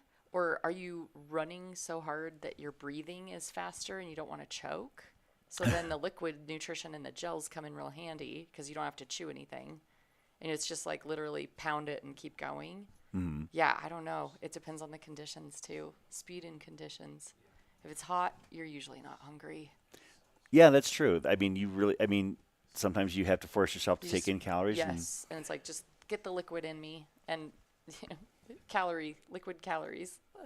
Yeah, I mean, I'm not usually somebody who uses a lot of like electrolyte drink unless it's like I have one specific brand that I like personally, but if I don't have that with me, I'll usually just stick to like water and then trying to eat something salty to try and get my electrolytes that way. Yes, that's good. I just like food. Yes. I mean, I'm a big Potato food guy. chips, boom. I'm not a foodie though, because I don't like the idea of. I think that the term foodie is vapid and pretentious. But you can cook. I've seen your photos. You're a foodie. I'm not a foodie. I'm an appreciator of food. I feel that there's a distinct okay. difference. Yes. Like a foodie is somebody who like wants to like write a review of every restaurant on Gotcha. Yelp and stuff like that. I Like think there's a South Park episode on that. It's pretty funny. I'm not surprised. I mean, think about how long that show's been on. There's probably Yeah. a South Park episode about pretty much everything at this point. Yep. But yeah, I mean, I'm not big on like trying to be a little bit too out there. I mean, sometimes I like having a nice dinner, but at the same time, I'm more about like, just, trying something new and adventurous, and also just learning to cook myself. Like I do enjoy cooking. That's a passion of mine that I've adopted over over my entire adult life. Yeah. My mom and dad told me, they're like, you need to learn, otherwise you're going to starve. Oh, okay. So, all right. Mac and cheese? No. Well, I've gotten a lot better Ramen. about my diet. I mean, I've had to. If I still had my 20-something diet, I'd be screwed. Yeah. Let's take a spin through the chat. Thank you, Bryce, for sharing that before and after photos. We're back up at Eldon. Looks like somebody's passed out in that chair to the right of the screen. Oh, he's almost got his mouth open. Yeah, that's a good nap right there. That's got to be a great feeling to be able to do that. Yeah. To have that time. Well, so I'm impressed by these 5-minute trail naps.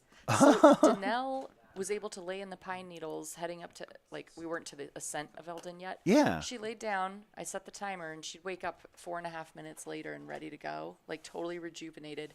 Des did it on Wednesday night too. I was like, what? How is this a thing? I've seen it. Jeff Garmeyer. Yes. So, yeah, okay, so you've both done this. You both paced runners who do these, I've trail paced naps. a runner who's done this, not me. That's what I mean, yeah. Totally. So, what do you do in that situation? I've never witnessed it, and I've never been in a situation where I took a trail nap like that myself. You take pictures? I take pictures. Do you just kind of just stand there and look at your watch and protect them from coyotes or Oh. whatever. Every time it's happened, it's when it's freezing cold. Yep. And I'm really bad in the cold. Mm-hmm. And so I pace. I usually will do just like 1/10 of a mile back and forth, hands in the pockets. I check the results. There you go. I'm like, okay, where are we? Who's behind us? I have. Yeah, I'm thinking that Karen Busick must be really close here, Bryce. We need to probably head back to the finish line. And I did see, I know that Roy Quinn is a favorite of the chat. Roy Quinn is currently at the top of Eldon, but he was standing and it looked like he was ready to go. So we'll see if we can catch Karen Busick here.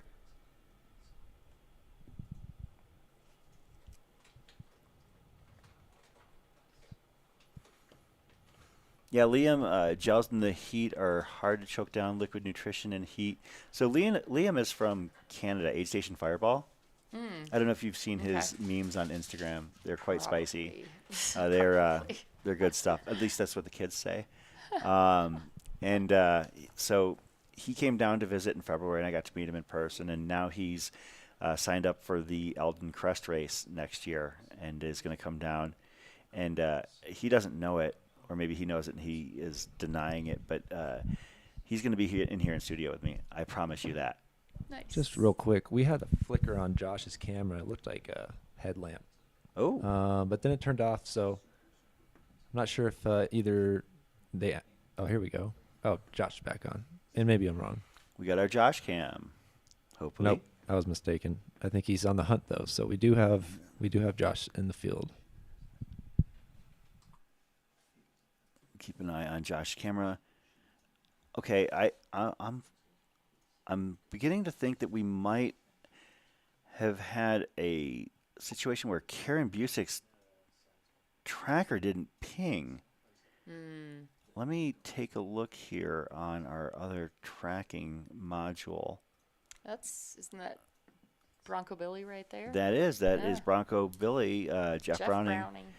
So did you see that he won Sedona Canyon's 125? Did you see his margin of victory in that race? I did not. Roughly 8 hours. Oh, my gosh. Yeah, he came across in 25 and a half hours, and his second, the runner-up finished in just over 33. Oh, my gosh. Wow. And he did it on his wedding anniversary. Okay. But he said that he and his wife were home in time to, yeah. I don't know. Well, now I guess they're gonna, kind of do their anniversary thing this weekend. So. Okay. Yeah. Did Rachel Buzzard win for the women? Yeah. Okay. So she's a Flagstaff local too. Well, Rachel, I guess, and her husband own a construction company. Okay. And so I guess Rachel's husband gave everybody the afternoon off to come and cheer at the finish line. Awesome. So Rachel had this huge entourage of like 50 people, like hanging out at the finish line. You know, I mean, I'm sure that they were like, "Hey, day off," but at the same time, they're still there and offering support. So I think that was So that was cool. pretty cool to see. Let's see if I can pull up. And I apologize if that's the case. I hope that's not the case, but I'm sure that if Karen is done with the race, that she is happy she's done with the race. I just wish that we would have gotten a ping letting us know. Yeah, I'm not showing her as finished, but let me keep checking here. So her GPS hasn't pinged for 31 minutes, but she's like, when it was pinging, or the last we caught was like, that she was like 2 miles from the finish, so I would have assumed Oh, that we would have at gosh. least had Okay. eyes on her. Okay. There we go.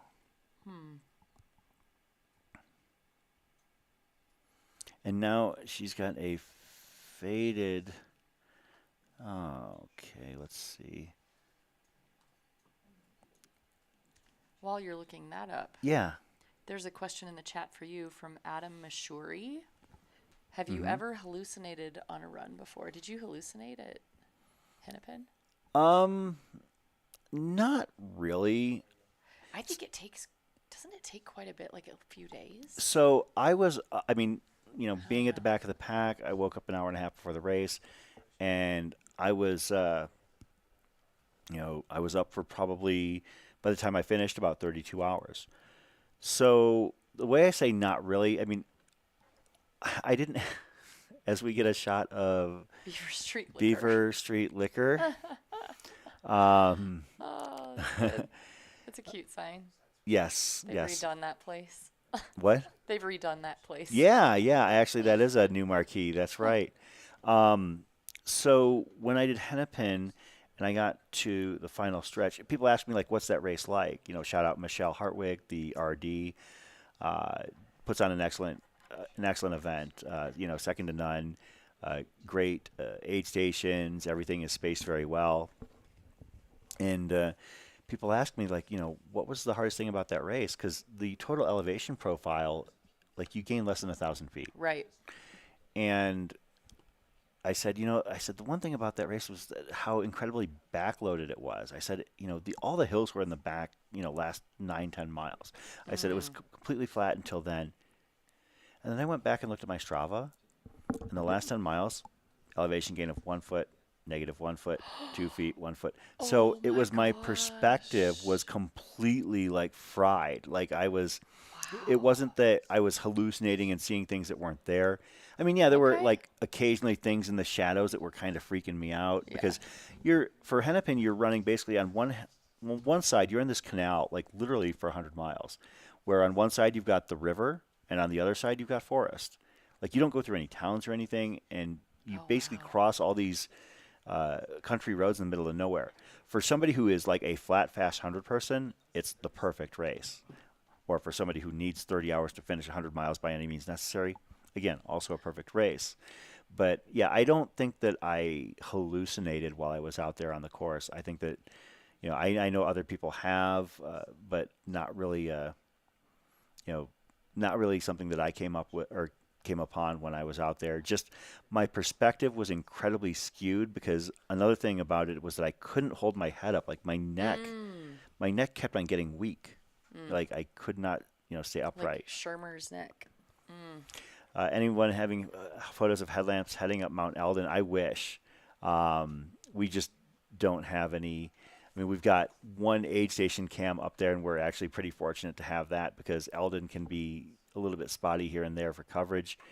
I know that we've had in years past during the daytime some great footage of the climb of Eldon, but at night, I mean, it would be nice to see a vertical line of like a couple dozen headlamps heading up Eldon, but we really don't have that bandwidth. I do like that image at any race, like where you've got like a bunch of people heading up a fairly steep climb, and you can see it in the. It's tough because of the trees too. Yeah, Brian, I'm trying to confirm whether Karen Busick finished or not. It's kind of an interesting situation because our tracker has not updated, but I'm also not showing her as finished. I mean, it's not like she got lost. I mean, she was literally on Beaver Street, within a mile or two of the finish line. I'm just trying to get confirmation, and I'd feel terrible if we missed her, but at the same time, okay, so weirdly, we had to have filmed her coming in because she finished before Allie J. What? Yeah. She finished between Daniel Gilliam and Seth Talala. I might have mislabeled her when she was coming in. Maybe. That's entirely possible. Yeah. Like I might have gotten her 'Cause name there's wrong. No way we missed But yeah, her. Karen Busick finished at 112 hours, 32 minutes. Okay. So She's safe So and sound. while I did not probably identify her correctly, I'm pretty sure we would have had her on camera somewhere. So Brian, she did finish. So congratulations to Karen Busick for finishing in 112 and a half hours. At the Cocodona. What's your favorite place to run here up in Coconino County, Colleen? Oh, Walnut Canyon is one, especially Fisher Point, and there's like a cave down there, and it's just so pretty, and the rocks, like the rock walls. So it's part of the Arizona Trail, Yeah. and the rock walls are just, it's like marbly. I don't know what it is, if it's schist or what it is, but there's like black swirls through it and pink swirls, and it's always like the best sunrises and sunsets over there. And Do you go basically down like where the aid station is and like hit the like basically the Arizona Trail cross section? yes, Okay. yep. Because that's where I've been the couple of times that I've run Walnut Canyon. I ran one time by myself. I went out there, just found it randomly, just happened to see a sign for the Arizona Trail, and like, a moth to a flame. Anytime I see an Arizona Trail sign, I head down there. Right. And just went down there and just did a little bit of exploring. And then last weekend with Pete Mortimer, we went down there, and he went much further than I did. Nice. But I got I would say I went out about 2.5 miles and came back. But nice little run. It's really pretty. I mean, and then before Weatherford Trail burned, that was definitely a favorite. Weatherford, Humphreys, the Solomon Strava Loop, the Golden Segment. Yeah. That's really pretty. Humphreys and Weatherford and Kachina Trail. Those are beautiful. Randy Cafaro asking, what was the status with Sally's feet? I hope she's Oh, okay. She still has 2 Look on feet. her social media. Yeah, I was actually just going to say, I know that it was posted to Strava, but I was going to see if she posted it to Maybe. I don't know if she's gotten to that. Yeah. to Instagram at all. Okay, so I no, loved she her only. finish, like her finish jumping and. Oh, there there's we a go. yeah. There Okay, is so there's a some. bit of a teaser there in her her Instagram. You get one shot, but I do believe she posted more pictures to her Strava dedicated to the Cocodona run. Did you see how?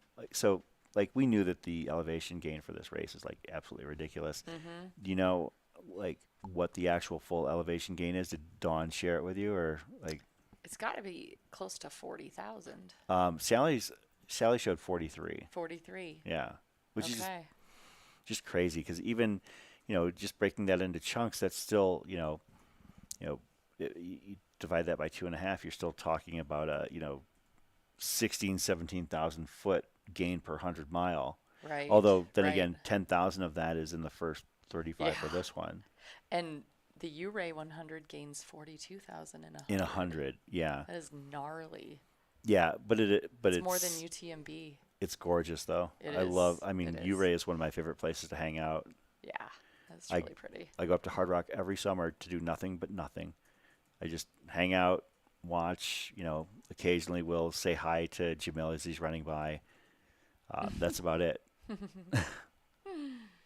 And there's a question in the chat from Aaron Shimmons. Is 115 hours the cutoff? It's actually 125. Yeah. So the runners, basically, we are just under 12 hours away from the cutoff. But I'll be honest, Colleen, I don't think we're going to need it. I think everyone's. I have I don't a want to feeling. jinx anything. But No, it no, sure absolutely. Seems like everyone's gonna make it. Yeah, I mean, we're doing so well in terms of the runners. I mean, our our back of the pack runner. Well, first of all, I want to talk about this. Elizabeth Russ is our back of the pack runner right now. She has been for some time. She took a little bit of a nap at Walnut Canyon, the last cutoff aid station, and she's approaching the underpass to I-40. And she is actually being flanked by a sweeper right now. So I don't know if she has a pacer, but she has a pacer. She has a pacer. So she is currently Elizabeth Russ with that sweeper, making her way. First, she has to cross I-40. There's a slight area where she's going to be on Route 66, I believe, for a bit. And then she hops back on the trail to climb Eldon, up Eldon, and down the other side. And that's all. Yeah, that's all. Yeah, I mean, in Eldon, one step at a time. Eldon is an absolutely merciless, unforgiving climb. I mean, let's not candy coat it. I'm trying to think. Okay, so the Grand Canyon climbs, right? Mm-hmm. Bright Angel Trail and all that stuff. Yeah. But these are boulders. Like, there's boulders. They're like stairs. Yeah. There are several sections of stairs built into that. Yeah. And it's like endless switchbacks. You never know when you're finally going to get to the last one. Mm-hmm. Danelle asked me last year, she's like, how many more switchbacks are there? I'm like, well, we're done with the switchbacks and we're on to the squiggles on the map. She goes, those are switchbacks, right? I'm like, no, they're squiggles. So I'm showing as many as 9 or 10 runners at Eldon Camp right now, and you can see our shot from Eldon Aid. And I believe that to be true, 100%. Yeah, it looks So you're going to have crowded. like 8 to 10 runners there now, maybe, anywhere from 6 to 8 pacers. And then looking down the trail a tad, 1, 2, 3, 4, 5, 6, 7, 8, 9, 10, 11, 12, 13, 14, 15, 16 runners have begun the Eldon climb. Looks like we've got a runner coming in. See if we can, is that 33? I think that is bib number 33. How are you feeling? Ayako Mirai. I believe that Ayako Mirai is from Tokyo, Japan. I believe our furthest flung runner for this race. I don't think we have anybody from Australia. You're doing amazing. Would that be further? Yeah, that'd be further, but no. But yeah, we had a few international entries this year. Ayako Mirai, one of them, basically coming up to the hospital right now, I think. Yep, that's the hospital. It's fun to walk outside at lunch and cheer people on if they're going by. Have you had the opportunity to do that over the course of the first couple of years? Yep. Nice. It's pretty awesome. Yeah, that is cool. I mean, it's got to be a nice little pickup to your day. The other nice thing is that the course crosses 1.5 miles from my house in Mountain Air. Okay. So when they're coming up from Munns Park, they cross Mountain Air Road and get on Old with Munns all of you Highway headed to Fort Tuthill. So my friend Laura and you came all the way she from lives in Japan, Kachina, which is nearby. Yeah. We would just run around at night and run with these runners and run back and get more. That's incredible.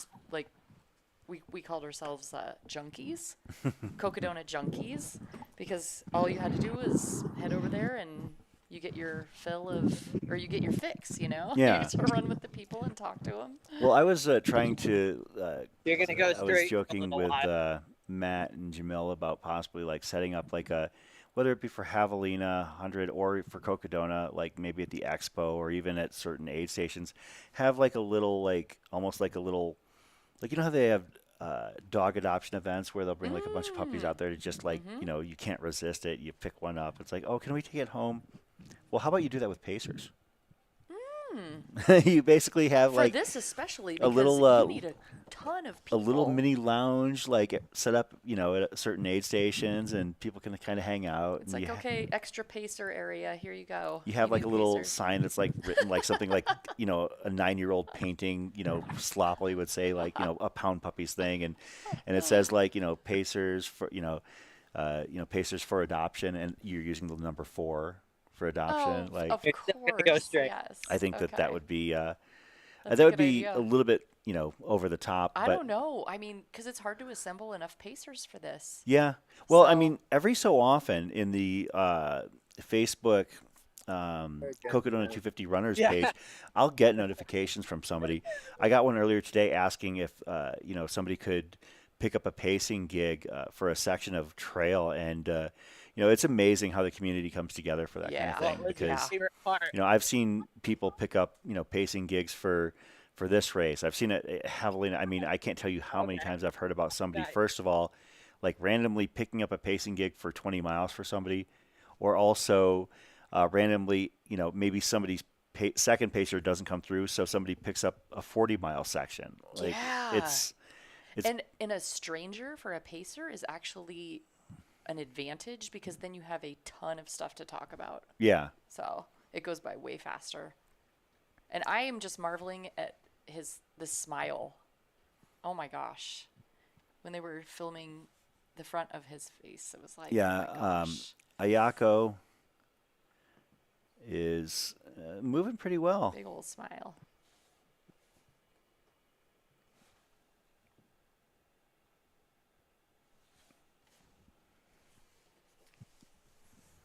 It's nice they don't have the temperature changes like dropping Well, into that's- cottonwood and like, oh my gosh, it would be like a 10-degree shift. And you would just be like, and hopefully the wind died down for them out there a little bit. Oh, Ayako is moving really well. Just a couple doing blocks. amazing. I didn't realize this until maybe 11th hour, meaning 120th hour last year during the live stream, that the streets You're leading getting down as the runners are on Beaver Street are in reverse alphabetical order. yes, they are, and they're all trees. I had no idea. Yep. Aspen, birch, cherry, dale, elm, fir. They're all trees, too. Yeah. Kind of interesting. I apologize. Ayako is a female. I said he instead of she. I'm sorry. Apologize. Her Well, smile is amazing.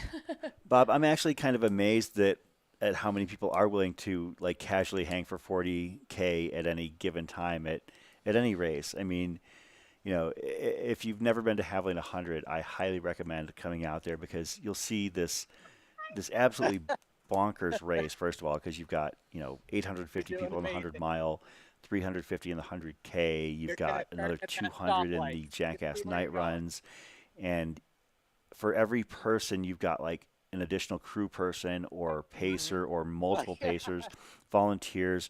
I mean, you it's have any thousands of pacers? people at McDowell Mountain Regional Park every October, and and so many times somebody will be like, they don't plan their pacers, but then they'll get word to somebody, maybe race command or somebody else there who's got a big mouth, and say, hey, I need a pacer, and before you know it, you've got a half dozen people coming up to Go through this to little volunteer tunnel. their services.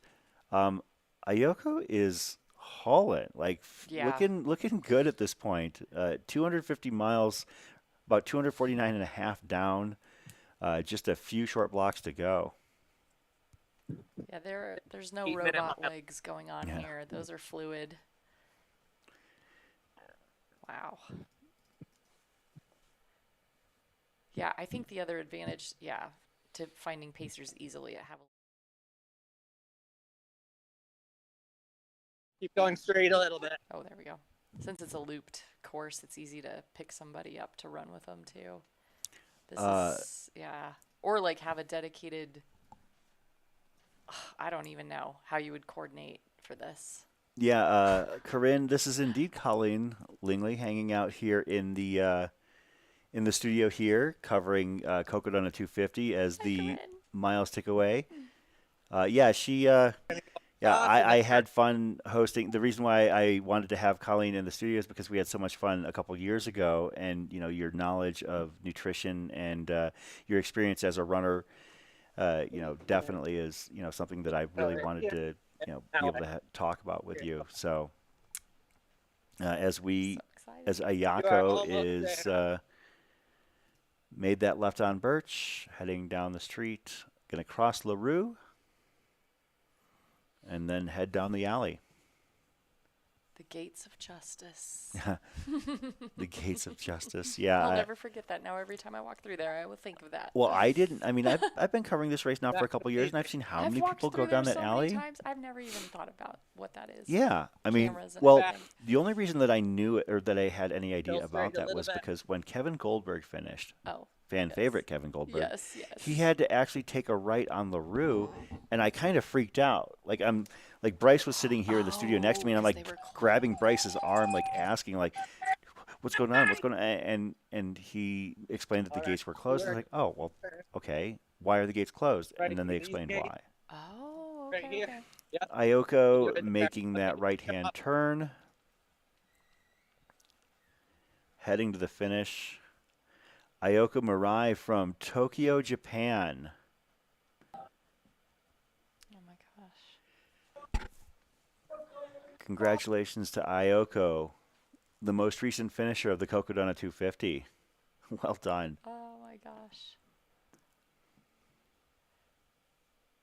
Yeah, and I love that there's still so many people at the finish. To Yeah, cheer her absolutely. on, and that's so great. Well, it looks like Oh, awesome. Thank you. Oh, yes, burr. that sounds much more accurate. The 40 degrees, that I can buy. So yeah, 40 degrees. So what is that? It's about 3 Celsius. Sounds about right. Sure. 32 is 0. Then Yeah. Yeah, let's go with that. I mean, how cold is it going to get tonight in Up Flagstaff? there, I wonder what it is. Oh, God. 30, Atop of it. 27. Oh, I would consider, like, I heard that it was supposed to get down to 24, but to be honest, I would think it's lower 24. than that. Well, I mean, that is 2,000 feet higher, and it's exposed and 5 windy. degrees per 1,000 feet. Is it only 5? Mm-hmm. Okay. But the wind chill could be lower, yeah. Burr.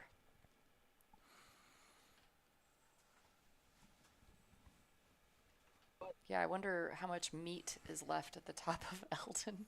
Well, based on how much they were prepping, I'm hoping that they have enough to spare. Ribs and brisket and brats and all that stuff. Oh my gosh. Well, Reed, Pam Reed's wife, Uh-huh. her husband, ran the Eldon's at 36. I should probably just say this in here. Yeah, sure. Yeah.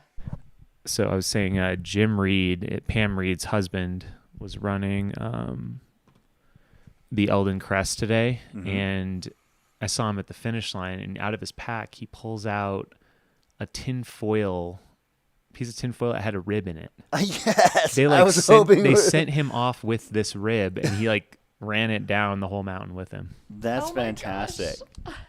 Yeah, I mean, we joke about, for those who have been tuning in all week, we joke about Pete's Meats, but it's no joke. Like Pete Mortimer, Julian Galuzzi, Nick Paniche, they literally spend the entire week, Yep. grilling and chilling and making sure that all the runners are going to have like a veritable feast at the top of the mountain. Yep.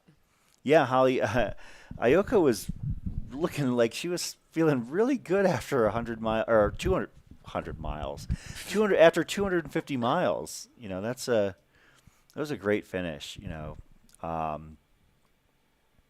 don't know. I think Jam and I need to figure out what our game plan is for tonight. Yeah. It's up. I mean, we've got a couple of situations. I mean, we'd like to cover as many runners as possible, but we're just really limited in the terms of the bandwidth that we have. I was thinking maybe, let's see where we're at here. Looks like we've got 4 runners at Buffalo Park.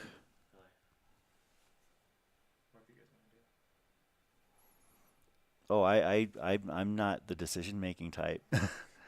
Well, what is that, 2 or 3? That's 2 miles away? 3 miles away? Buffalo Park is roughly, 2.5 2.5 miles away? And let's see who the next few runners are, actually. Let's see. Yeah, we've got, as far as I can tell, it looks like there's 4. D-Woo, Paul James Johnson, El Spacek, and who is that for them? Stephen Epviano. We have a handful of runners, that have made their way down the Eldon descent. Because we don't want to miss out on anybody, absolutely. But at the What? Can't go all night. We can't go all night. Yeah. Tyler Colby, were you up there today? Were you running one of the races? Gosh, that reminds me. Before I paced Danelle and met her at the Walnut aid station last year, I swung through Chick-fil-A thinking maybe she'd want chicken nuggets. And she ate like 3 of them. And then I ran with these chicken nuggets in my pocket the whole rest of the way. And I'm like, wait, these are 10 hours old. I was going to eat one. Oh, my gosh. And I'm like, no, that's gross. You don't even realize how long you were out there. And then well, it's not food safe after 4. Oh, not 4 safe after hours. 4? 4 hours, yeah. Oh, boy. Yeah. I mean, maybe. I don't know if I should still be alive then at this point. I don't know. Maybe you could get lucky, but that's when, yeah, it's time to throw it away.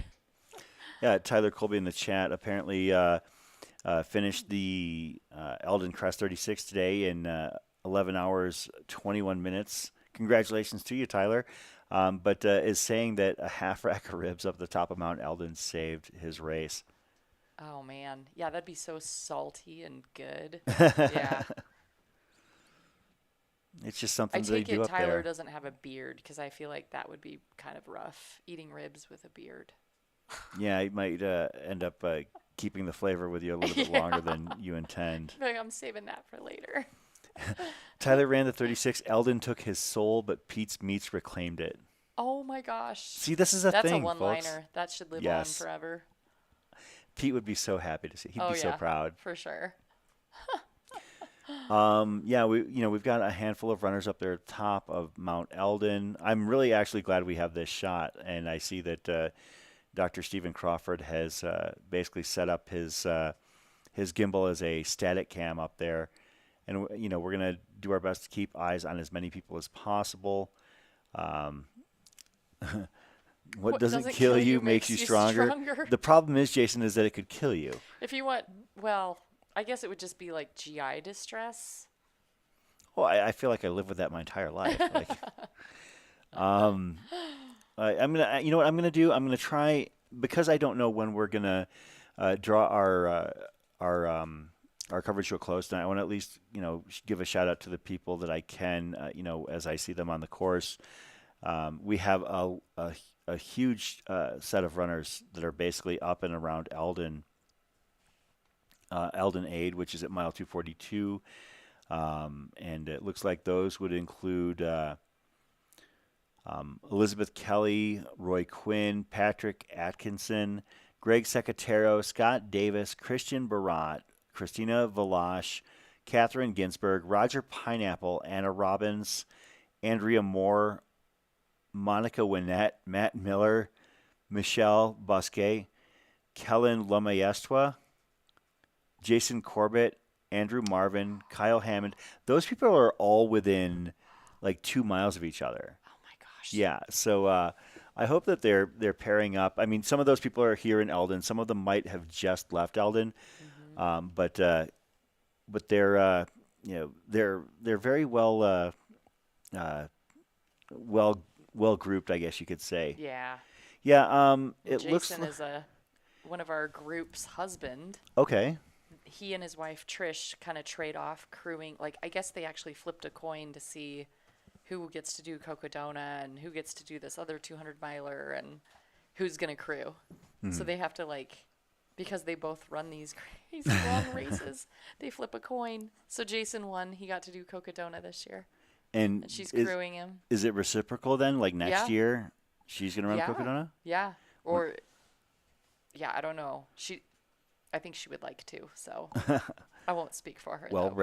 I bet we see her out here. Registration is open. Yeah. And So, then yeah. Kyle Hammond, I think she's, I know her through Aravaipa events and things like that. So that's awesome. She's making her way. Yeah, I think we're going to do our best to hang out until our next couple of runners finish. We do have a gap here. I do believe that this next pack of runners includes Alice Spacek, who is for those unfamiliar, is a very highly regarded and talented runner. I believe she won the Mogollon Monster 100 a couple years ago and has shown out at some high-profile international events.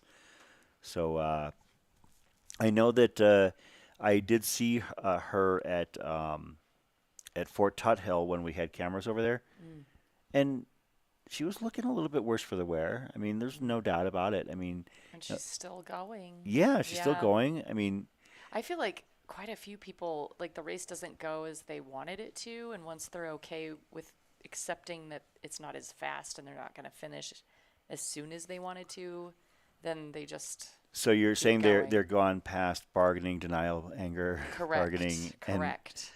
and depression, and they're at acceptance. They're It's like, no, just keep moving. That's what ultra running is in a nutshell. It is. I mean, if it's not going your way, just start taking pictures and enjoy where you're at. That's enjoy true. the scenery. Well, it is going to be a beautiful sunrise. Yeah, so, it is. You know, they'll be able to Oh my take gosh, that in. climbing Eldon with the sunrise is unbeatable.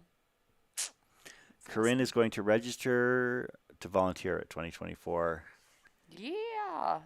You know what? The registration for volunteers is open for Cocodona 2024. So you can, if you You got your register pick. now, exactly. You don't have to, hope that somebody else, drops out of a spot that you want. You can have it. Yeah. I think she typically volunteers at Tuthill. So, Nice. yeah, that's awesome. Yeah, a shout out to our Tuthill volunteers this year. Our aid station captain this year was Kim Casey, and Chris Thornley was, I guess, deputized, Okay. which is a little bit unusual because usually Chris is, the head honcho. yeah, but sharing the glory a little bit. Nice.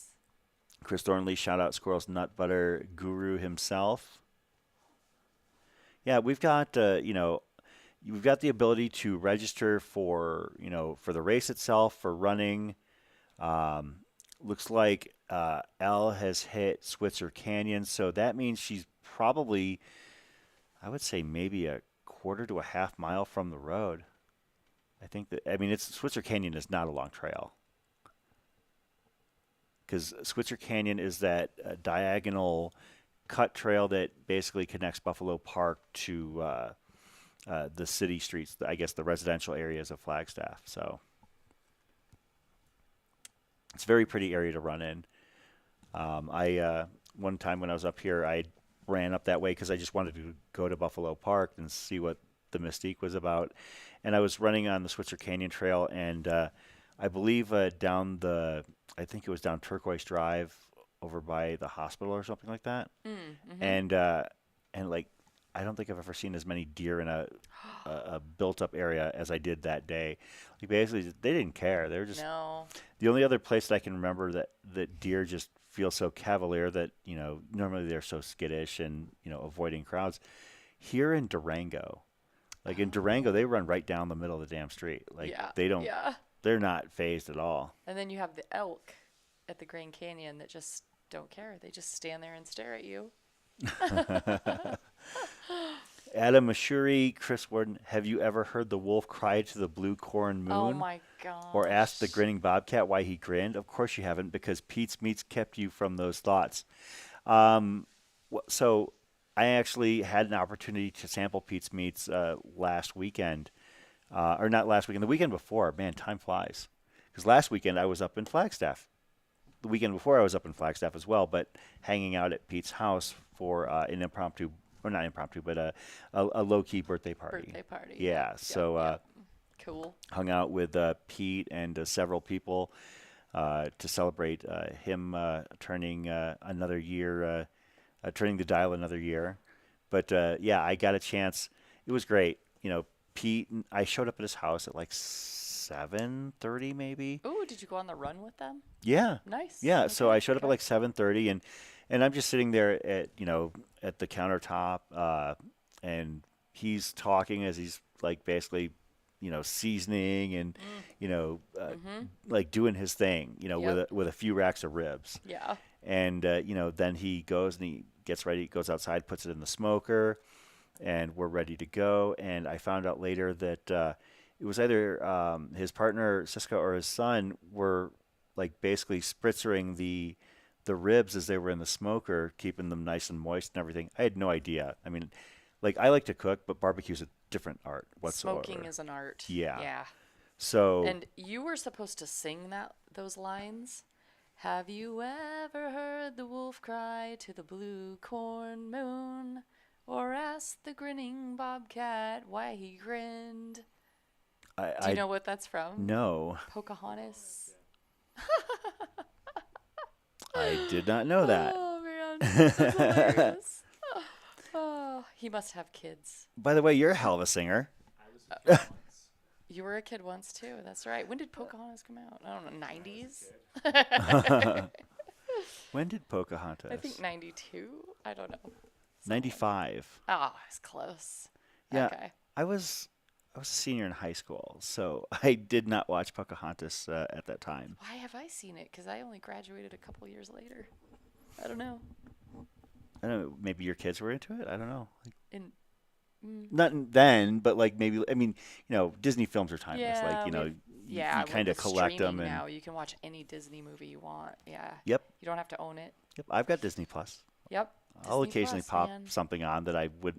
I actually use Disney Plus more for like 80s cartoons. Chris, you ding dong.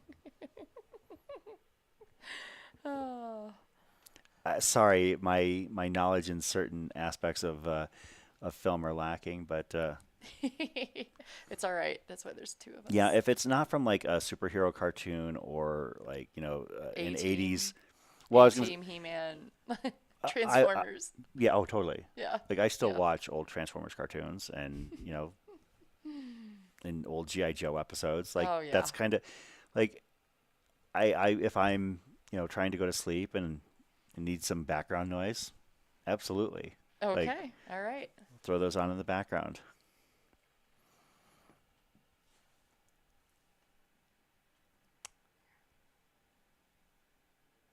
See, thank you, Corinne. What did She Corinne didn't know say? either. Ah. We also didn't know how well Colleen could sing. That was a surprise.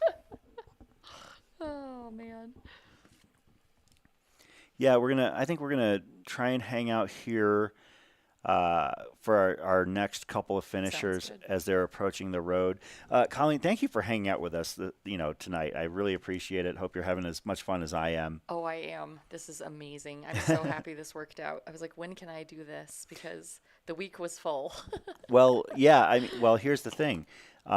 Next year, it sounds like the tentative plan is to kind of like hopefully come back and have the same studio set up here in the exact same place, which Okay. I'm all for. Which is not, 24 degrees Yeah. outside. Yeah. Now, This is great. Do you have that Cocodona live stream questionnaire results? yeah, I do. Can you maybe send that to me? Yeah, absolutely. So I've actually got a link of race prep, and I'll just send you the link.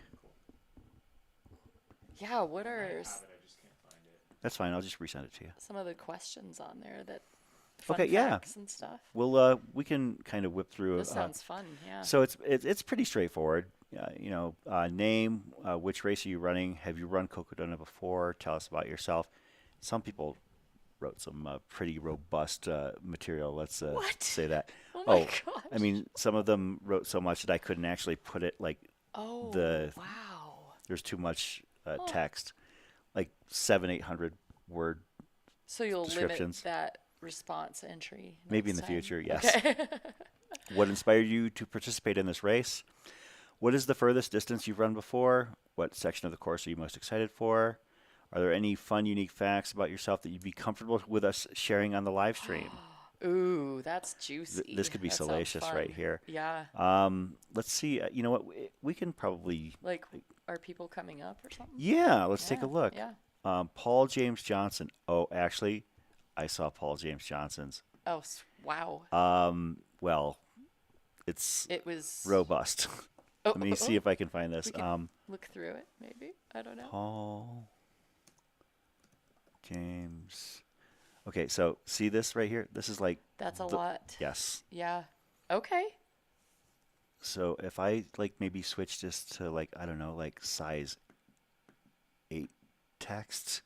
Oh Lord. Okay. So yeah, this is the Wow. Are there points in there that we could it's pick a out? it's a story about a military base in Japan.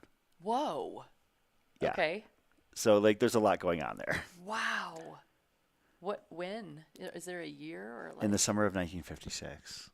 Like How literally, old is he?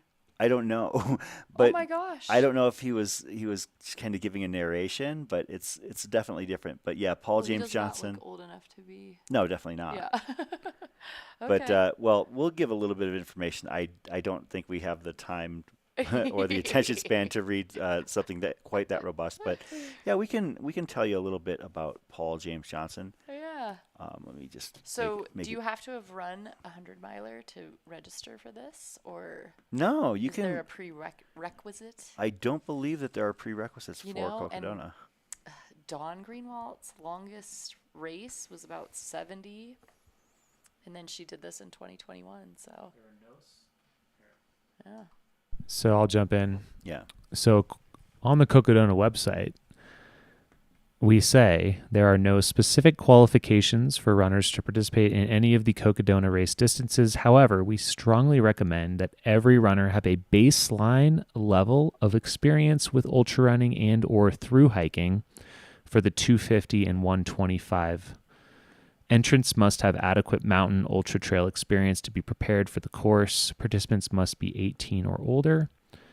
That goes for those two, of course, because we Yeah. had a slew of kids, Kids running the teenagers 36. Did you see doing that. And then we do reserve the right to refuse entry. So if someone does enter and kind of if they're just not qualified, I'll say in the kindest of ways, but that the start of this race and many sections is no joke, and having that experience is critical to safely traverse through some of these mountains, and it's super important. I mean, you're out there. Yeah. And you know, as like the Barkley Marathons like to say, it's like self-extraction. I mean, that's kind of a term I grew up with. If you go out into the mountains, you're getting yourself out. Yeah. You need to be prepared.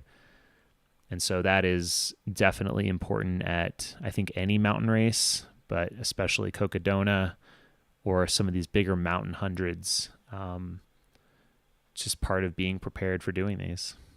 Yeah, I think that's a fair expectation. I mean, really what I gathered from that, because I do remember reading that in the website now, it's asking runners to be realistic and exercise common sense. If you don't have any sort of extensive experience or the baseline fitness level and the capabilities to do 250 miles, then don't put yourself in a potentially dangerous situation. Yeah.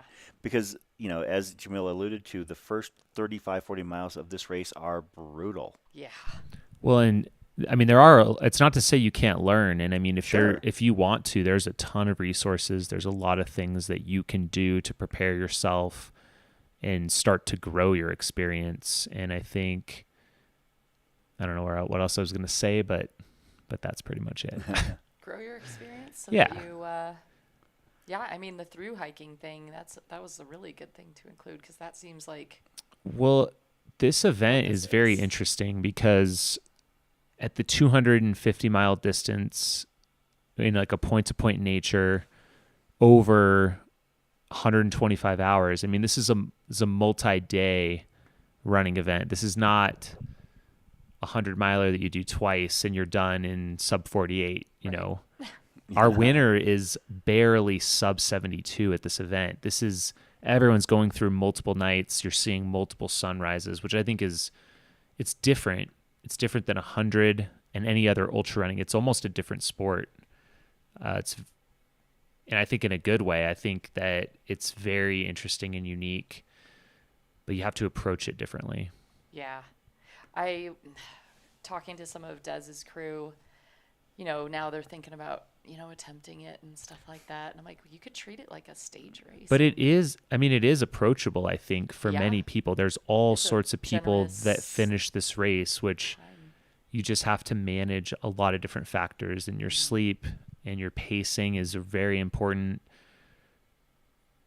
Your nutrition, your hydrate, all of it. It's like you don't want things to compound while you're out there. Right. And the amount of supplies and clothes and everything that all these vehicles have in them for their racer is mind-boggling. Oh, the setups, the rigs that people have Trying put to keep it together for these organized. are absolutely insane. Yeah. I don't know if they're like rentals or if like these are the rigs that people, basically venture from race to race in. But man, these are fully customized, like, vans and vehicles that are, set up for these people to not only be able to handle a race like this, but, basically essentially living out of them. Yeah. And they're not cheap. No, they're not. Nope. Oh. Looks like bib 786. That would be one of our Eldon Cresters. Let me see if I can pull up their number. I can almost read it. Yeah. Well, you're younger than me and have better eyes. Michelle Iyer. Michelle Iyer taking that right hand into the alley. It's got to be feeling good.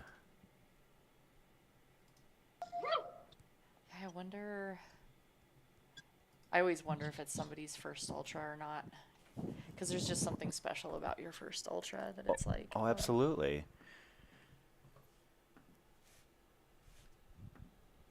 Congratulations to Michelle Iyer. Let's find out. Is this her first ultra? No, she did McDowell Mountain Frenzy a few years ago, but this is looking like it's her longest. Oh my gosh. Okay. So a new PR in distance. Wow. Very cool. I do love seeing, whether it's a 50K or a 100-mile or a 250-mile, I really enjoy the finish line atmosphere and seeing people, celebrate that, sense of accomplishment. Mm-hmm.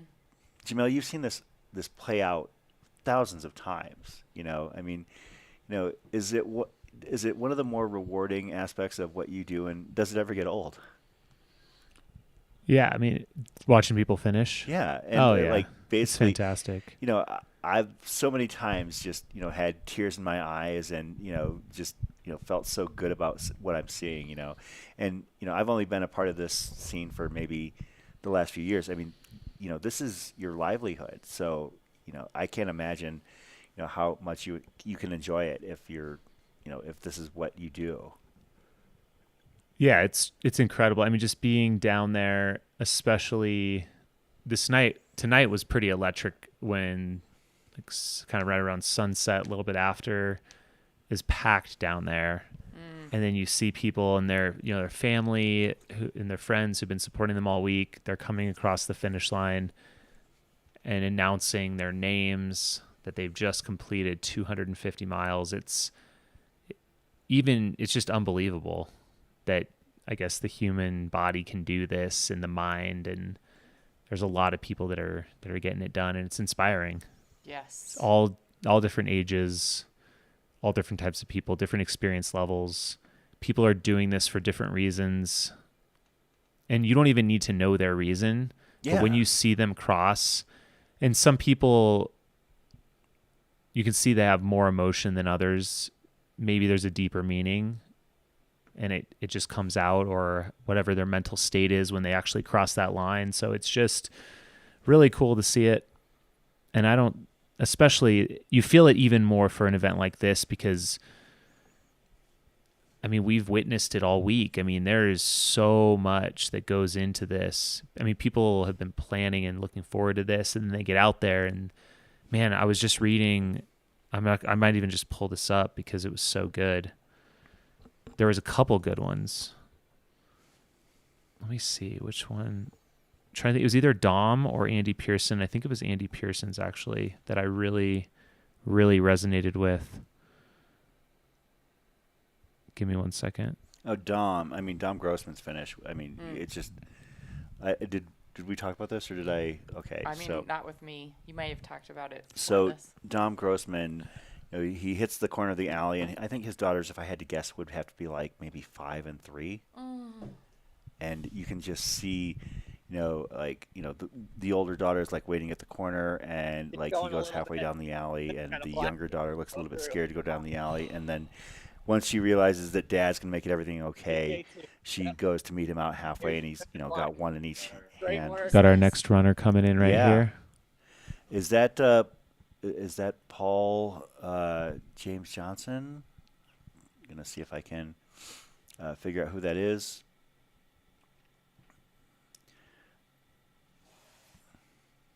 Corinne says L is on Beaver Street. Yeah, L is very Cool. close. Yeah, I think that's Paul Yeah, that James must be Johnson Paul. right there. Congratulations, bib number 170 from Rochester Hills, Michigan. Way to dig deep and get it done this week, Paul. And looks like hopefully we have maybe a couple more runners for Josh to run in if he's still up for it. But he's going to come over here to the finish for a minute. So, yeah, a couple of runners, basically Paul James Johnson, D. Wu, L. Spacek, and Stefan Epifano. I see Josh heading back out. So Andy Pearson, he attempted this race prior and had to drop out. I think it was the first year. And he wanted to come back for redemption. So he came back this year. He says, a lot of people ask how you can even do a 250-mile race like the Cocodona 250. You undertake something of this magnitude knowing it will be full of the highest highs, the lowest lows, big celebratory moments, and lonely, painful ones, gobsmacking beauty, the simplest pleasures, light, dark, grief, elation, humility, gratitude, and most of all, wonder. You just don't know how they will show up or when. This is the contract we sign up for as ultra runners, thrusting ourselves into the unknown to emerge on the other side with a deeper appreciation of the world around us and the world inside us. Over the last 4+ days, through 5 sunrises and 4 sunsets, 250.1 miles, and only 6 hours of sleep, I got to experience it all and bask in the immensity of life itself. And then he goes on to thank just a bunch of people. Gosh, that is Man, that is fantastic. Yeah. Adventure awaits us if we just seek it out. I think that one of the cool things about this race is that it causes the people who are competing in it and also the people observing it to reflect on a very unique level and maybe from a deeper perspective than they would otherwise. We had Andy Jones-Wilkins on the other night, and we talked about the spirit of community and the experience of doing something. And AJW had been dealing with some injuries, and he readily admits when he talks about running, Andy Jones-Wilkins, that is, that he's past his prime, and he's like, yeah, he's like, I've done Western States 10 times, I'm not doing it again. I've done Hard Rock twice, I'm not doing it again. He goes, I did, and he said that for the first time since the last time he did one of those big, 100-mile races, that he looked at a race while he was out at Cocodona, and he said, I'm going to do that. And so like that just tickles me on so many levels. Yeah. I mean, wow. but the way he conveyed it, Colleen, I'll send you the timestamp to his, it was like it made you want to get up and run through a wall. Wow. It was that kind of. Oh my gosh. That kind of thing. Yeah, I think he was up at Crown King on the first day. Yeah. Yeah. And what's funny? Well, he had to literally, he had a family emergency, so that's why he's not here on the live stream with us.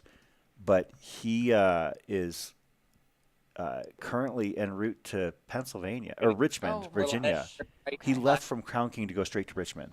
Wow. Because he had some family obligations, but he wanted to make sure that he was out at the aid station. So he was out at. He was there. He was out at Crown King, and then he had to go. Oh my because it meant that much to him to be out here, because he'd never witnessed, and I found this surprising. He'd never witnessed a 200-mile run before. Okay. So he's like, I have to see this, and I have to see what it's like. Yeah, D Wu is coming in here soon, and we've also got another runner. That's not L, but that might be somebody in the Eldon Crest, and we'll see if we can get eyes on them. But Al Spacek is one of our next expected finishers. Our most recent finisher was Paul James Johnson and D Wu as well.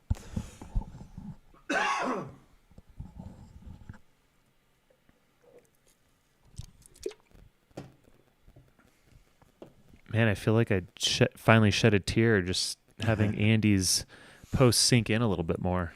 Yeah. Well, it seems that, his interpretation of your vision is, was pretty darn deep, I mean, he really seems to have, sunk himself into this experience. We've got a couple more runners that look like bib 750.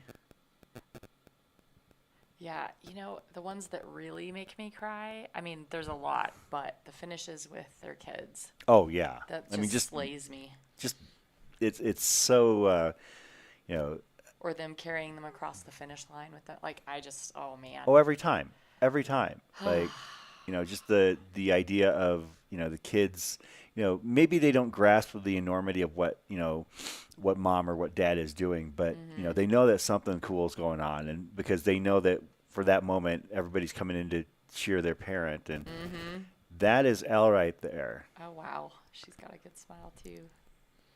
Yeah, Elle, obviously, as I mentioned, a very accomplished athlete in this space. And I don't know what her expectations were going in, but, she had to grind through some tough times and some rough hours out there on this course. So Elle is just about done.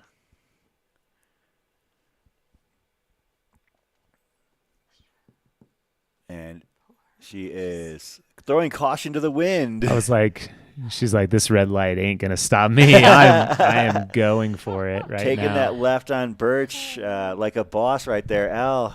What a moment here. This is amazing. She had to drop out at mile 200 and something last year, I think it was. Really? Yeah. Oh, wow. So this is the redemption. Oh, my gosh. That's fantastic.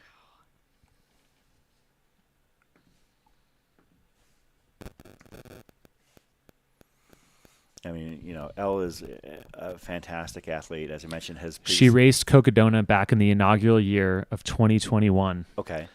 Made it about 222 miles before having to drop out. Wanted to come back and complete the course. My brother paced me for a lot of the 2021 race, and since then, he's passed away.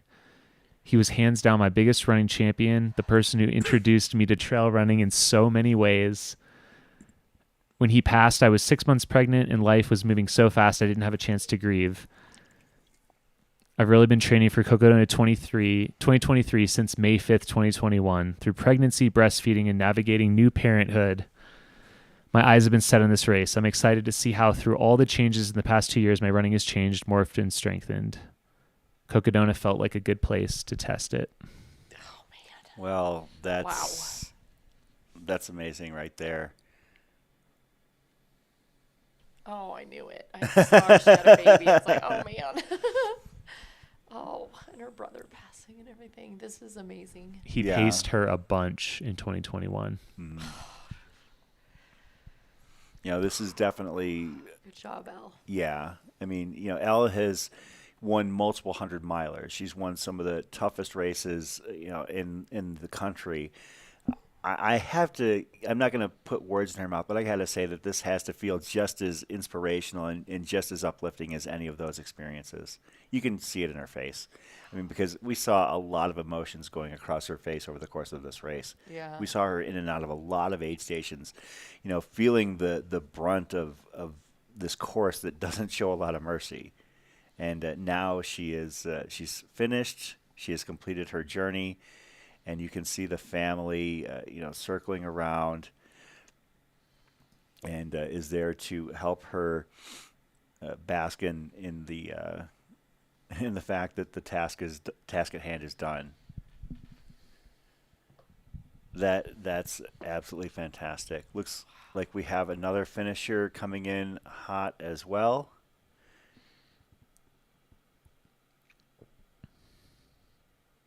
Is that, yep, that is, I believe, Oh, catch him. was that Mi Woo right there? Or Di Woo, rather. Sorry, Di Woo right there, bib number 121. Congratulations. I love that Andre is there too. Well, Awesome. He's always there. yeah. So Andre, after having been the final finisher in 2021, he was out there last year. He didn't race last year, but he was there to congratulate the final finisher from last year, Stephen Park. He paced somebody because we passed like Danelle when I was with Danelle. That's right. I He think was he paced pacing. perhaps Jeff Foote, maybe.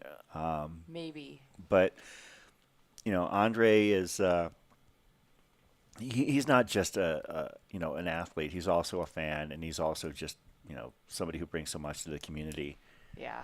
Yeah, Diwu, great job as well. We don't want to discount anybody's efforts here, but you can see Elle's family gathering around. She's got to take that post-race photo. There's Diwu right there.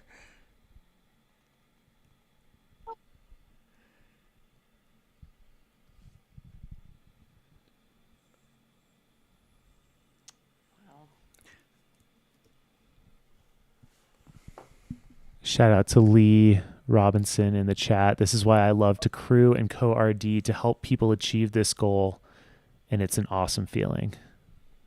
And to answer your question from earlier, Lee, we're not going to be going all night. Yeah. But we're going to miss your 2 or 3 a.m. finisher. Here's the thing, Jamil. I was thinking about this.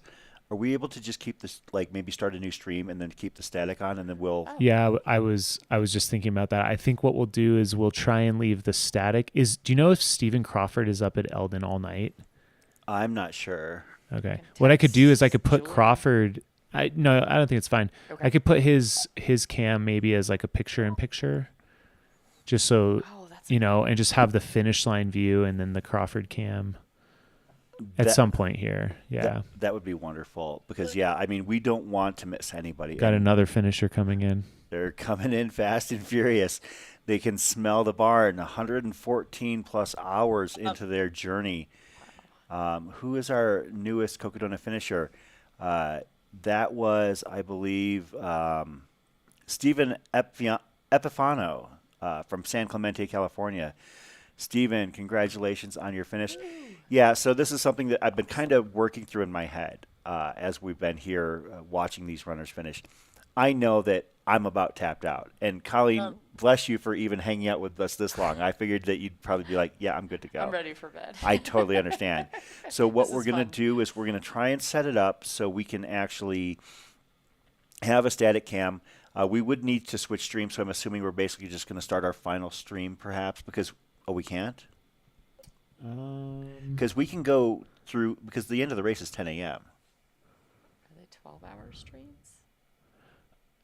I'll have to think about it. But what I might do is just create a bonus stream possibly. Okay. Because I think we should start clean with our final one potentially. I agree. So I can probably just create a bonus stream. So if you want to start working on that, we'll just kind of talk to a couple people in the chat and get things wrapped up. So that's what we're going to do, folks. We're going to actually start a bonus stream here shortly, and we will have unanchored coverage basically for the next few hours. We want to make sure that we've got as many finishers on video as we can. Obviously, our limitations are that sometimes people get tired. And I'm going to go and get some rest. I know that Matt Feldake and I will be back on bright and early tomorrow morning. We were talking 5 a.m., but who knows? Maybe we'll go even earlier. 5 a.m. Okay, we're going 5 a.m. That was a pretty Definitive. stout declaration right Definitive there. Answer. Like I'm Well- not gonna call Matt right now and be like, "Hey, can you get up at 4 instead of like?" Well, he's getting and up then at it'll 4. be light too. I mean, I guess it 5 a.m. doesn't is when matter. we're But starting the. Yeah. Okay, so that is the word. 5 a.m. is when we're starting the live stream, but the anchored live stream tomorrow morning. Yes. But what we're going to do, Jamil is in the process of creating a bonus live stream where we're going to have static cam visible throughout the night. So while we might not be here on the call for these runners, you'll actually be able to see them at home. That's I think that's the That's best thing huge. that we can do. Lee, we would have loved to have you here. Lee is always a lot of fun at Jackpot, and He made me a coffee and hot chocolate at Dead Horse because my fingers didn't work, so he just did it for me. Lovely. see, that's the kind of guy Lee is in the chat. Yeah, we do have a few other runners coming in. I know that Clifford Matthews, a member of the local Aravaipa group, Bruce Gungle, Harley Guy, Eric Salgado. Yeah, Harley Guy was being paced by Holly Hovius, and I believe Jeff Hemperly as well early. Oh, yep, I saw him with Jeff. Yep. Yeah. At Posse Grounds. Fan Yang, one of our locals down in the valley, has made his way down the hill. Kenny Krieger from Delaware is coming in as well. Brandon Curtis is in the Sedona Canyons 125 and is heading down the hill too. Elizabeth Kelly. Let's see if we can. Who is that? I need smaller fingers. There we Neil go. Blake. Sarah Shore. These are some of the finishers that you'll be seeing on the coverage after our anchored feed has ceased for the evening. Roy Quinn. I believe Roy Quinn is coached by Pete Mortimer. Anna Robbins. Greg Secatero. Scott Davis. Christian Barat. Catherine Ginsberg. Patrick Atkinson. A whole slew of people up at Eldon right now. Susan Beaupre. Wee Tay, Christina Vasilashi, Roger Pineapple,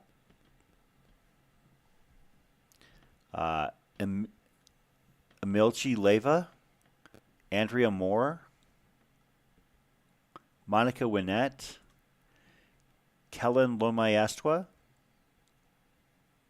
Michelle Bosquet. I think it's Bousquet. Bousquet. Yeah. Thank you. Yeah. From Montreal. That's definitely Bousquet. Ayojan Kim. Matt Miller. Another one of our locals down in Phoenix. Jason Corbett. Andrew Marvin. Linda Trin. Kyle Hammond. William Rabineau. Nate Dervin. Rachel Bambrick. Mark Tetrol, Brian Booth, Oh my gosh. Sean Barnes, This is his redemption. Brian Booth, Yeah. Jenny Dolak, Benjamin Kuhn, and coming up to the water station right before the Eldon climb at this point, currently on pace for our DFL is Elizabeth Ross at 232.1 miles. She has 18 miles to go. Basically, math. 10 hours and 45 minutes? Yes, 10 hours and 45 minutes. Thank you, Colleen. You bet. 10 hours, 45 minutes to go, roughly 18 or 19 miles. Oh, good. Yeah. So, we're going to be following those storylines in the morning. Those last few runners that I named are basically, yet to climb Eldon. I would say the last 1, 2, 3, 4, 5, 6 names, the last half dozen names, have yet to begin the Eldon ascent. But that doesn't mean they can't finish. They've got, like we said, 10 hours, 45 minutes to go 18 miles. Now, 2 of those miles are going to be some of the worst pain they've ever experienced. I am not going to candy coat that. Their climb up Eldon is going to be a nightmare, and based on what I'm seeing now, they're going to be doing it in the middle of the night. Have you ever climbed Eldon at dark at all, or? Well, like 3 and 4 in the morning last year, and then we saw the sunrise. Okay, so like as a pacer? Uh-huh. Okay, so yeah. I wear my puffy and pants and everything and gloves and hat, like just everything I had, and I was almost warm enough. Yeah, see, that's the thing. Like, I mean, I don't like climbing Eldon even when it's like gorgeous, but when you make it, having to wear a puffy and everything. Well, you know what? In the dark, it's not. You can't see all the pain coming up. You just keep going. So maybe it's a little more helpful. Looks like we've got one more that we're going to be able to catch on camera. Is that bib number 143, Bruce Gungle? Tucson resident, Pima Pirate. Oh, nice. I assume so. I just call everybody from Tucson a Pima Pirate. So everybody from Tucson is either a Pima Pirate if I like them, or an Arizona Wildcat if I don't. So Okay. I'm just kidding. I don't have anything against U of A. I do tease Dan Pena about that a lot, but Oh, yeah. now USC on the other hand. Oh, I see. Well, I'm a Sun Devil, so I have a beef with the Wildcats. You what? I'm a Sun Devil, so I Yeah, have a well, beef yeah, with I am the too. Wildcats. Yes. I mean, I went to ASU Yeah. a few years after you, but that's because I screwed around and found out. Yeah, I actually was class of 2013, so. Oh, okay. Nice. But He's moving good, too. yeah, Yes, this is looking good. amazing. Congratulations to Bruce Gungle, your latest finisher of the Cocodona 250. All right. Corinne Green says there's about 34 people left to finish.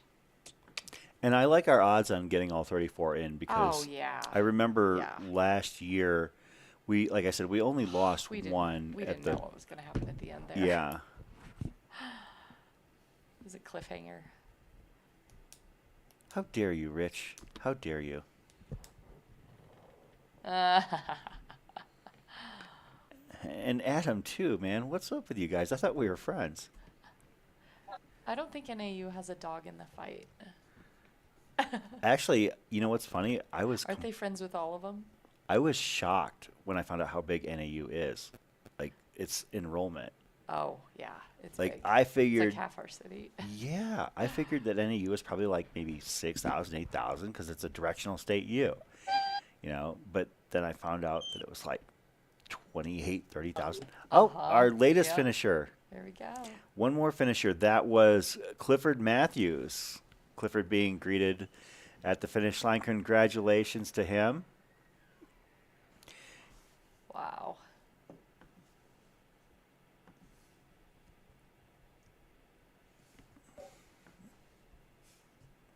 Man, I was on my way home last night and I saw a runner on Mountain Air Road. And I was like, uh-oh. I was like, actually, you need to turn around and head up Old Munns. I'm like, turn around, you missed it. And he's like, I missed it. I'm like, yeah, turn around. So that was pretty fortuitous. I was Yeah, like, I'm I glad know you what's were going out on, there. too. Yeah.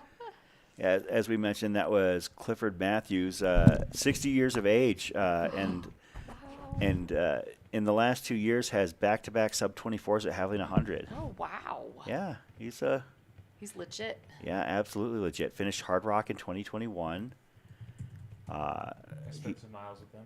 Oh, you spent some miles with him on the Hard Rock course? Nice. Awesome.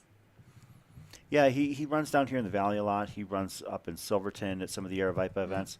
I guess he's based out of New Mexico, but we see a lot of him. So. Nice. Has he done Cocodona before? No, at least he hasn't finished it. Let me see if he's attempted.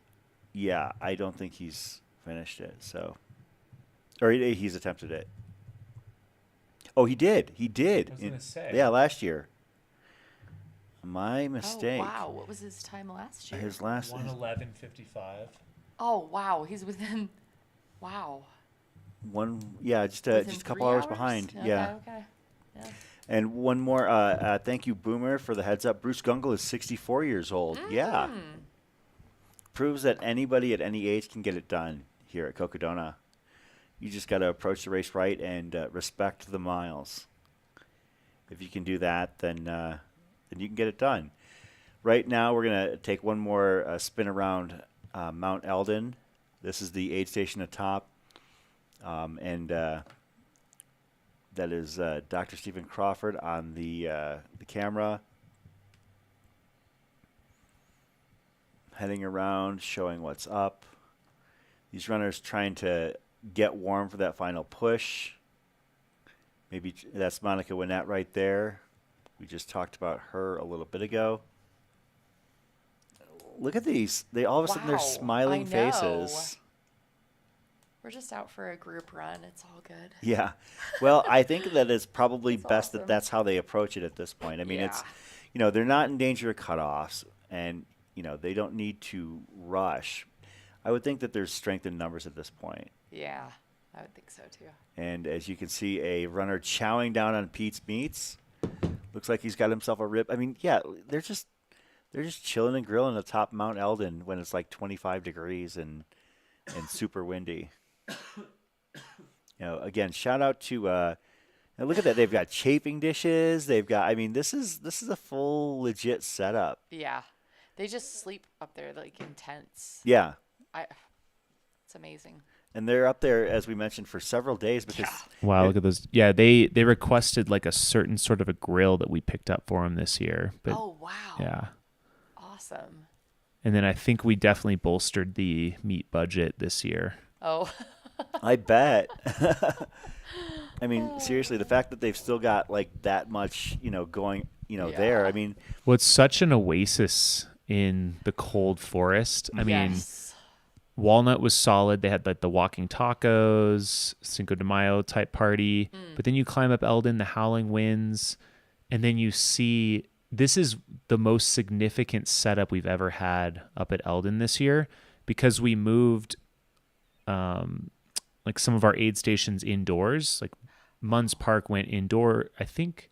Actually, no, not completely indoors, but we were able to source another one of these large event tents up there, which just is exactly what you need at the top of this mountain. And I mean, look at all those. They got the 4 heaters. It's probably pretty cozy in there, I think. Yeah. Yeah, that is definitely.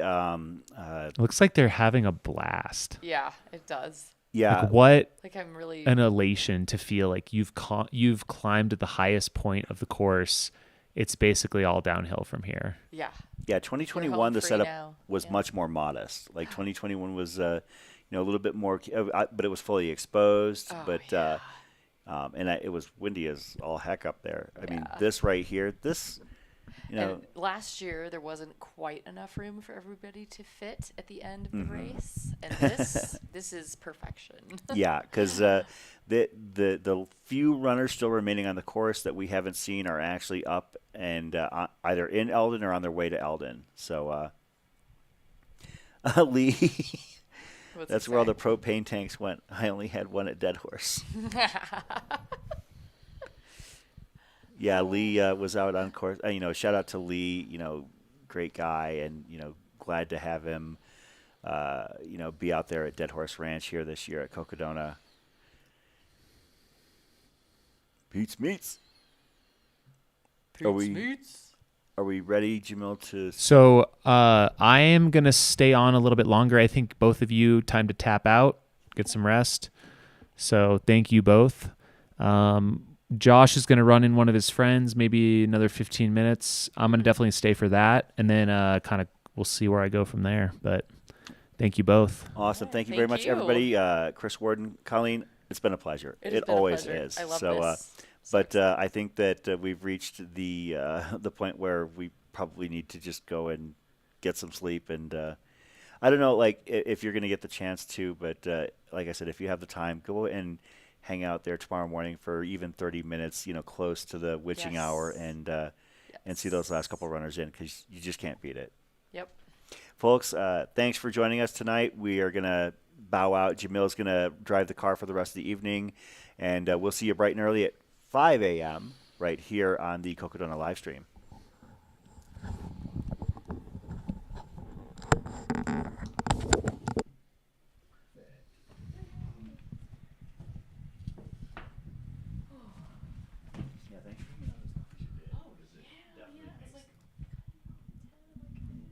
All right. So I don't know if anyone would be just joining us at this point, but if you are, this is the Mount Eldon aid station on the final night of the 2023 Cocodona 250. It's hard to believe that Christmas is almost over.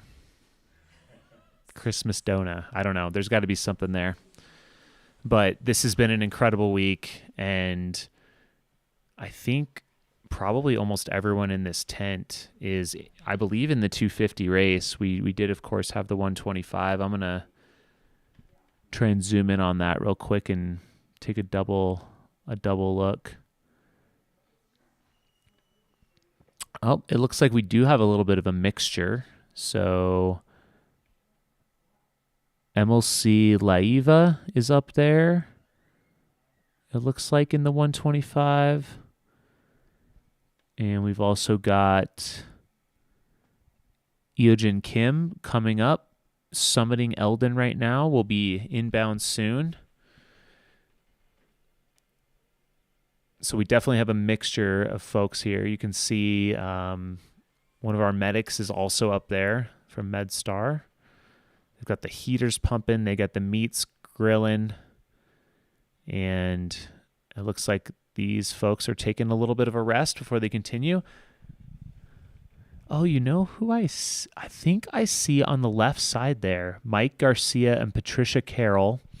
They are longtime Aravaipa runners. Yep, right there in the pink hat. They are bundled up. They're both from Hawaii, and they have been a long time members. You can see they have the green bibs. They are running the Eldon Crest today. They're in their 70s. They do races together, almost every step together. And they participated for years at our Silverton 1000 event, which was a fixed time event that we held on a 1 mile trail loop in Silverton, Colorado. Each loop had 250 feet of gain, and they came out for many years. And it's great to see them out here at Eldon Crest. Thank you, Stephen Crawford, for the pan. Get the whole layout and see everyone who's here.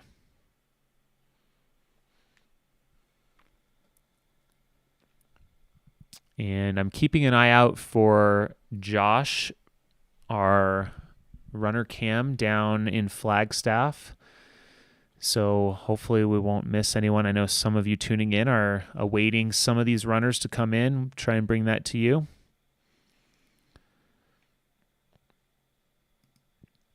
We've got someone, Sonia Glover is looking for Andrea Moore, bib 86. And it looks like at least a few of these folks are gearing up to head out, including Mike Garcia and Patricia Carroll. There they go, wishing them off. Looks like they made it to the top, which is the hardest part. Bye, Mike. Good luck. Good luck, Patricia. I think they can hear me. That's great. Yeah, get on out of there. Get down the mountain.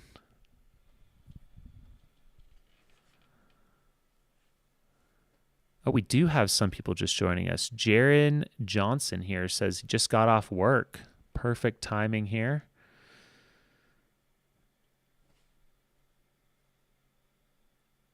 We've got some people looking for Eric and Harley. They're just a few miles out, they say. And I see that the Josh follow cam is out searching right now. So this is what it looks like down in Flagstaff, which is couple thousand feet below. We do have a full moon out tonight, which is great. Looks like we had another runner just come in.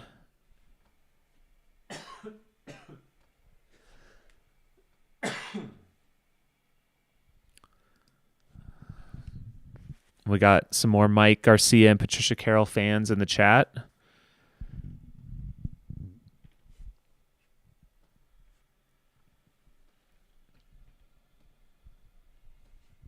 Corinne Green says, I hope I'm still running Aravaipa races when I'm in my 70s. I'll tell you what, this is a bit of a plug, but if you see those heaters in the middle, the glowing orbs, those are from Mr. Heater, and they call them the 540 degree heater. If you've ever seen the Mickey Mouse ears heaters, these are far superior. One of these is far superior to the double Mickey Mouse ear style. I would always recommend these ones.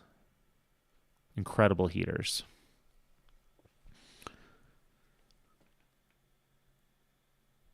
Rich Covey says it's going to be 24 degrees overnight. I wonder if that's in Flagstaff. I heard reports that it got down to 9 degrees with the wind chill up on Mount Eldon last night, which is really hard to wrap your mind around, considering it was, I think the day before the race started in Phoenix, it was triple digits.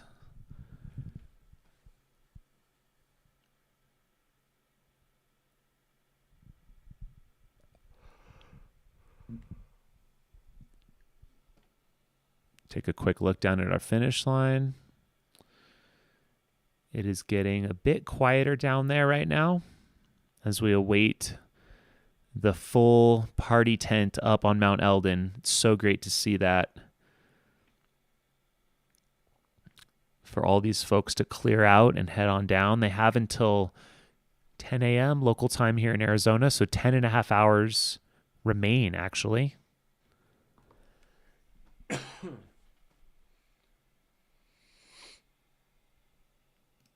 Oh, here's a good one. Perlin Tomosi would like to shout out Hopi runner Kellen Lomaestawa, who is at the Mount Eldon aid station. The Hopi Nation is awaiting your finish. So if Kellen is there and can hear us, the Hopi Nation is watching and is rooting you on.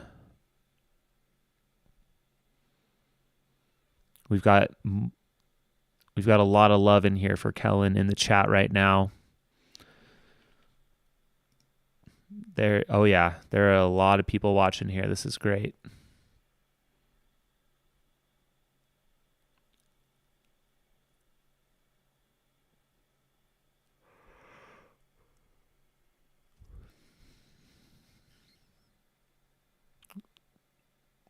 Well, it says Kellen and his wife are there. And then, so his wife must be pacing. So we've got Vicky Knox here, says Roy Quinn, longest run has been 100 miles. Fallbrook, California is cheering him on. He's so close to the finish, bib 172.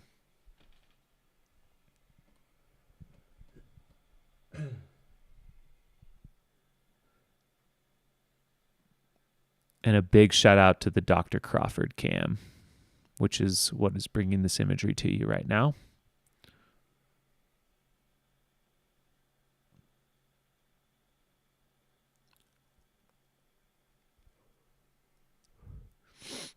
Aaron Schmidt says the whole nation is cheering you on, Kellen. And Perlin confirms that his wife is pacing him. And it looks like we're going to move on down to Flagstaff. Looks like these are just car headlights. I thought they were headlamps at first.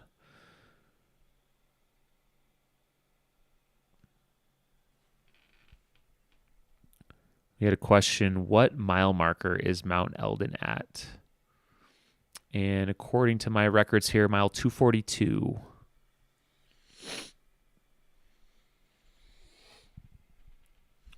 So here we are. It is 11:36 here on the streets of Flagstaff.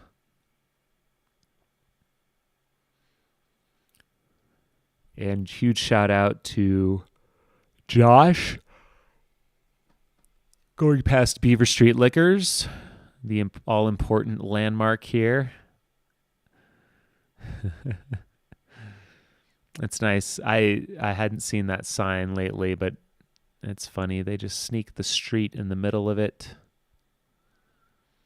So Corinne Green's saying, I should know this better. I apologize. Eldon's mile 240, might be 242. 8 to 10 miles to go. And I'll tell you, when you are running this 250-mile race and you hit Mount Eldon Aid, I think it was moved back a little bit. It's normally a little bit closer, so it might be closer to 240 than 242. It is still a long ways to go, although it is downhill. The road winds and it wraps around inside that canyon. And then you take single track to Buffalo Park, and then the final bit into the finish is on the sidewalks and streets of downtown Flagstaff. First, you head past the hospital, then down Beaver Street, and then you take a left on Birch and a right into Cocodona Alley, leading into Heritage Square, and your finish. So we're going to go back up to the aid station while we await a spotting of our next runner. And Adam Mashuri wants to know, how much cam can a Crawford cam if a Crawford cam can cams?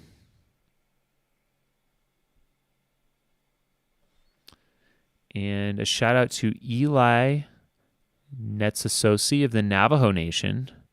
Finished Cocodona earlier today. Congrats to Eli. It's great to see some of our indigenous runners out here from both Navajo and the Hopi tribes. And there are some great events to participate on both the Hopi and Navajo lands. I've done the Patawakatsi Water is Life run several times.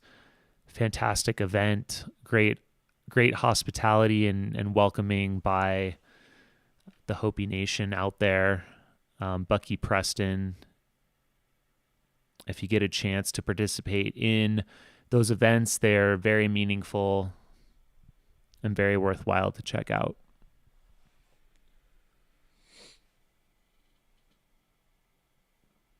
And I will be right back. I'm going to grab a quick water, and we're going to leave it on this feed. I'll be right back.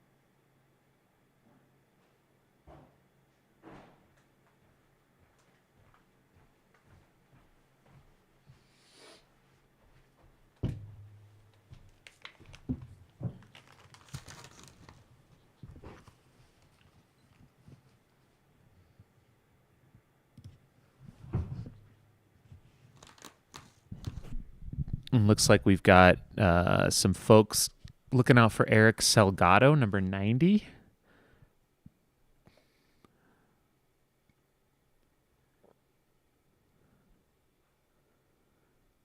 And he is likely to be the next one that Josh will run into. So as soon as I see that feed pop up, we'll switch over to that. Until then, we'll continue to show you the view from tonight, just before midnight, up at the Mount Eldon aid station. Friday night here above Flagstaff, and these folks are on their own personal journeys, each one of them unique, each story unique, with the support of their pacers, the support of these volunteers, the support of the medical staff, all giving them their best chance at successfully completing the Cocodona 250. And you can see the temperature here is continuing to drop in Flagstaff.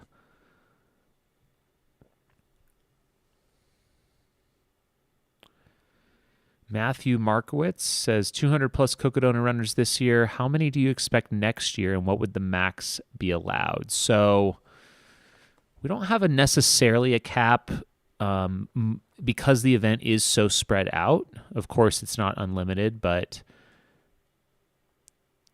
we're targeting a limit for this next year of around 350 starters.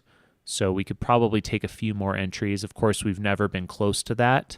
Last year we had, I think, around 217 starters, a little bit lower this year. So we'll see. We'll see if this event, how this event continues to resonate with people.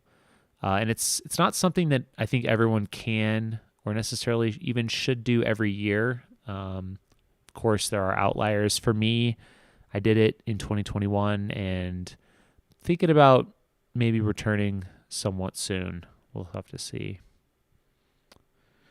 Someone says, we can't go back to the finish line. We can. There's not a whole lot going on right now. So we know from the satellite tracker that our next athlete is coming in near Flagstaff Medical Center, and I believe I have eyes on them.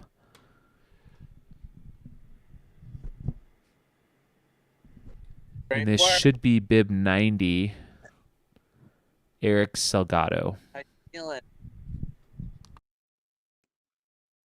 Doing okay? Good.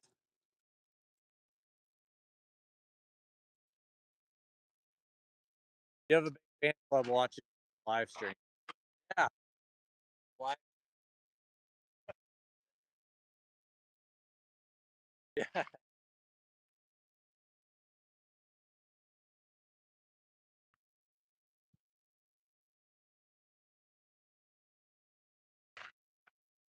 Across. Yeah. So this. Sorry. This one down. Yeah. Fuck you. You're doing great.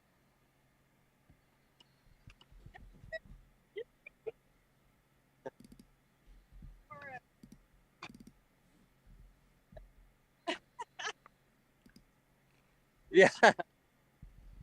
He's got a whole fan club waiting for him too. And here he goes, making that turn onto Beaver Street.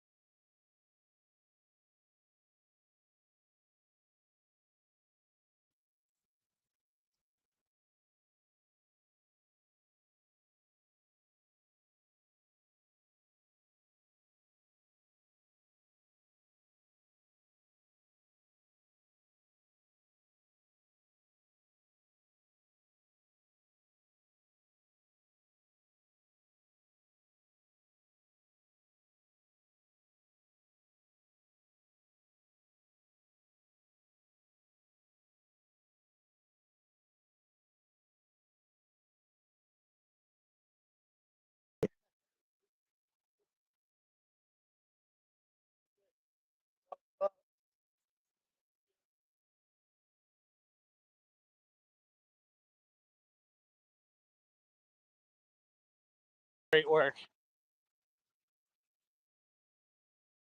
Ready to get this thing. Yeah.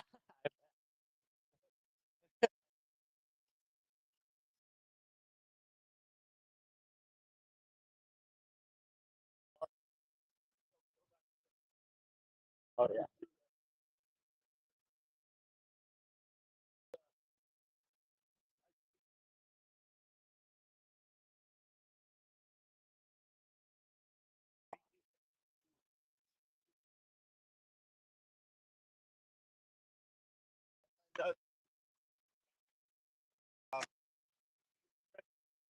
Hey, there we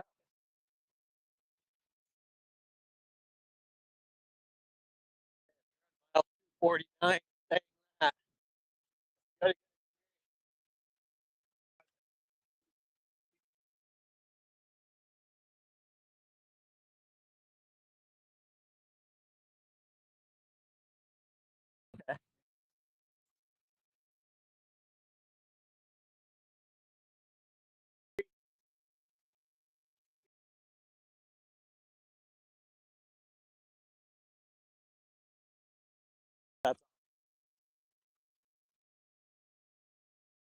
And so here we are. We are watching Eric Salgado coming on in.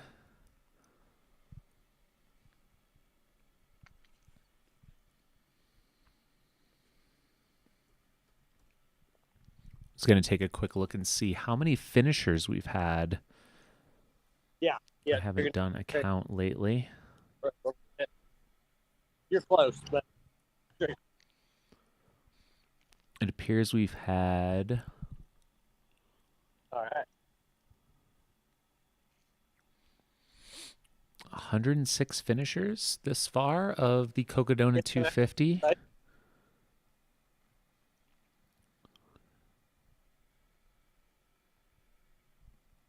There might be another 30, 32 on course.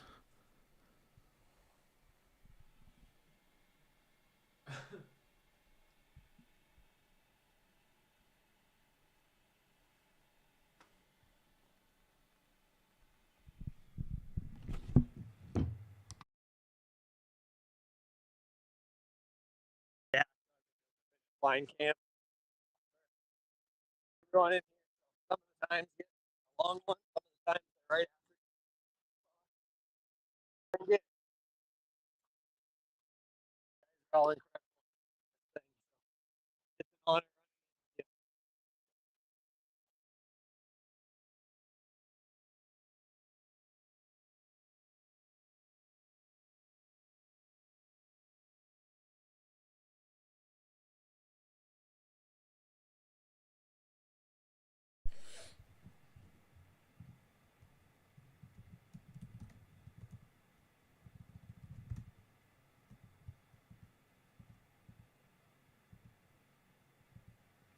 You have a favorite section of the course?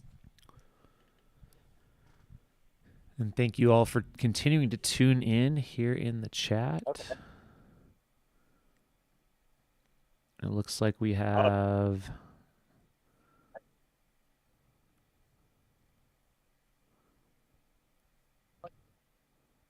just under 300 of you here with us, so thank you. Yeah. Full place. Adam says after 5 days of watching the stream from start to past midnight, sleep time for this guy. Congrats to all finishers. See you bright and early from SoCal.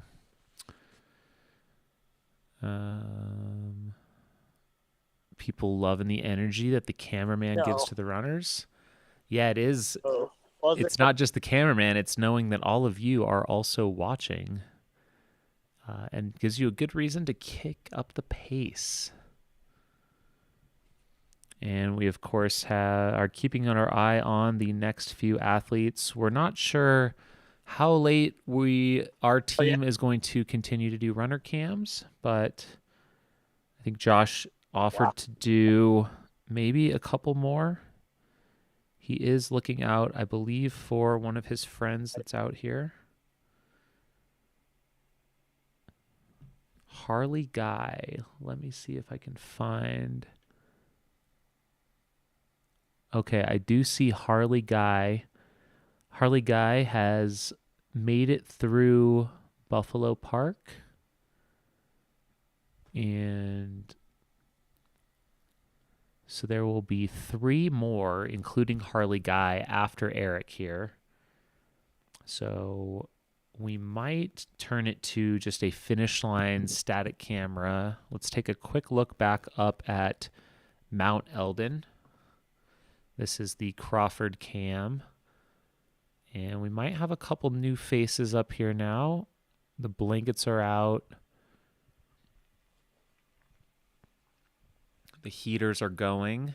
And I'd imagine at this point, the runners that are up here are certainly getting some food, getting a little bit of a respite, a little bit of a rest, maybe close the eyes for a few minutes and gear up for what is a cold night out there up high on these mountains above Flagstaff, Arizona.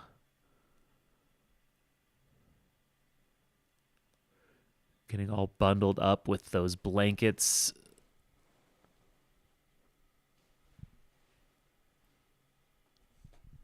And let's bring it back down to the Josh cam. Let's see if we can figure out. We are continuing to get closer. There we go.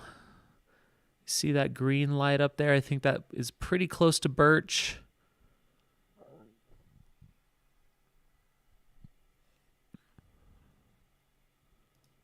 Randy over here is on a 24-hour shift and loving the company. We should just do this every week, right? Why not? We've got Vicky Knox waiting for Roy Quinn. Let's take a quick look here. So we've got Kenny Kriegier, Fan Yang, Harley Guy all coming in. So as I discussed earlier, I think Josh was willing to stay out for Harley Guy, and then he's probably going to get some sleep because he's going to be back out in the morning, as am I. Beyond that, we got Brandon Curtis, Roy Quinn. That's the one that Vicky's looking for. We got Elizabeth and Kelly. Neil Blake is out there, as well as Sarah Shore. So there's a lot of folks out here right now.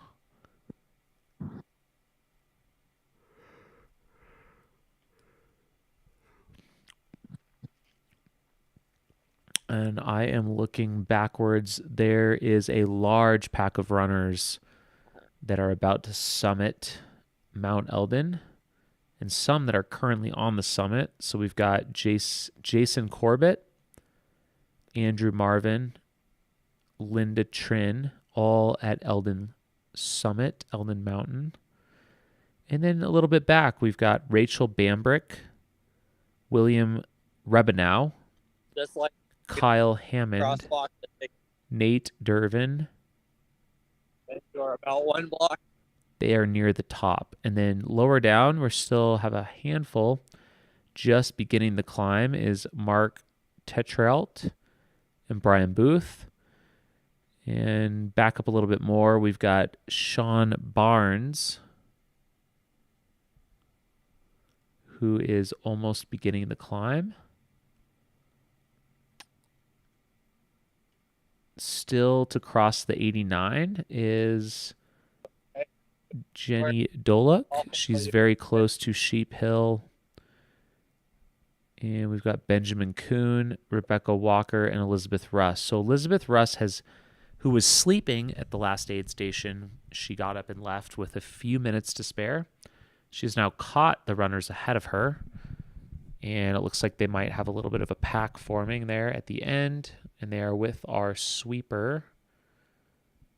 So they have cleared that last water stop at for the 36 mile and are on their way. They will cross under the 89. Then they will begin the climb. So here we are. We are 114 hours and 55 minutes into the 2023 Cocodona 250. And you are looking at Eric Salgado.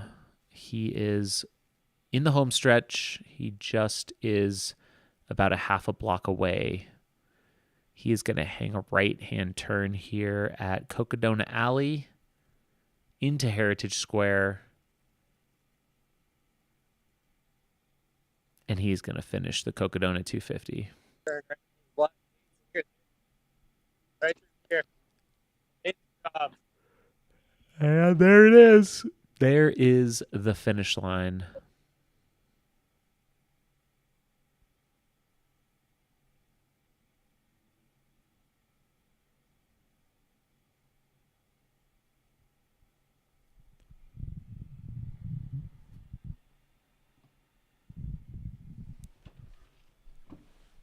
And congratulations to Eric. He is a Cocodona 250 finisher.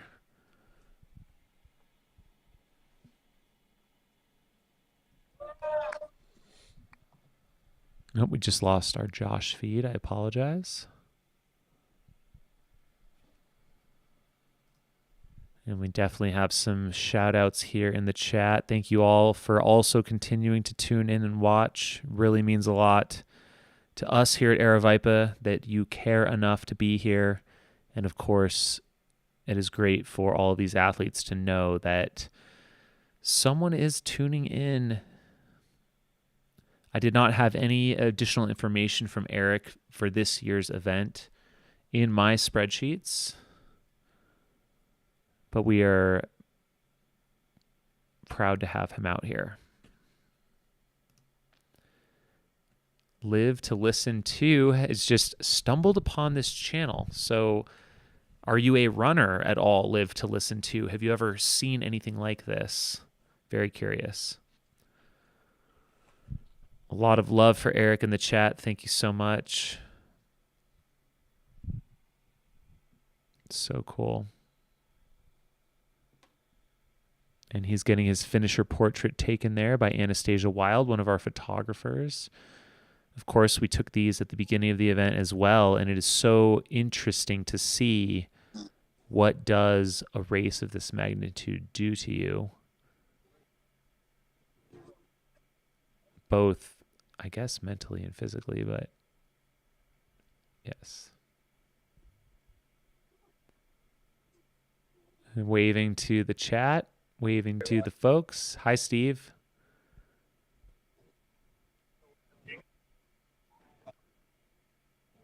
And you can take a quick look at all of the folks that are gathered and bundled up out there in Heritage Square in downtown Flagstaff. It's a brisk night.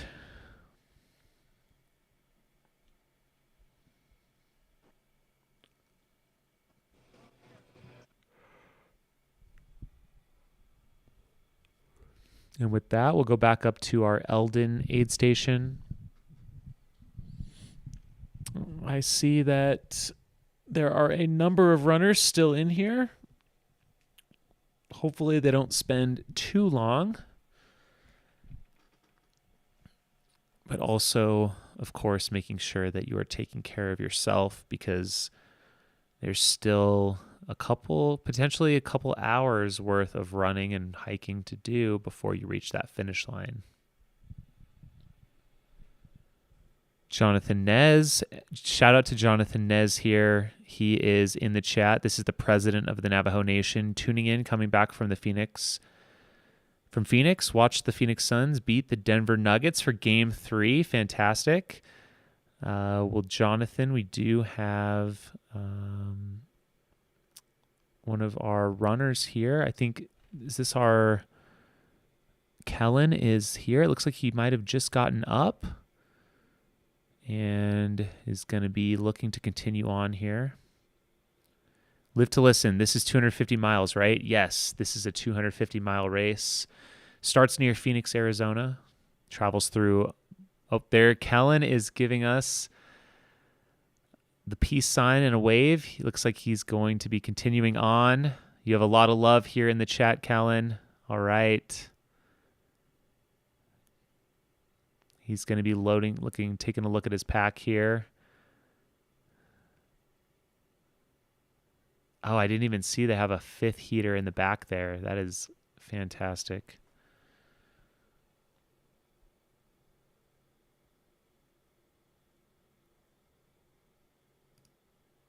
Diana Galaxy in the chat. Nice to see all these energy these runners are crossing the line with in comparison to standard marathon and triathlon athletes.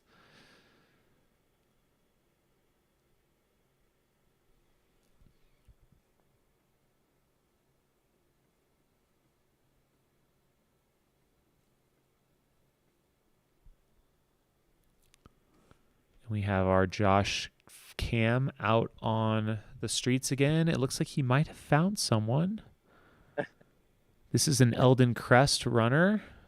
I think that was 728 potentially. So they, of course, started this. Well, now we are into our 6th day, but they started yesterday morning at 7 a.m. at Fort Tuthill. This is one of our new distances. It actually ran a little bit closer to 38 to 39 miles. And it went up and over Mount Eldon for a 38-mile event. I heard some fantastic food out on the trail. So they had what we call walking tacos at the Walnut Canyon aid station. Oh, great job. And we, of course, had the meats up at the top. And we had Rich Covey saying, go, go. Yeah. Harley, go. Prescott area trail runners all behind you, buddy.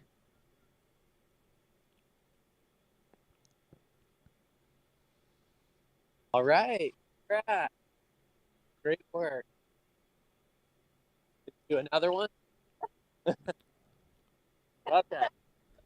We're going to switch real quick back up to our top, as I know we have a lot of folks tuning in for Callan.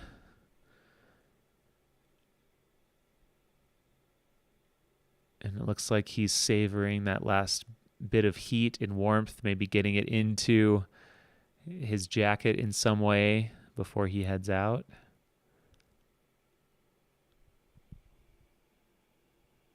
And we got to shout out our volunteers that are up there. They are up in the cold, tending to all of these athletes all night long.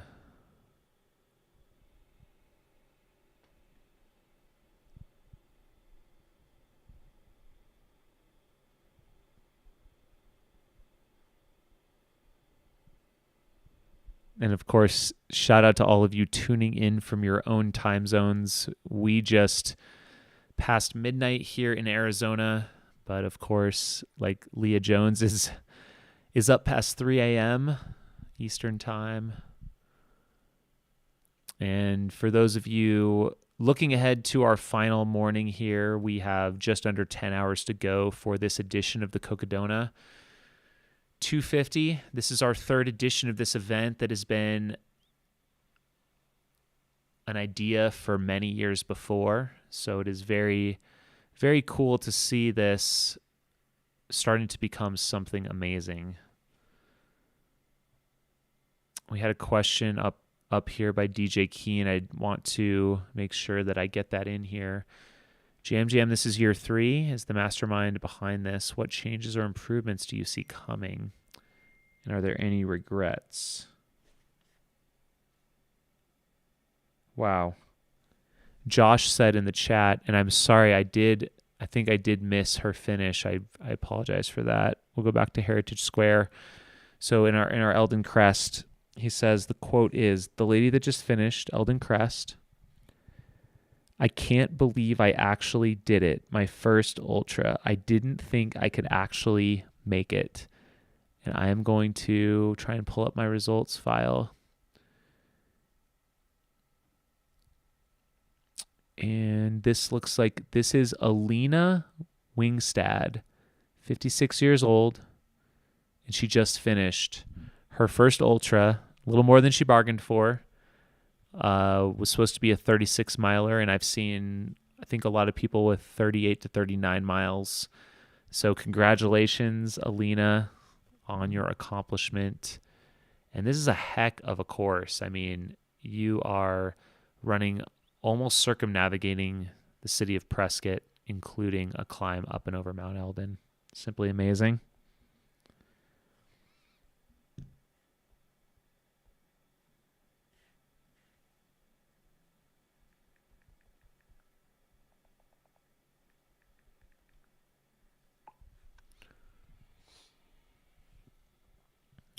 And let's see what is happening in the chat here. It looks like Fan and Harley are by Flagstaff Medical Center. So I believe Josh's screen is dark at the moment. So as soon as I see that pop back, for now, we'll head back up to Mount Eldon Aid. See a lot of people standing now, and hopefully they will be moving their way on down. The clock is ticking. We've got Graham Ward tuning in from Dublin, Ireland at 8:06 a.m. That's amazing. Yeah, let's do it real quick. Please drop in the chat. Let us know where in the world you are from. And let's also say, what is the longest distance race that you've run? So let's try and type out those two things.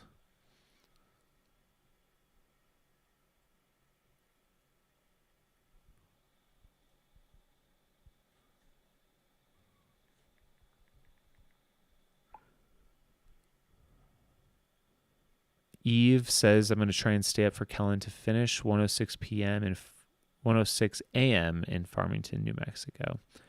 So yeah, I think at some point we're going to lose our follow cam due to sleep and battery life. It is becoming challenging to keep all of these devices charged in the cold. It's just an additional challenge. It looks like a lot of these runners are going to be gearing up right now. One last little bit of warmth before they head down the hill.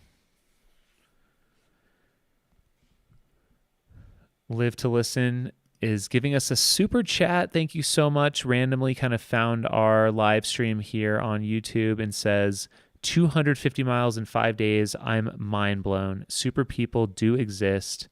Thank you for the coverage. That is so nice of you. Thank you.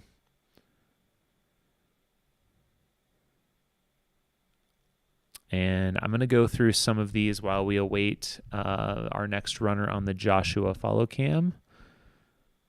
And it looks like we might have a sighting here, but we've got Vicky Knox from Fallbrook, California, running longest is a 50K. Maddie Sykes is in Japan, also 50K. David Manthe, shout out to you, Denver, Colorado. Good to see you, David. 101 miles, and we do have eyes on our next runner. Here we go.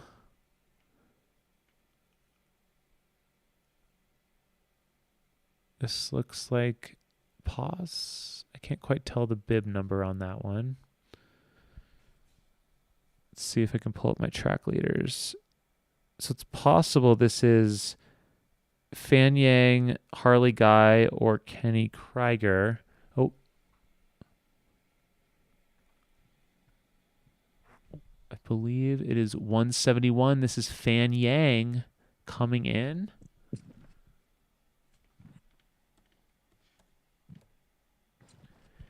All right. I am going to pull up some information about Fan Yang that he provided to the live stream. So Fan lives in Gilbert, Arizona, originally from China, started running in the year 2020, if you can believe it, after the COVID started. And he started running originally to lose weight. So from 2008 to 2020, he lived a very unhealthy lifestyle, overeating, and weighed at one point over 300 pounds, was pre-diabetic with cardiovascular issues. Running literally saved his life. He lost 130 pounds, quit drinking, smoking, and eating sugary junk food. He started to participate in races in late 2021, and my first ultra was the McDowell Mountain Frenzy 50 miler. It was so much fun. All behind you. And I went over ambition to go for the Cocodona 250 last year in 2022 after the Mesa Marathon. He had no idea what he went into without any planning. Ended up DNFing at 134 miles near Deer Pass Trailhead. And he had compartment syndrome in his right leg. He was grateful to Steve, who responded quickly. The medical team showed up in the middle of the night to take him down the mountain. And then thus he signed up for Cocodona 2023 right after registration opened for redemption. He's adapted his training completely differently. Great work. And he did Black Canyon 100K to test out some pacing strategies, Crown King 50K, and the first 37 miles on April 1st, the training run we had. And he's excited to toe the line this time in Black Canyon City again. What inspired him to participate? This is Cocodona 250. The route is amazing. And the history of Arizona. He's most excited for Lane Mountain. That part is hard, but not impossible.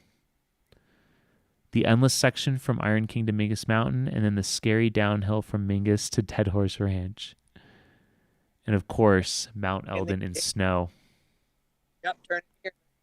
Fine. Awesome job. So that is a little bit about our next finisher here, Fan Yang. Congratulations on your redemption run at the 2023 Cocodona. I'm sure this means a lot to you. Incredible, incredible stuff here.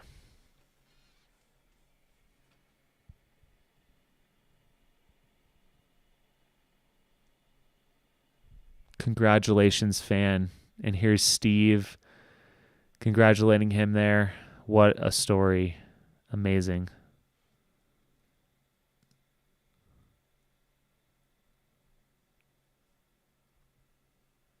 Thank you to Josh for being out there and allowing us to share a little bit about Fan and his story.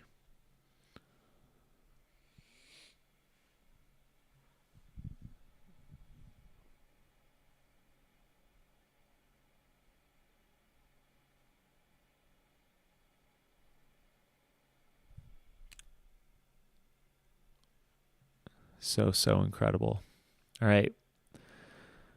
So it looks like he is off to get his finisher photo taken, and Josh is back out on the trail. We don't have a feed as he heads out. We're going to head back up to our Crawford cam. Shout out to Stephen Crawford for also, there, we'll keep it here for one more minute. What an achievement for a brand new runner in 2020, looking to get healthier, lose some weight, make healthier choices, getting inspired to take on this challenge of running across central to northern Arizona, failing in his first attempt, and then returning with better preparation, better planning, and he did it.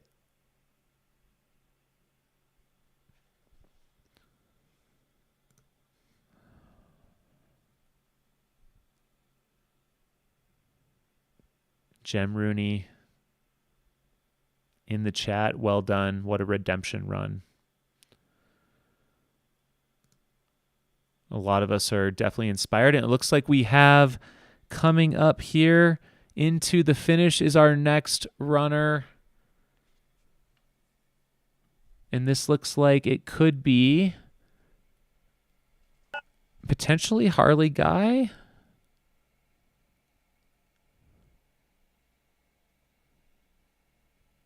Maybe in the chat you can help me out here. Was that Harley?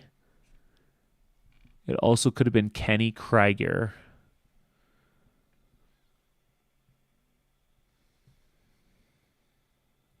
A lot of inspiring finishes right now. You can really feel it.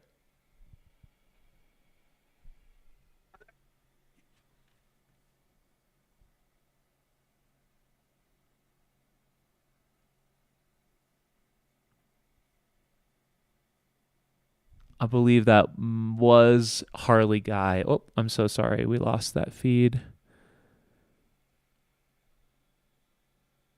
It was Harley. Thank you. And it looks like we're going to have another one here. We're going to have Kenny Krieger.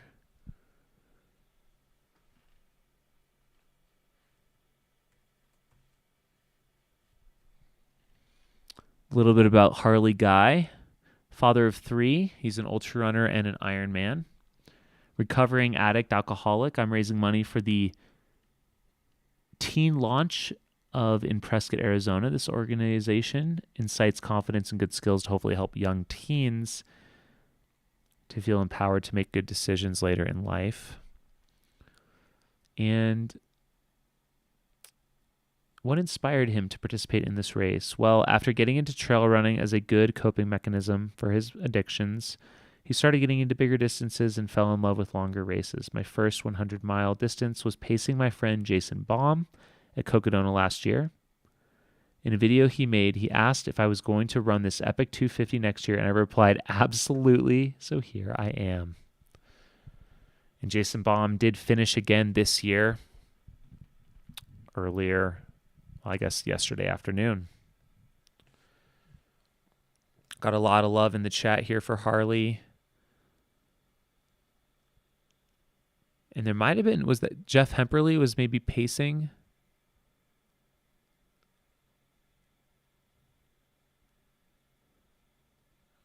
A lot of congratulations here for Harley in the chat. And looks like we might have our next eyes on our next one.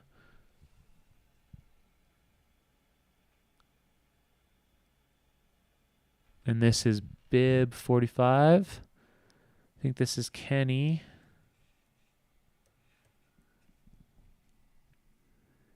Kenny Krieger. This should be Kenny Krieger here. 38 years old, retired from the United States Marine Corps, started running as a way to calm my mind. I now try and find races to push me to my physical and mental limit to see how far I can go. And why is Kenny running this race? The adventure and doing something that almost everyone thinks is impossible. And his longest run prior to this was 106 miles.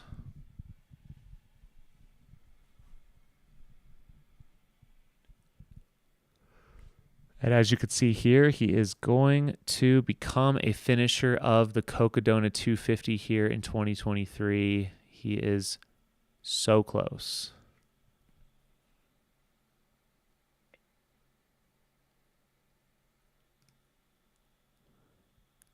turning into Cocodona Alley. And that is one of the best feelings, is seeing that finish line after so many days and so many challenges along the way.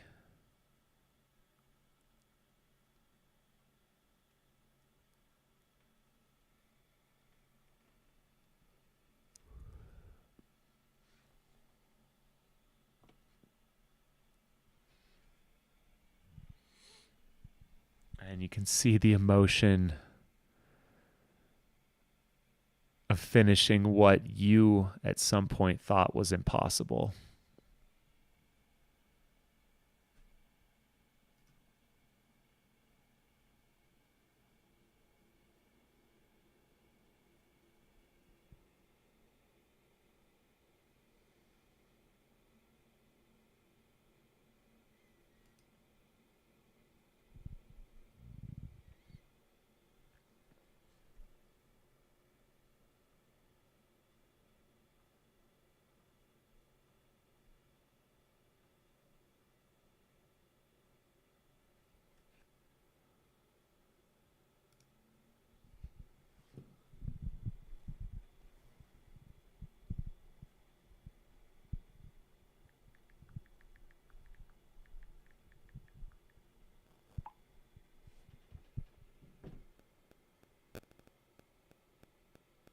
Here's another look.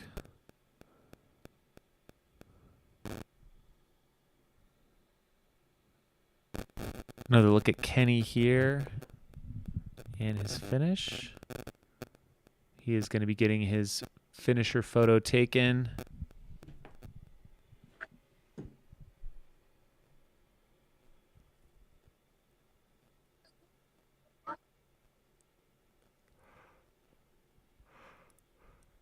There is the scene at the finish line. A handful of folks hanging around waiting for the rest of our finishers to come in tonight.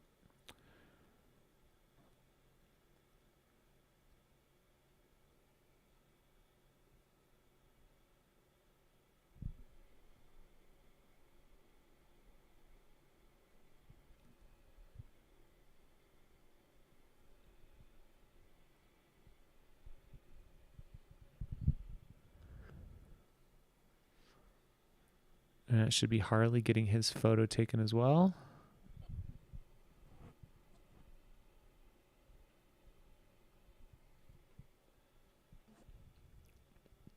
And now we have a number of folks keeping an eye out for Roy Quinn. We'll go to our static cam here. I think we have a little bit of time. We're going to go up to Mount Eldon and see if that is cleared out at all. It's looking busier.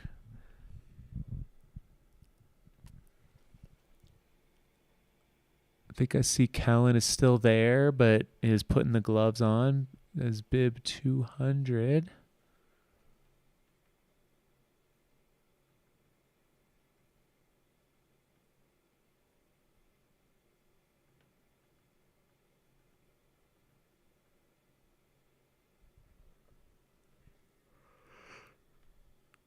And yes, bib 200 is Kellen, one of our Hopi runners. We've got a comment here from Outside with Mike. First time viewer, and I don't run, but my brother Matt Miller, 184, just left Eldon. Been watching all day. Thanks for the broadcast. So proud, Matt. And Kitty Cat says it is a party up there. It absolutely is. I mean, it is a heater party and a meat party. I'm seeing like 5 different of these amazing heaters. There's Stephen Crawford's illustrious beard as well.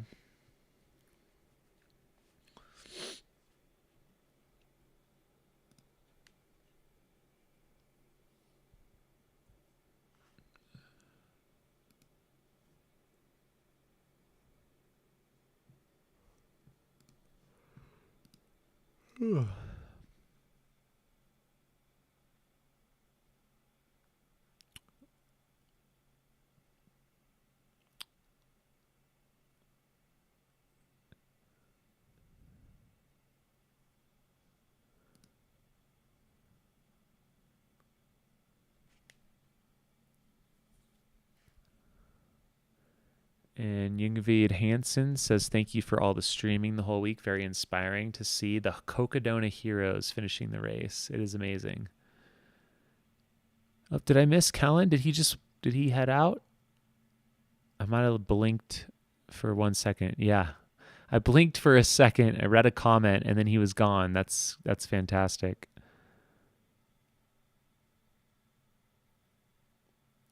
Someone's asking, how many hours until the race ends?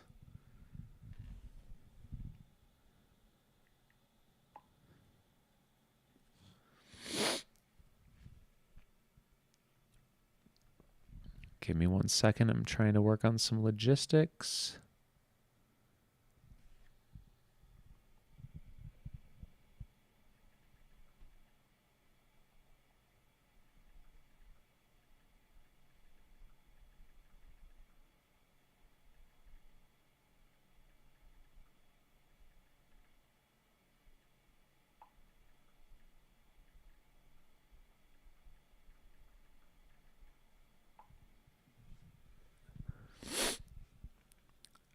We've got a fashion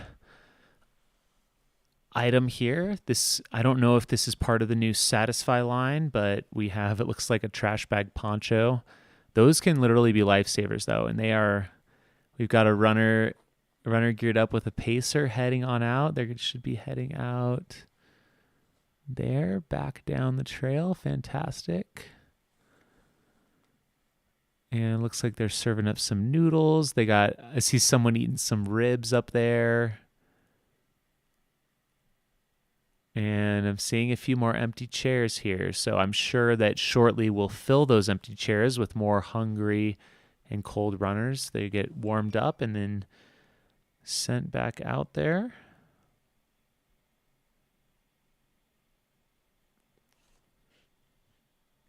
And I have some news for you all in the chat. Josh Freewin, champion, who has been doing our runner cam for the evening, signed up as a volunteer out here.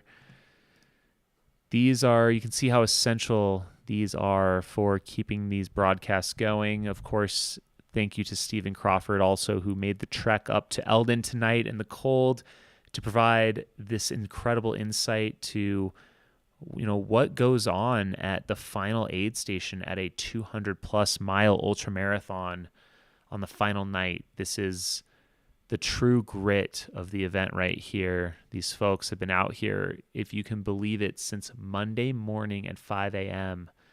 and we're now into Saturday.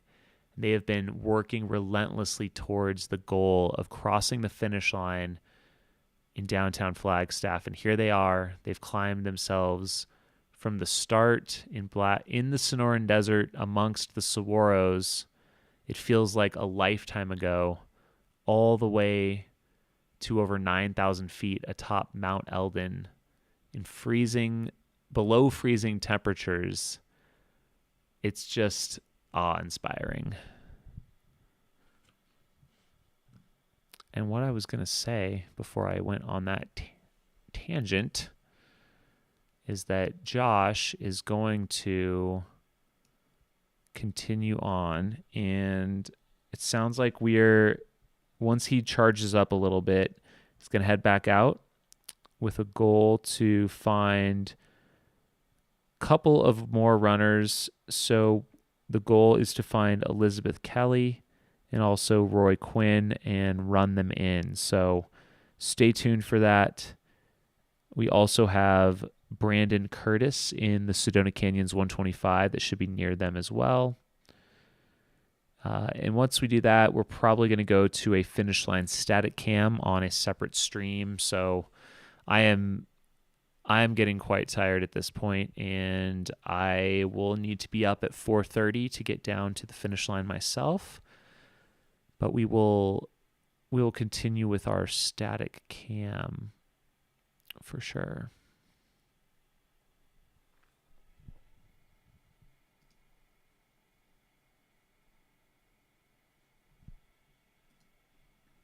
Someone asked if the propane tanks are wearing fedoras. I talked about this earlier.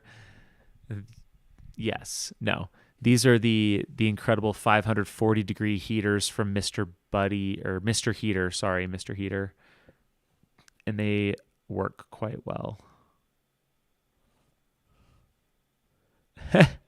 Someone asks, is that the Cocodona Balenciaga trash bag hoodie? Absolutely. And lots of fans of Roy in the chat here. I am tuning into my satellite tracker. It looks like Elizabeth Kelly is now out of the trail system onto the streets. And Roy looks to be just about a couple minutes behind her. So it's going to be another round of exciting finishes here for the Cocodona 250. Excuse me for 1 second. I'm going to step away to the kitchen and I will be right back, but I will leave you with this view of the Eldon aid station.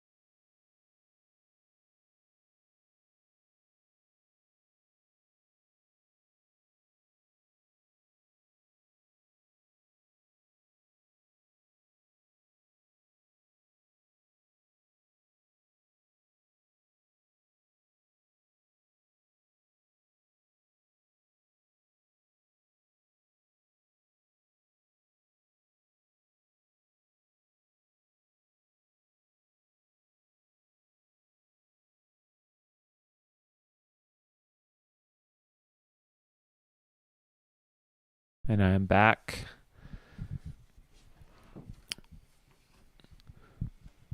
So if you're just joining in, we're hanging out for a little bit longer here. We're going to be running in our next couple of finishers here at the Cocodona 250. Elizabeth Kelly and Roy Quinn are on deck.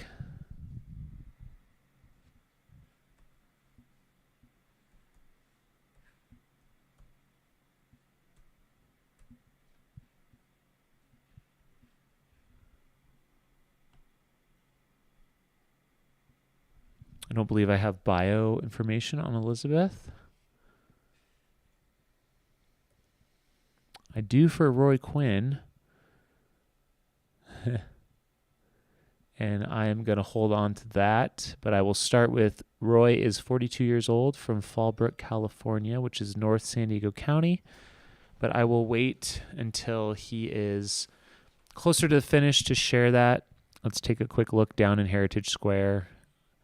I do not see a single person at the moment, although if we could turn the camera around, there is supposedly a couple of groups looking out for both of these runners, which is great to see.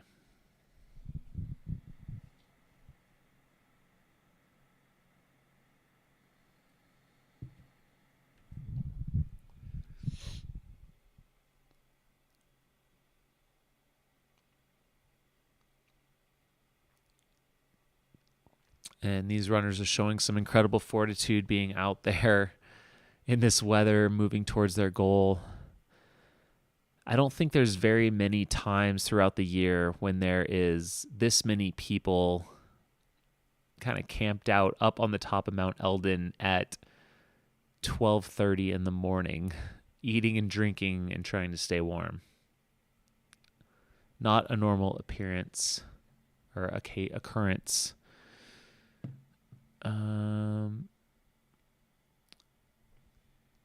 The runner sitting on the left is taking a little nap. Yes, that is what it looks like. And Vicky Knox says, "We love our Roy boy."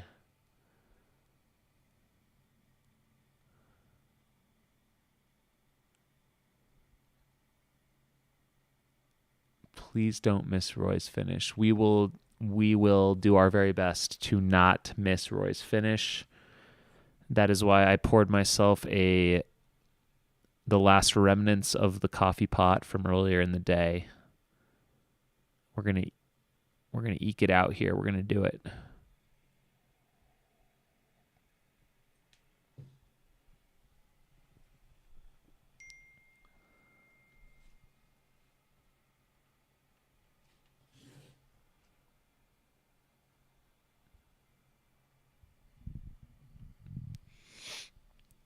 And Josh here says that the next two both have big finish line cheering sections, so will be great to have as they follow the live stream from the Finish Line TV. So yeah, that is something that you cannot see from right here. Oh, that was Bib 61 getting a standing ovation, heading on out back into the night. Looks very determined. But we set up this year, it was the first time we did this, a big screen TV on a stand, and it's displaying this YouTube channel. So when Josh is out there broadcasting and we're displaying that at the finish line, all the family and friends who are tuning in, they're actually seeing the same view that you are all seeing right now. So it's kind of nice to be able to tune in to what is happening on the course and who is coming in next. So very excited with that addition to the finish line experience this year.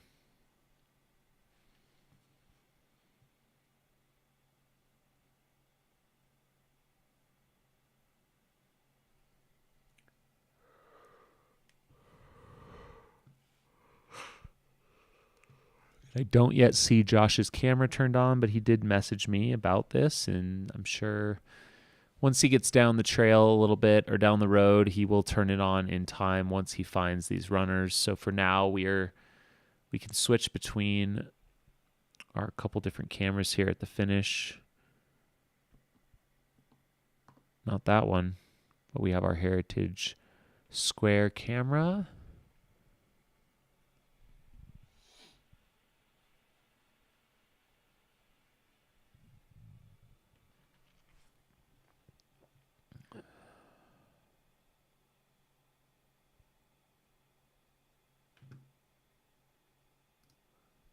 Manny Lutz says, "Dear Lord, it looks eerie down there." Yeah, it is. It is cold. The runners coming through are sporadic. So I can see why there's not a lot of folks here. There is not a bar directly in front of us. Otherwise, we probably would see a lot more people here.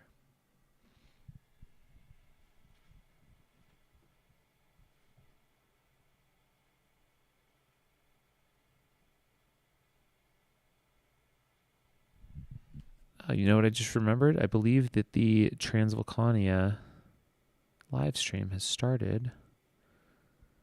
While we await our updates, I'm going to try and pull this up and see what they're doing.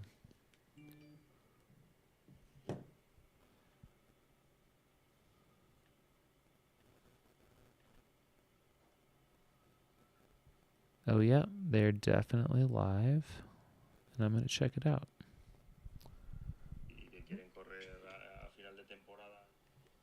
And we're going to go back to our Crawford cam.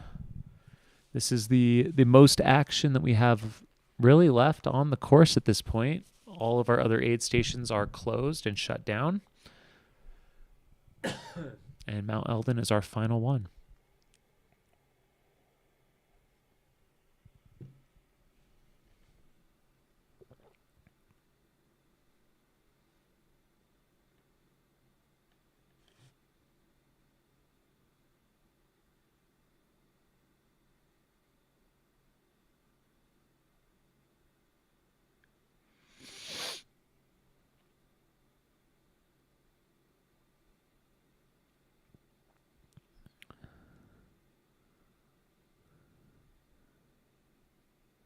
I have to shout out all of you here in the chat. I'm actually going to take a quick look at the number of folks that we have here. I haven't looked lately. So, this is our day 5 stream 2. We have 246 of you. Does that sound right in here still that are watching? That is incredible. 246 of you. If I go over to the Transvolcania by UTMB live stream, there's a 114 watching that. So we are crushing it tonight, folks.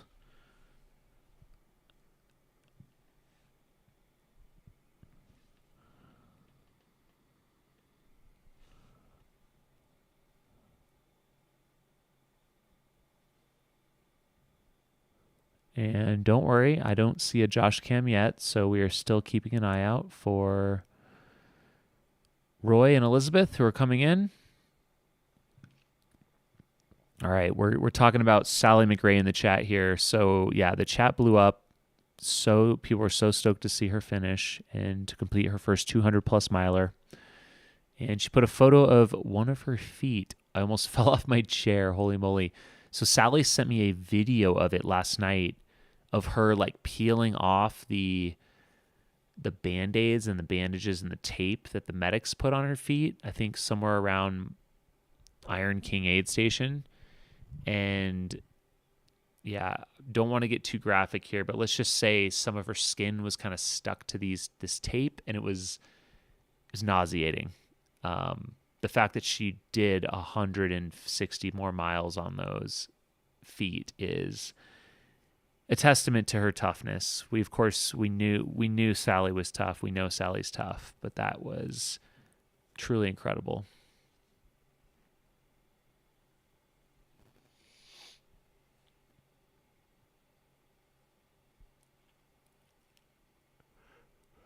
We've got some folks awaiting Patrick Atkinson, and I do now see the Joshua camera popped up. I don't see a lot on it yet, but as soon as I do, we will switch to it.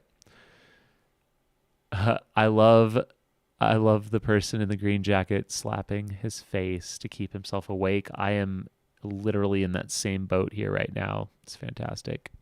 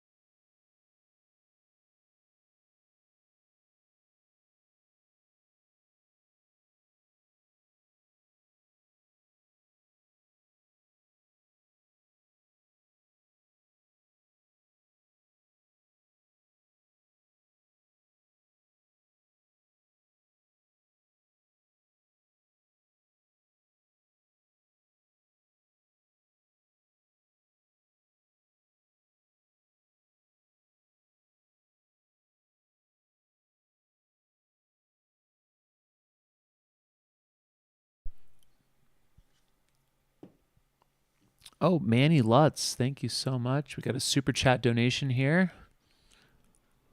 Really appreciate that. Oh, we got to switch to our follow cam here.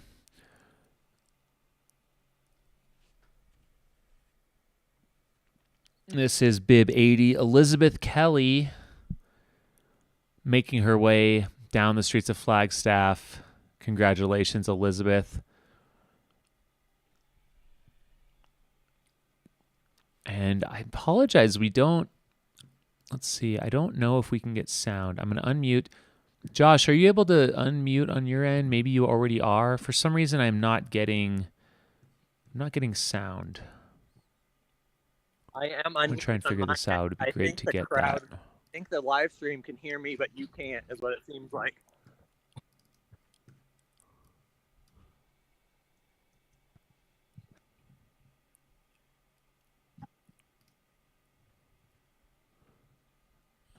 There we go. Let's see.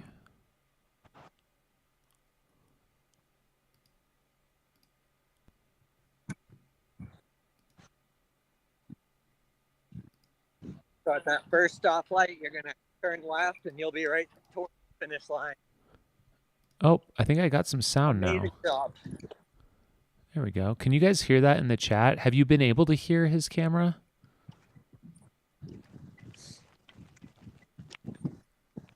You can hear. Have you always been able to hear is my question, because I have not been able to hear at all.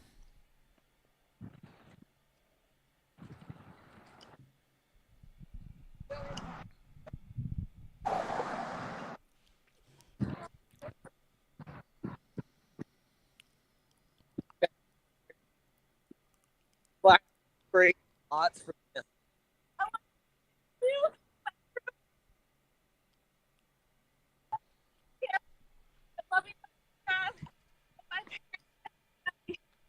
Thank you so much for believing in me.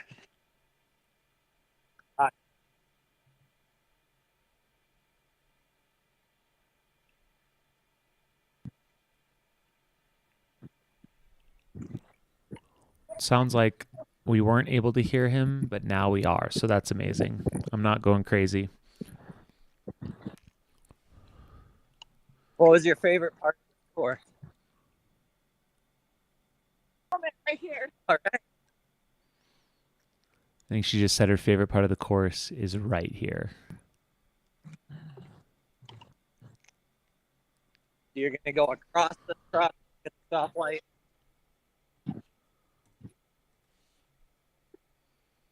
And be ready to celebrate.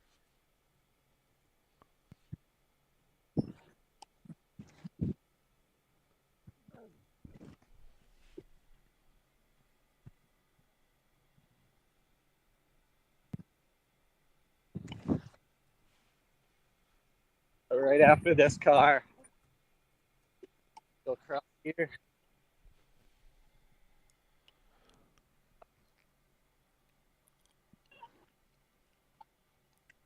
Go soon. Go. Okay. And she is separating from her pacer here to bring it on home. Like a rocket separating from its fuel booster.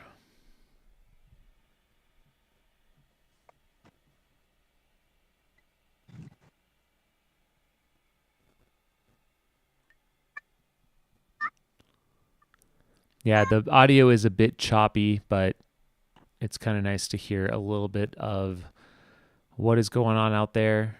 We'll probably turn it down as they get closer to the finish, but this is really great. So Right, she's across. coming on up on her final street crossing here in Flagstaff, and Amazing she will job. soon be at the finish. Of course, we'll be circling back shortly after for Roy Quinn.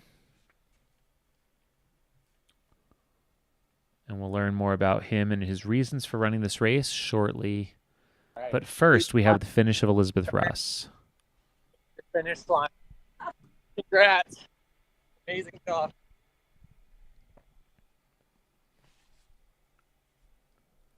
And here we have it. This is going to be Elizabeth Kelly. I'm sorry, not Elizabeth Russ. Elizabeth Kelly finishing the Cocodona 250. And she's got a lot of her family and friends there, and she is so pumped.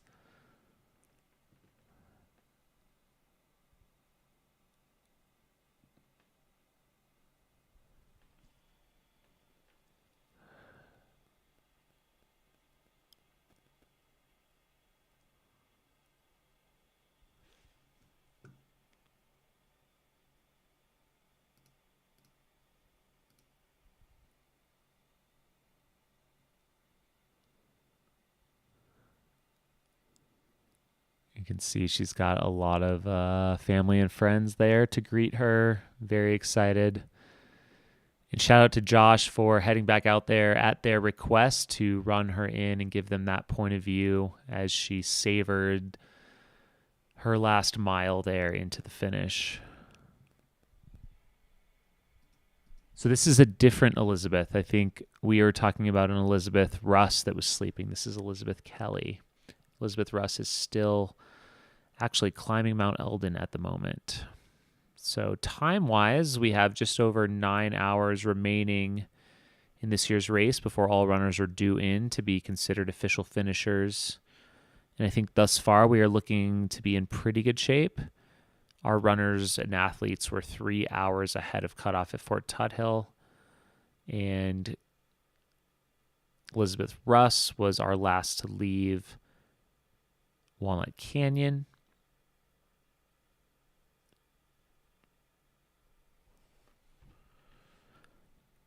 And we're going to keep an eye out on Josh for Roy Quinn's finish, and then we're probably going to just send it to a static finish line cam after that. But here is Elizabeth getting her finisher photo taken, being greeted by race director Steve Adderholt.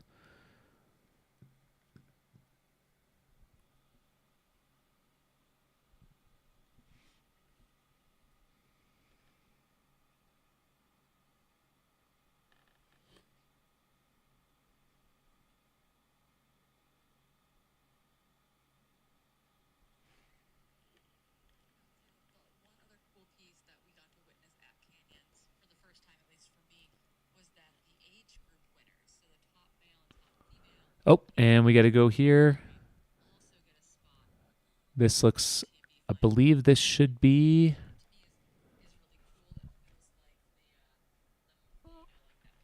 bib 172, Roy Quinn.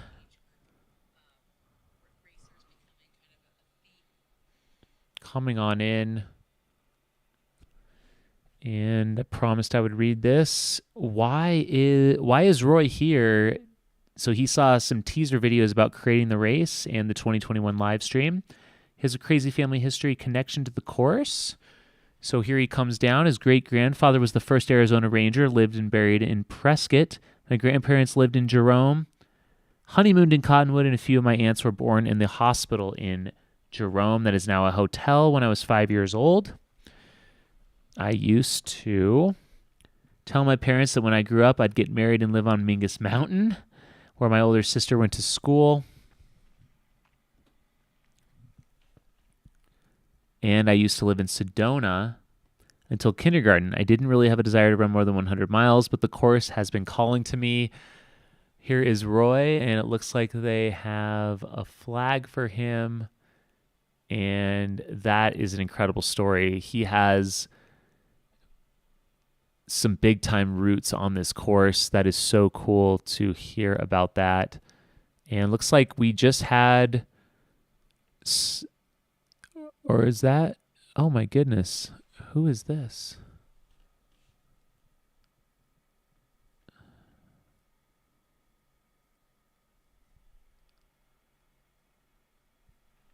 Bib 80?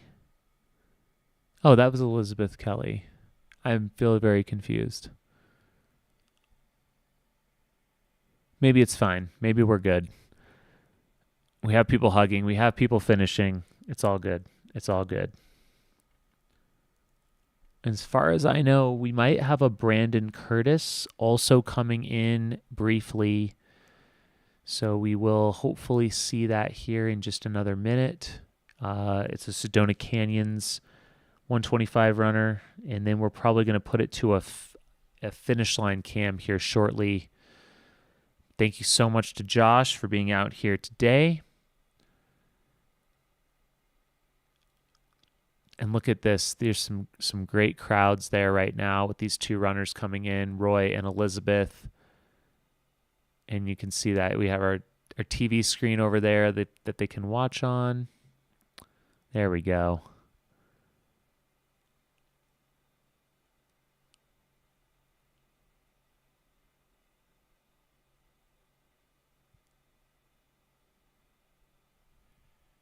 There is that buckle.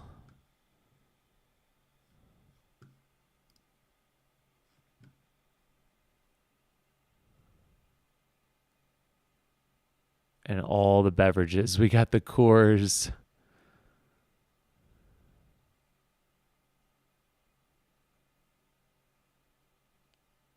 Oh, yeah. I bet she's been thinking about that for quite some time. Oh, we had a question about how much sleep have I got. I can tell you because my Coros watch tells me how much sleep I've gotten.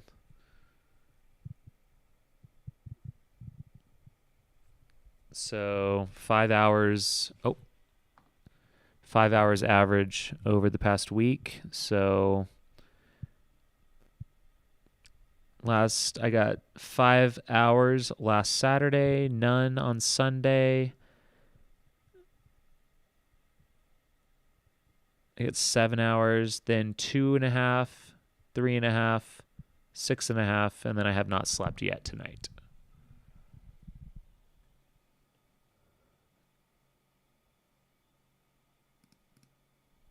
And again, thank you all for being out here.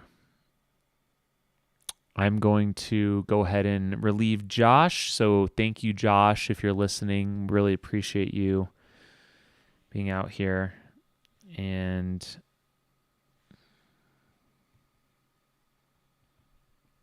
he may or may not be back in the morning, but we will have a couple, probably a few runner camps tomorrow. It can sometimes get a bit heavy with finishers. We'll just have to see.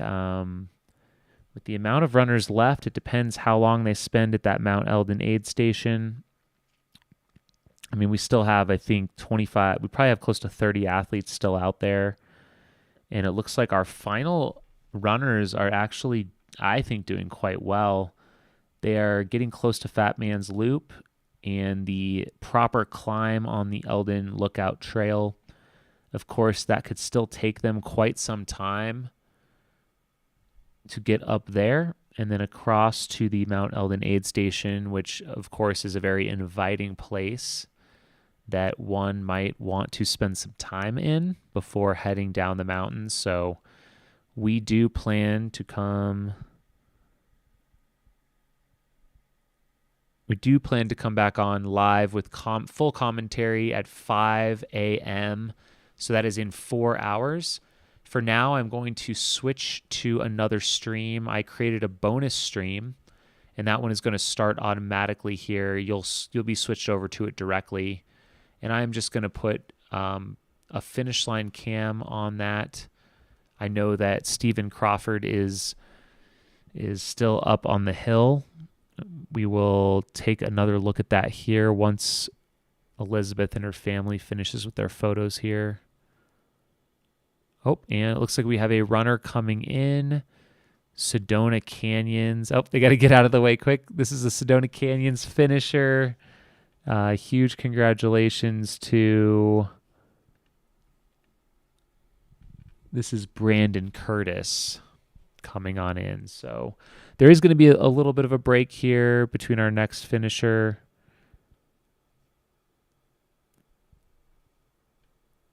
We got Neil Blake and Sarah Shore coming up, but thank you so much. We're going to send it back up to the Crawford cam and just letting Stephen Crawford know that we are going to be going to no commentary here and just a static finish cam. So we really appreciate you up there as well.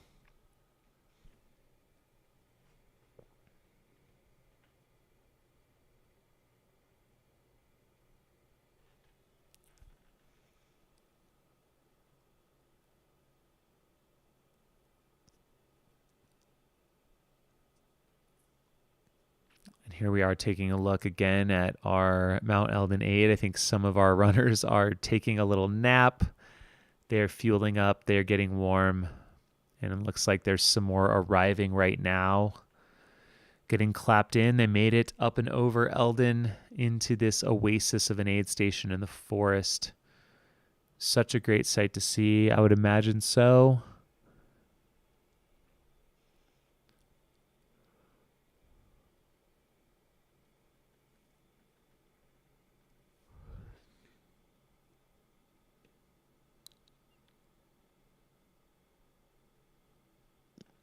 So as for all of you that are tuning in, I thank you. And I'm going to shut this stream down now and start the new one. So stay tuned. It should switch you over automatically. Just give me 1 second.